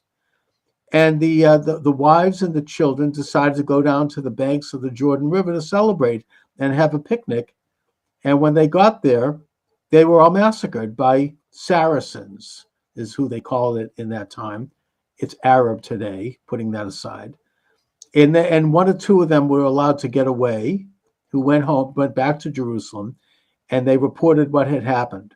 Now, the answer on the part of King Godfrey was to shut the gates of Jerusalem and to build castles and to close everything in. We're not going to go outside. It's too dangerous. Eventually, they sent their families back home to France. And it became like a garrison mentality. And that is what led to the defeat of the Crusades, because they were changed by the fear of the terrorism around them. They didn't stand up to it. Not that they necessarily ultimately could have, putting that aside, but they went inward. They withdrew. They became like, they responded to the terrorism the very way that the terrorists wanted them to respond. So yeah, you don't want to withdraw in the face of this sort of problem, and the Israelis have not. I mean, they have a little bit, but for the most part, you go into Israel, you mess with Israel, they'll kick you back. Yeah. They'll fight, they'll find you, and they'll get everyone involved in it. They won't kill innocent people to the best of their ability, in spite of the propaganda that the other side might push. But they will try to find the people involved in that incident and take them out, because that's the message they want to send. If you want to do this, we don't care if it takes 10 years, 20 years, we're going to find you. That's what Golda Meir said after the Munich attack at the Olympics. There were 20 terrorists involved, and she said, look, we're going to find every one of them and take them out. And it took, I think, 20 years to get them all, but they did, and that's the response. There wasn't this kind of. By the way, there were plenty of people in Israel that were against this prolonged search for these guys. Oh, I'm sure. Because, this flower child mentality, which apparently is more important than life itself, that maybe they were misguided, or we can't lower ourselves to that level, or whatever cliche they're going to come up with. Well, that's why Hamas was able to do this terrorism on October 7th, because the army had become kind of taken over by the same type that has taken over the U.S. Army and the U.S. establishment. This couldn't happen, and we can be nice to people. And Golda Meir also said something, and I'm paraphrasing. She said, "Look, if we have a choice between having good public relations or being alive, I'd rather pick life." Yeah. It's like we have, and you have a right to defend your life and that of your family and your property. If a sovereign nation can't do that, it's not worth being sovereign. I mean, that's the basic function of creating a Well, that's sovereign. exactly right. I mean, the people in Gaza and their supporters played the PR perfectly, right? That, and it's not so much anti-Semitism; it's that there's so many people with the woke mind virus that it's easy enough for them to become sympathetic to. Oh my gosh, you're killing civilians and whatnot, Right. and well, they're building their headquarters in the basement of a hospital for that very reason. They want to see the people, civilians killed, so they could then, you can have CBS, Lester Holt sent a reporter down there to film babies being killed, and they would get that kind of public relations out of it. Meanwhile, they're firing missiles from that basement, and they're terrorizing the hospital. Well, I mean, to be honest, though, that's nothing new with Hamas. I mean, you can go back to Pearl Harbor. I don't think any serious historian believes that we didn't know in advance of the attack. Right. That's been established. I think that Thomas Dewey actually talked about that when he ran against FDR, and he was told to tone it down, which apparently he did. He shouldn't have. But well, I mean, that's it. So it certainly, in FDR's sick mentality, it was worth killing 2,900 office personnel at Pearl Harbor to get us into this war that he wanted to get into so badly. Exactly. Exactly. So and he was celebrating it right after he gave that famous speech. There's images of him just having a yuck over the whole thing. That, yes, we finally did it. We're at war. This is the warmongers mentality. But to go back to these terrorists, this is a new phenomena where you have people who are committing senseless mass murders against just, it's not even political. I mean, are the people in New Orleans celebrating New Year's, is that a political target?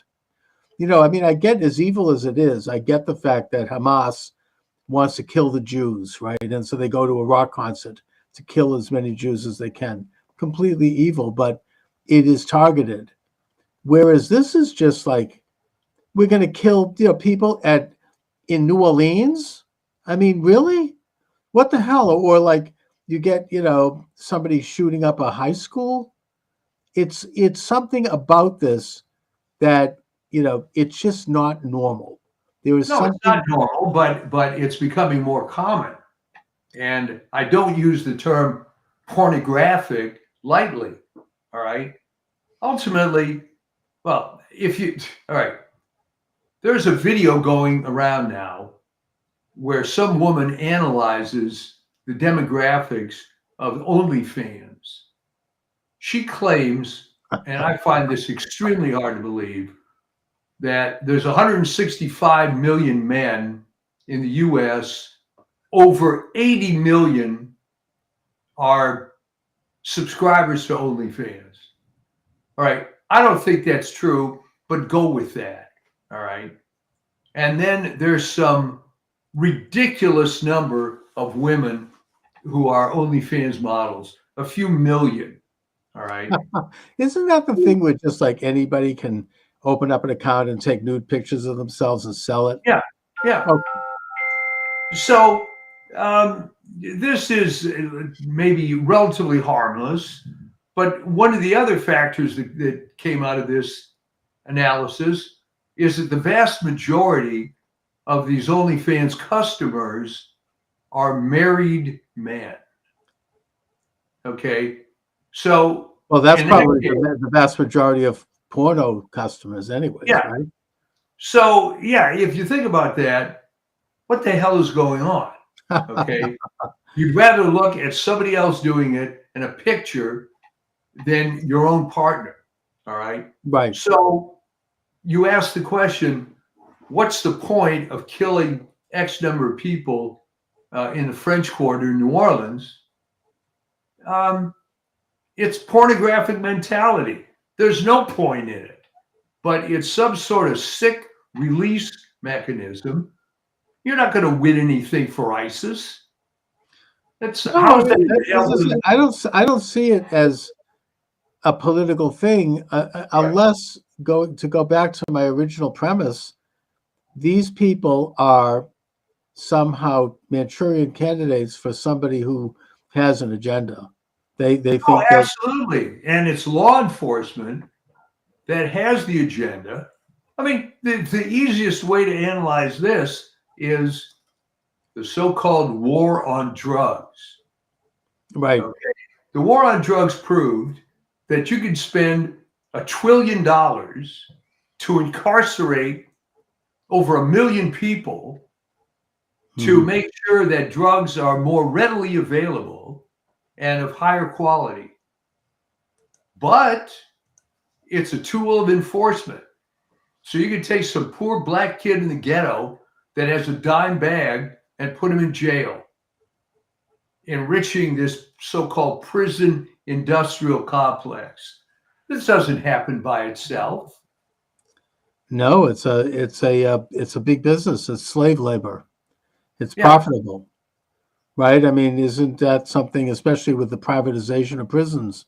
Yeah. Right. Isn't that like, didn't Kamala Harris, when she was Attorney General in California, she was like, big Democrat donors, or these private prisons were big donors to the Democratic Party. So she was keeping people in prison, mostly black men, for minor crimes, longer than they needed to be there so they could do slave labor. Well, that's exactly right. But people never want to come to this conclusion, all right? Right. These questions aren't completely answered. And like Senator Kennedy of Louisiana, well, I could say, but I'm not going to say. Well, why the hell not? Probably because it might be because it's classified, which is interesting. He knows something because he looks at briefings, but he's not going to say it publicly, which is his way of telling us that there's something going on here.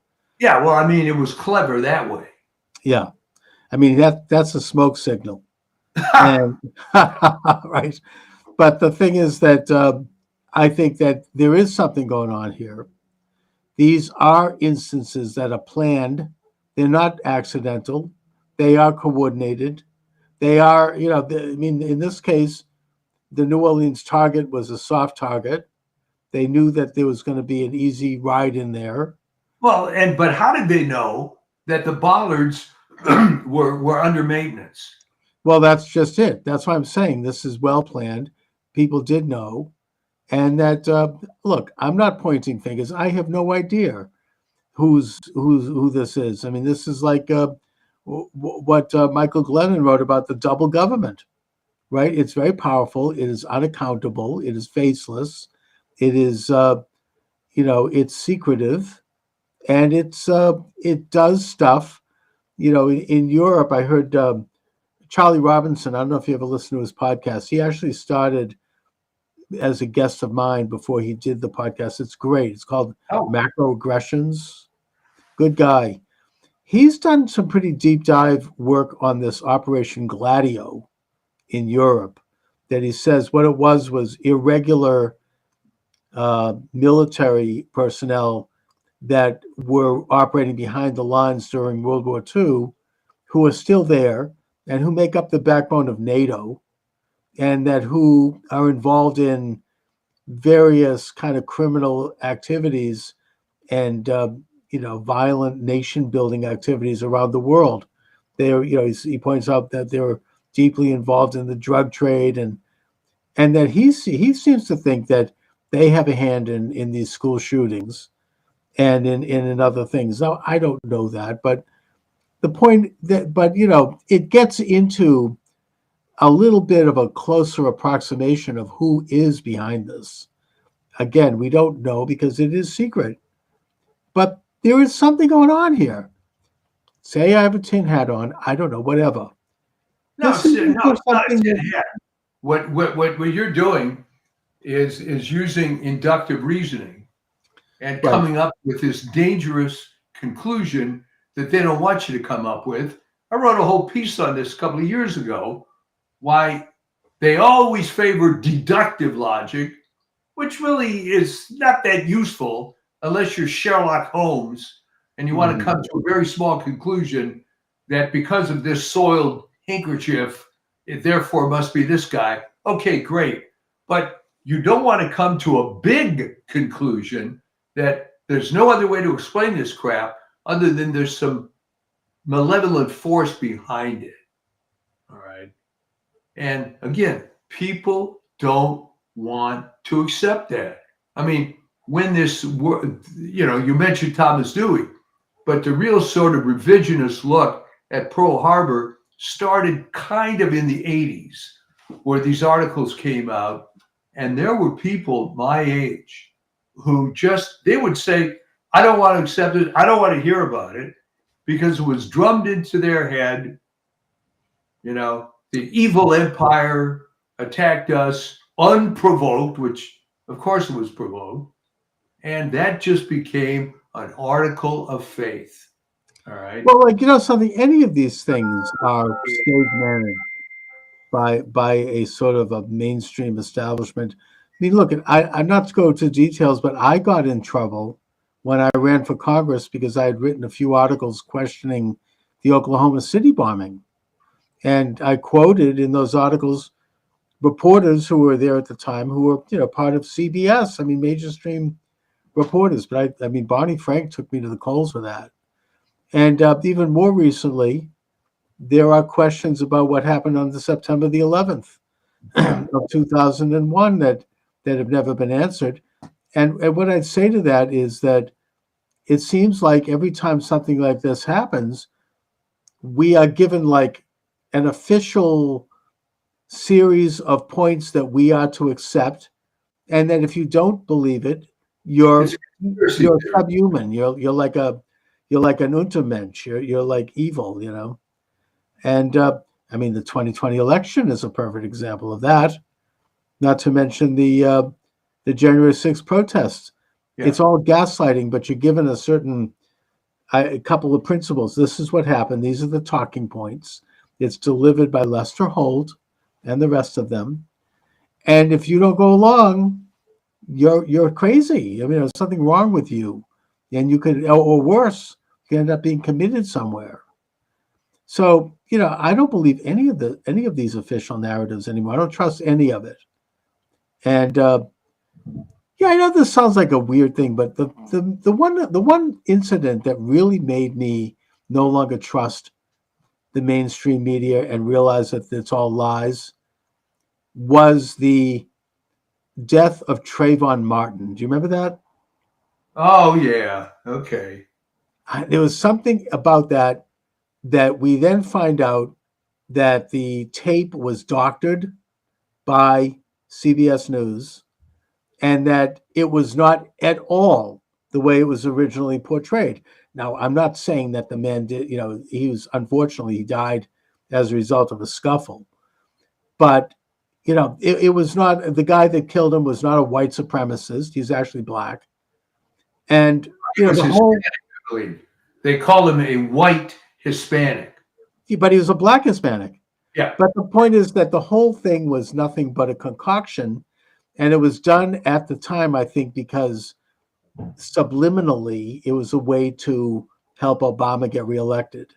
Somehow we would think, this is Republicans who want to have guns and who are violent and who are racists and who are doing, and it's kind of the use of this mass, agenda. Right. But you can mention that, and I agree with you. And you can mention COVID, and I agree with you. But what about the fact that the common man believes all this crap? Because they don't have time to go deeper like you and I do. Most people are too busy, working so they can pay 40% of their income in taxes. And they're, they still get their news from Lester Holt, the big three, Lester Holt and them and David Muir. That's where they get their news. And they just, if you watch those shows, I mean, they just repeat the same friggin' story. And it softens something that's so trivial. And it's lies. I mean, most recently, they're fear-mongering and lying about the upcoming Trump administration policy on deportation. They did a whole story the other night, Lester Holt, since we're on the topic, about. Why don't you get him on your show? I mean, they interviewed these people saying, we might be deported. Well, it turns out that they were not going to be deported because they were legal refugees from Afghanistan who were rescued because they'd been pro-American at the time that Biden had that catastrophe and that government collapsed. So there's no problem with them being deported. They're here legally. That's not what it's about. But somehow they did this story all around this family, fearing that they're going to be deported. They're not going to be deported. It's a lie. They don't address the real question here, which is, what about illegal aliens who can be deported? That's not, you know what I mean? In other words, it's this enormous kind of like three-card Monte, this sort of, they're not going to talk about the actual issue. Right, but what is the audience? I mean, maybe the common man doesn't have time to think about it, but let's face it, the common man went through COVID, saw how he was lied to, saw how businesses failed on purpose. You know, it's the old story. Well, they were doing their best, but I prefer the Robert Welch approach, okay, where he said, look, if Eisenhower were completely in favor of the communists, what would he have done different? And leave it at that, all right? Mm-hmm. If the government specifically wanted to shut down the economy and force the election of Biden, what would they have done differently? Right. That was the actual sum effect of the whole thing. Yeah. And it had everything to do with it. And I think everybody knows that now, but I know what you mean. I mean, could they pull that off again? I mean, they couldn't pull off another election steal. So I don't know. What do you think? I mean, as President Trump is about to be sworn into office, you know, you kind of know, I mean, you feel, I certainly sense that they're not going to take it lying down. I mean, they're going to do everything they can to obstruct and to make sure that Trump doesn't have the functionality as president. Yeah, but I'm afraid it's going to backfire. Yeah. The same way that some of these entertainment idiots keep going on.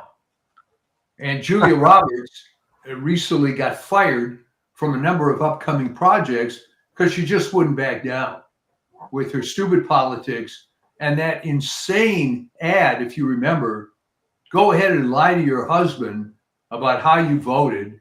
It's up to you. You know, what happens at the ballot box stays in the ballot box, all this kind of stuff. Right. And that turned off a lot of people. So, you know, they're almost as bad as the one with Sarah Silverman doing those commercials about how to steal votes. They don't like to talk about that now, but you're making a joke. Ha ha, you're a college student. You could vote at college and you could vote at home. You could vote for your grandma. You could vote for your grandpa. It was a big joke. Of course, after the 2020 election, that's been deep-sixed. But yeah, I mean, they're not going to get away with such open, you know, kind of like stuff like that. I mean, like, well, it doesn't surprise me at all that the elite media just keeps doubling down. They don't know anything other than that. Okay.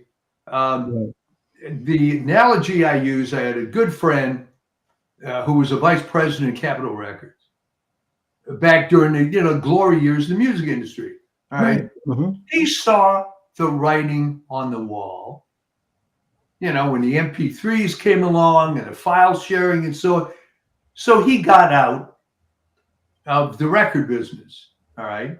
Meanwhile, other people stayed in, doubled down, trying to prosecute that infamous case that RIAA had against some poor kid in the ghetto that was sharing music files with his friends. And they somehow didn't realize the bad PR of something that idiotic. So, no, that's all they know. They don't realize. But the question is, how are they going to do it? I mean, are they going to be successful in terms of thwarting President Trump's agenda? No. I mean, I think that they're going to try to obstruct his placing of his cabinet.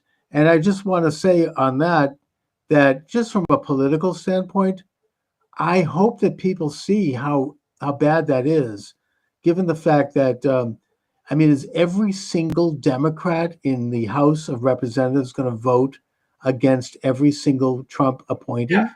Yeah. I mean, that didn't happen even when Biden was in office. Republicans voted for his cabinet ministers. Republicans voted for Obama's ministers because you want to have the new president have his cabinet.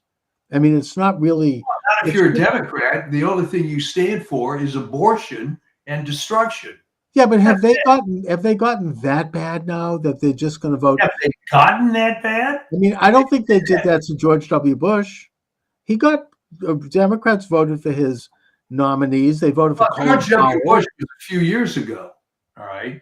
And what happened is they just doubled and tripled down on the same thing, and it doesn't matter that it doesn't work. It's the old story. But are they going to get away with that? I mean, are they going to? Is that going to lead to what it should lead to, which is in 2 years they're going to get big losses? I mean, are people going to? I mean, are their constituents going to put up with it? No. Is it got to be? I mean, they're going to vote against every. I mean, first of all, Trump can now implement his cabinet without them, anyways. Yeah. He can. Well, the Democratic Party appointees. I just saw an article about this in the Gateway Pundit. There's not just recess appointments, but there's also this. There's this other act that was passed. I think it was a way to stop Trump in the first term. But the point is, it actually works in his favor in that he can appoint his entire cabinet without. If the House wants to monkey around with his cabinet, he can just appoint them all. Maybe not indefinitely, but he can get every one of them in there. And because he wants to get started on day one, they can't be messing around and dragging this through. They're going to turn it into another, especially with certain nominees, like, not to mention names, but Robert F. Kennedy Jr. They're going to try to do another Kavanaugh, pull that kind of crap, go into somebody's personal life and take out a magnifying glass and look at every little thing they ever did. I mean, is that what they're going to do? Well, look at the difference. When Clarence Thomas was up, yeah, they brought in Anita Hill, and that got plenty of traction, although Thomas still got obviously confirmed. But back then, people weren't as cynical as they are now. Right. People actually gave the time of day to this stupid woman. It was on TV for days and so on and so forth. And no one seemed to come, in media anyway, to the obvious conclusion that if you believe every damn word Anita Hill said, the worst thing was that Clarence Thomas told her a dirty joke. Exactly. Nobody ever said that he touched her or that he, right. And in fact, there's evidence that they were friends right up to the time he left that department. And then he advanced her. That was phony. I mean, she was offered money. I think that in that case, she was offered money. She was offered fame. She was offered, position she ended up getting a tenured professor spot at Brandeis, heading up the diversity department. Interestingly, she was not anybody. She was like a nobody. Talk about plucking somebody out of obscurity. She was a mid-level office person who suddenly. I mean, but this is Liz Warren was an obscure professor at Rutgers, and suddenly is fast-tracked to Harvard University. Right. Well, because she checked off a box saying Native American. Right. But to answer your question, people are not quite as gullible as they were back then. But are they as partisan? I mean, is the Trump derangement and the hatred for Trump that high? Look, there's always going to be, as you and I have talked about, 25 to 30% of these left-wing fanatics that hate their life, always will.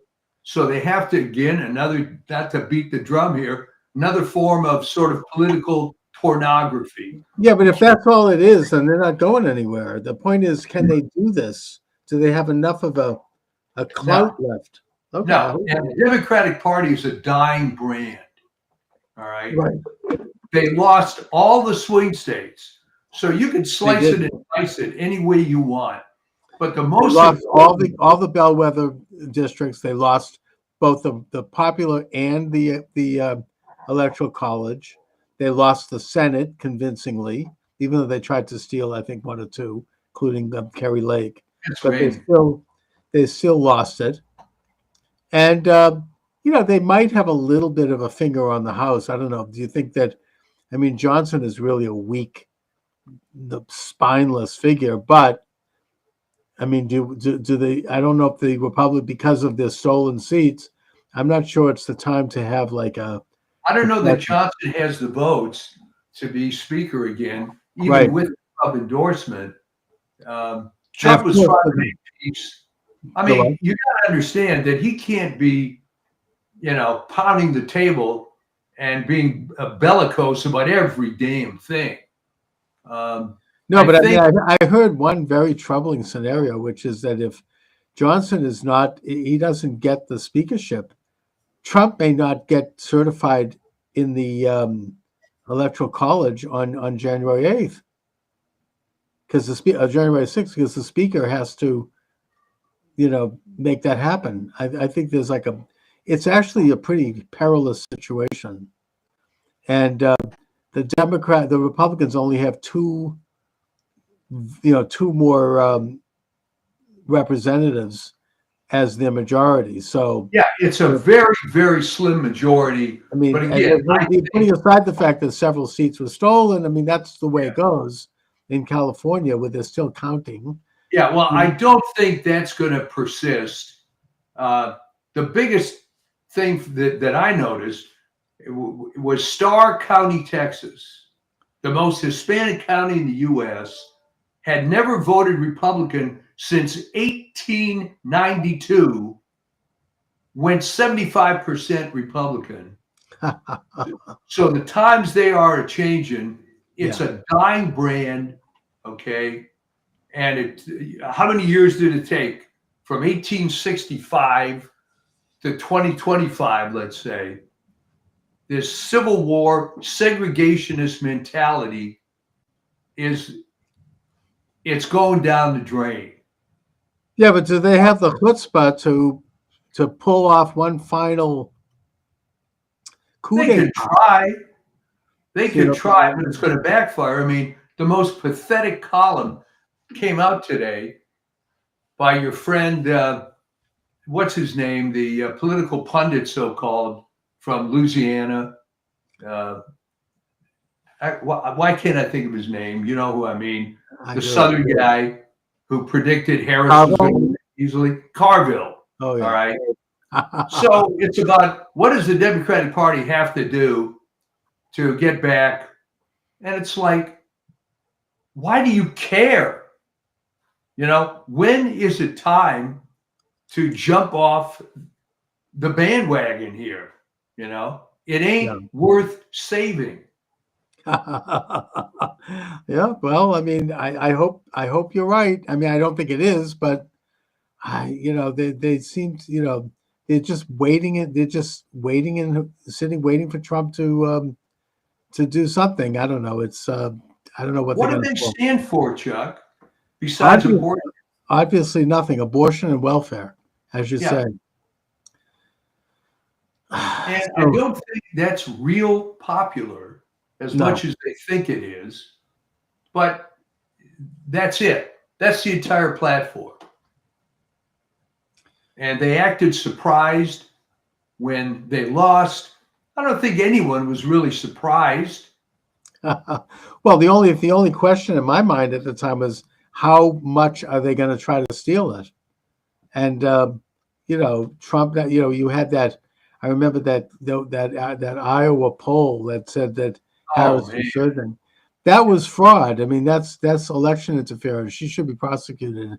I think Trump is filing a case there. I'm glad Trump is finally standing up to this crap. He's going to file law cases against okay, let me ask you this. What was in it for her to destroy a decades-long reputation for this asinine poll that she I think came that up? she finally decided to fall on her sword as one final Hail Mary pass to try to derail the election. This is all they had left. It was just a few days left. Maybe they actually thought it would work, right? Because the minute they announced this in the Des Moines Register, it became international news. Oh Yeah. my God, Harris is surging. I mean, it was just like a last minute, desperate sort of, pass. I mean, it was like they just threw everything at it, and she just took a gamble, and it didn't fly, obviously, but No, but understand her that was the entire right thought. career is based on doing accurate polls. What would possess her to come out with an obviously fake poll? Her credibility is gone. She's out of the business. Maybe How much something money we might keep an eye on her bank accounts and see Yeah. if something. It's like these phony fat, prosecutors who have gone after Trump with the lawfare cases. They've all gotten rich from that. Fani, fat, big Yeah. Fani, and Bragg in New York, and the rest of them. They get big fat paychecks. I mean, that corrupt judge, Meacham or whatever his name is, his daughter got 85 mil. Yeah, 85 mil in money from leftist groups selling the idea that we're going to put Trump in jail. They've all gotten rich from it. That's what it partially is about. They're willing to put and they know they think that this leftist infrastructure is very powerful, and it is, and it'll reward them, and they'll be taken care of, and they have been. So maybe she's in that category. You have to watch Lois Lerner, right? Remember from during the Obama years? yeah. She was taken care of, pled the fifth 42 times before Congress, screwing conservative organizations who wanted to do the same thing liberal organizations have done in terms of tax exemption. Met with Obama many times. I mean, the whole thing was a screw job, but she was taken care of. After the fact. I mean, I'd like to see what she's doing now. It's like Anita Hill. Yeah, well, how does she live with herself? And if the answer is she has no conscience, that's fine. But they've convinced themselves that they're doing good. They've stopped Trump, or they've stopped the evil conservatives. They're true believers, right? I mean, how does the communist movement and people involved in any of these movements? Yeah, but I would respect her more if she went into a Berlin bunker and blew her brains out, died for the cause.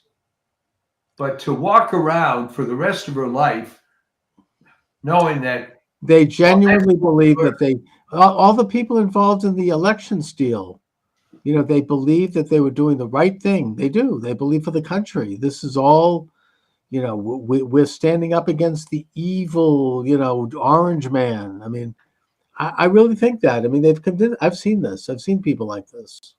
But if you ask any of these people, why is he evil? They can't answer. Of course not. No, they can't. They fall into an inarticulate ball of blubber. I mean, they can't. It's like trying to nail Jello to a wall. Anyways, Mike, what do you have coming up on your Well, I have my latest piece went out a few days ago. Unto us a child is born. Indeed. Which I got actually some good commentary on, including the guy I've known for years gave me a call. I mean, I'm not making this up. Gave me a call the other day, and he said, "I really want to thank you. That made my day." And I was like, "What the hell is he talking about?" And he mentioned that call. So it and the way it is, and you as a creator know that ultimately you have no idea how this stuff is going to fly with the public. Right. There's stuff you probably thought was great that no one thought was good, and vice versa. Sure. So, we try to tie a few things together. Oh, that's excellent. That's very gratifying. And it's one of the shorter ones actually. Yeah. But we talk about your friend Isaiah from the Old Testament. Yes. And mention that. And, not every one of my pieces gets into religious stuff, but some of them do. So, I mean, if you're not going to do that for Christmas, what the hell are you going to do it, right? Exactly. That's the time for it. Right. And by the way, you're still Hanukkah is still going on, I believe, or No, I think we had our last Yeah. lighting of candles last night, so it's off to the new year. Off to the new year, and And I feel generally very excited. I felt the need to bring up these little there's wrinkles. always going to be something, Exactly. No eagle without a serpent, as they say. And it's also, as much as we want to celebrate this great victory, which it is, you can't put down the armor too quickly. No. It's an ongoing struggle. This is the beginning of a continuation of efforts, education efforts, just bringing people up to awareness. But you're asking exactly the right question. How are these events occurring? Who's behind it? Exactly. It's not an accident. These things are not coincidences. No. And I think it's simplistic to say, oh, it's Islamic terrorism. No, it's something bigger than that. This is something else going on here, I really think. Anyway, Mike, so I'll talk to you next week. All right. Sounds good. Take care. You too. See you next time. You bet. Thanks. All right. Welcome aboard, everyone. Charles Moscowitz here. Michael D. Shaw is joining me today. Here Mike, we are. how are you? Hey, it's it's a beautiful day in the neighborhood. Right? Yes, indeed. It's a countdown toward President Trump.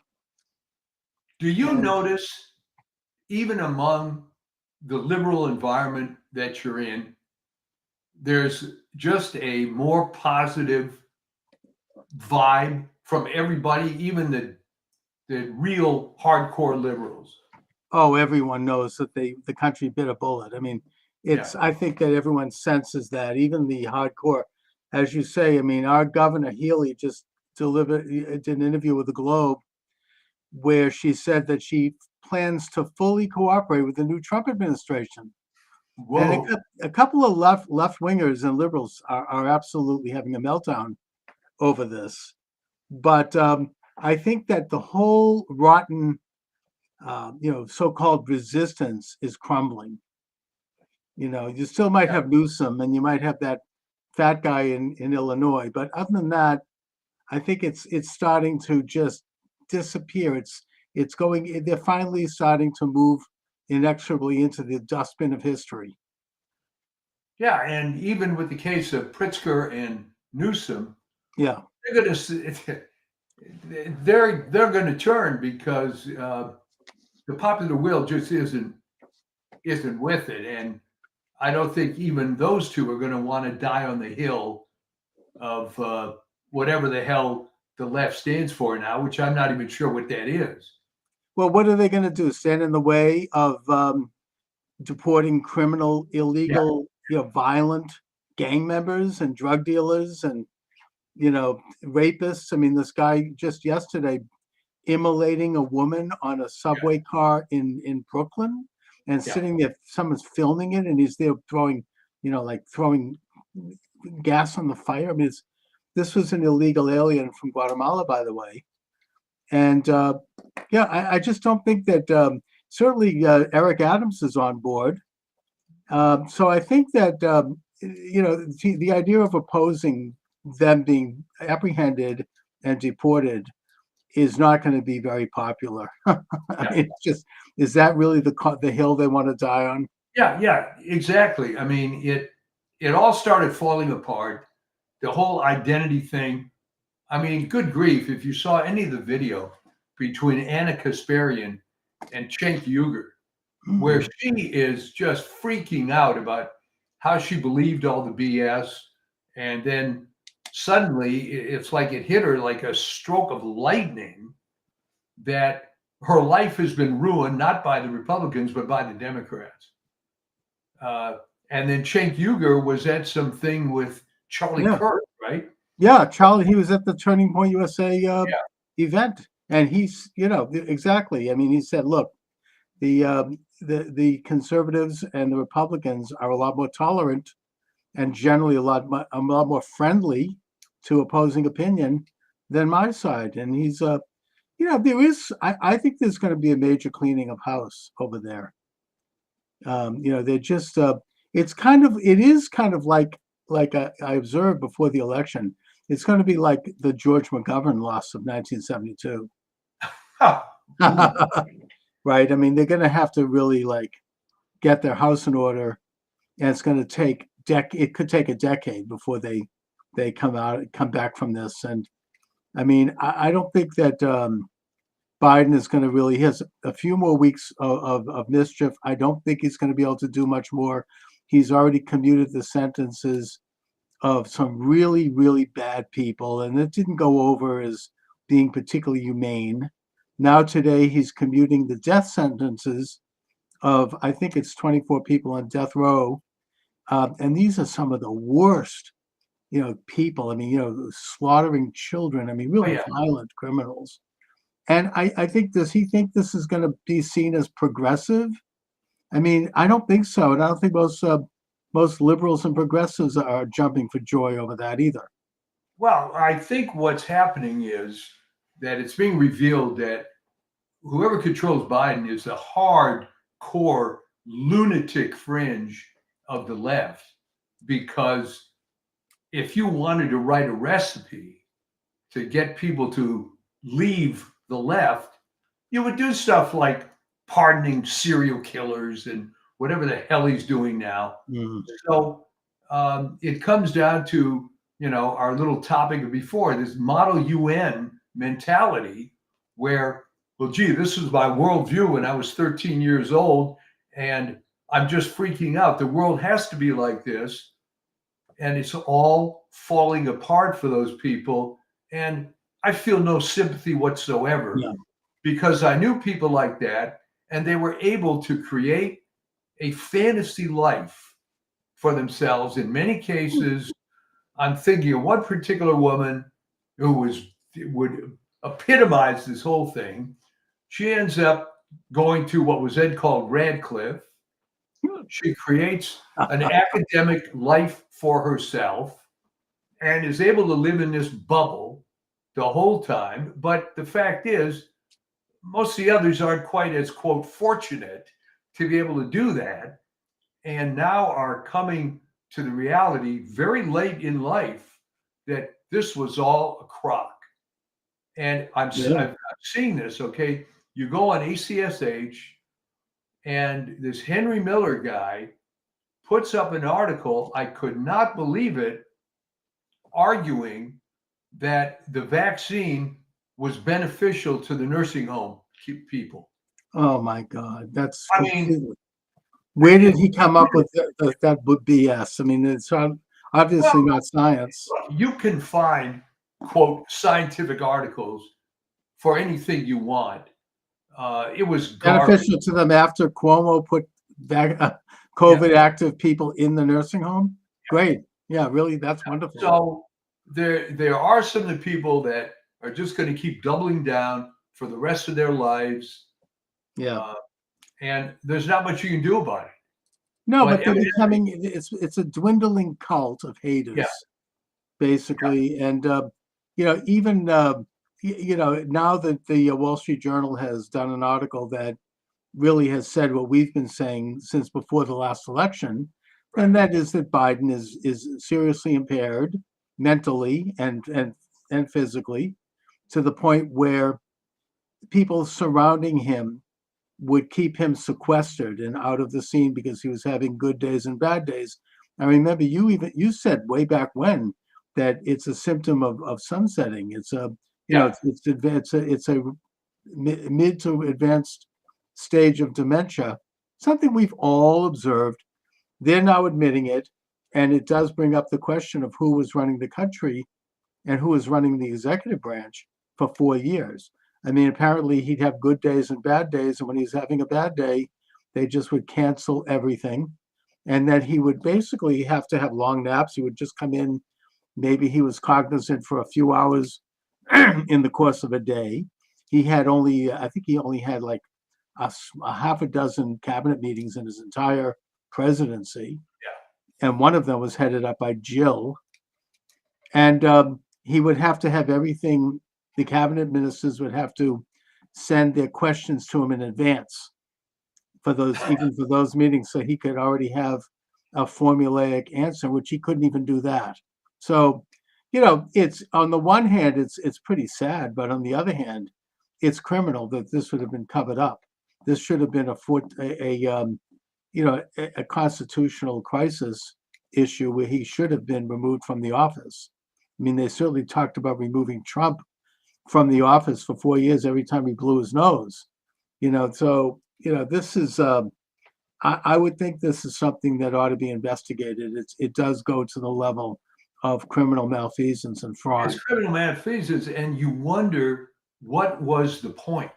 Okay, if this were a family member, it would be sad to see someone declining, but you would lose a lot of sympathy if that guy was a CEO of a business and was screwing up things right and left just to maintain this illusion that he was in control. It wouldn't happen.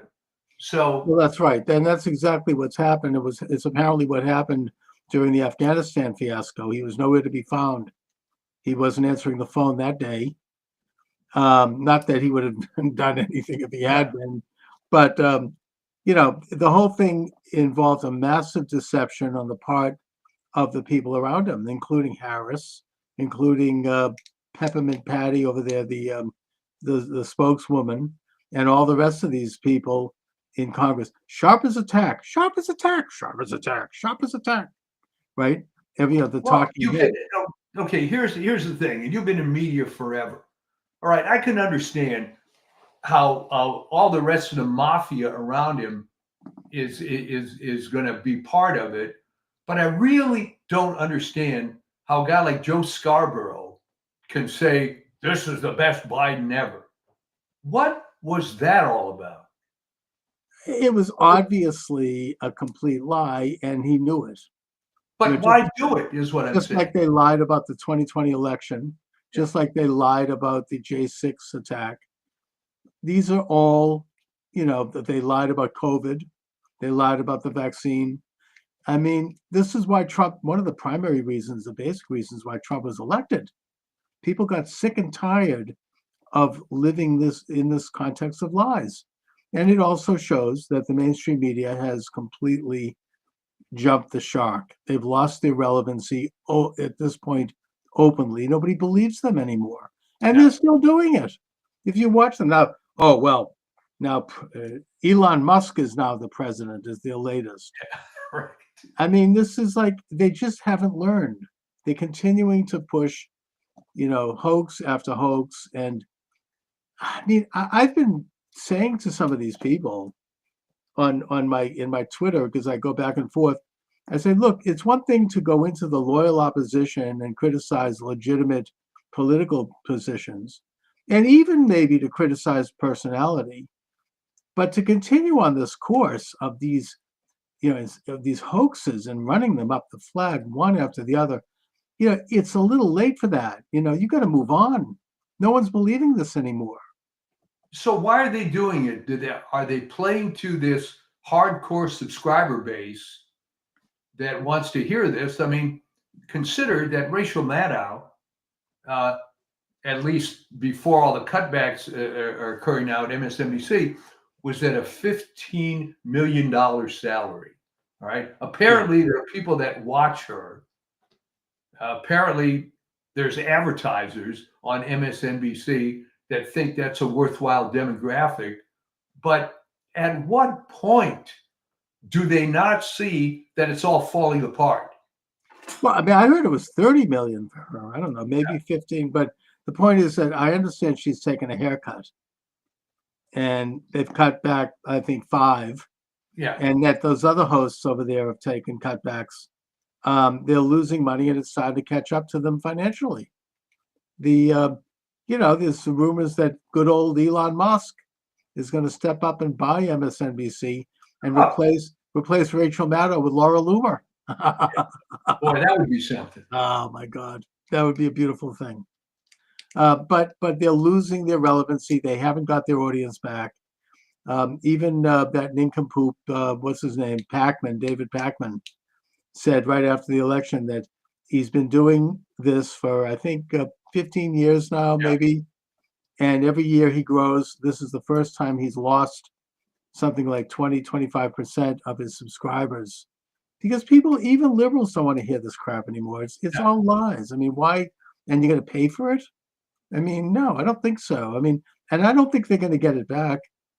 I mean, what are they going to do? I mean, what can they really do? I mean, they are kind of trapped in this hologramic like atmosphere where they're just they're forced to be these cutout characters that mouth these cutout comments, and I don't see how they can put any substance behind it. No, it's going to go down a spiral.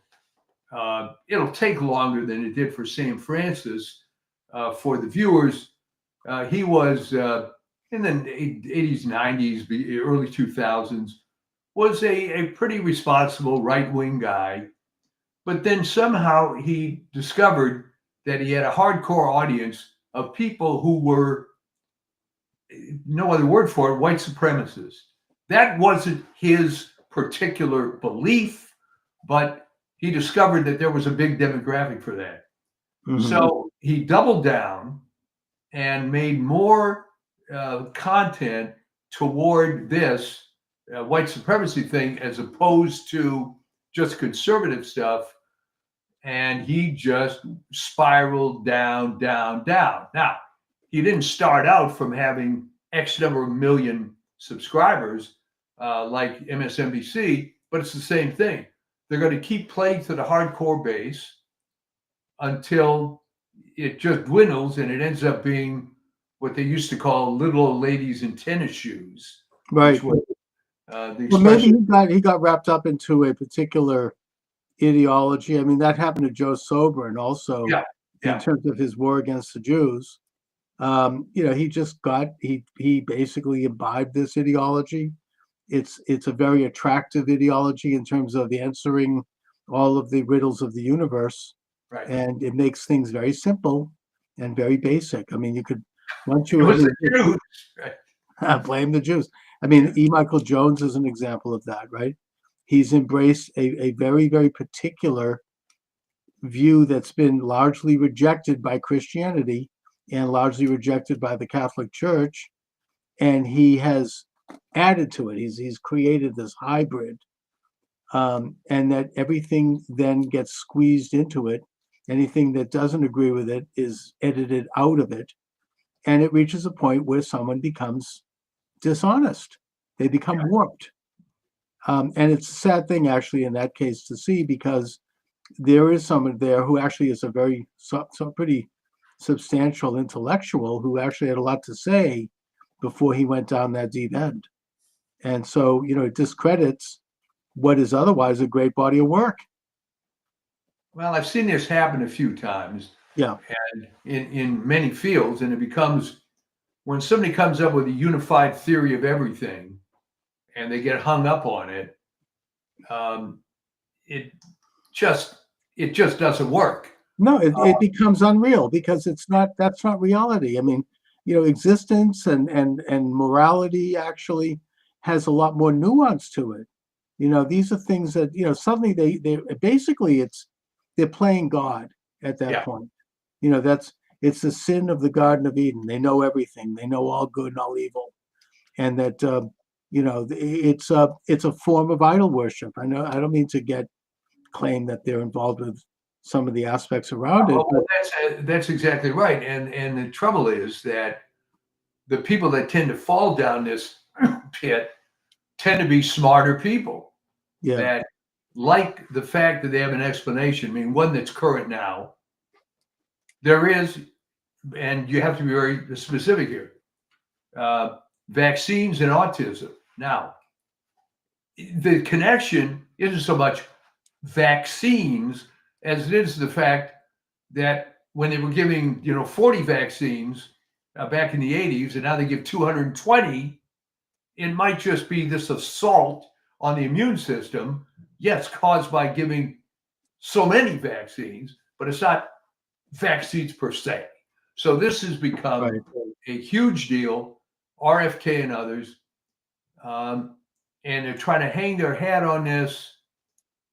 Life, as you said, is not that simple. No, and by the way, I mean, that's not to say that the Jews aren't annoying. I mean, you can criticize. I mean, Jews do tend to think we're better than everyone else, and I get that it's irritating, and it's an arrogance that's we could do without, and it doesn't exactly result in good neighbors. So you can take criticisms that are real. Well, I have to tell you, my old friend died a couple of years ago, Vin Lewis, Catholic apologist.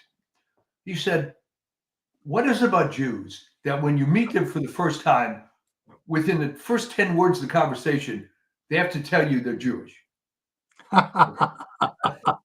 Well, it's this kind of, it is a smug sense. Yeah. And look, in fairness of criticism, you could say that it comes from Talmud. The Talmud is a bit supremacist when you study it. It's sort of like that's how the Jews survived 2,000 years without a country. I mean, there's a reason for that. It didn't just happen by accident. There was this idea: we're a separate nation, we are better than everyone else, and we have to keep ourselves separate. Yeah. I get that. I'm not saying I agree with it. I don't agree with it, but it's an element that has preserved a Jewish covenant, which I think is overall good. And it's kind of trying to create something where otherwise other people would disappear. I mean, it's the only case in history where people have retained their identity without interruption from the time of Abraham till today. There's no other nation in the world that has done that. So you have a little bit of an arrogance, maybe a little bit of smugness, and yes, it can piss people off. I get it. I mean, it pisses me off when I see this. Well, I think where it might have started going sideways was when the Maccabees threw in with Rome.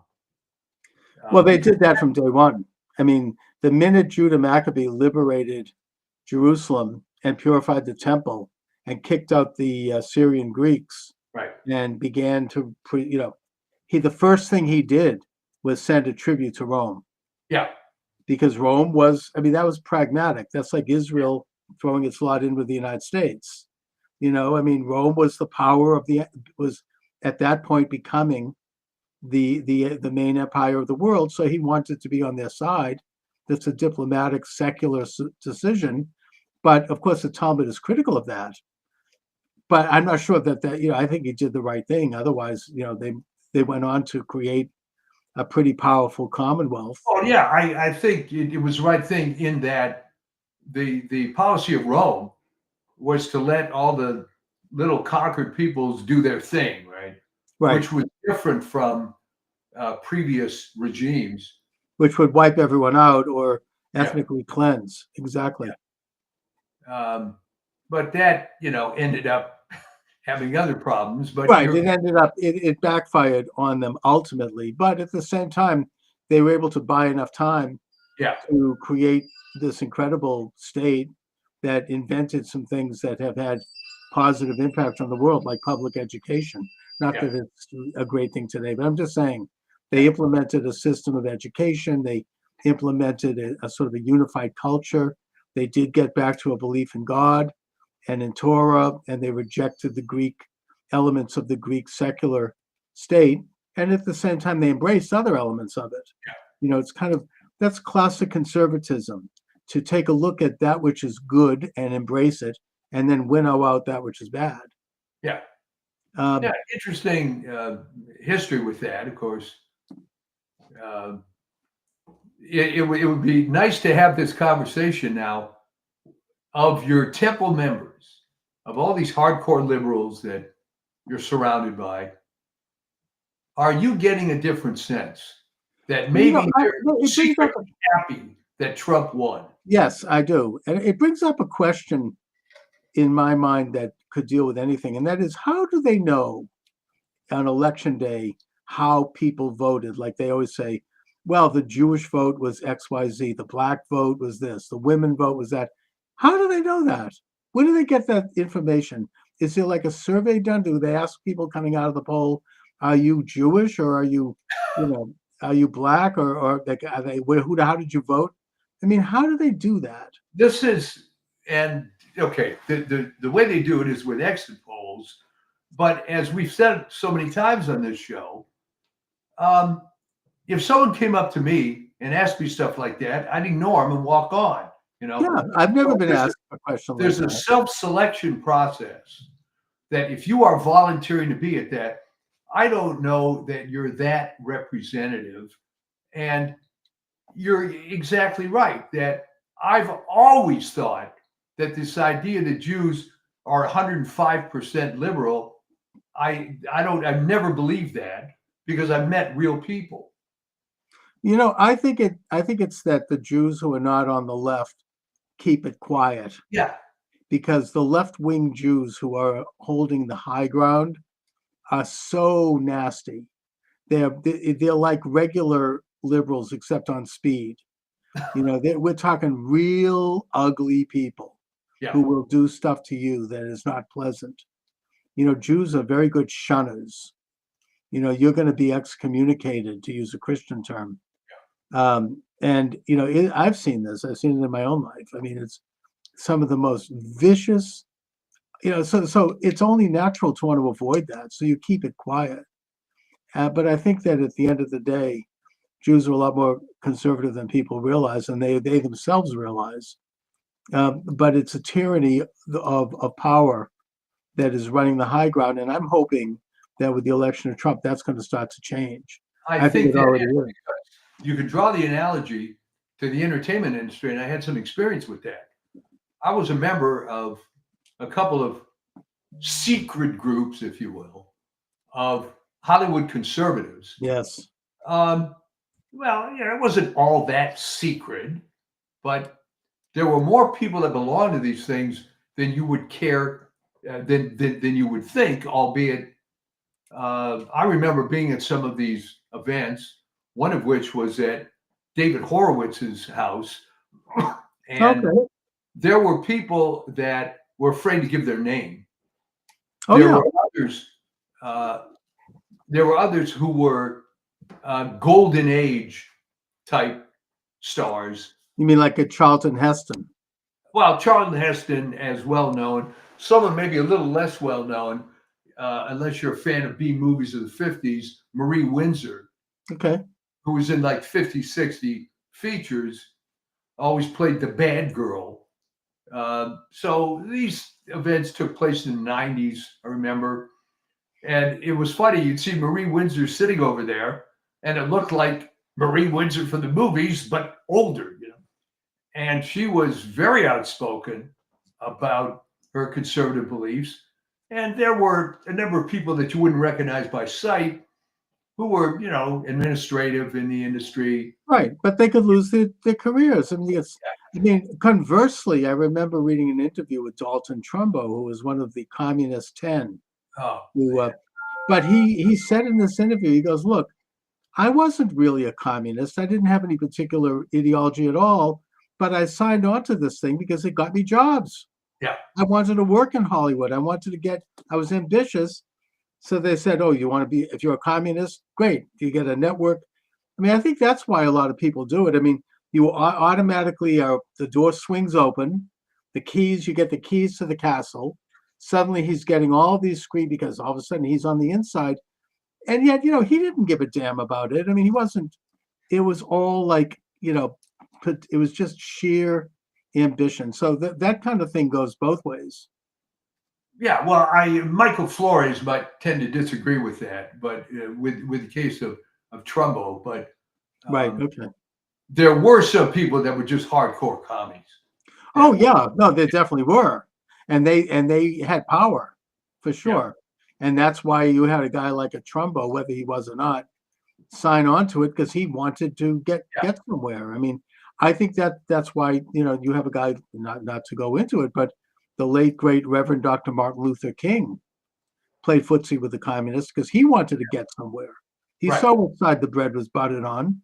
He wanted to have influence. I get it. I mean, I think it's a selling out, but he would not have been able to have done what he did had he not at least slightly genuflected to that side. And he did. I don't think that probably was who he really was. Maybe it was. I don't know. But well, okay, but the times have changed in that the prevailing mood is going to become MAGA, and it's it people is. are It's yeah. You can already feel it. And it's a I mean, the only fly in the ointment that I see right now between now and inauguration day, well, besides the fact that God forbid something could happen to Trump, if Trump makes it to inauguration day and he's sworn in, then we're home free. Yeah, because all of his cabinet people will be in place. JD Vance is pretty good. You've got Kennedy. They'll all be in place. And so that even if they take Trump out, that government is there and that'll continue. So in a way, it's a race against time right now. The other problem I see that is more on the international stage, and that is that Iran is on the verge of throwing a nuke at Tel Aviv. It's a real thing. That's not a joke. They have been seriously set back. Originally, for whatever reason, I don't know if it's radical Islam, I don't know what it is, but Iran has at some point decided to go to war against Israel. I mean, it's a traditional ally to Israel, but under the Ayatollahs and the mullahs, they have focused obsessively on destroying Israel, even though Israel never had any particular beef with Iran. And they set up all these proxies. You got the Houthis, you've got Hamas, you've got Hezbollah, and Israel has disintegrated all of them at this point.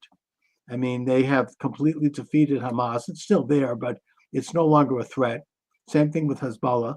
And now with the fall of Assad, Israel has gone in and they've debilitated a lot of the serious, dangerous weaponry that could be used against them in Syria. So Iran is now somewhat isolated, but they still have their nuclear development and they could still use it. And now it's being said that they're within days of getting a nuclear warhead. And you get very naive people in the US State Department and military establishment and in those of others who say, well, I mean, that's fine. Let Iran have a nuclear bomb because it'll be like the United States and Russia. It'll be mutually assured destruction and it'll be a balance. But that's not how Iran is operating. They believe that they're going to have 70 virgins and they're going to create a world order by destroying Israel.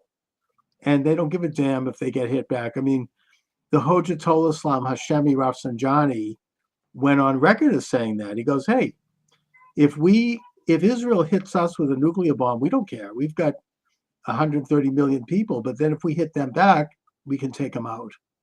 So that's the mentality they're dealing with. And that's what, I mean, it's really a race against time because I think that, I don't know if Israel has the capability to do it. They did it twice before. Right, but take out the nuclear development, which well, they did it in Iraq with the Osiris, and they did it in northern Syria a couple of years ago. And in the case, I was listening to an Israeli military, I was reading a site. In the case of Syria, they dropped some very heavy bombs on that site. And also in the case of taking out Nasrallah, the head of Hezbollah, people, how did you do this? He was like 100 feet underground in these airproof bunkers, and it was supposed to be 100% secure. They did it because they dropped some big bombs, and they kept going over and dropping them again and again and again until they finally did it. So Israel has the military capability, and it's the kind of situation where it's like if you're in a forest and you wound a lion, you better make sure you kill that lion, or else you're going to be toast. And so Israel has to go in and make sure, if they do this, that they are going to be able to complete it.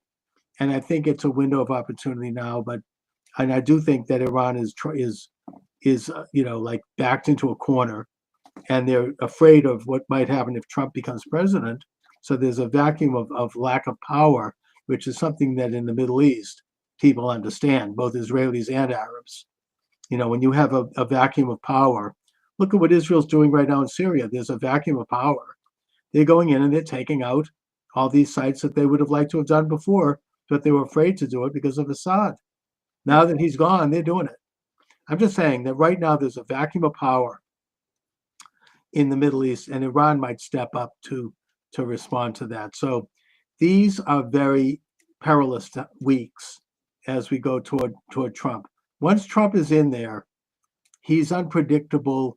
Biden, they didn't expect him to do diddly squat, because he wouldn't have. But in fact, if anything, he was giving Iran billions. He was releasing funds to Iran that had been impounded by Jimmy Carter. And that helped Iran fund these proxy armies. So they didn't expect anything. They're of the mentality that, like, well, if we appease Iran and we give them money, they're going to be nicer and they're going to join the Western world. But that's not how it works. Trump understands that. And I think that Trump does not want to see a nuclear war in his presidency. It's already been leaked that on the inner chambers of Trump's strategy team, that they feel that they will stop Iran's nuclear capabilities. And they're just worried about whether or not it'll trigger a world war. And I think in the case of Trump in the White House, it will not, because Trump will be in touch with Putin. He'll be in touch with Xi, and they won't let that happen, or it's less likely. Well, let me ask you this. Is there a scenario before noon on January 20th that things could get bad enough that the uninaugurated Trump, would have enough influence to just step in and say, no, I'm not going to let Joe screw this up anymore? You mean before the 20th of January? Yeah. Yes. I don't think so. No, I mean, it's not in the Constitution. It's just, that's why there was an amendment to shorten the lame duck period. The lame duck period used to go right through till March 15th. Yeah. And historically, somebody should do a book on this. Maybe I'll write it. All right.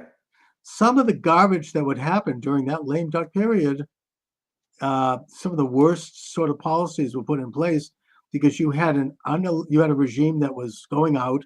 They didn't care. They were unaccountable. And they were in a position where they could pull off stuff that was not wholesome and good because they could. They just it happens in the state level. It always happens in Massachusetts. well, no. Let me put it this way. Maybe I wasn't clear about it. Obviously, Trump isn't the president until inauguration. But what if he has to take the bully pulpit on January 10th or something because something stupid is happening? And he takes the bully pulpit and forces the current regime to get it together. I mean, I think he could. Eisenhower did this. Eisenhower, after elected and before inaugurated, went to Panmunjom in Korea during the hot period of the war. Yeah. And he had a meeting with both sides and he said, look, I'm going to be president in 2 weeks or 3 weeks. If you guys don't come to a peace agreement, I'm going to use nuclear power. And they believed him and they came to a treaty. Yeah, that's the kind of thing I'm talking about here. And I think that's the kind of thing that Trump could do. I could see that. I could see Trump going there, getting a meeting and saying, hey, you want to F around? Guess what? After January 21st, it's going to be, I'm just saying that you're right. I mean, it worked with Eisenhower. That treaty has held up ever since. There hasn't been a war again in Korea. So, that's use of power and leverage. And Trump could do it. I think he could, I mean, maybe Iran isn't that crazy. I don't know. Well, I actually thought of that. I didn't remember the specific timing, and thank you for the 2-week thing. Yeah. But I mean, I hope it doesn't come to that. But I don't think it, and also I think that Biden at this point is so impaired that I just don't think he's. I mean, the worst thing I think he could do, and he probably will do it, is he'll give pardons to the J6 committee and to Fauci. And that's going to bury the Democratic Party for another century because it's obviously so, already he's maybe these other pardons are kind of trial balloons to see how the public reacts to it. And it's not good. No, it has to be positive, which is why I wonder what's in it for Joe Biden. Well, I mean, I guess the first they pardoned Hunter Biden. I get that. Maybe he might pardon the rest of his family. That didn't go over well, even with liberals. But then he's commuting of sentences for, 1,500 people, including some really, really nasty characters. Oh, yeah. That's a subversion of our system of justice. It takes a huge effort in terms of due process to get people convicted in this day and age. And to simply overturn that with a pardon, that could destroy someone's reputation. Look what the Nixon pardon did to Ford. It was very damaging. Now, that doesn't mean he shouldn't have done it. I think he should have done it. I think he did the right thing, but it was very damaging. When you give a pardon, you're basically, the infamous Clinton pardons, right? Mark Rich, and he pardoned his brother, and he pardoned Hillary's two brothers. Yeah, and Peter Paul. Right. Yeah, there was pardons. And at the end, I think I did an interview with someone who wrote about this. I don't remember who, but he literally had people sitting in the White House calling people, cold calling, and offering pardons in exchange for money. Yeah. Selling them, and trying to get in. He had pardons. He was pardoning people right up to the moment he walked out of the White House. I mean, when George W. Bush showed up at the White House after Clinton left, he found pardons sitting on the desk that hadn't been finished yet. I mean, that was really and it completely tarnished what was left of his record. And I don't know if you've noticed, but Bill Clinton now is trying to make a comeback. I noticed a billboard on the highway here in Boston promoting his book with a big picture of him. And now he's going on TV. It's not working. Nobody wants to hear from him. Right. It's flat. It isn't going anywhere. I mean, he's really been relegated, and now with Trump's election, that's the final, the final nail for the Clintons. Nobody wants to hear from them ever again. They're done. It's like Jimmy Carter. But anyway. And the interesting thing with Jimmy Carter is he perpetually is staying around to see his reputation deteriorate more and more and more. And what better example is this Panama Canal thing? That it does bring up memories of that. He sold it to Panama for $1. Yeah. And, they're violating elements of that treaty. It's that simple. I mean, they're overcharging the United States. That is a vital national security location. They're giving China a pass. Those are violations of the treaty that was made when Jimmy Carter handed it over to them. So Trump's absolutely right about that.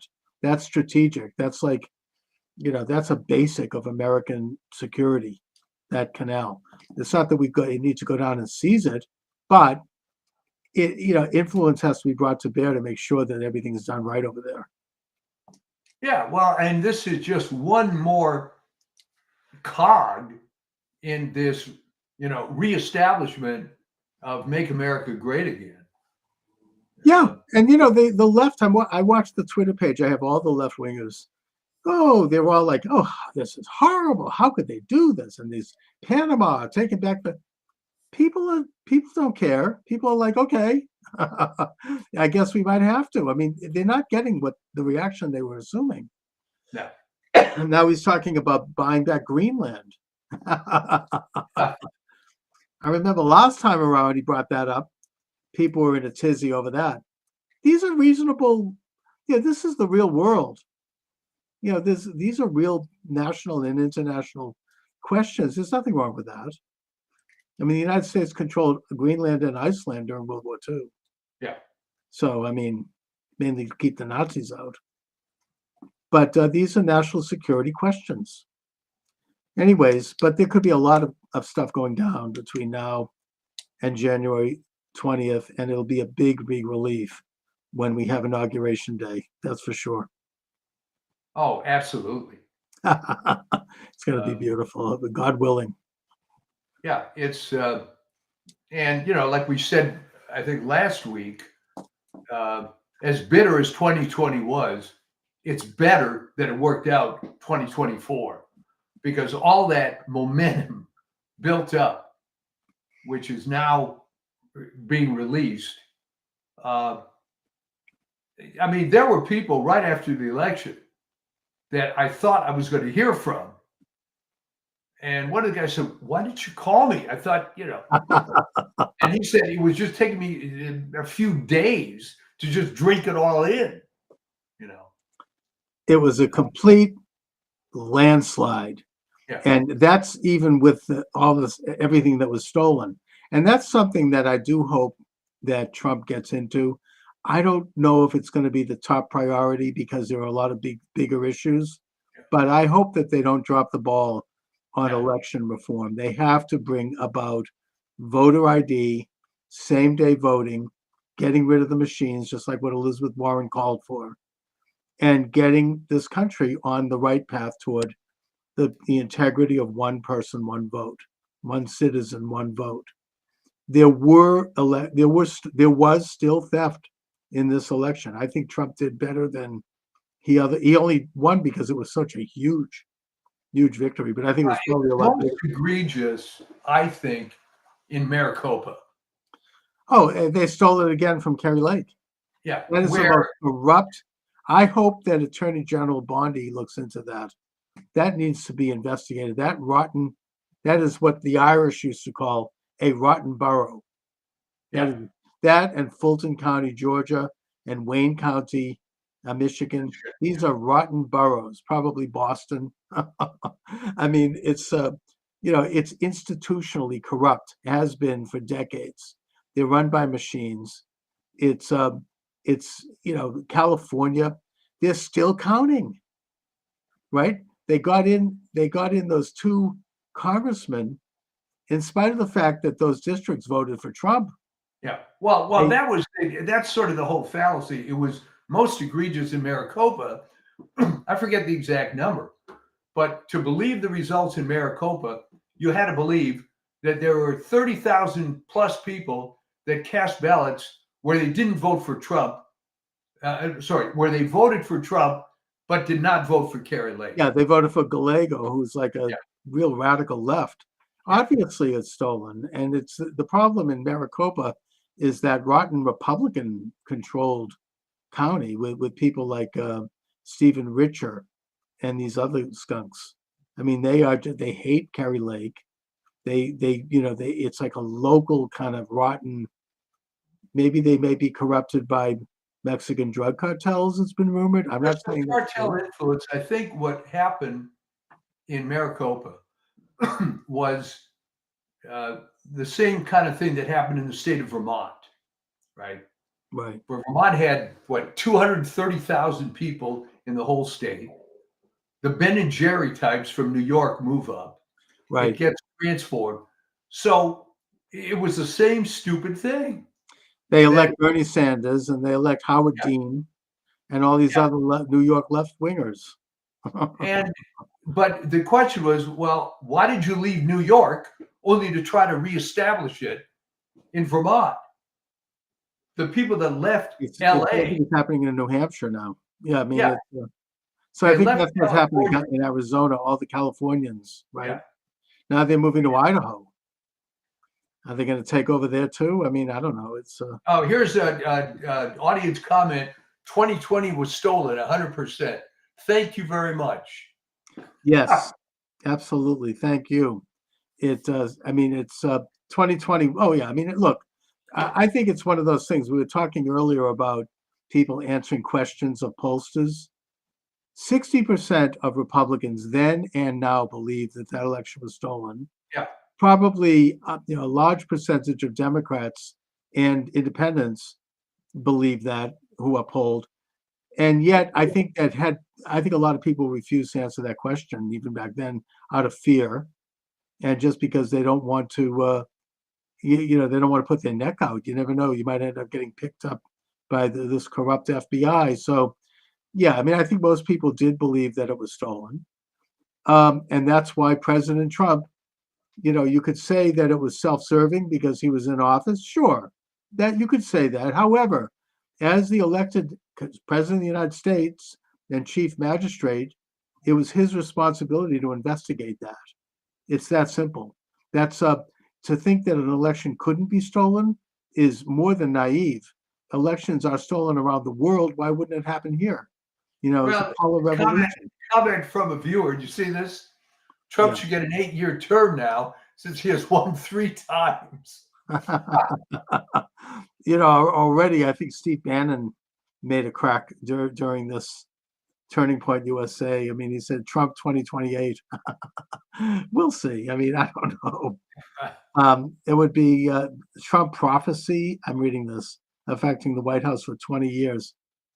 Look, I mean, it might take that long to bring back, sane policies and America First policies. Now, I don't know if you agree with this or not, but during this congressional reconciliation bill, President Trump wanted Congress to lift the debt ceiling. Now, I don't know if I think that's the right way to go. I mean, I think that I get why Trump wants that because it's going to cost money to secure the border, to do a lot of these other things that he wants to do, and that it would be easy to raise that money in Congress. But I think that might not necessarily be the right approach. I mean, I would think that it would be better to have the Doge guys, Musk and Ramaswamy and others, do some serious cutting of unnecessary government costs and really bring in some of these agencies, and also to allow the private sector to do some of the things that the government would otherwise do, rather than raise the debt ceiling. So I don't know if I agree with but remember that everything in human existence is subject to the ravages of time. So if you increase the debt ceiling, as bad as that is, you at least buy yourself a little time while you're doing this Doge stuff and everything else, because undoubtedly you're going to run into some backlash when you start really doing some serious cuts. Right, and I guess it does take time. It's like Reagan cut the budget and he cut taxes, but he also raised the debt. Yeah. Mainly because he inherited a decimated military, and he had some other things that it took money.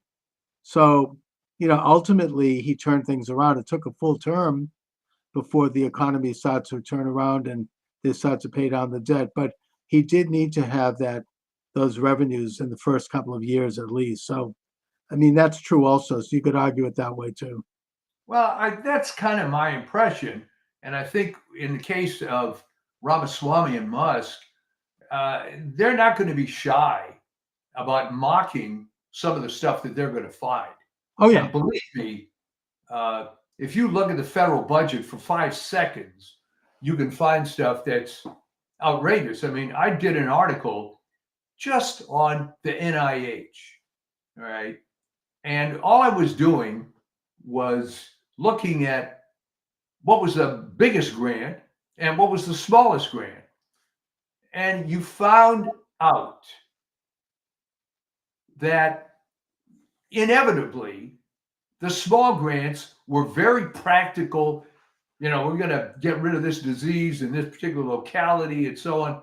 And the high money stuff inevitably was this, what the term they use in biology, sexy sounding, nanomaterials and all this highfalutin, impractical stuff that's never going to work. But these guys got big grants. The money is all. I mean, it's like crack. It's they don't. I mean, I think that we should look at also the fact that the budget was changed as a victory for Trump for two reasons. Firstly, when they first came out with that budget that Johnson negotiated secretly with Schumer and Why the hell did he do that? Would you because explain he's a skunk. But I mean, he's just as bad. I don't think he's any better than McCarthy. But the point is that it went up on Musk's Twitter. Thank God he has Twitter. And the result was a huge negative response all over the country.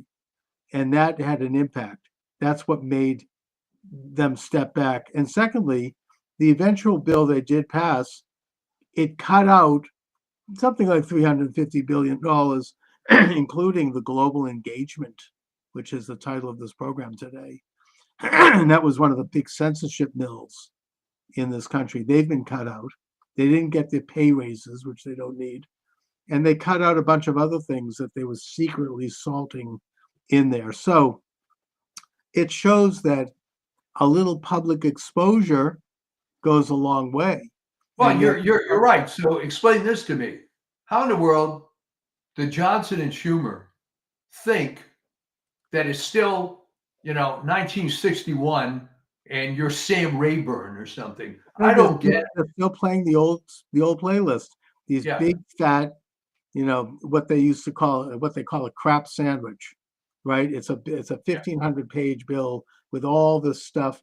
I remember interviewing Jack Abramoff. Remember him? Oh, yeah. He came on my show after he came out of prison. He had a book out, which is pretty good. And he explained how they do this. I mean, the lobbyists in K Street, they put in little language into these bills, and nobody knows where it leads. It's like, S3-423-B3B. And you click on that, and it goes to another SUV. And before you know it, you keep clicking, and eventually you get to something that involves a big check for somebody, or some kind of a law that makes lawyers make more money, or something. And it's very corrupt.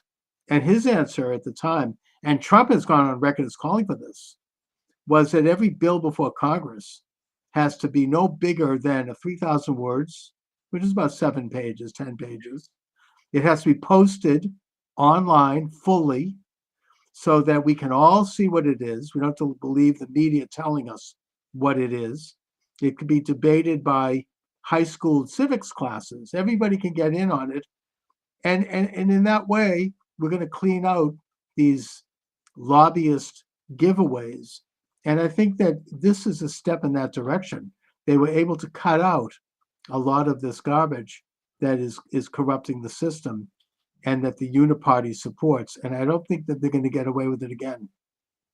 Well, I think there's a book idea for you that centers around the notion of why does the elite media and why do these political hacks still think that it's 1953, that there isn't complete digital everything all the time, that you can somehow operate the way you used to. I don't understand how you can live in the real world at all and not realize. I mean, I'll give you an example, something I'm going through at this moment.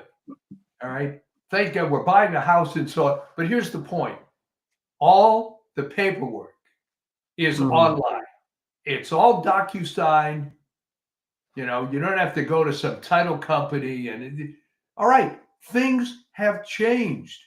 How come a guy like Johnson believes that he's still living in the old times? I truly don't understand it.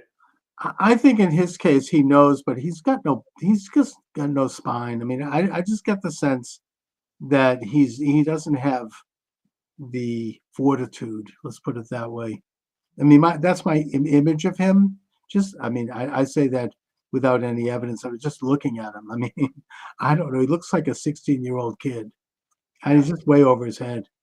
And he's pushed around by these other people, and their whole priority was to keep the government open. Which, by the way, it would have been very interesting if it had closed, because then Musk and Ramaswamy would have gotten a good sense of what could be eliminated. But either way, I mean, I think we're entering into a time when they can't pull that off anymore. There's too much. They tried censorship. It didn't work. They removed President Trump's Twitter account. We had 30 million followers. They destroyed Parler. They destroyed thousands of accounts, including mine. And yet it didn't work. It didn't work because people stepped up. You had Rumble, you had Gab, you had all these other sites, and then you had Musk buy Twitter. And that was the end. Be so arrogant, though, to think that you have this monopoly on fill in the blank, that you're always going to have this monopoly. I remember when I was involved with the music industry and the MP3s came along and the file sharing came along, and they just didn't get it. They just they were used to a monopoly. They had.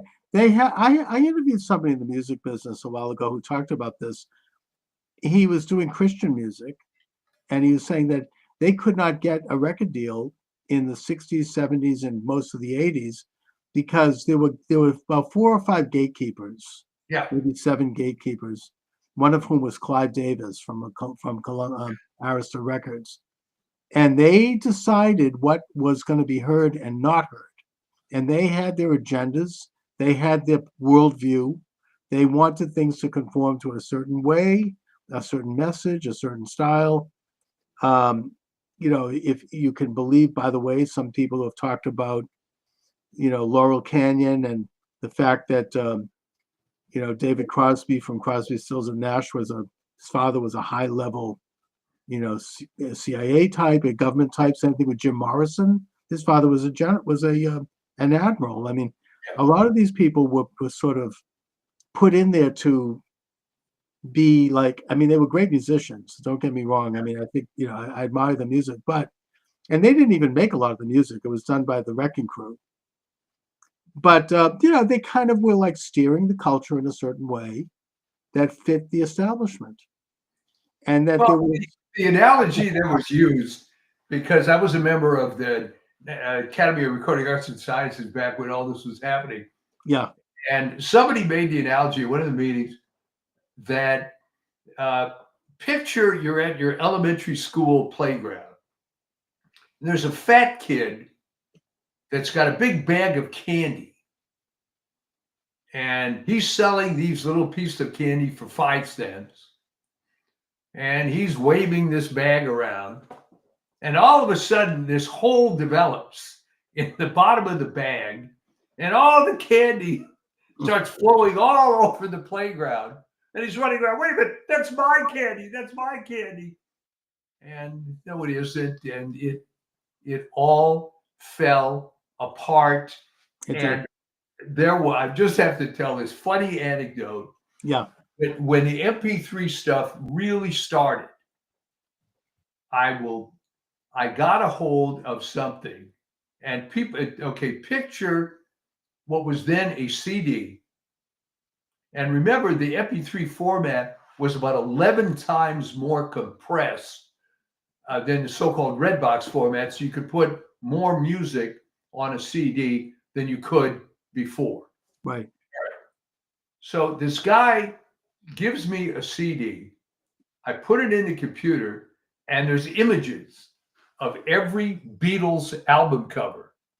And if you click on the image, you get all the songs of those albums. All right. Anyway. I mean, it's I think that in a way the whole music industry, it fell apart in the same way that the internet has done to politics. It's like everything now is accessible. I mean, it cannot be controlled. I mean, I've heard that the Beatles, for example, were Tavistock Institute. Now, that doesn't take away from the fact that they were great musicians. I admire the Beatles. I love the Beatles. But, they had to conform to a certain... Oh, yeah. And the Rolling Stones also. I mean, some of these big bands, I mean, they didn't sit in that perch for nothing. I mean, these were like... It didn't just happen by accident. Yeah. They were influencers of not the kind that we think about today.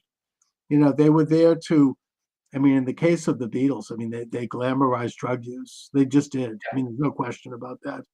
They deny it. I mean, John Lennon denied that Lucy in the Sky with Diamonds was about LSD. That's bullcrap. It was. I mean, they glamorized, and that led to a lot of people, including people I know personally, ending up dying. So, I mean, I hope there's responsibility there, and it was a weakening of people, of the culture, of the opposition in a way. I mean, we could talk. This is a great subject. We could go into this deep. Well, let me wrap up this story because it is funny. I will not mention the name of the guy. Yeah. Very well-known songwriter. Will not mention his name. Anyway, he's in my office and he's decrying the fact of the MP3s and it's terrible and violating copyright. And I said, okay, you want to see something really illegal? And I showed this Beatles CD. So I expected him to blow his mind, right? Right. Instead, he says, Mike, can I get one of those? By the way, we have one final comment here from our texting friend. The Yellow Submarine song. Adolf Hitler escaped to South America on a yellow submarine. Coincidence? No, Jerome Corsi, who's been a regular on mine, did a book on this topic. And he does say that there is a possibility that Hitler did escape to Argentina, took on a different identity, and had to live the rest of his life quietly in Patagonia. I think that's possible. I mean, when Truman met Stalin at Potsdam, Stalin said to him that he felt that Hitler had escaped. He probably did. Why wouldn't he have? I mean, putting myself in his shoes, right? He knew it was all coming to. He knew that everything was crashing down. I mean, that he wouldn't have had an escape route. Well, I remember as a child, that was a huge rumor all the time. Yes. That Hitler wasn't really dead. And I don't think there's ever been DNA evidence indicating that he had died in that. The closest they've ever got is they had fragments supposedly of his skull or something, but that was years later. No one really believed it. No, there was like a hoax. Yeah. Now, I'm not saying I know.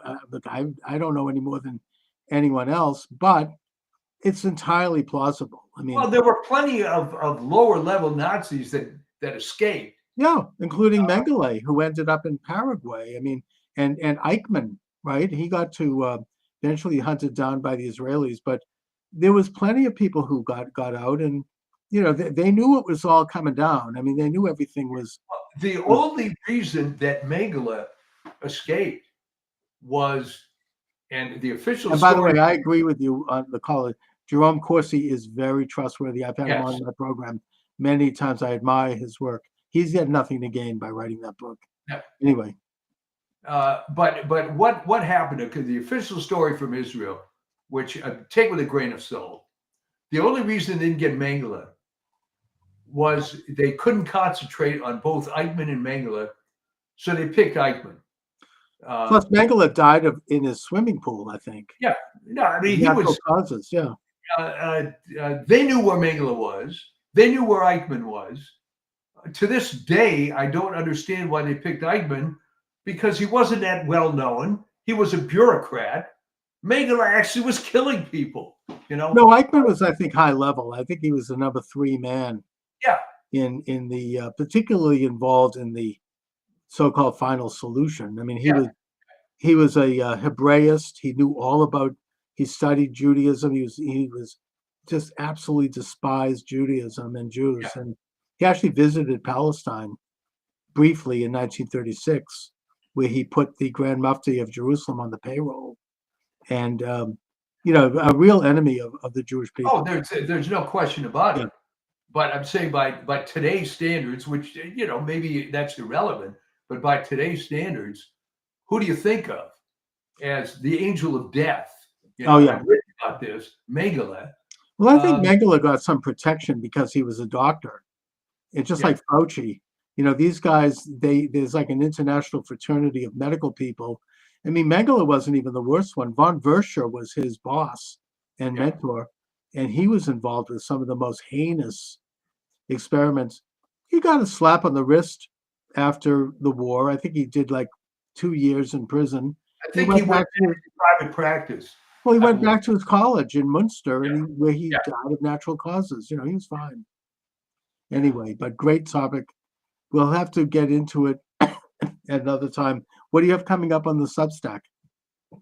Well, now that some of the, I've got a little bit of time now with the holidays and so on. I think I'm going to get into, it's going to help you with your book idea Yes. of why these people are so ingrained in stuff that just ain't true anymore, that they've devoted their entire lives to fill in the blank, even though it's pretty obvious that it's all falling apart. Remember, we started the show, I mentioned Henry Miller with this absurd article about how the vaccines help the nursing homes. He's got to let it go. I mean, whatever credibility the guy has left. Yeah, who is he working for? That's he was even the most virulent leftist isn't saying that anymore. He's retired. But if you truly, really, really believed that every vaccine has an image of Jonas Salk in it and is saving the world, and you just can't bear to hear the details about what happened with this one, there's something about medical issues anyways, that people who come to believe these things, they just absolutely flip out if you question it. I mean, I even recently had a situation where I mentioned to someone that I had heard that all these hand sanitizers are not exactly healthy. And this woman had a meltdown over that. How could I say? Because they're invested in it. It's like they've been doing it, and it's, it's almost like maybe it's the new religion. I don't know, but it's there's something about, I still see people, even like at my synagogue, who are still fully masked 4 years after the pandemic, assuming masks were ever any good anyway, which they weren't. But putting that aside, I have never seen their face. I mean, they're still completely with heavy masks, and they put this one couple, they have their son in a mask. I think it's almost child abuse. Yeah. I mean, it's just, and it's like, I want to say something to them, but I'm not, I know that I'll be stepping in. There were people that really bought into it, but I think you cannot engage these people. It's not rational. Definitely not. And the problem is okay. When my oldest son was in college, they had a parents' weekend at University of Arizona. All right. So we're at the hotel, and we see this older couple dressed up in the purple of University of Washington.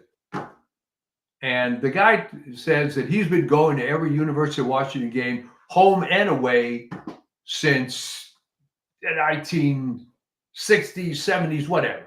Right. All right. So I look at the guy, and I said, well, that's very interesting. But you graduated from there, what, in the 50s or whatever it was.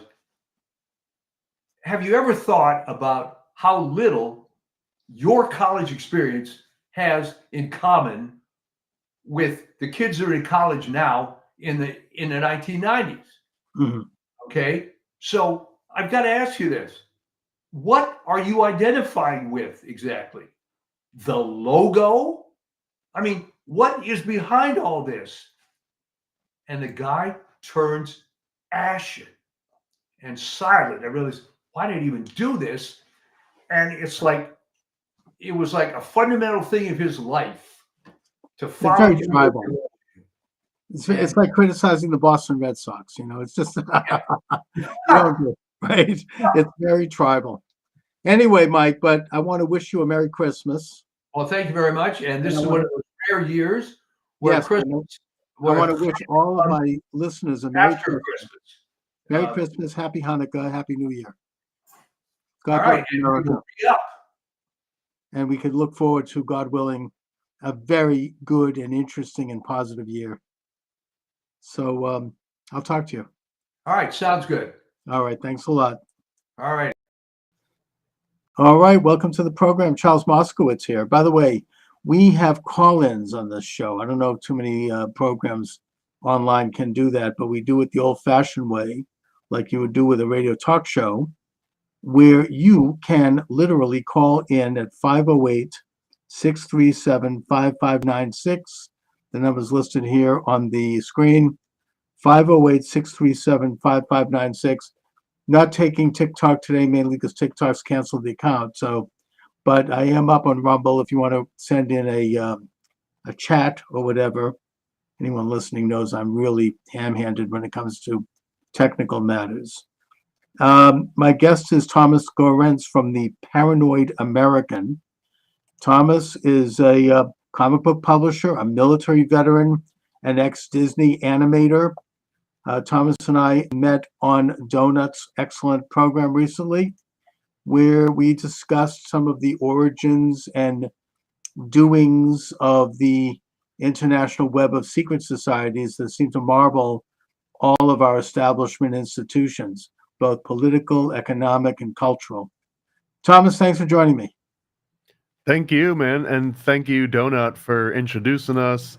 And also, that's dangerous. You just have live call-ins. How does that usually go? I've been flirting with that idea, but I'm not sure if I can handle it. Well, I mean, I've only gotten a few calls, but I'm just introducing it. I hope to, in the coming year, as I feel more encouraged over what I hope is a lessening of censorship, I think that I'm going to be able to do broadcasting more consistently, maybe even every day at a set time. I think that helps. In which case, I'm hoping to get more calls by having people get used to seeing and listening to the program at the same time each day and covering, current issues. And if someone calls in, I get a beep, I press a button, and off they go. The only thing I ask is community standards within reason. And also, I'm not on YouTube, so I don't have to worry about that. Same. But the main station is Rumble for this show. But also Rockfin is very good. I don't know if you know about them. But there are alternative medias. I think when President Trump was removed from office and they deleted his Twitter account, where he had something like 30 million followers, right after what has now been proven to have been a government inside job, that being the Capitol protest. There was an expectation, I think, on the part of the establishment that they'd be able to really launch a full-bore censorship, and they deleted thousands of programs. They deleted Parler, which at that time was really moving up and taking on Twitter, which was the ultimate in censorship. But it didn't work. It didn't work because people got involved in alternative sites like Getter and Rumble and Rockfin and BitChute and a bunch of others. So, freedom prevailed, and ultimately, because they could not censor, I think that's what led to a huge victory for President Trump and his incredible comeback, which, and I think that the vote there and the level of that was much bigger than we even know. But here we are with the hope as we enter into the new year. And I do feel hopeful that we're going to be entering into a time when more people in this country are aware of the insidious agenda of an establishment that does not have their interests at heart.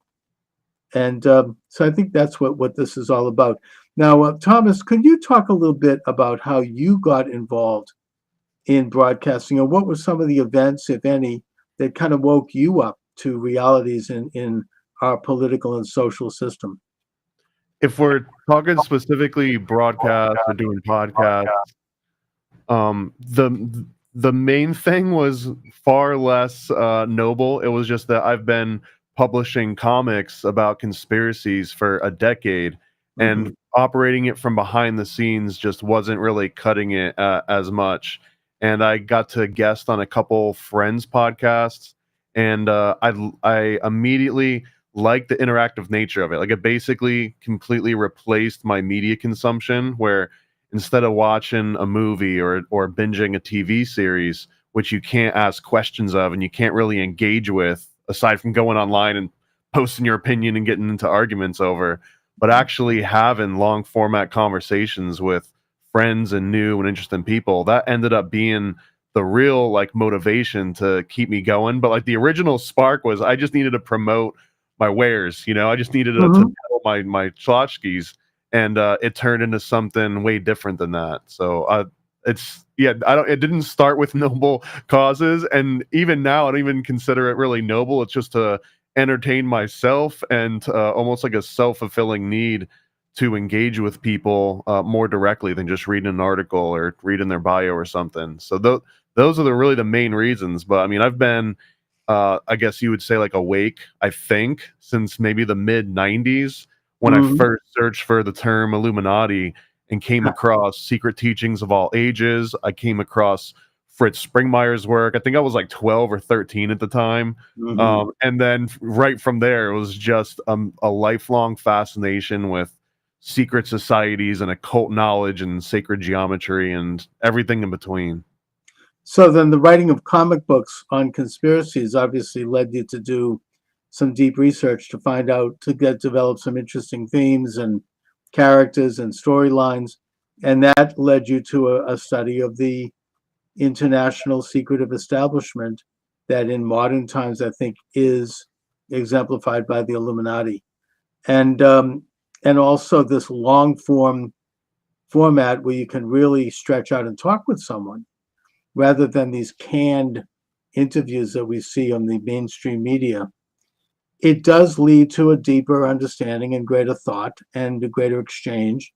And it's one of the great powers of this new media. So I certainly get that. Now, you also worked as an animator for Disney. So I need to ask you about this.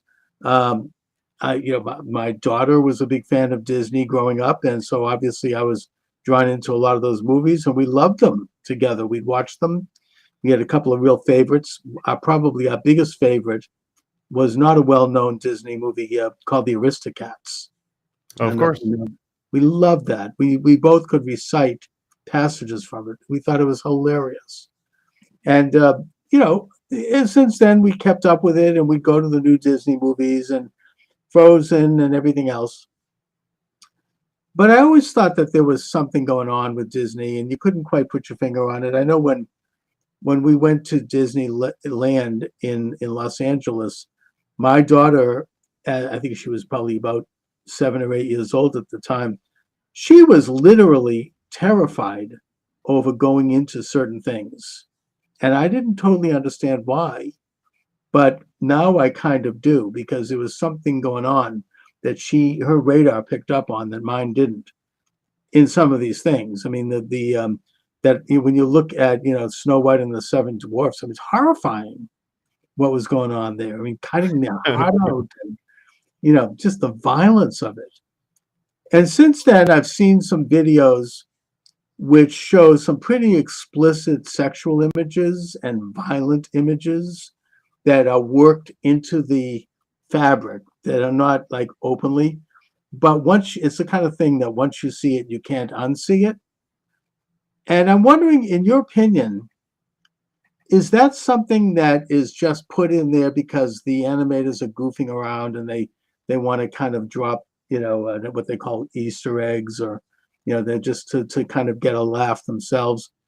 Or is there something more sinister going on here? I mean, is this something that the management knows about and that they're promoting and that they want? And if so, why? I mean, I would say yes to both, but not in maybe congruent ways. Like they might not be as directly intertwined in such a simple sort of fashion for that. So let me rewind and just preface this with the term Disney animator is very charged. Like people assume that I was like hand illustrating Lion King sometimes when this comes out. I was known as a tweener, which is an in-betweener, which means that the big illustrators with the big names on the movies and everything, they draw the keyframes. They draw the individual action poses where these big establishing shots. And then all of those frames in between, if someone's like throwing a ball or something, right?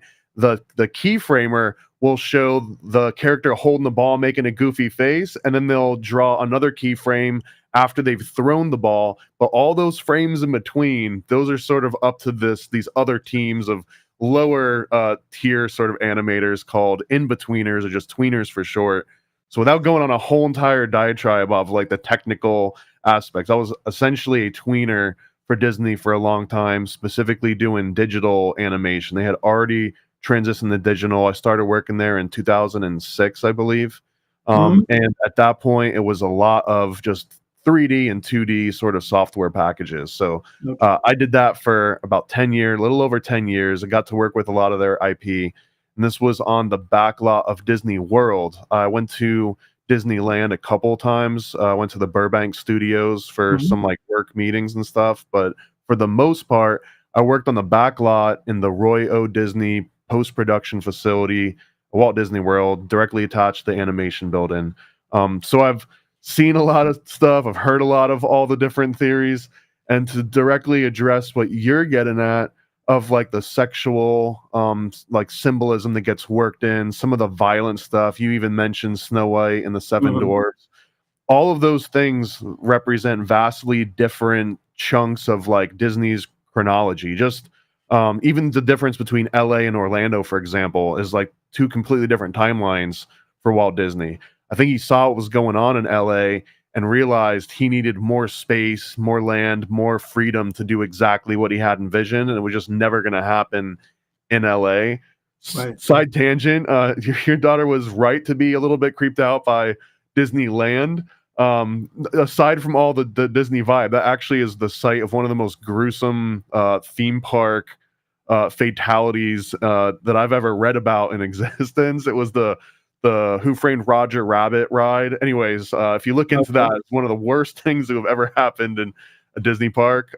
Disney World claims that they haven't had any like catastrophic like fatalities that same way. Although I can get into that a little bit later because that's one of the weird Disney anomaly kind of like fabrications, like one of those illusions. Okay. So the sexual stuff here, if we go back to the 1930s, 1940s, like some of the earliest Disney movies, and I've got a series called Occult Disney that we've been watching every single feature-length Disney animation from Snow White all the way up to, I think we're around 2006 right now. We just saw Cars. Every single movie. So yeah, I've absolutely seen Aristocats. Even Aristocats has some of these kind of things worked into it. Fun fact, that was the very first Disney movie, I believe, that took place in the same time period in which it aired. Almost every other Disney movie prior to then kind of took place in the past, and a lot of it was like based around that. So that's an interest. It didn't work out for them as well, so they departed from that a little bit. The other thing that I think, and maybe the most nefarious, we'll get to the sex stuff. The most nefarious thing that Disney does is twofold, and these ones are completely intertwined.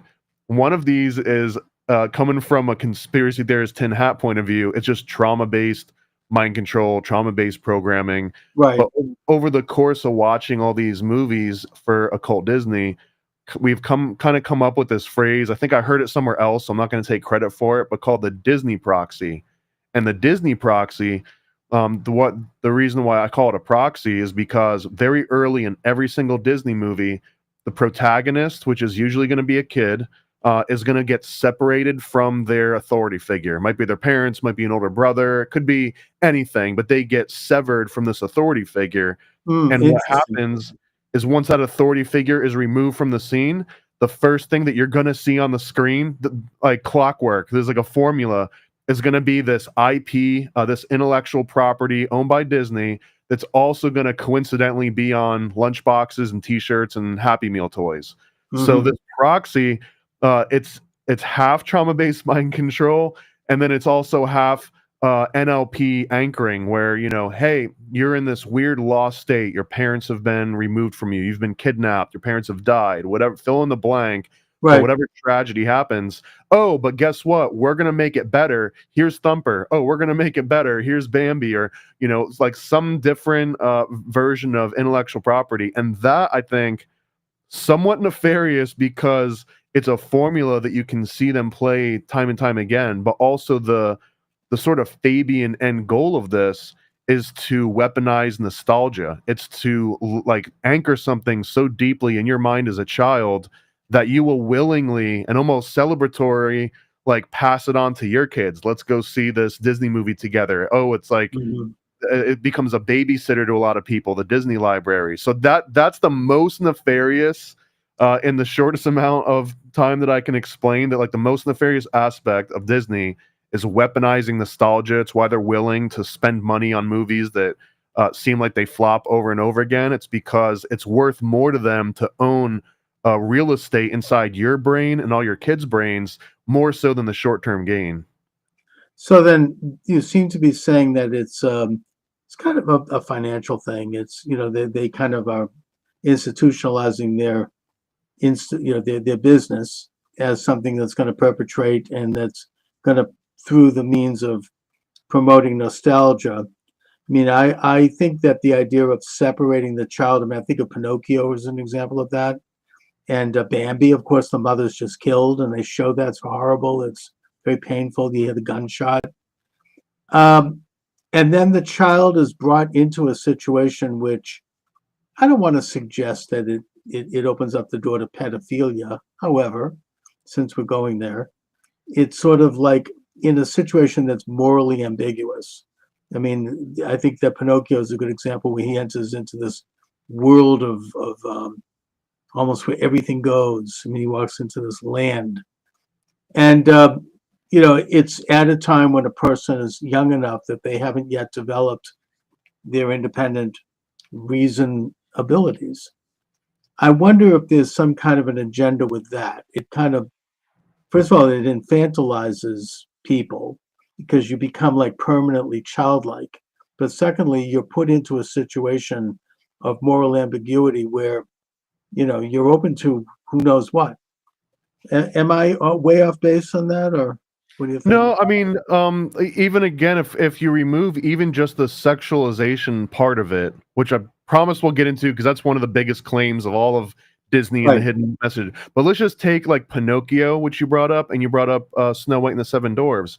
Mm-hmm. Both of those original stories, Pinocchio was based on, I think, like an Italian activist, like it was political activism.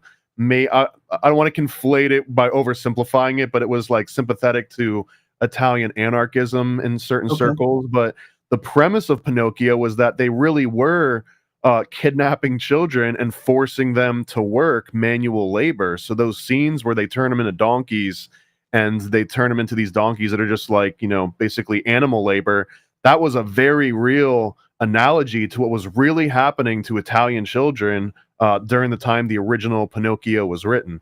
There's also really deep sort of Rosicrucian aspects. You can get into like pineal gland and stuff, but one of the mundane and practical versions of this were actual children being exploited, and the writer of Pinocchio was basically trying to shine a little bit more light on that, and it got adopted almost directly by the Disney movie Snow White and the Seven Dwarfs. This is another thing that was based on at least 3 different historical accounts, all the way down to the talking mirror. This was an actual item that was said to have existed in 2 or 3 different families' histories, dating back, I think, at least to the 14 or 1500s.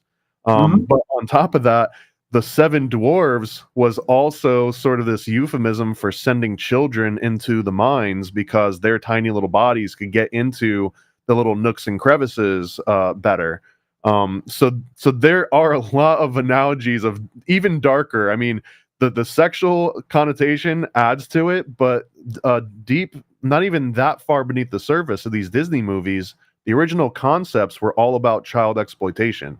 So if you just throw the sexual aspect on top of that, it's not like a far skip and a jump from forcing, like kidnapping children and forcing them to live in mines, and then someone saying like, oh, and they had sex with them too. It's like, okay, yeah, no shit, they did.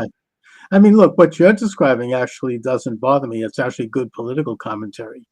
Children being exploited by in the 19th century, right up till today. But what I see is kind of a more modern aspect to it, which is sex trafficking and sexual exploitation. Do you think that is something that was a conscious part of this? I mean, I've heard a lot of legends, for example, and I would say legends about Walt Disney himself in that regard, who I always thought was a great man, but I still do. But he was deep, according to all the stuff out there, and that's what we're talking about. And I'm not here to endorse any of it. He was deeply involved with secret societies, and maybe there was some kind of an agenda going on there. What do you think? So this is probably the one that comes up the most is like Walt Disney being, you know, all of these things. So I've done, I think, a fairly deep dive into this from a bunch of different angles. I've read the most critical, I've read the most complimentary sort of books all about Disney and his biography, and I've talked to people that work directly with him in animation studios and stuff. So quirky guy, workaholic. The secret society angle is a very unique one because Walt Disney, and let me go on just the tiniest of tangents here because it makes the most sense and it gives the most breadth to like how complex this guy was. So Walt Disney, growing up, he actually had a very strained relationship with his dad in particular, and through this, he had convinced himself that he himself was kidnapped as a child, that he must have belonged to royalty or some much more noble family line, and he was kidnapped and forced to live with these oppressors almost. It almost sounds like that archetypal Disney princess locked up in a castle waiting for a Prince Charming aspect, right? So he already had grown up like this, and when he was very young, he joined the Des Moines, the Order des Moines, which is essentially Cub Scouts for Freemasons. That's the best way I can put it. I'm familiar You with got to that. be 12 to 20, I think, 12 to 21 to join Des But you have Moines. to have parents who are Masons, I think, in order to do that. Or maybe not. Or you have to have some kind of a parental or like authority figure that is registered as a Mason. Well, here, this is way more interesting than just him being Des Moines. He not only was he Des Moines, but his direct mentor was the creator of the Des Moines Order, like the original founder. So this would be like if you joined the Boy Scouts, but you would be bearing the lead to not mention, oh, but I was also mentored by the guy that invented the Cub Scouts. Sure. So there's that angle to it. From everything that I've ever been able to tell, once he aged out of Des Moines, he never joined the Freemasons proper. He never joined any other secret order except for Bohemian Grove. He was absolutely a member. There's documented evidence of him drawing sketches and signing stuff, but he also didn't get with the Bohemian Grove crowd as much. Even though it was kind of his crowd, just people that exploited artists. That was like the original DNA. But he had another one called the Rancheros Vistadoras, the visiting ranchers, which he considered to be like a more manly version of Bohemian Grove. He wanted to get like an actual outdoorsy nature experience from it, but he went to Bohemian Grove. He's like, these are just a bunch of rich guys in nice cabins doing, you know, gay stuff all the time. Well, so that's how Nixon described it. He said it was very faggoty. Right. I mean, well, yeah, it's boys will be boys, and they're all And just also, I mean, Alex Jones was able to get in there with a camera and show the burning of the this effigy. And there's, I don't know if he actually caught on film the idea that there might have been some human sacrifice. I'm not saying there was, but you know, just it's a pretty troubling and pretty weird occultic group, and it tends to attract Republicans, I guess you might say. You know, rich. Long, interesting story on how they founded too. I'll stay on track though because these are like my absolute favorite topics. So Disney is this princess in a castle in his own mind. He gets raised into this sort of, you know, Freemasonry for kids, sort of, you know, secret society in some ways. And then after he exits this, there's no doubt in my mind that he carried those occult and those esoteric views with everything that he did. It was a huge inspiration in how much he adopted and kept true some of the Grimm's fairy tales. All of Snow White and the Seven Dwarfs could also be interpreted almost as like Rosicrucianism, which I guess would just be like a much older, more religious version of Des Moines. So that form of Walt Disney being, you know, in the occult and in secret society is absolutely no doubt whatsoever. Not to mention Fantasia, right? But every single movie, honestly, every single movie, even Aristocats, can all sort of be tied into these like esoteric teachings. Although, and this is why I mentioned that there's these different phases of his life, and LA and Orlando is a huge portion of that. That once he starts working on Walt Disney World in Orlando, he kind of has this different vision. He's thinking about Epcot, the experimental protocol community of tomorrow, and like he's trying to do something more than cartoons and more than theme parks at this point. He wants to make his own city, maybe country, maybe who knows where it was going to go after that. But as soon as he starts ultra like hyper focusing on Walt Disney World, he doesn't have as much anymore in the animation wing. And then as time goes on, he just becomes a delegator as opposed to boots on the ground, you know, rolling up his sleeves and doing the things, which is natural for anyone that's at the head of this huge global conglomerate that keeps scaling and scaling and scaling. So when we talk about Aristocats and anything after that, there's really no participation from Walt Disney proper at that point. At this point, and I guess to summarize the whole Occult Disney series, is the movie Fantasia is a literal spell, some literal magical ceremony that creates the world of Disney. It creates an entire universe known as the Walt Disney Universe that will outlive us all because it's now an egregore. It is one of the most powerful egregores. They sort of introduce all the different archetypes, all of the DNA that goes into the rest of the movies. Even characters are introduced in Fantasia that you see recurring out through other Disney movies to come for, you know, over a century at this point, or getting close to it. So just the fact that Fantasia exists is that original magic incantation spell. So yeah, all occult, all the way down, all turtles. Wow, and plus there was some very frightening scenes in Fantasia involving nuclear activity, and I think the last Disney movie that Walt Disney was directly involved in was Mary Poppins. I think. I could be wrong. But, also, another movie about child exploitation, because they put so much emphasis on the chimney sweep and how lucky the chimney sweeps are. But if you look at actual chimney sweeps during that time period, they were kids. They were sending kids into these chimneys to sweep them out because adults wouldn't fit. They could get up there. Yeah, they had wiry. They could fit into the crevices. Interesting. But you don't think that? I mean, it sounds like we're talking about influences on Disney's worldview and kind of this occultic element to it and this fantasy world that he wanted to create and project into the future with Epcot, which is, as you say, that's City of the Future.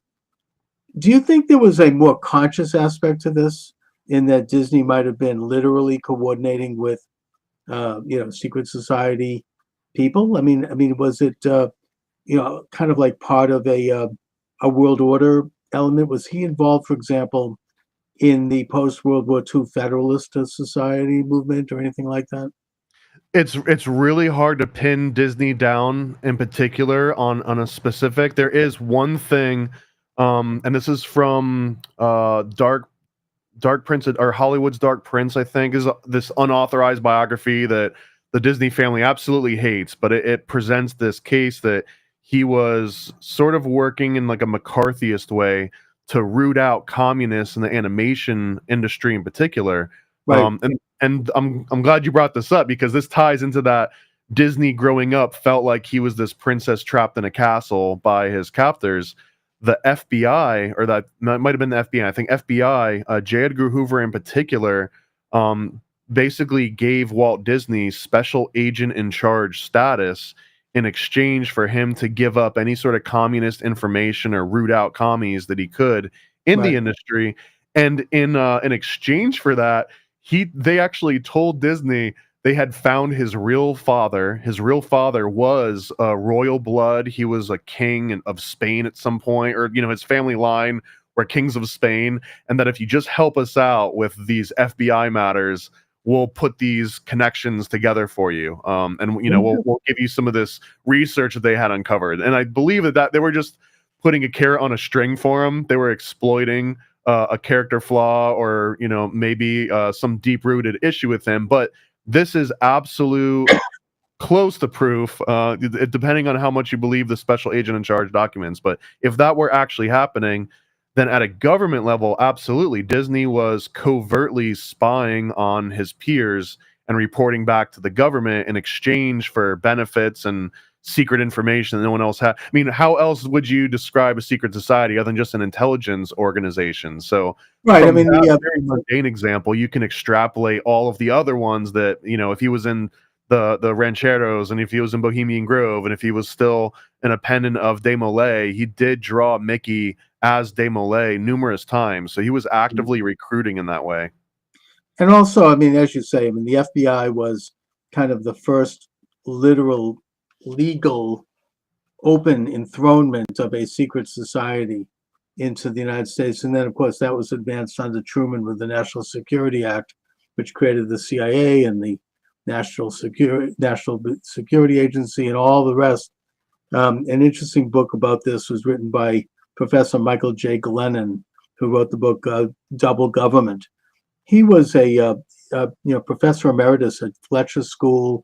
He served the Obama administration. He's an insider, but he kind of blew the whistle on a lot of this.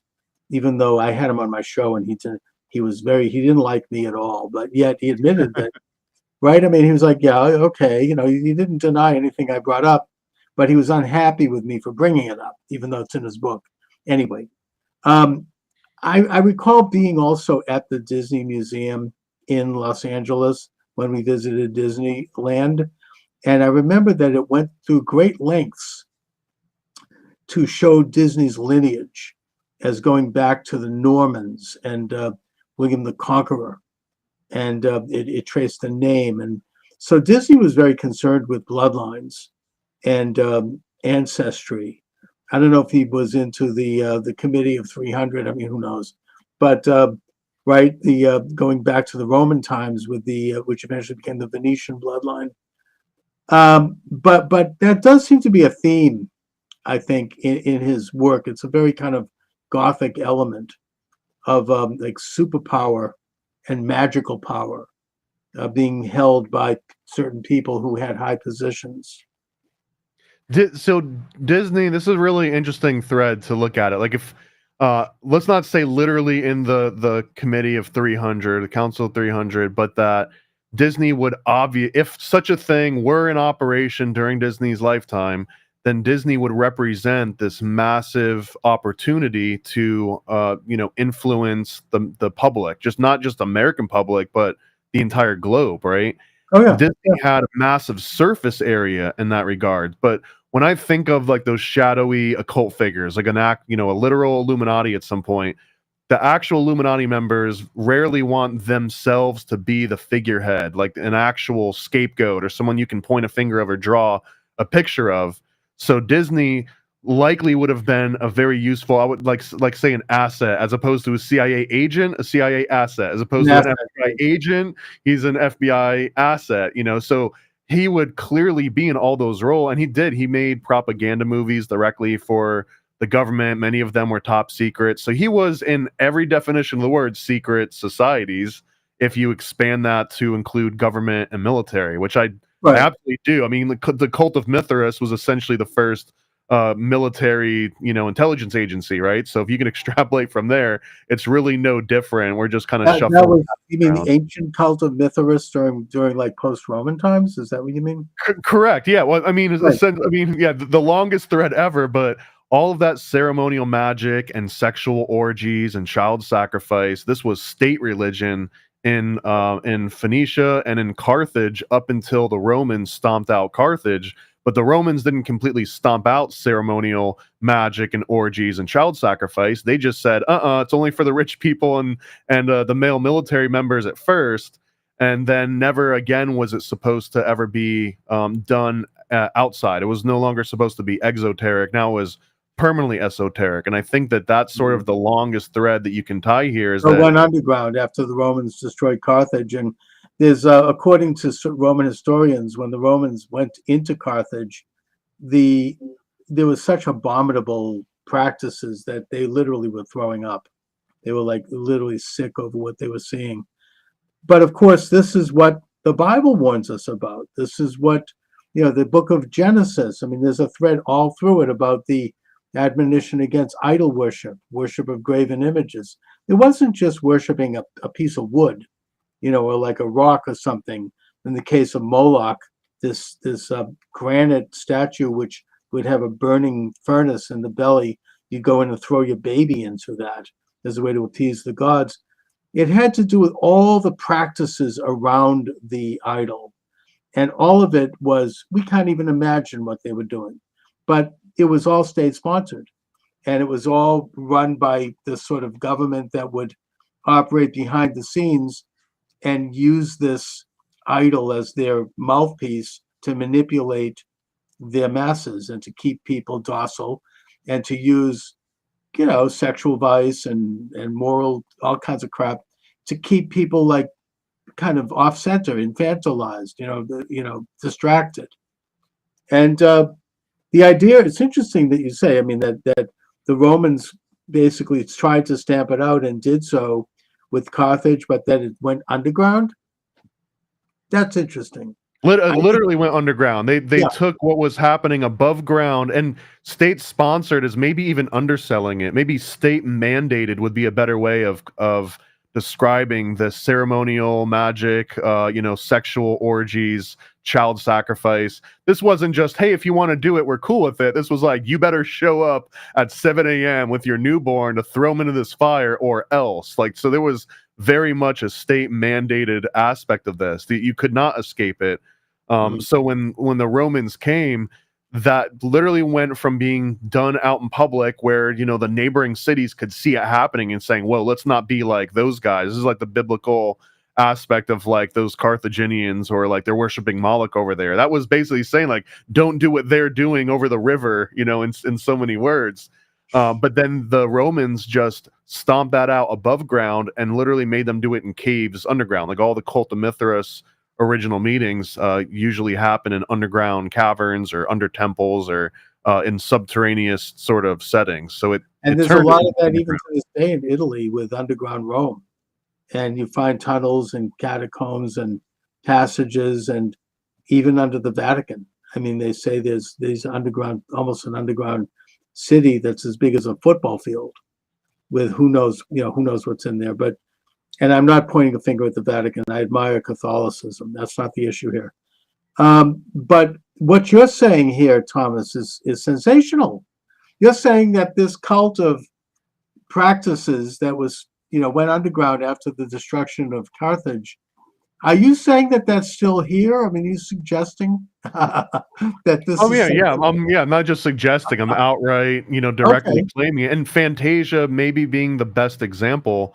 My favorite scene, even growing up, like the scariest one, where they show this huge black demon god with two horns. He literally represents child sacrifice, and he represents pagan gods and the two-horned bull god of agriculture and fertility.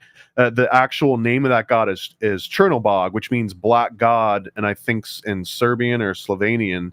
And this happens on Walpurgis Night, which is essentially like an actual pagan ritual in which these witches would get together and they would do orgies and sacrifice in order to basically release their own magic out into the world. And the whole premise of the magical ceremony and ritual is to keep doing that over and over again in that exact same spot and the exact same incantations for centuries, so that it harnesses real magic. So that premise is what Fantasia is. Fantasia is just a animated version of these, ancient rituals to not just Chernobog, but every other two-horned deity that kind of came before it. And through syncretism, it's easy to sort of like oversimplify and just like combine different cultures and religions, but that's kind of what we're doing here, because that's what Fantasia is. Fantasia is syncretism animated all together in like a 2-hour presentation. Mm-hmm. Now, I mean, I want to just move history up a little bit here, because maybe I tend to embrace conventional history here, but I do believe that the Israelites were the first attempt to reform some of these practices. The Torah basically laid out moral and ethical laws which emanated from Sinai, according to the Torah, and which rejected these practices, even though the children of Israel struggled with it, and sometimes they were good and sometimes they weren't. At least they began the process rolling. And then, of course, the ministry of Jesus resulted in bringing that to the world, and it was eventually became the official faith of Rome under Constantine, which I, as conventionally looking at history, believe was a good development. It was an attempt to stamp out these practices and an attempt to bring about a more moral order in the universe. But you seem to be suggesting that concurrent with that was a continued underground that continued to operate in this sort of, I guess you might say, satanic practices, and that it involved people at high levels of power, of influence, both in government, culture, and economy. Is that true? Yeah, absolutely. And actually, this is highly controversial, and I'm aware of that. Although one of the most compelling takes on this particular dynamic I've come across so far is essentially that the Israelites and the Carthaginians or the Canaanites or the Phoenicians or whatever name you would give to that sort of crowd that was into the state mandated magical orgies and sacrifice and everything, that really the Israelites and the Phoenicians or the Carthaginians were worshiping the same God. It's just that the Canaanites were doing it in this abhorrent way. And this is where the Israelites were saying, like, don't do what they're doing across, the river over here. Like, they're having a great time with their agriculture. They're worshiping these agricultural gods, and they're making these sacrifices. They're doing sex out in public, and business is booming. They've got crops, all over the place that's actually working. And they had just come from the desert. Even if that's just the metaphor, it was really the difference between desperation and abundance. And it was a way of saying, like, just because they're going through a boom right now, do not adopt their particular practices of worship. But that also means that when it gets stamped out, all those people that were doing so well and had accumulated all sorts of capital, not just wealth, but like political capital, goodwill amongst all the other people that they had spread their riches of agriculture from, they obviously can flex that. And by flexing that, it's to, well, let's preserve this culture that gave us everything that we wanted, but obviously we can't do it out in public anymore. We have to only do it at night, burning charcoal in the middle of the forest or going into these caves, or better yet, join the military, where the military, you could be easily weeded out just depending on not only your physical aptitude, but if you were like in it, if your mind was in the same mentality as everyone else. And they also had the luxury of just killing you if you applied and you didn't get the job. They weren't just like, okay, go home. They could just eliminate you for any number of reasons. So it was a very methodical and powerful way to preserve everything that had been going on above ground and make sure that it maintained itself below ground. And there's a wild tangent we wouldn't even get into, but you can trace this exact practice go through Tunisia, the northern coast of Africa, all the way down into the rest of Africa and make its way through, Haiti and Dominican Republic and all these all these other adaptations of the same sort of fertility rituals, the same orgies and sex magic and black magic and sacrifice. It continued even all the way down to the two-horned gods. So it never really got fully stamped out despite Rome's best efforts.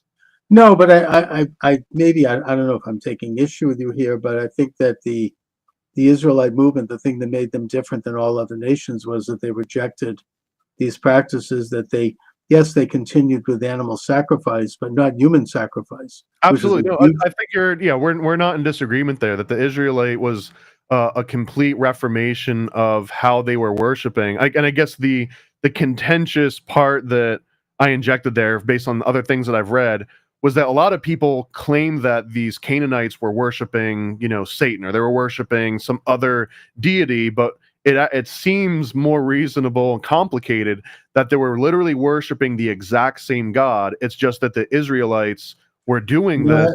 I don't think so. Only in that I think they were worshiping idols.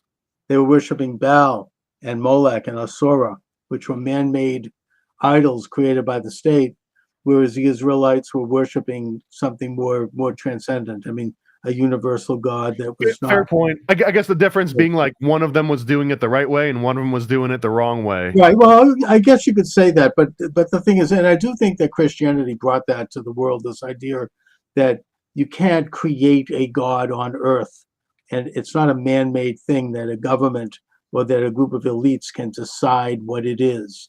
That there is something that's separate from our own existence that is real and that is, that we can't manipulate. That God is outside of the ability of the human being and the human mind to create or manipulate, that we're images of God. We're not God. That's the sin of the Garden of Eden. I mean, that Adam and Eve thought that they could be as God. They could know everything. They could have cosmic consciousness, eternal life. And but they were going to overthrow God, and that's why they were banished. But because we're not gods, we're just human beings. We're imperfect. Our perceptions are limited. But we have some divine revelation that we can look to craft our lives. So bringing things up to today, and I think this is really interesting, and I agree with this, by the way. I mean, I think you have this continuous cult that's underground, that is involved in these practices, that does attract the highest levels of elite, that has basically become and has formulated into secret societies. I think it started in the Middle Ages. You had the Knights Templar was, I think, infected by it, and that's why they were banished by the Pope. You had in the Carabinari, and in the 18th century, the emergence of the Illuminati and the French Revolution. So I think we could trace the history of it. And what you have are an intricate web of secret societies that sometimes clashed, at other times cooperated, but yet all maintained almost an alternative existence from everyone else, and yet walked amongst us as everyday people. Well, yeah, the ones that like who's writing the books? If everyone's reading the books and on the same page, someone's got to be writing the books.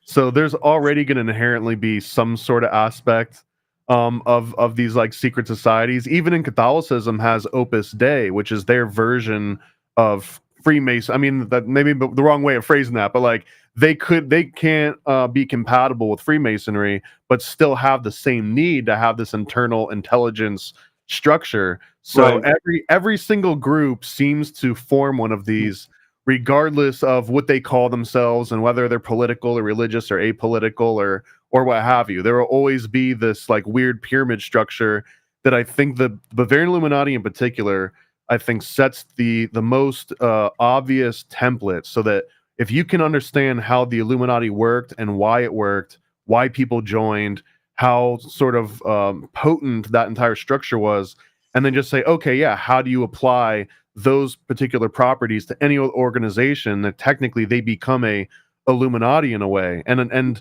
the Illuminati, Bavarian Illuminati in particular, I think the way that explains it the best for me is that they're selling something that never goes out of style. If you're trying to sell something to a priest or a pauper or a pope or anyone, a king, they might already have the resources to own all the material goods that you could possibly want to promise them. They might have all the life experiences, but if you promise them some sort of arcane knowledge that no one else has access to, I found this sea scroll, I found this old book, or God told me in this epiphany about how to interpret these symbols that have been a mystery for ages, right? I've got all those secrets. Now you've got a really good sales pitch that you can ensnare anybody with. And one of the stipulations, again, for the Bavarian Illuminati, okay, well, not only do you have to give us some actual money and your time and all this stuff, brain power, but we also want you to snitch on yourself. We want you to keep a little diary of all the dirty little things that you've done and think about, and everything that your family's doing and your friends. Just take a complete diary on everyone. And what they do is they can slowly form this holographic image of the society that they're living in, like where it's not just people's pretenses, but what's actually going on behind the scenes. And even better, if they can recruit everybody in another group somewhere, let's say the Illuminati infiltrates one of the high Freemason lodges, and they recruit every person in there, but tell them all, you're the only one from this entire lodge that we're recruiting. Don't tell anyone else that we even exist. Take notes on yourself, take notes on others. But they do that to the whole lodge. They do it to like 30 or 40 people, right? And now they're all snitching on themselves and snitching on each other. It becomes this huge cachet of blackmail. And so now you've got the ultimate sales pitch. Someone's on the hook, and they're giving you money and they're giving you time and brain power. They're also snitching on themselves and others, an entire community. And pre-internet, obviously, Bavarian Illuminati, whoever's at the top, which would have been Adam Weishaupt, he could act as this all-knowing sort of God on earth, where you came up to him and you were like, hey, I've got a chemistry question, I've got a religious question, a math question, a science, whatever. He could be the ultimate Renaissance man polymath, where I was already going to expect, like, okay, I write you a letter, it's going to take, a week to get to you and a week to get back to me. I might not hear from you for 2 or 3 weeks. That was the norm. So now Adam Weishaupt can get a question he doesn't know the answer to, but he can consult this vast network of experts that he's recruited from the highest levels everywhere, like the actual authorities on any matter you could think of. So now it seems like this Adam Weishaupt guy's got all the answers. He literally created an intelligence network based on blackmail. And for those that even maybe figured out the game far too in, that fallacy of sunken costs, where it's like, well, now, it's going to be the emperor wears no clothes. Like, now I'm going to look like an idiot if I got swindled by this guy. So keep that thing going, or even better yet, kick Adam Weishaupt out. Maybe he didn't have the greatest intentions, but I know what this thing could be. Let's just keep this thing on track and make it what it could be, which is sort of another false premise, right? The thing becomes corrupting. But that particular formula, sell someone knowledge that they can't get otherwise access to, blackmail, and then acting as some sort of an authority. That's, if you read modern CIA recruiting documents on how to secure assets or recruit for other agents, it's this exact same kind of premise. There was something called, I think it was called RATS or something, which was like repertoire and opportunity, or I forgot what the actual acronym was, but this is exactly how you sell anyone on any covert agency. Well, I mean, I suppose when you strip it down to its basic essence, it's the lie of the serpent in the Garden of Eden. We can offer you eternal knowledge. We can offer you eternal life. We can offer you the meaning of life and full understanding of good and evil and everything in the universe. In other words, you can become God. And, it was very alluring, and every generation deals with it. Whittaker Chambers, who was a communist spy in the United States and who then turned state's evidence against Alger Hiss in the famous Hiss trial of 1948, and wrote in his autobiography, Witness, that communism is the world's second oldest religion, and that it comes from the Garden of Eden, metaphorically, in that it's the rule of the universe by man as opposed to by God. That man will be the highest elite. An elite of man would be the highest level of knowledge, and that they would control others for their own good, and that they would create a utopia. They're offering utopia. They're offering all the answers to the pain of existence, because we live in a vale of tears, as Catholics like to say, and that you can alleviate yourself by seeing this greater knowledge. It's a very alluring sales pitch. Now, having said that, I think we can identify the nature of the Illuminati, and you've done that in, I think, your most recent book, Thomas, right?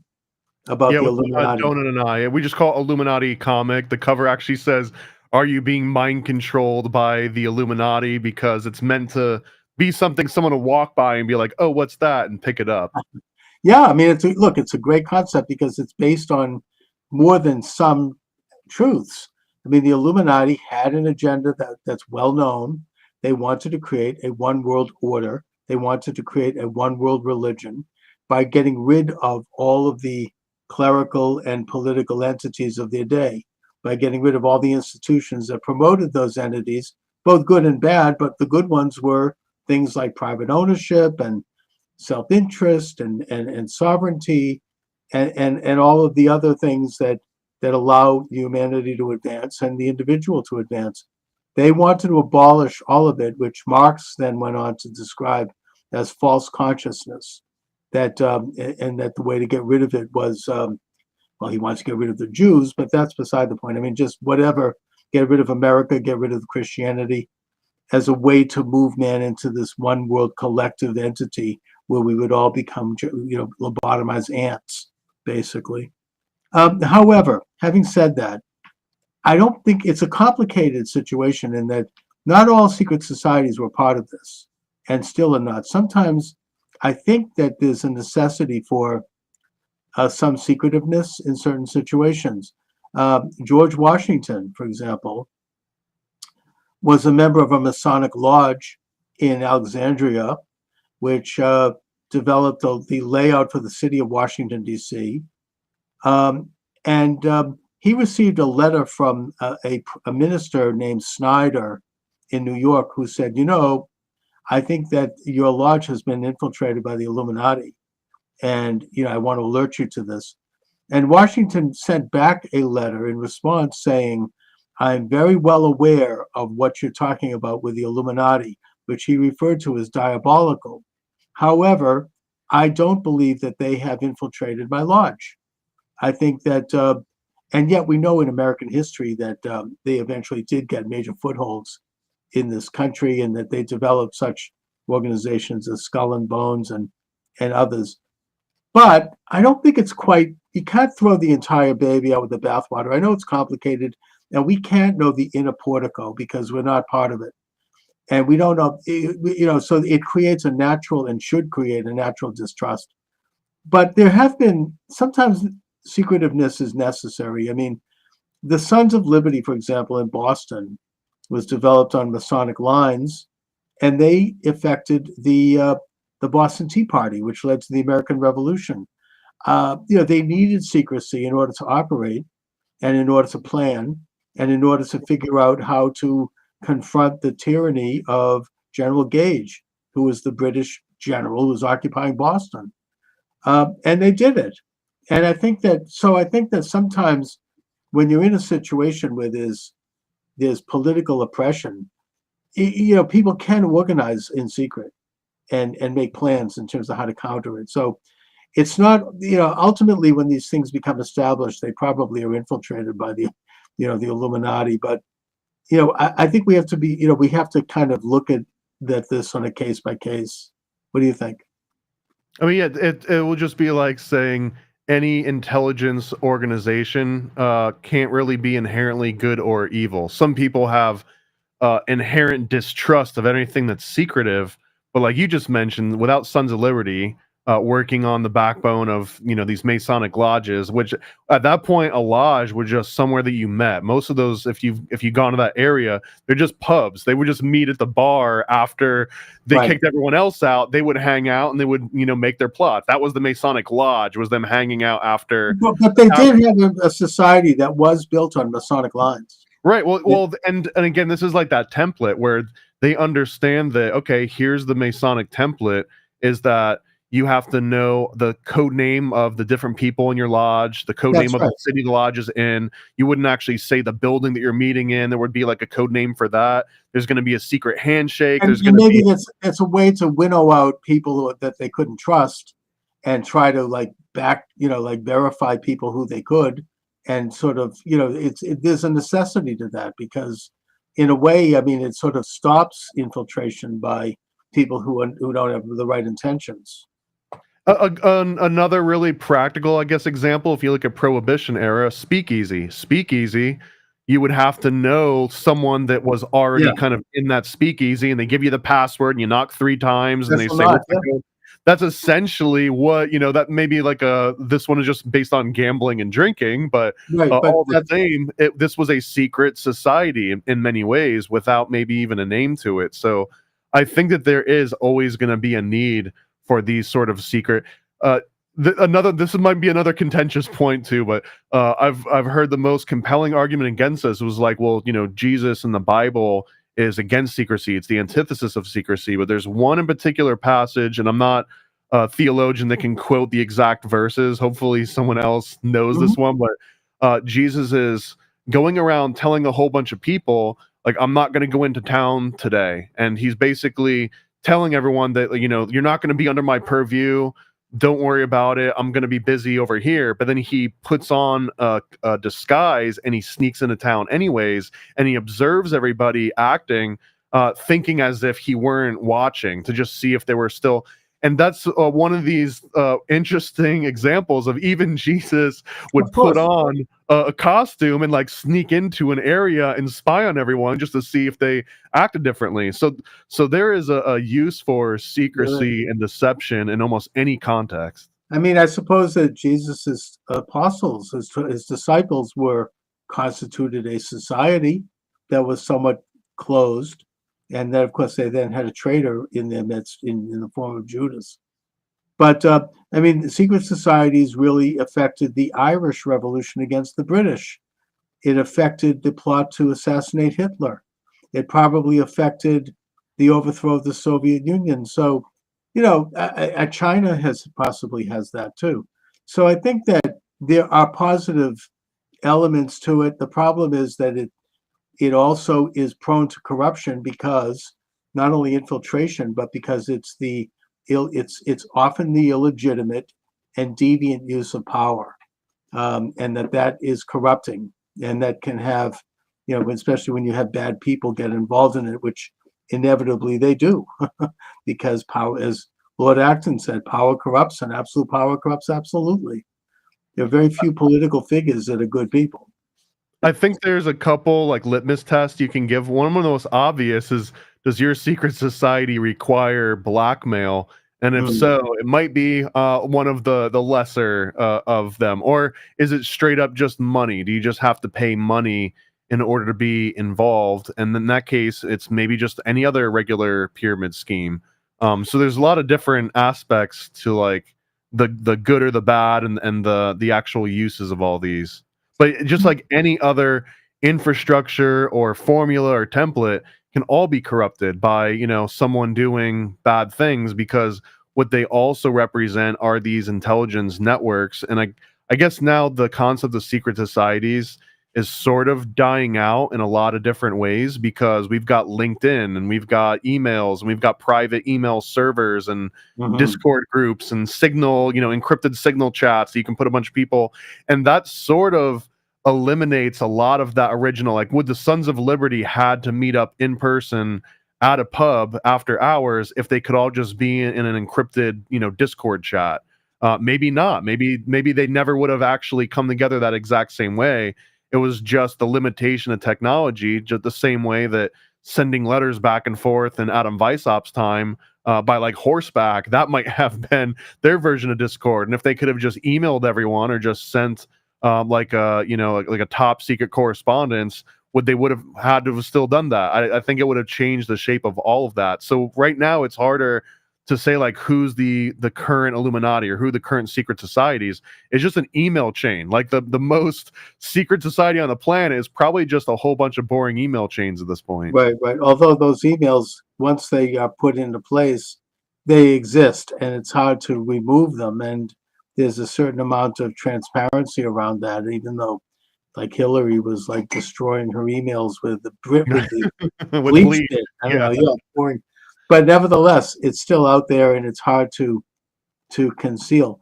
But I would argue that in modern times, particularly since the launch of the Illuminati in 1776, the secret society infrastructure has become overall corrupted. And that was advanced by the Rhodes Roundtable Group, which was at the turn of the century, the Anglo-American establishment, and that it kind of has grown up in other societies, and oftentimes there's intersection and interaction. The central banking establishment, which also launched in the 19th century, plays a major role in it because they get to decide the value of things. That's a huge power. They decide how much your property is worth by how much currency they emit into the economy. It's a huge power, and that they do informally, and it's been written about. If you read the work of Carroll Quigley, he gets into this in Tragedy and Hope, who was a supporter of it, and he's a professor at Georgetown University, that the interaction and intersection between economic, cultural, and political forces, both in this country and around the world and with each other, has created an atmosphere which can only be described as an informal world government, and that they leave in place the official governments, the official offices, the official ceremonies, but behind the scenes, they increasingly control everything, and that their motives and their means and their agenda is not holy. Let's just put it that way. And it's certainly not wholesome in terms of the right of the individual under God. Anyway, Thomas, I got to run, and this is really an interesting conversation. we've just touched on the surface here. I could do that. We could talk for hours. Well, let me tag in really quick too, since you asked like the sexual Disney Yes. stuff. I just want to tag in here without going on a wild tangent on it, but that an interesting dynamic that people seem to leave out, especially in the earlier Disney movies that they claim get very sexualized. But those artists, when they weren't drawing cartoons for Disney, were pretty much drawing pinup artwork. These are also the same artists that were literally would be working on a feature-length Disney animation, get sent off to war, see combat, see friends die, kill people themselves, return back to the States, and then finish out that Disney animation. So the amount of literal trauma that these people were going through, there's a lot baked into those early classic animations. There's so much more than just one like, hey, let's see if I can sneak a nipple in this scene here. I think it's way deeper than that. Interesting, and you can kind of tell, but it definitely opens a door, or you might say a portal, to some insights into the Disney animation series, and it's something that I think we all sense. Anyways, Thomas, where can people get a hold of your excellent books? And I know you have a podcast that's up, The Paranoid American, that's available at Apple Podcasts and elsewhere. So let my viewers know where they can find out more about you. Yeah, if you search for just Paranoid American on any platform, you'll find something of mine, whether it's a podcast, a documentary series. You search it on Amazon, you'll find some of my books, but you'll find all of the stuff that I got at paranoidamerican.com, which includes things that I'll never be able to list on Amazon or elsewhere, like a Hillary Clinton adrenochrome playset, like things like this, a little severed head and like a blinking light. So yeah, I've got every kids books, adult books, stickers, toys, everything. I'm trying to really make conspiracy theory and occult research fun and approachable to everybody. How to get superpower through the blood of babies. Anyway, correct. We literally have a book called the Homunculus Owner's Manual. Yeah. That maybe not babies, but it's about raising homunculus and then like cutting their head off and spilling their blood on your toes, and you can walk on water for a couple days. Very important work and great imagination too. All right, Thomas, listen, thanks so much for joining me. Great conversation, an honor. Let's do it again sometime. Thank you, Charles, and thank you, Donut, for connecting us. Okay, welcome aboard, everyone. Charles Moscowitz here. Michael D. Shaw is joining me, slightly delayed due to computer issues, but here you are, Mike, cranking it out. It's funny, Chuck, how within really a few years of the advent of the internet being publicly available, people started relying on it to an extent that it's unbelievable. I mean, if it's down for a minute, people get upset. Oh yeah, rightly so. No, you freak out. I mean, can you imagine? Like my phone, I remember my computer's not working. I'm there having a complete meltdown. Yeah, it's just so. And in the famous words of, I have to tell you, the first computer I ever bought, I had a friend who was an old-time mainstream guy, right? And this was an IBM PC, if anybody remembers that. Was this the old-fashioned big desktop? Oh, yeah. Oh, I had one of those. So what happened was they came out with their first model that had a hard drive in it. That was the IBM XT, which I got. And my friend Alan Stewart, and again, old mainframe guy, older than me, he opens it up and said, "It's a miracle this thing works at all," because he was used to the huge IBM 360 mainframe, takes up a whole building. Oh yeah, and I remember you to go online. There was the handshake, and you hear like the clicking noise. And I mean, back then I was the head of a pretty big and successful business, so I had money back then. I spent a lot of money on this big, monitor and the keyboard and a printer and a column and memory and all the bells and whistles. Now, basically the laptop can do all of it you can get one for like $300 or $400 at Costco. Yeah, it's a whole different thing. But anyway, the best thing that I saw all week and I'm sure you see it because you watch all this crap, Yeah. was that joint press conference of those Senate Democrat leaders. And you know what I know why you're laughing. With Schumer. Yeah. And Oh, that was they were hilarious. asked, okay, Schumer was the head of it. And he's asked, what about the pardon? Well, I got nothing to add. And then the next reporter comes up, what about the pardon? So he's asked 5 times. All right, here is my sincere question to you in the audience. Biden's a dead duck. Why not, Chucky Schumer, just say, hey, we were disappointed. But to not even speak, do you appreciate how gelded this guy is? The Senate Majority Leader doesn't have the huevos to just give an honest statement. Hey, we were let down. But to say that's why they lost. That's what I mean. The worst violator, of course, was Harris. I mean, they could not answer a direct question on the most simple things. I mean, we've all seen the congressional testimony over the past couple of years. Josh Hawley and Ted Cruz and some of these other guys asking questions of people, and they just would spit out this kind of like shibboleth, this kind of pre-planned slogan, and they kept repeating it. Some of these judge appointees are the worst. Oh my God, they're just like little robots. And I think that really peeved a lot of people, and this is why they voted for Trump. Well, this stems from, and it's one of my great cliches, the Model UN mentality. Right. What do I mean by that? Because this probably predates some people.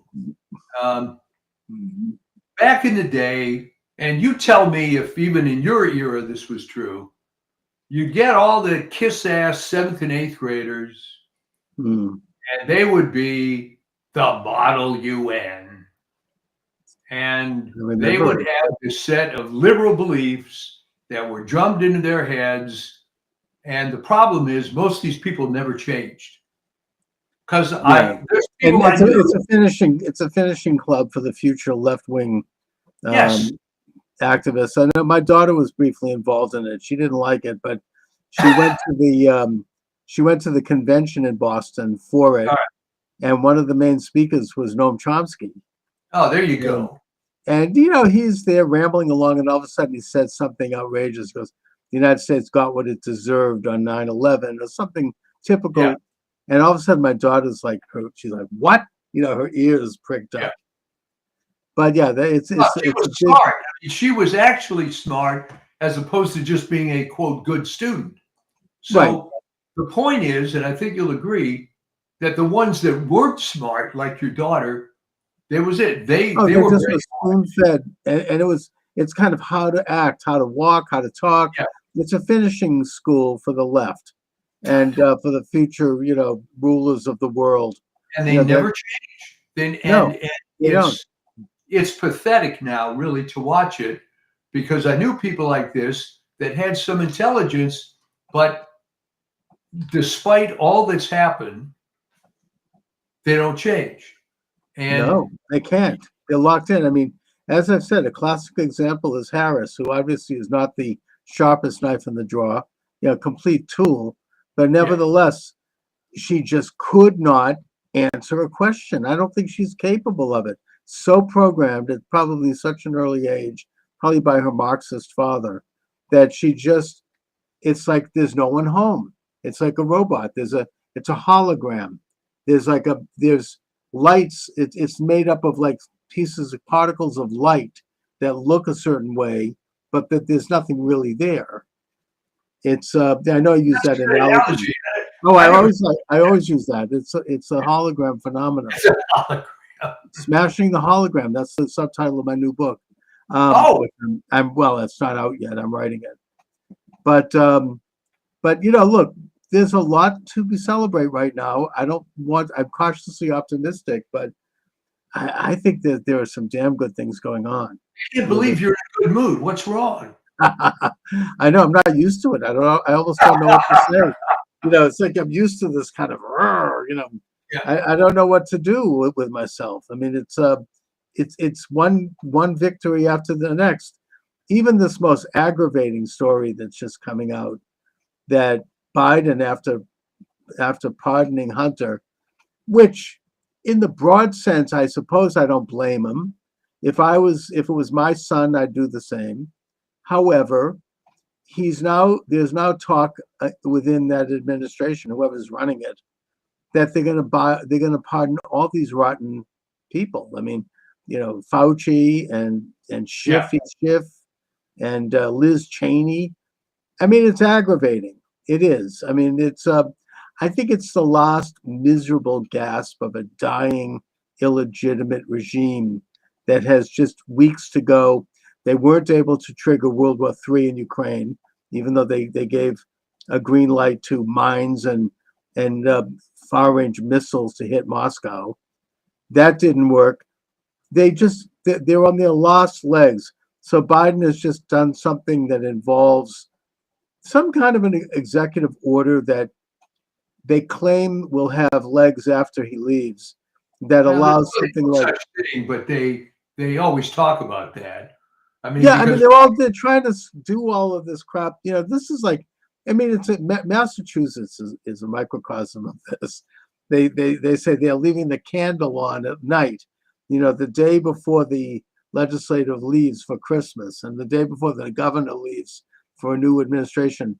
They're there at like 11 p.m. at night on Christmas Eve, signing laws and signing legislation and trying to ram through, So this is a very dangerous time, but the days are waning, and the big stuff, they're not going to pull it off.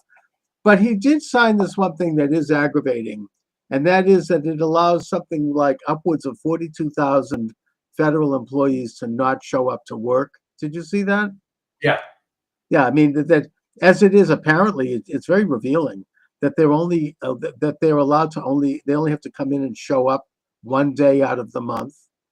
I mean, these people what are they doing? It's like a no-show. I mean, the real work is done by consultants who are also ripping everyone off. Well, right. I mean, the story on that, and this is not well known to the public. Yeah. Right? Remember, I lived in the DC area for almost 20 years. There were people that I knew, obviously not going to mention the name, but this guy worked for a contractor for Department of Agriculture. Right. He was getting paid 3 times the salary of the agency guy who was supposedly a supervisor. And that's not uncommon. And he was a subcontractor. He was because look at, I mean, Harris pissed through about over $1 billion of, no one knows where the money disappeared. Now they're 20 million in debt. And, it's been, I think there's some whistleblower has said that consulting firms and consultants became multimillionaires overnight. They just put the money in their pocket. They did nothing. And, I mean, I could just give a personal anecdote here as well. This even happened to me. I mean, in my campaign, people got checks for doing nothing that I didn't know about. I had this one guy, all of a sudden they all come out of the woodwork, and they're like, he got a check as a consultant, and I ran into him at a Starbucks 2 years later. Oh. And he sheepishly said to me, he says, I want you to know that I did nothing, for that money. I'm like, look, I kind of suspected that, but I mean, that's the way this business is. I mean, everybody's like getting these checks. And it's a situation which in Washington is so bad now that you have people who haven't shown up for years. And I think that the exciting news is that Vivek Ramaswamy and Elon Musk are fully aware of it, and they're going to clean out those rat's nests, every last one of them. And I don't think if Biden is signing some kind of an executive order to protect them, I don't think that's going to work. No, it is going to work. And of course, the problem is for them that they're making it worse than it is. All right. If you have to decide an executive order to protect 40,000 people that are working, there's not going to be a whole lot of sympathy against government cuts. And Yeah, but those you think he's going to do this blanket pardon of like Liz Cheney and all these rotten, swamp I'll monsters? tell you whose name is at the top of the list is Fauci. Oh, I know. Oh, what a, And the Mengele Fauci. I mean, that's aggravating. I mean, obviously, if they accept remember though, Chuck, the good news is about that, and you know what I'm going to say. Yeah, it's terrible this guy's killed thousands of people, maybe more. But now they're admitting it. I mean, yes. I mean, obviously, if they're not getting pardoned for nothing. I think that the party line is, well, this is all Trump's fault because Trump is going to prosecute these people. I don't think anyone, even the liberal media, didn't buy that when they claimed that about Hunter. Everybody knows that he was just a real scumbag. I mean, on the top highest order, nobody bought this that Trump's. First of all, he's not even on the list of people that Trump is going to prosecute. I mean, and also, unlike them who make up crimes, like they'll take an alleged campaign misdemeanor, turn it into a felony, split it into 34 pieces, and get 34 convictions from a corrupt jury and a judge who's made $85 million in contributions to his daughter's firm. The Trump people aren't going to do that. They're not going to make up crimes. There's plenty to work with there. They're going to work, you just work within the law. I just had on earlier today this lawyer, Peter Tickton. He's been around a while. He's actually a longtime personal friend of Trump in Florida. He's in Florida. He's bringing a case in Florida regarding voter fraud. And he's calling for the decertification of a congressional race because the independent, so-called mail-in ballots, which come in at an average of like several hundred to 1,000 a day in a period leading up to an election, he discovered that there was on one day 185,000 of them came in, which is statistically impossible, and that someone had shut off a little computer machine run by the state, which requires that they prove that they have a driver's license and that there's one other proof of personhood. That was shut off by someone or automatically the day those came in. And he's got a lawsuit. It's happening next week. And it's going to open up a whole deal. He knows Pam Bondi, who's going to be the attorney general. He knows Trump. They're aware of this. And I think that if they open this thing up, because he says this is just the tip of the iceberg in terms of a national phenomena.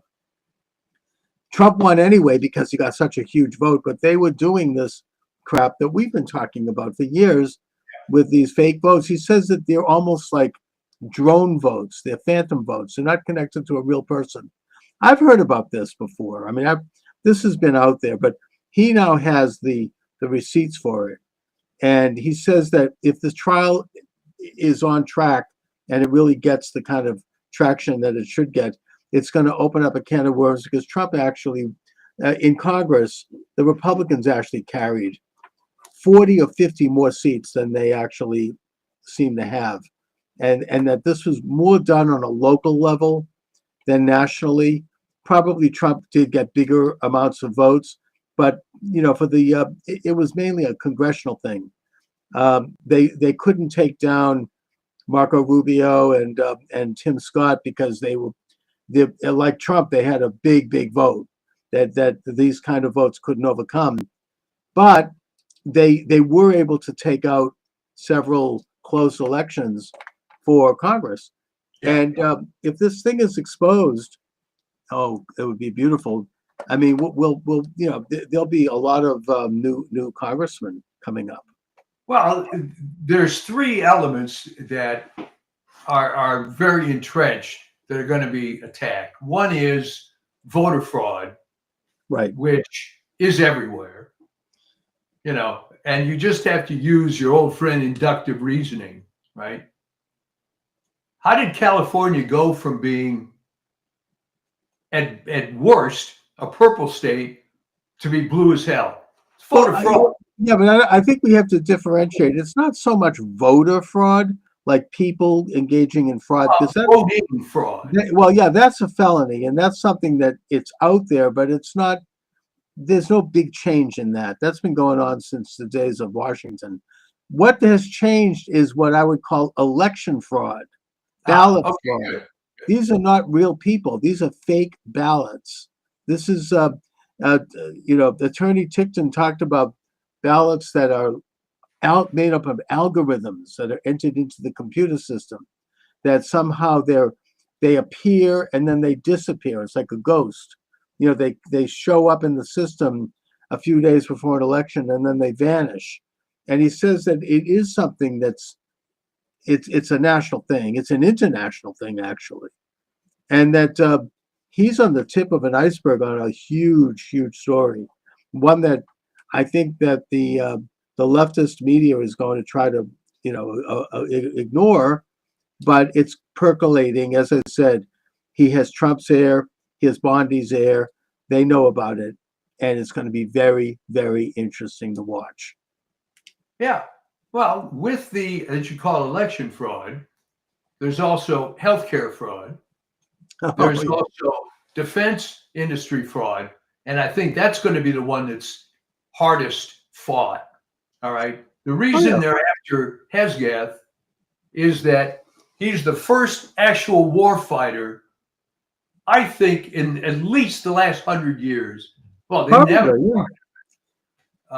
And yeah, this is a big war was, but in the research I've done, they've always been bureaucrats. Oh yeah, always desk. And also, the fraud in the Defense Department. They cannot pass an audit.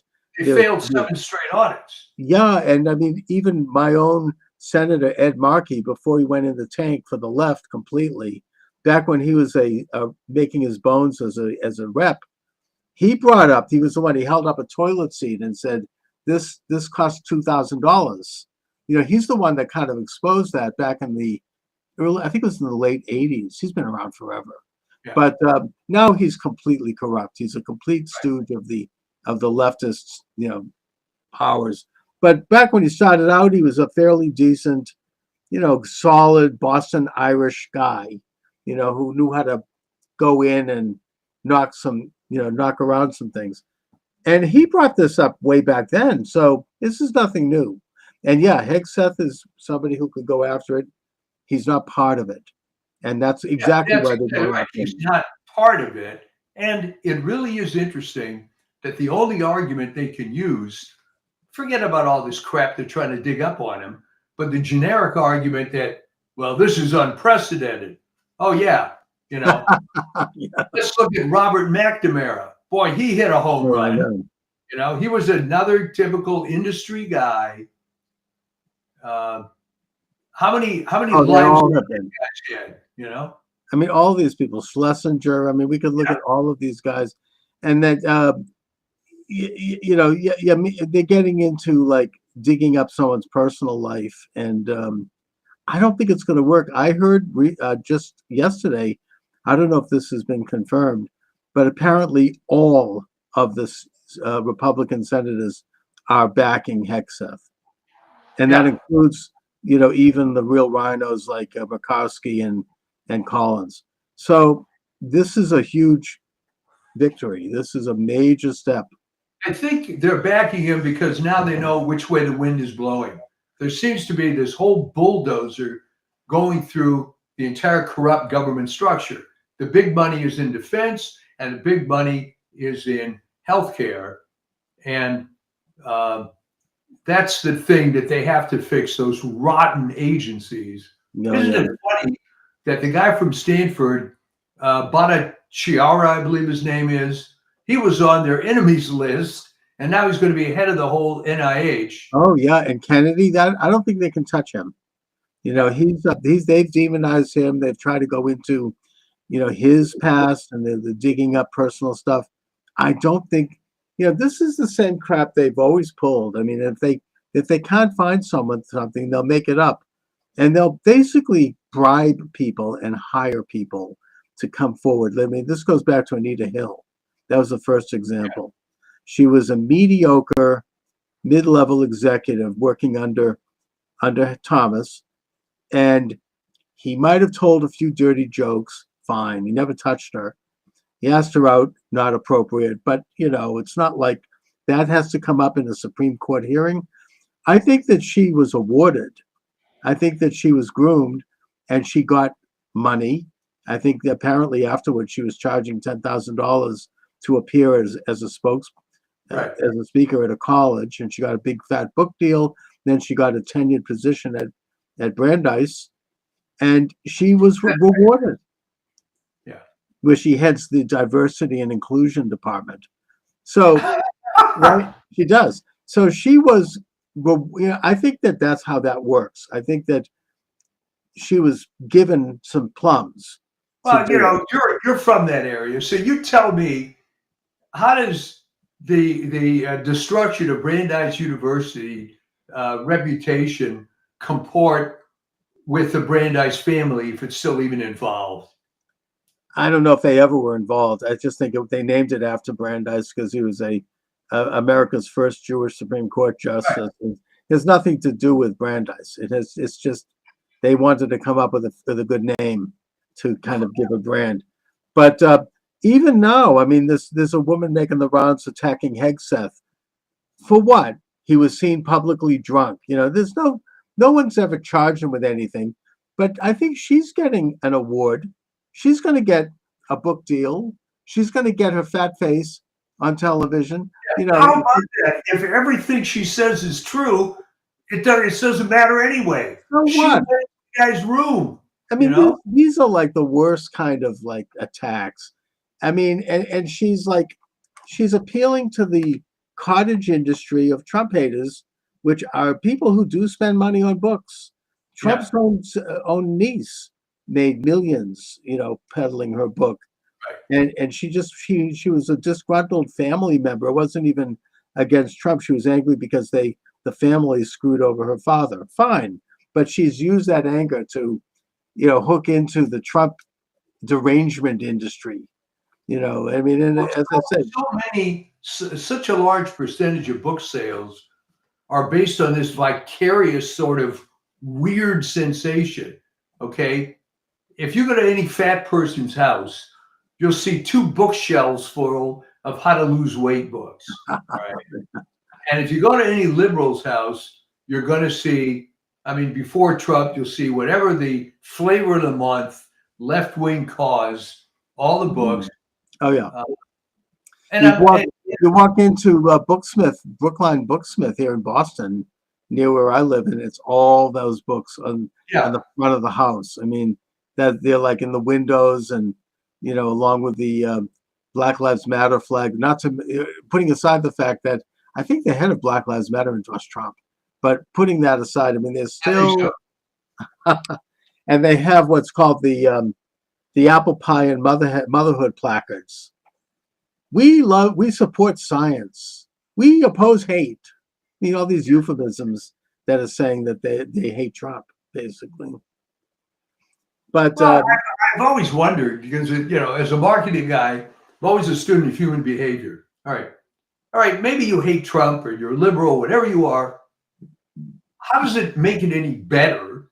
How does it hurt Trump by you sending money for a book describing how bad he is? How does that affect anything? They just wallow in this stuff. Yeah. I mean, look, I saw it at my Thanksgiving table. Oh, I was going to ask you. Oh yeah, I mean, there are people, with due respect to her, my 91-year-old mother is one of them, that are going to spend the rest of their lives just stewing in hate and rage and anger and just absolute bitterness. I mean, I don't know how they sustain it. And it's so like they repeat, all of a sudden these people are experts on tariffs. They don't even know what a tariff is. They should have taken a little time to look it up in a dictionary. And they're like, all of a sudden they're like anything that they can get. And it's, I mean, it's just, it's really like, and I think that cult is diminishing. I do. I think that I think you're right. Reality has hit too many of these people right between the eyes. I mean, you can be the most flagrant Model UN type there is, but after a while, you're going to see, hey, you know what?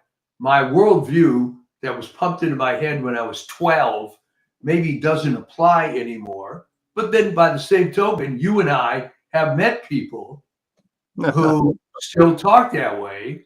They do. And you just can't convince them otherwise. It's All like right? it's like Michael Savage says, it's a mental disorder. Yeah, It's it a is. mental disease. And I said to them, I said, look, I certainly respect opposing Trump's political positions, or using reason. And I get the fact you may not like him personally, you don't like his style, fine. But really, I mean, this kind of hatred, this irrational hatred. Look, I didn't like Obama. I disagreed with his socialistic agenda. I didn't like him as a person particularly. I found there was something about him that I didn't like his character. But when he did something that I thought was good, I praised it. Right. I wanted what's best for the country. I mean, I was glad that he wasn't worse. I wasn't like, stewing. And same thing with Clinton, who was even more of a loathsome individual. But still, I mean, I never was, there's something really wrong with them. I mean, yeah. And I said, look, Trump has won. He won a substantial mandate. Get over it. You don't have to like him, and you can criticize, but it's like the campaign is over. You lost. Get over it. It's like it's a Some of really them no. because Although I will tell you, I haven't seen any. I mean, after John Kerry lost in Massachusetts, you still saw those signs up on the lawn a year later. yeah. I haven't seen that with Harris. Those are No. gone. Nobody's. She's bad. I mean, she's like, just as I said, it's going to be like Dukakis. People don't want to ever think about her again. Well, no one voted for Harris. And by the way, you're right. I think her husband is leaving her, from what I understand. It was pretty clear to me, Yeah. having been around, the Hollywood situation, but that was just an arranged marriage. Right. Obviously, she had to have some quote husband. Sure. She was going to be on a political trail, but just Terrible. you almost feel bad for them because, good God, what a terrible candidate. Oh, just the worst. I don't think there was a worse candidate in history. I mean, it was horrible. And now people have made the argument that she was the worst. Oh yeah, in history. Hands down, the worst figure to ever reach that level in a presidential campaign. And I think most people are relieved, even people who hate Trump. They're not happy. They would not have been. They're happy that she's gone. I mean, it was awful. And they may hate Trump, but Trump is, at least, even for the worst Trump haters, they understand that Trump is consistent. He is who he is, and we know what to expect from Trump, and he delivers it. I love that stuff, but even if you don't, there's a virtue to that. Same thing was in a way true of Reagan, even though I'm not a big fan, but he was consistent. He carried himself in a certain way. He stood for certain things. You knew what to expect with Reagan, and there's something to be said for that. Yeah, I would agree. People have asked me, what do you think she's going to do now? She's going to disappear, right? Who the hell wants to interview Kamala Harris? Well, I mean, Bill O'Reilly says she's going to run for governor of California. If she does, we'll probably have to run against Caitlyn Jenner. She's not popular. I don't think she doesn't realize everybody hates her. It's she kind of like realize it. You could almost compare her career, if you follow the movies, to Rachel Zegler. It's the same thing. Some pumped up situation, and in the case of Rachel Zegler, it's even worse because she torpedoes herself nonstop. At least Harris would generally keep her mouth shut. Yeah. Imagine being Disney, already spending over $300 million on the live action Snow White. Everybody hates this broad. Everybody. The trailers have come out, ratioed 10-1, 15-1 on YouTube. Yeah. I just don't get it. And they changed it. Here was the latest thing to come out. Well, in the original story, it's Snow White because her skin is white as snow.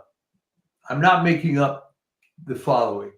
No, I know. They changed the story to she's Snow White because she was out in a snowstorm as an infant and survived.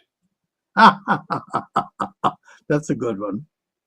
Oh, So can't have a white girl, you know.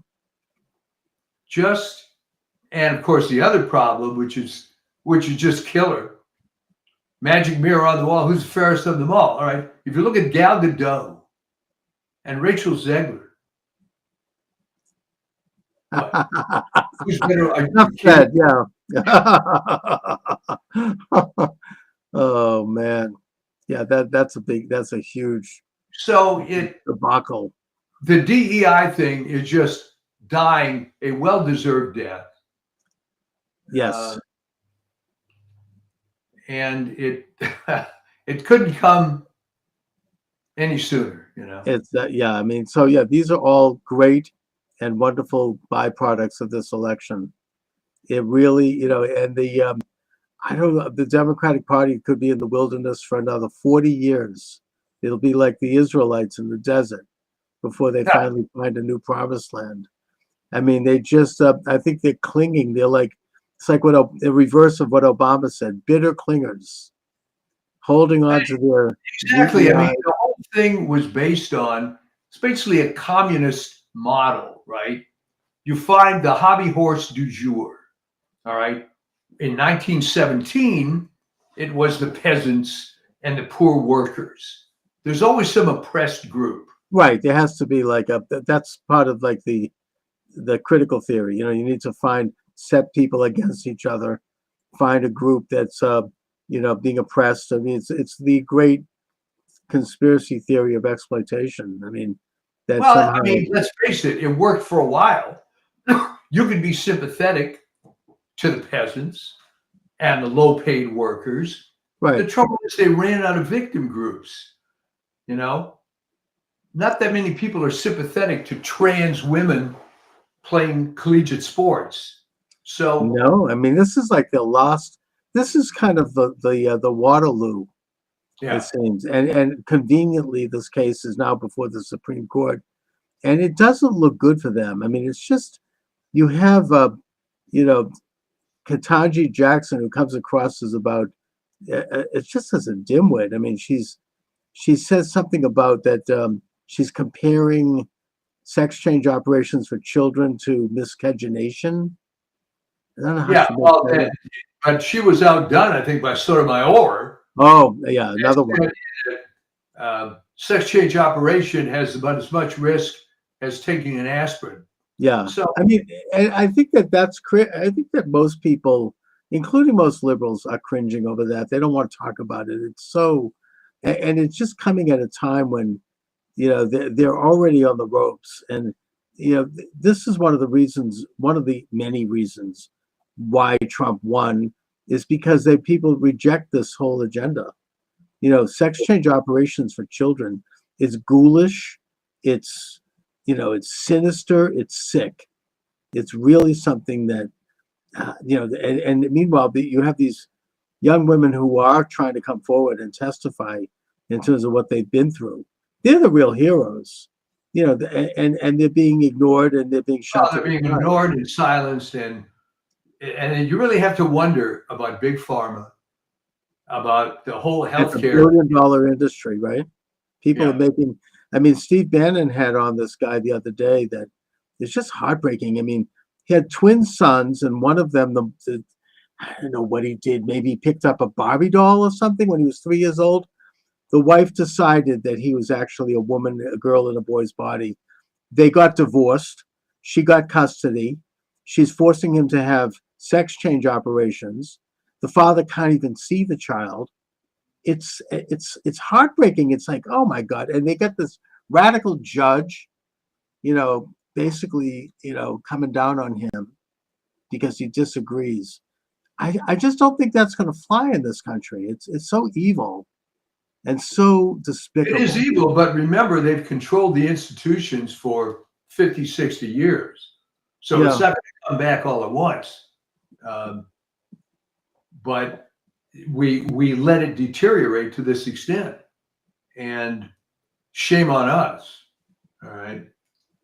So. Yeah, I mean, this is how far it's gotten. Sterilizing children, removing a young girl's fallopian tubes and a boy's testicles. That's what we've come to. That's the symbol of the opposition now. That's what they're fighting for now. I mean, that's how low it's gotten. Have they run out of everyone else?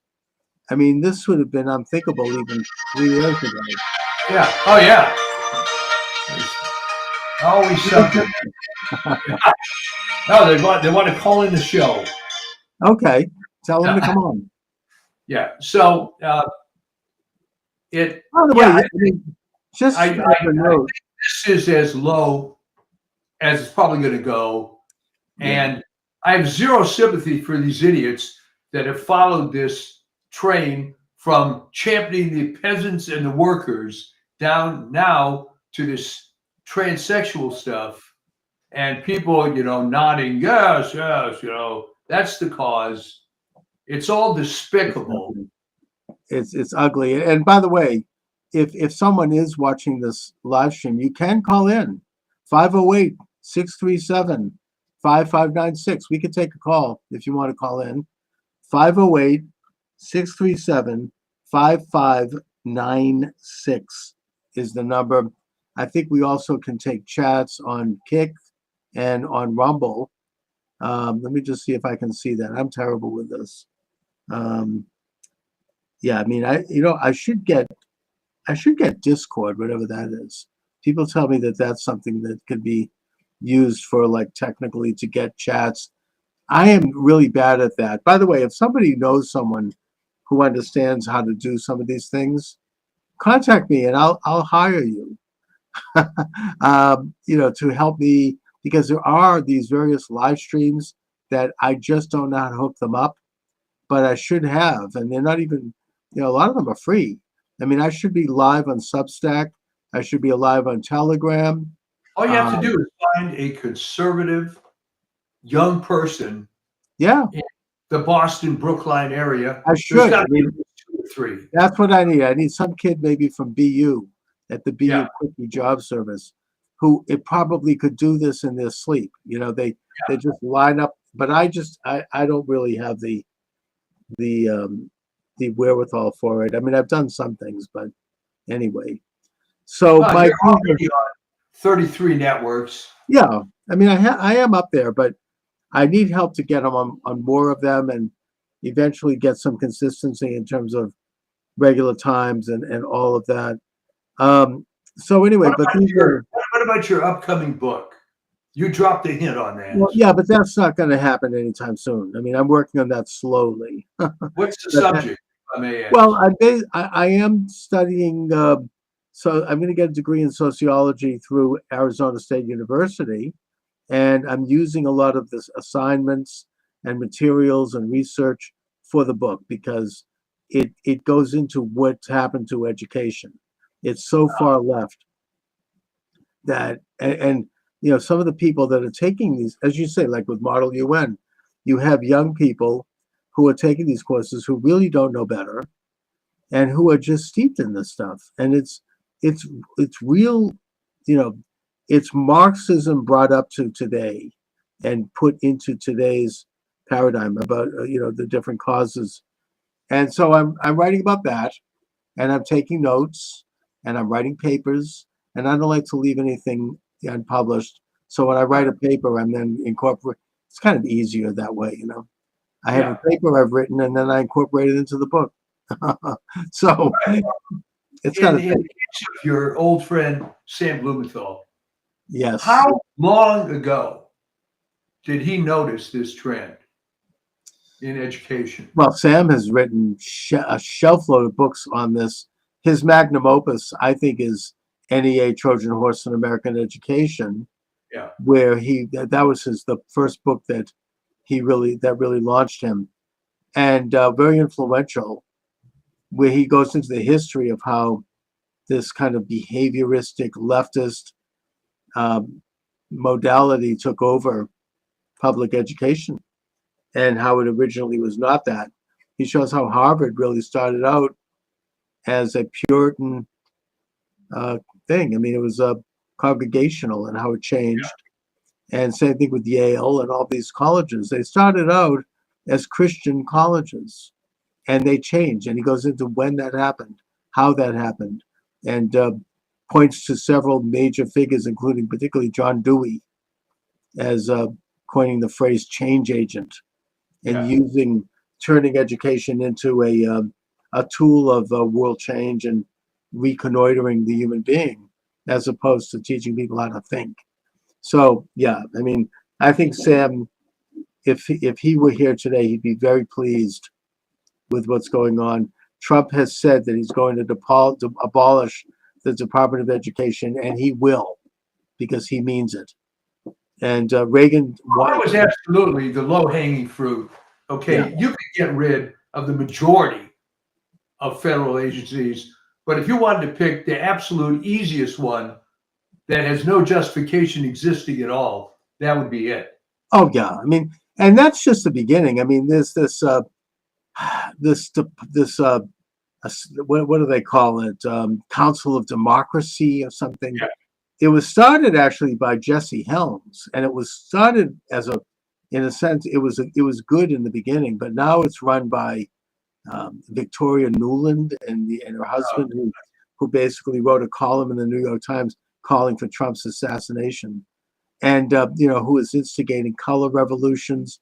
They're behind the Ukraine revolution. Now they're starting trouble in Georgia, and they're out there. I mean, they get something like an annual $300 million check from the taxpayer. I think that Musk and Ramaswamy are going to cut them off at the knees right away. And these other things are just, we're going to, it's a beautiful thing to watch. I mean, I don't think that they're going to be corrupted. We'll see. But I think that these guys mean business. I think that, the wind is on their back. I mean, it's going to be, I think that all of Trump's people are going to be confirmed. You got Mike Davis out there, who I think would have been an interesting attorney general pick. He's the Project 21 outfit. He was involved with helping shepherd in the Kavanaugh to U.S. Supreme Court. He's been around. He knows the score. And he's like, if any senator votes against, the Senate is there to advise and consent. And if someone has to have a pretty damn good reason to vote against a nominee of a president, they